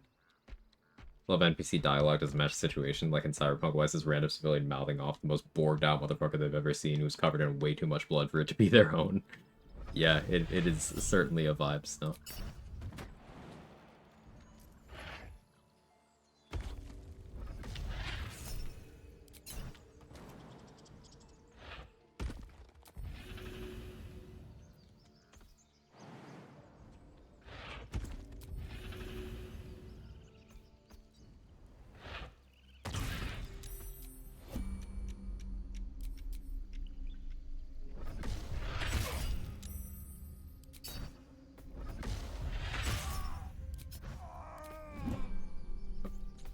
Bye.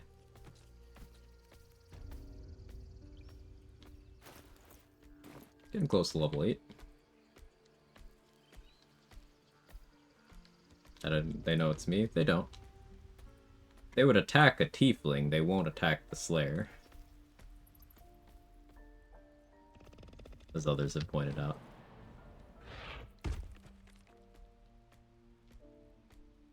They can tell based on taste. Add 2 drops are my name? Nah. Yeah, Fire Void. The Slayer gets 1 new skill in Act 3 after you read the book from Volo.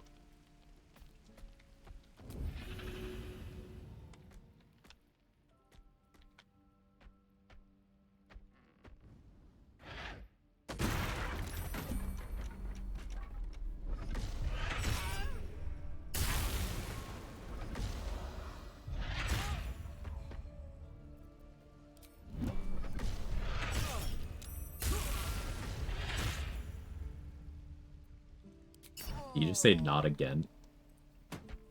He totally just said not again. Brother, what do you mean again?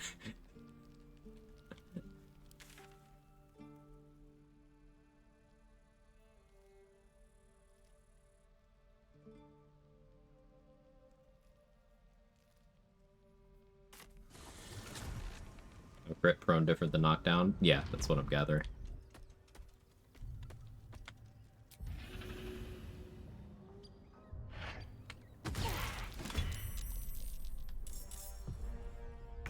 I've already gotten the XP for these goblins. I'm just flexing.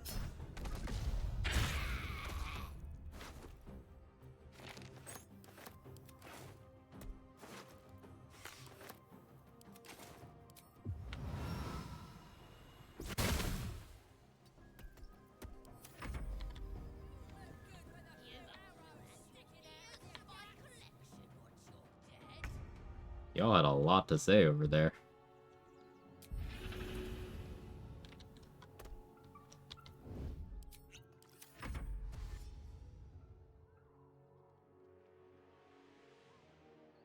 Not even a wiki page for the knockdown condition.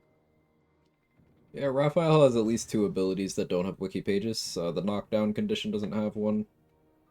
There's like a couple other things that are just not documented. It is, after all, a wiki.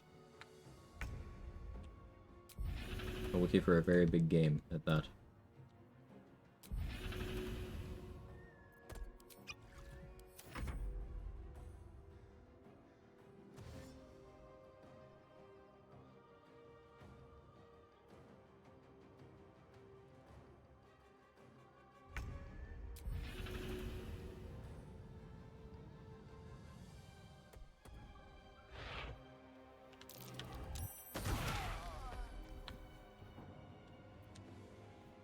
Are they okay?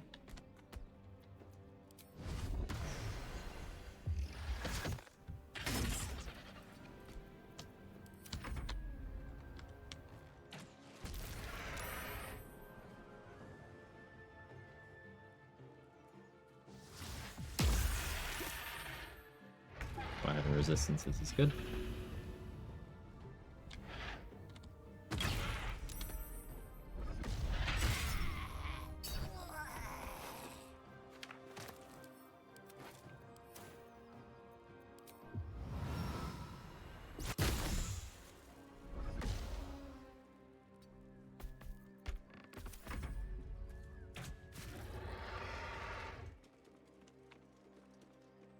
These goblins can attack through walls. I mean, there was a window. I was standing next to a window, and I'm very large.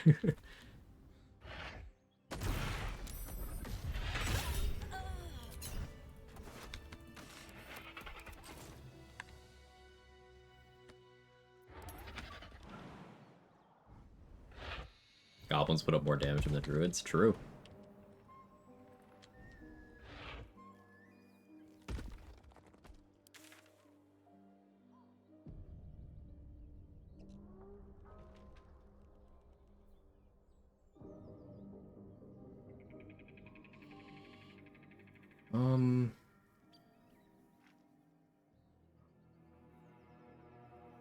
Wanna fuck with Voss yet? Maybe once I hit level 8. Maybe once I hit level 8.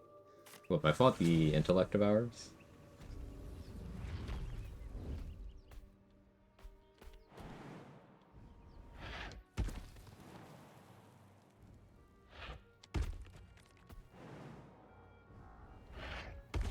Scroll of stone skin from Glut. Yeah. That would definitely help. In this map. We'll probably do that before the Grimforge fighting.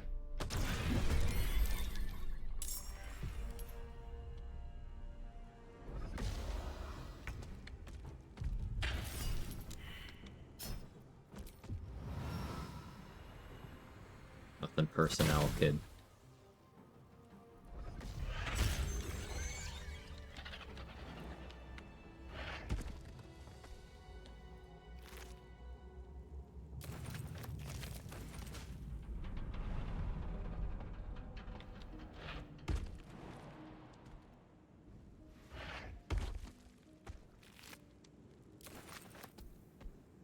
Me to sleep. A good slay in there, Quag. Thanks. I can speak. Thanks, Mick. Ugh. Get some good rest, and I appreciate you. Thank you again for all the support, and for chatting, and for being you.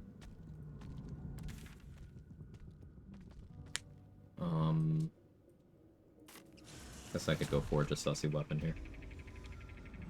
This has all been in one Slayer transformation, by the way. You get it once per long rest. Comes back on region travel, though.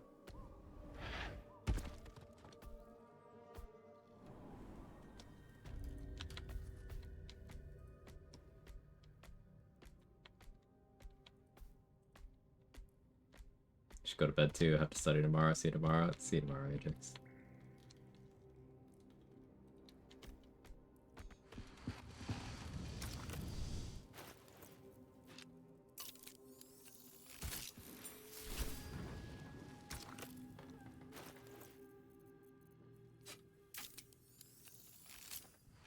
The flames.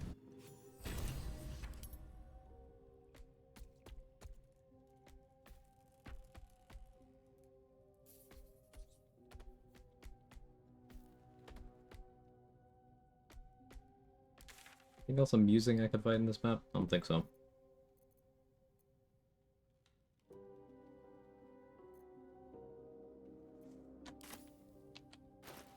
So yeah, current stats 23, 14, 17, 10, 10, 8. Without committing the mirror to Dex, I'm not getting a Dex bracket up here, which is why I think I should take alert. Because with a Vigilance, I'm still only at +7 right now. If I took, like, Barbarian levels, went pure class Barb level 7, I'd get that initiative. If I took Gloomstalker, I'd get that initiative. Those are options for correcting that. But, I want to play Swarm, so that means no Gloom. I guess I could take Swashbuckler for initiative as well. But that would mean no Thief. I think I go alert. Because I will still need, if I want to use Slayer against Yrgir, for example, and I want to start the fight already in Slayer form, I'm going to need both alert and vigilance. Proof that just have good dexterity isn't enough, because 14 dexterity is only 1 below the unboosted max. It's only 1 dexterity modifier below, I should say. So, like,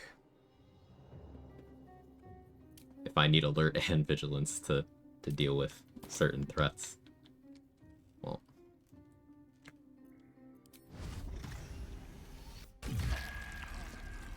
Yeah, that's our first transformation of the run.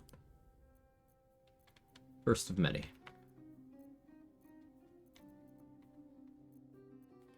Any thoughts on Slayer? Do we have any new Slayer believers?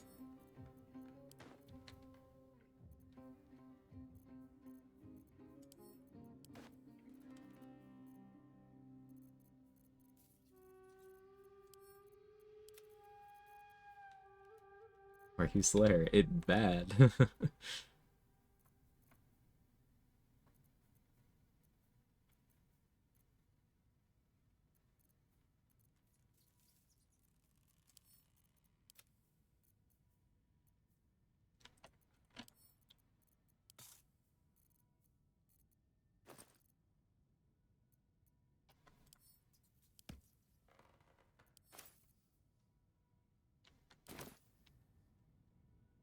Gotta do bad things to be Slayer.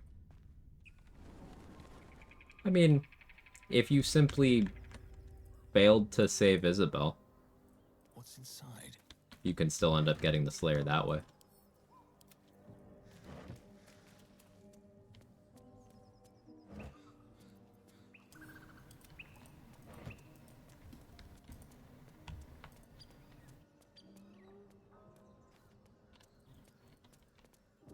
But, yeah. Yeah, I did do bad things to be the Slayer in this run. Not avoiding that. Dodging responsibility for that one, you know?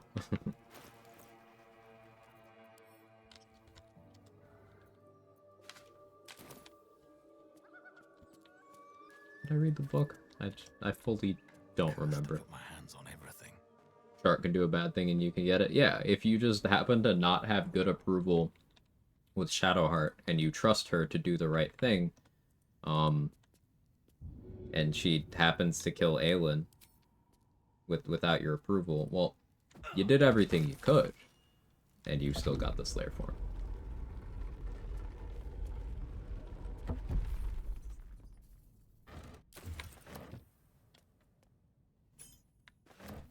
Now, to keep it, you have to continue to be bad, because otherwise you will lose it at the end of Dirge's storyline in Act 3. I'll take that. It also serves as an alternate way to get it.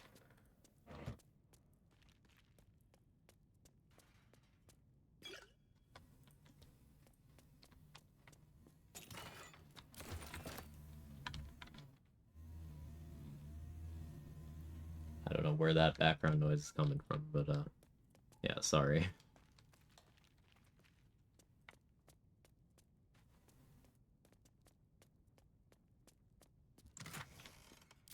Just return it when you're done with this.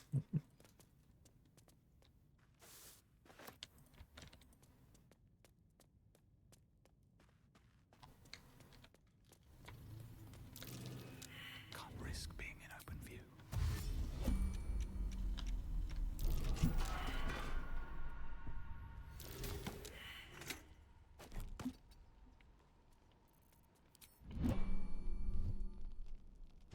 The book, you try to examine the book, but the longer you Gonna read the book without picking it up. piercing amethyst eye, the glyphs shift gently before your eyes. This allows me to go for the knock on it for more XP if I still want to do that. Your head throbs, but you know you feel claws moving in the shadows. They pull at Okay, that would have been weird if I succeeded all this. Elixir of Heroism would have succeeded. the glyph, the books. I don't need to succeed. That is why I have that remove curse scroll. +1 on wisdom checks and saves.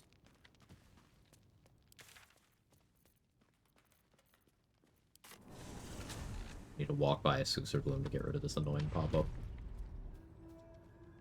Everything is clear.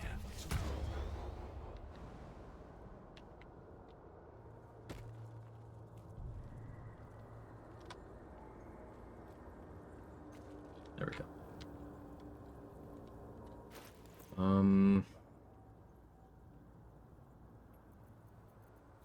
Let's go back to Act 2, and let's hit level 8.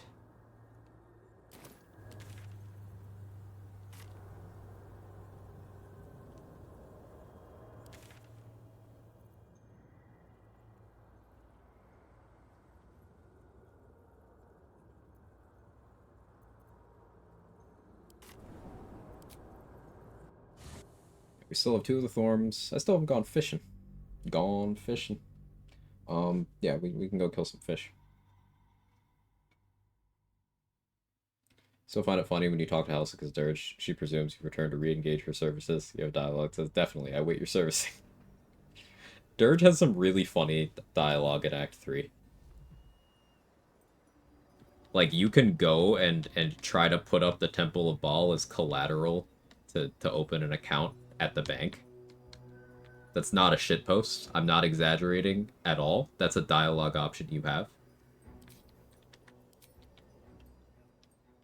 Anything you want to say? Time to press ahead. Just out of view. Like, Dirge is genuinely just funny in Act 3.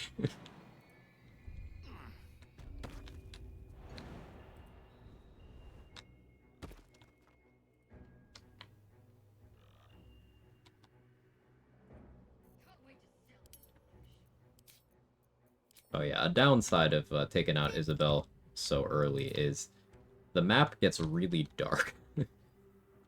Darker than usual. Her barrier is casting light through the entire map, so it gets very dim in certain places.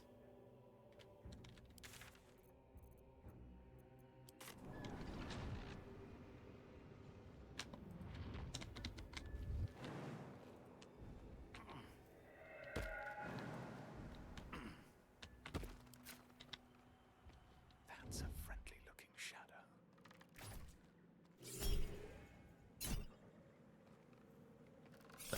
As you can see, I have Slayer back from the region travel.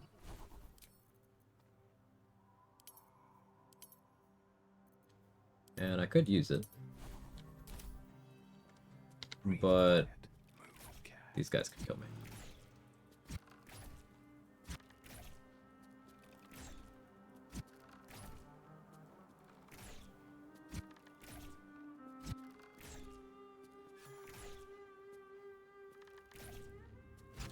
I don't think they really tested these visuals outside of combat.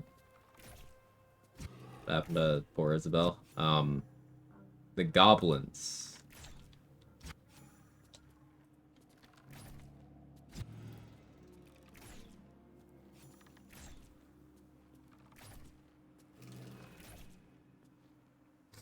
Three crit misses. I know I'm attacking with disadvantage, so it's not that unlikely, but...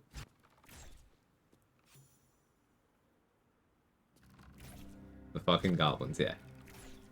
They just make a beeline there. Boo. Moving in.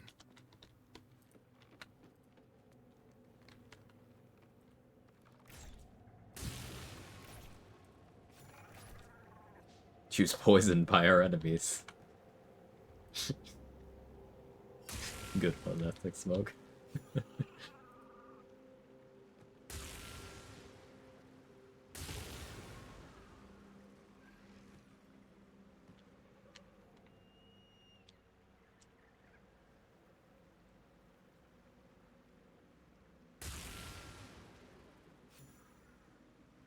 And there's my level.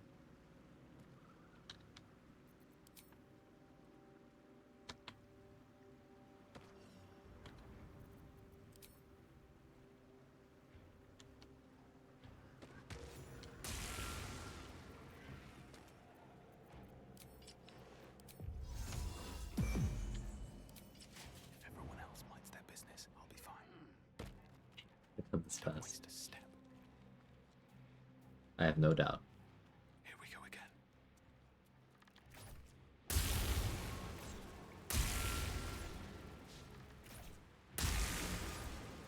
I also do wish you could swap your swarm without, excuse me, having to level up or respec. I feel like being able to pick your swarm at the start of the day would be a much better implementation. No traps, please.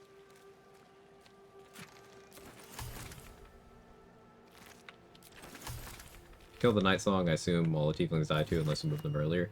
So, killing the Night Song in the Shadowfell causes the barrier to drop. And it will lead to all of the same things that happen if the barrier drops. It will cause everyone in Last Light except for Jaheira to immediately die, and Jaheira will be fighting a bunch of Shadow Plants. If you move fast enough after killing Aelin, you can go to Last Light and help Jaheira fight if you move really fucking fast. But she's fighting them as soon as shit goes down.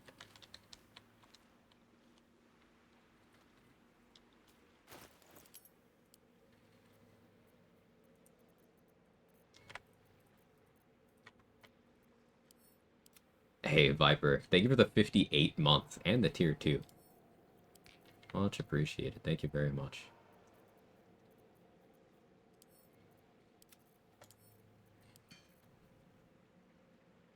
How am I? I'm surviving, you know.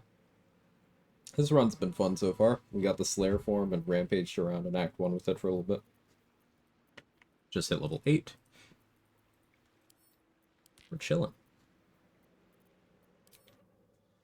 Coming up on 5 years. Yeah, time's crazy. Thank you again. Thank you so much. 5 years, very long time. Quag hug howdy Quather, it is I, currently in the land of Murica. I am staying safe, here for work and it's quite chill Quag hug how Quather. Doing okay, yeah. Continue to stay safe. It sucks here. I'll take the Shapeshifter's Boon Ring really as good as it sounds. So, it's guidance. That stacks with guidance. And it's just passive. If that sounds good, that's because it is good. Yeah. You could even keep the Shapeshifter's Boon on, the effect on, without even having the ring equipped. It's very good.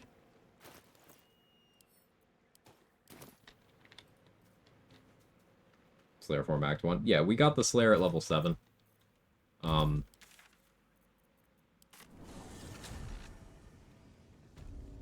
know, Last Light's doing okay.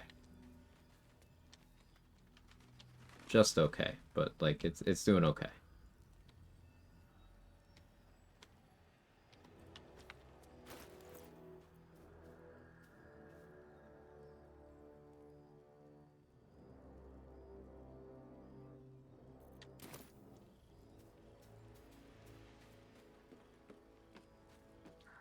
I shouldn't fight the Beanlocks right now, but like, what if I did? You know?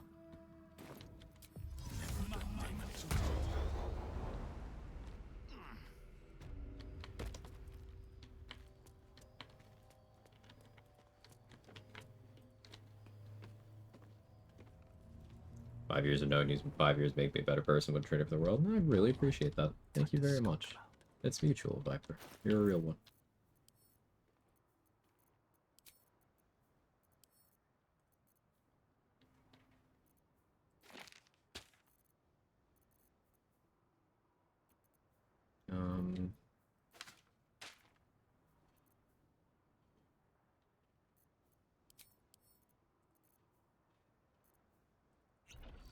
We go Guileful Movement.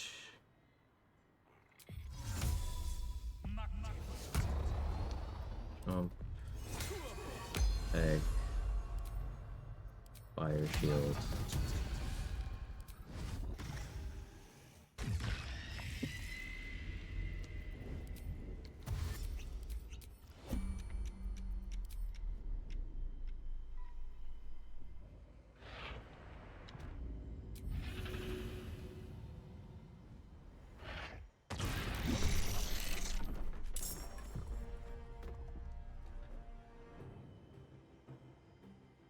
New job means less stream. A new job means that more security for you, Lava Chips, and that's important too.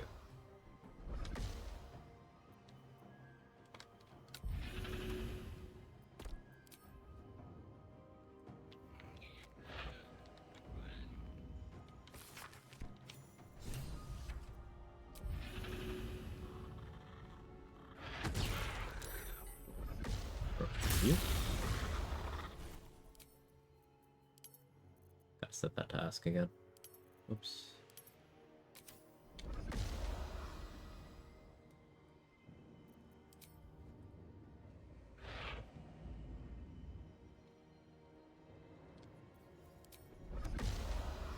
Why can't I target you? There we go. Need more tadpoles. Better call the weak threshold.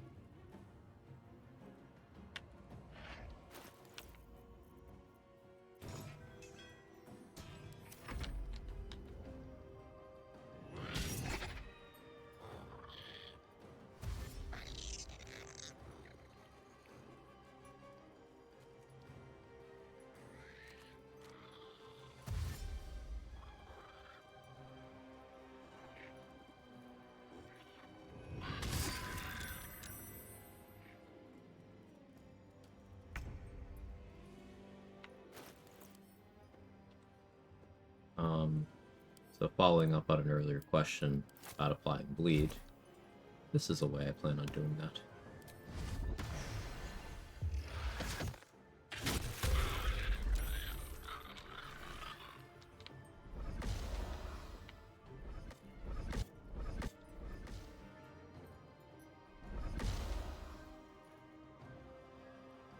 Strength mod on each individual hit, so an extra 24 damage here.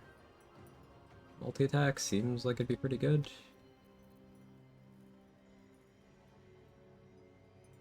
Seems better than going for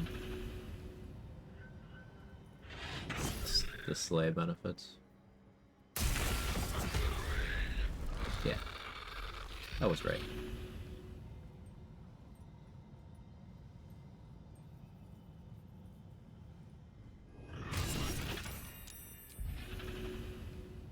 Now that we're a thief, 2 bonus actions. I guess I could have gone for Slay on you. But hey, guess what? Just drink a speed pot and go for Slay. There we go. I did apply Flesh Rot there before they died.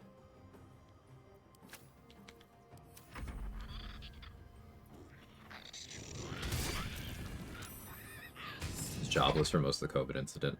About shoot through the walls. I got into streaming because pandemic hit when I was on the job hunt. So yeah, I feel the timing thing.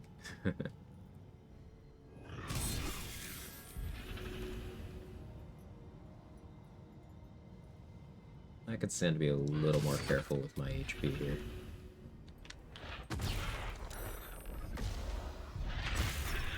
But fuck it, we slay it.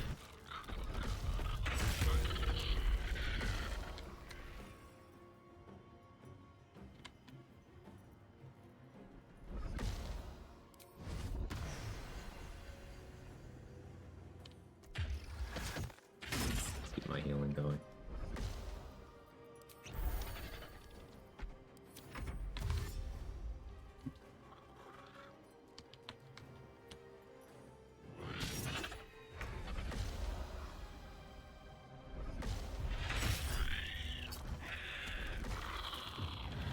Use the teleport away so I can go for a leap and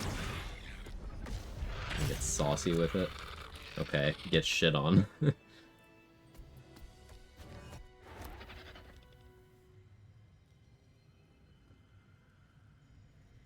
Might have been a waste of my Slayer form.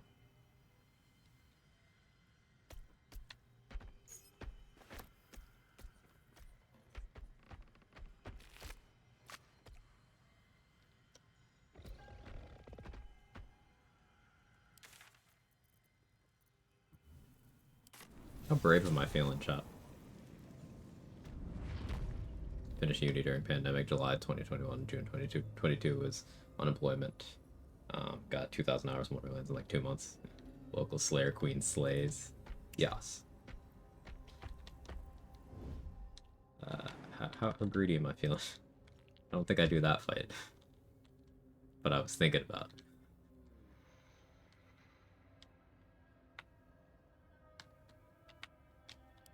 No, I definitely shouldn't do that. That would be stupid.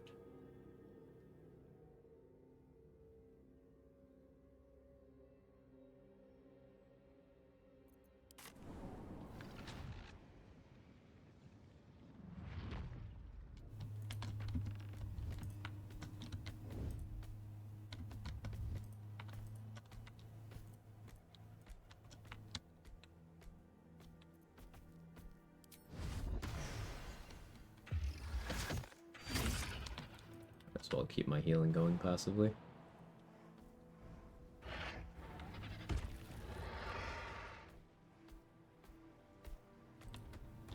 Yeah, it's very dark with the barrier not on.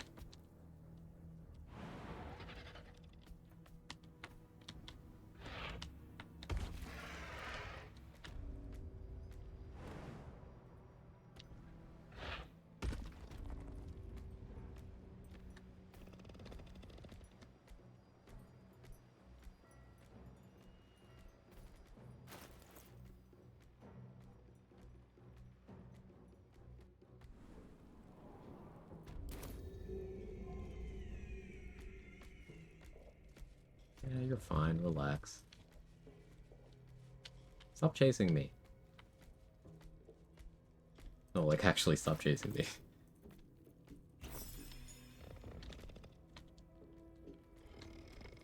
There we go. Where are you going? Another reason I would want athlete is jumping around. Sorry, yumping around.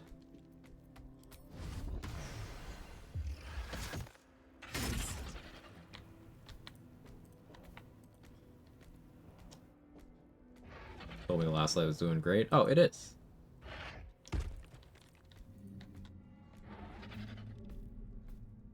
Those dogs run around the prison. Nightbot, be polite.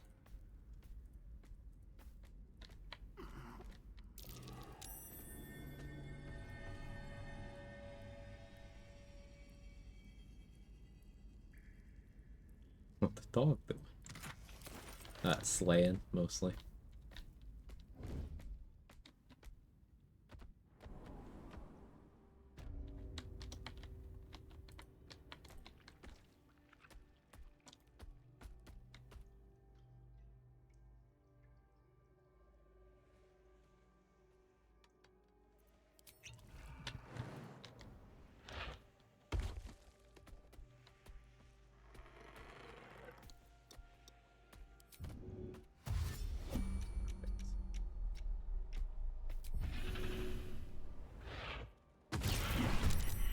We even got the prone on you.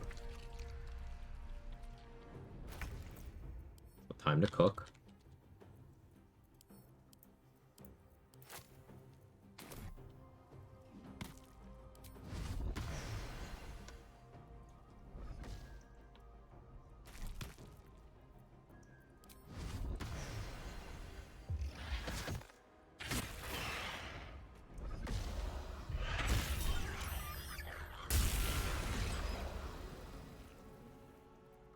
You know what?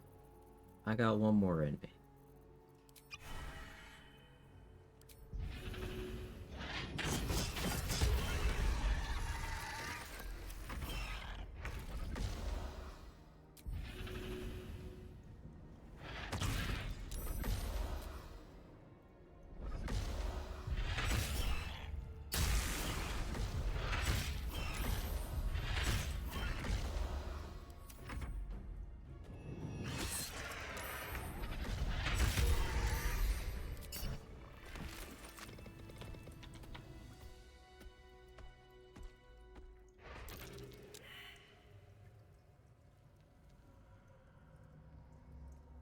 Once again, I cannot stress enough that this is the weaker version of the Slayer.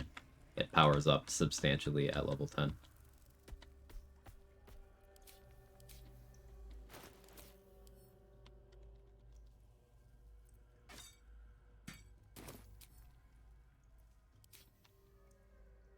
Where is this? Underneath the prison in Moonrise? Gym Jams. Yes, sorry. Gym Jams. We call them Gym Jams.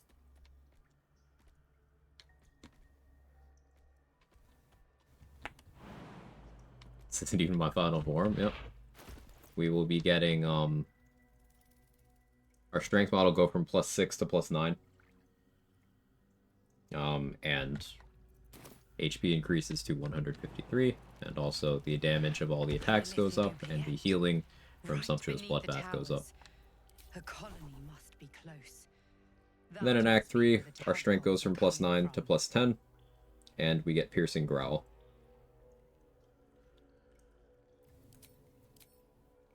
Also, I'll have another feat at that point, too. You can non-lethal in Slayer form, which is endlessly amusing to me.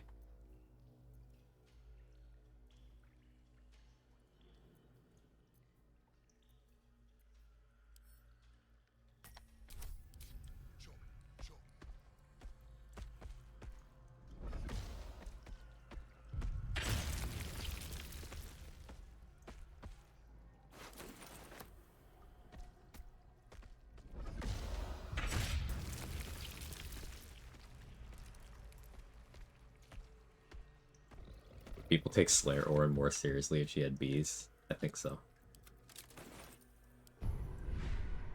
Can't apply tadpoles while transformed. Boo.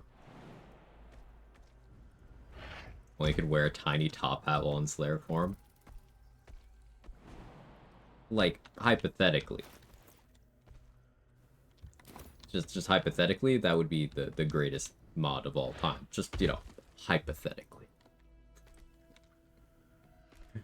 But no, that would go hard. Scaleritus's hat in Slayer form. Slayeritus.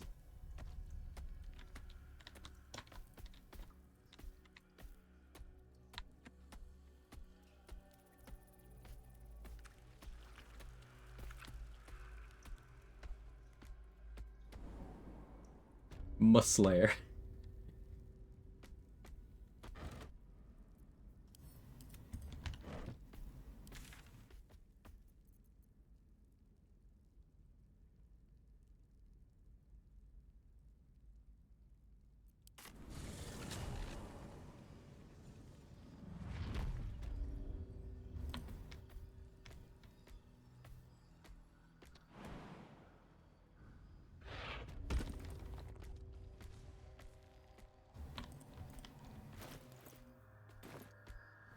pick one more fight, because I can.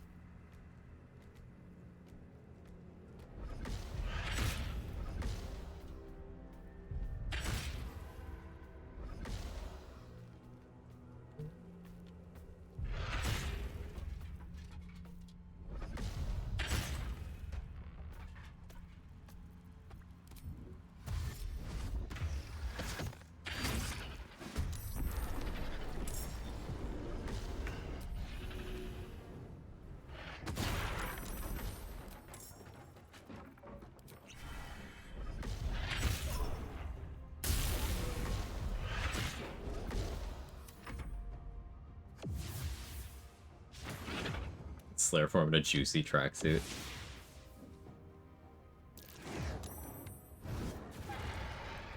Me succeeding on that is unlikely.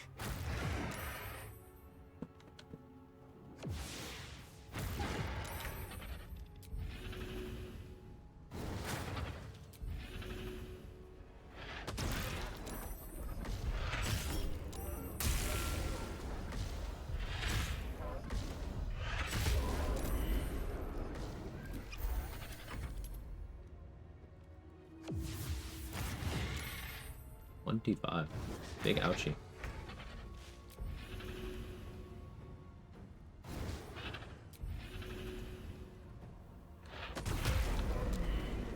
Oh, all of you went prone? Okay. Where is your motivation?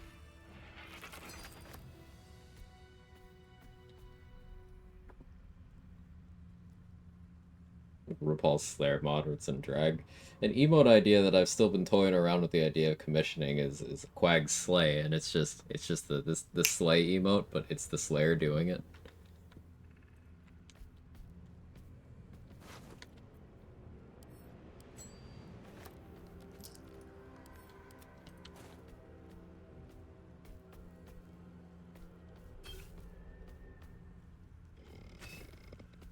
Slayer mod is alien. I'd like to see Slayer form with googly eyes. I agree.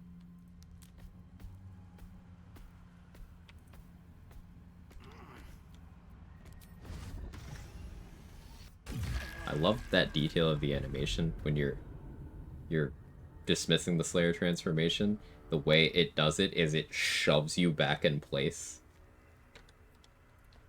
It's very, like, unsettling. Adds to it.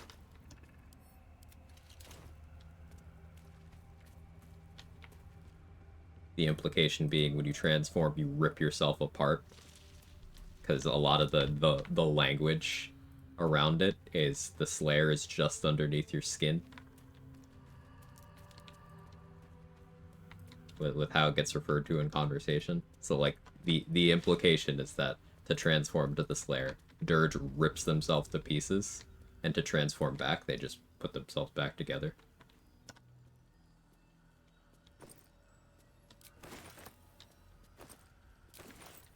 You saved Damon? I did.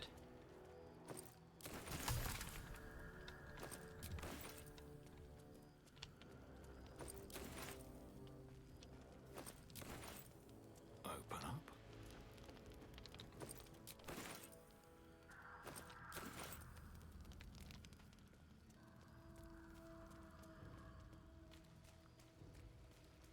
Wish I had a bag of holding.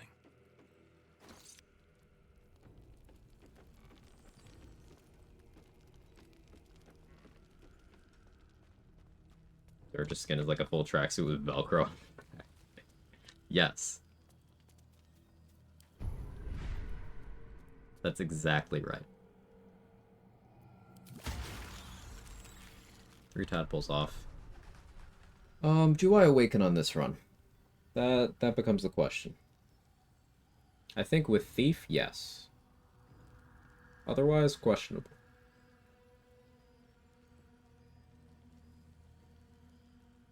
So, like, something I can do in Act 3 is I can run around at half HP with Helmet of Grit and have 3 bonus actions. And I can, like, surprise someone. Psionic Overload. Dash with Speedy Light Feet for lighting charges. Transform. And then still have my action to actually attack with. But I guess more likely I would want to do Hunter's Mark over Psionic Overload. That's a case for Psionic Overload staying on my main action.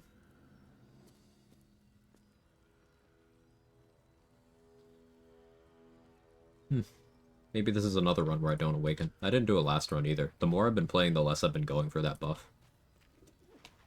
Slayer is actually just 3 Scaleritas in a trench coat. Yeah. I think this is a good stopping point. Only 9 hours in, but we went from freshly level 6 to somewhat freshly level 8. We got the Slayer. Pretty much completely done with the last light part of the map. We never need to go back there. Next time, I think we handle Grimforge, some Gauntlet of Shar stuff, the remaining 2 Thorms, Moonrise stuff. We're pretty much just trying to get to level 10 now to have max power Slayer. I may even decide to just coal mine so we could simply get there. You know, it's weird, Quag. I'm gonna stream the right side of midnight. Time zones are weird. But thank you everybody for hanging out. Really appreciate all the support. Fun discussions. Thank you very much for that, as always. Who's live? So let's raid somebody.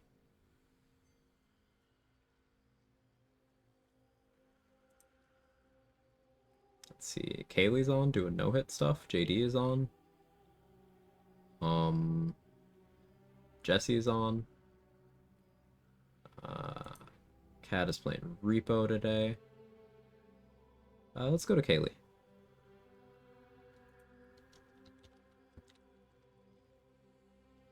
Thank you, Quag. Oh, thank you. How should I say your name?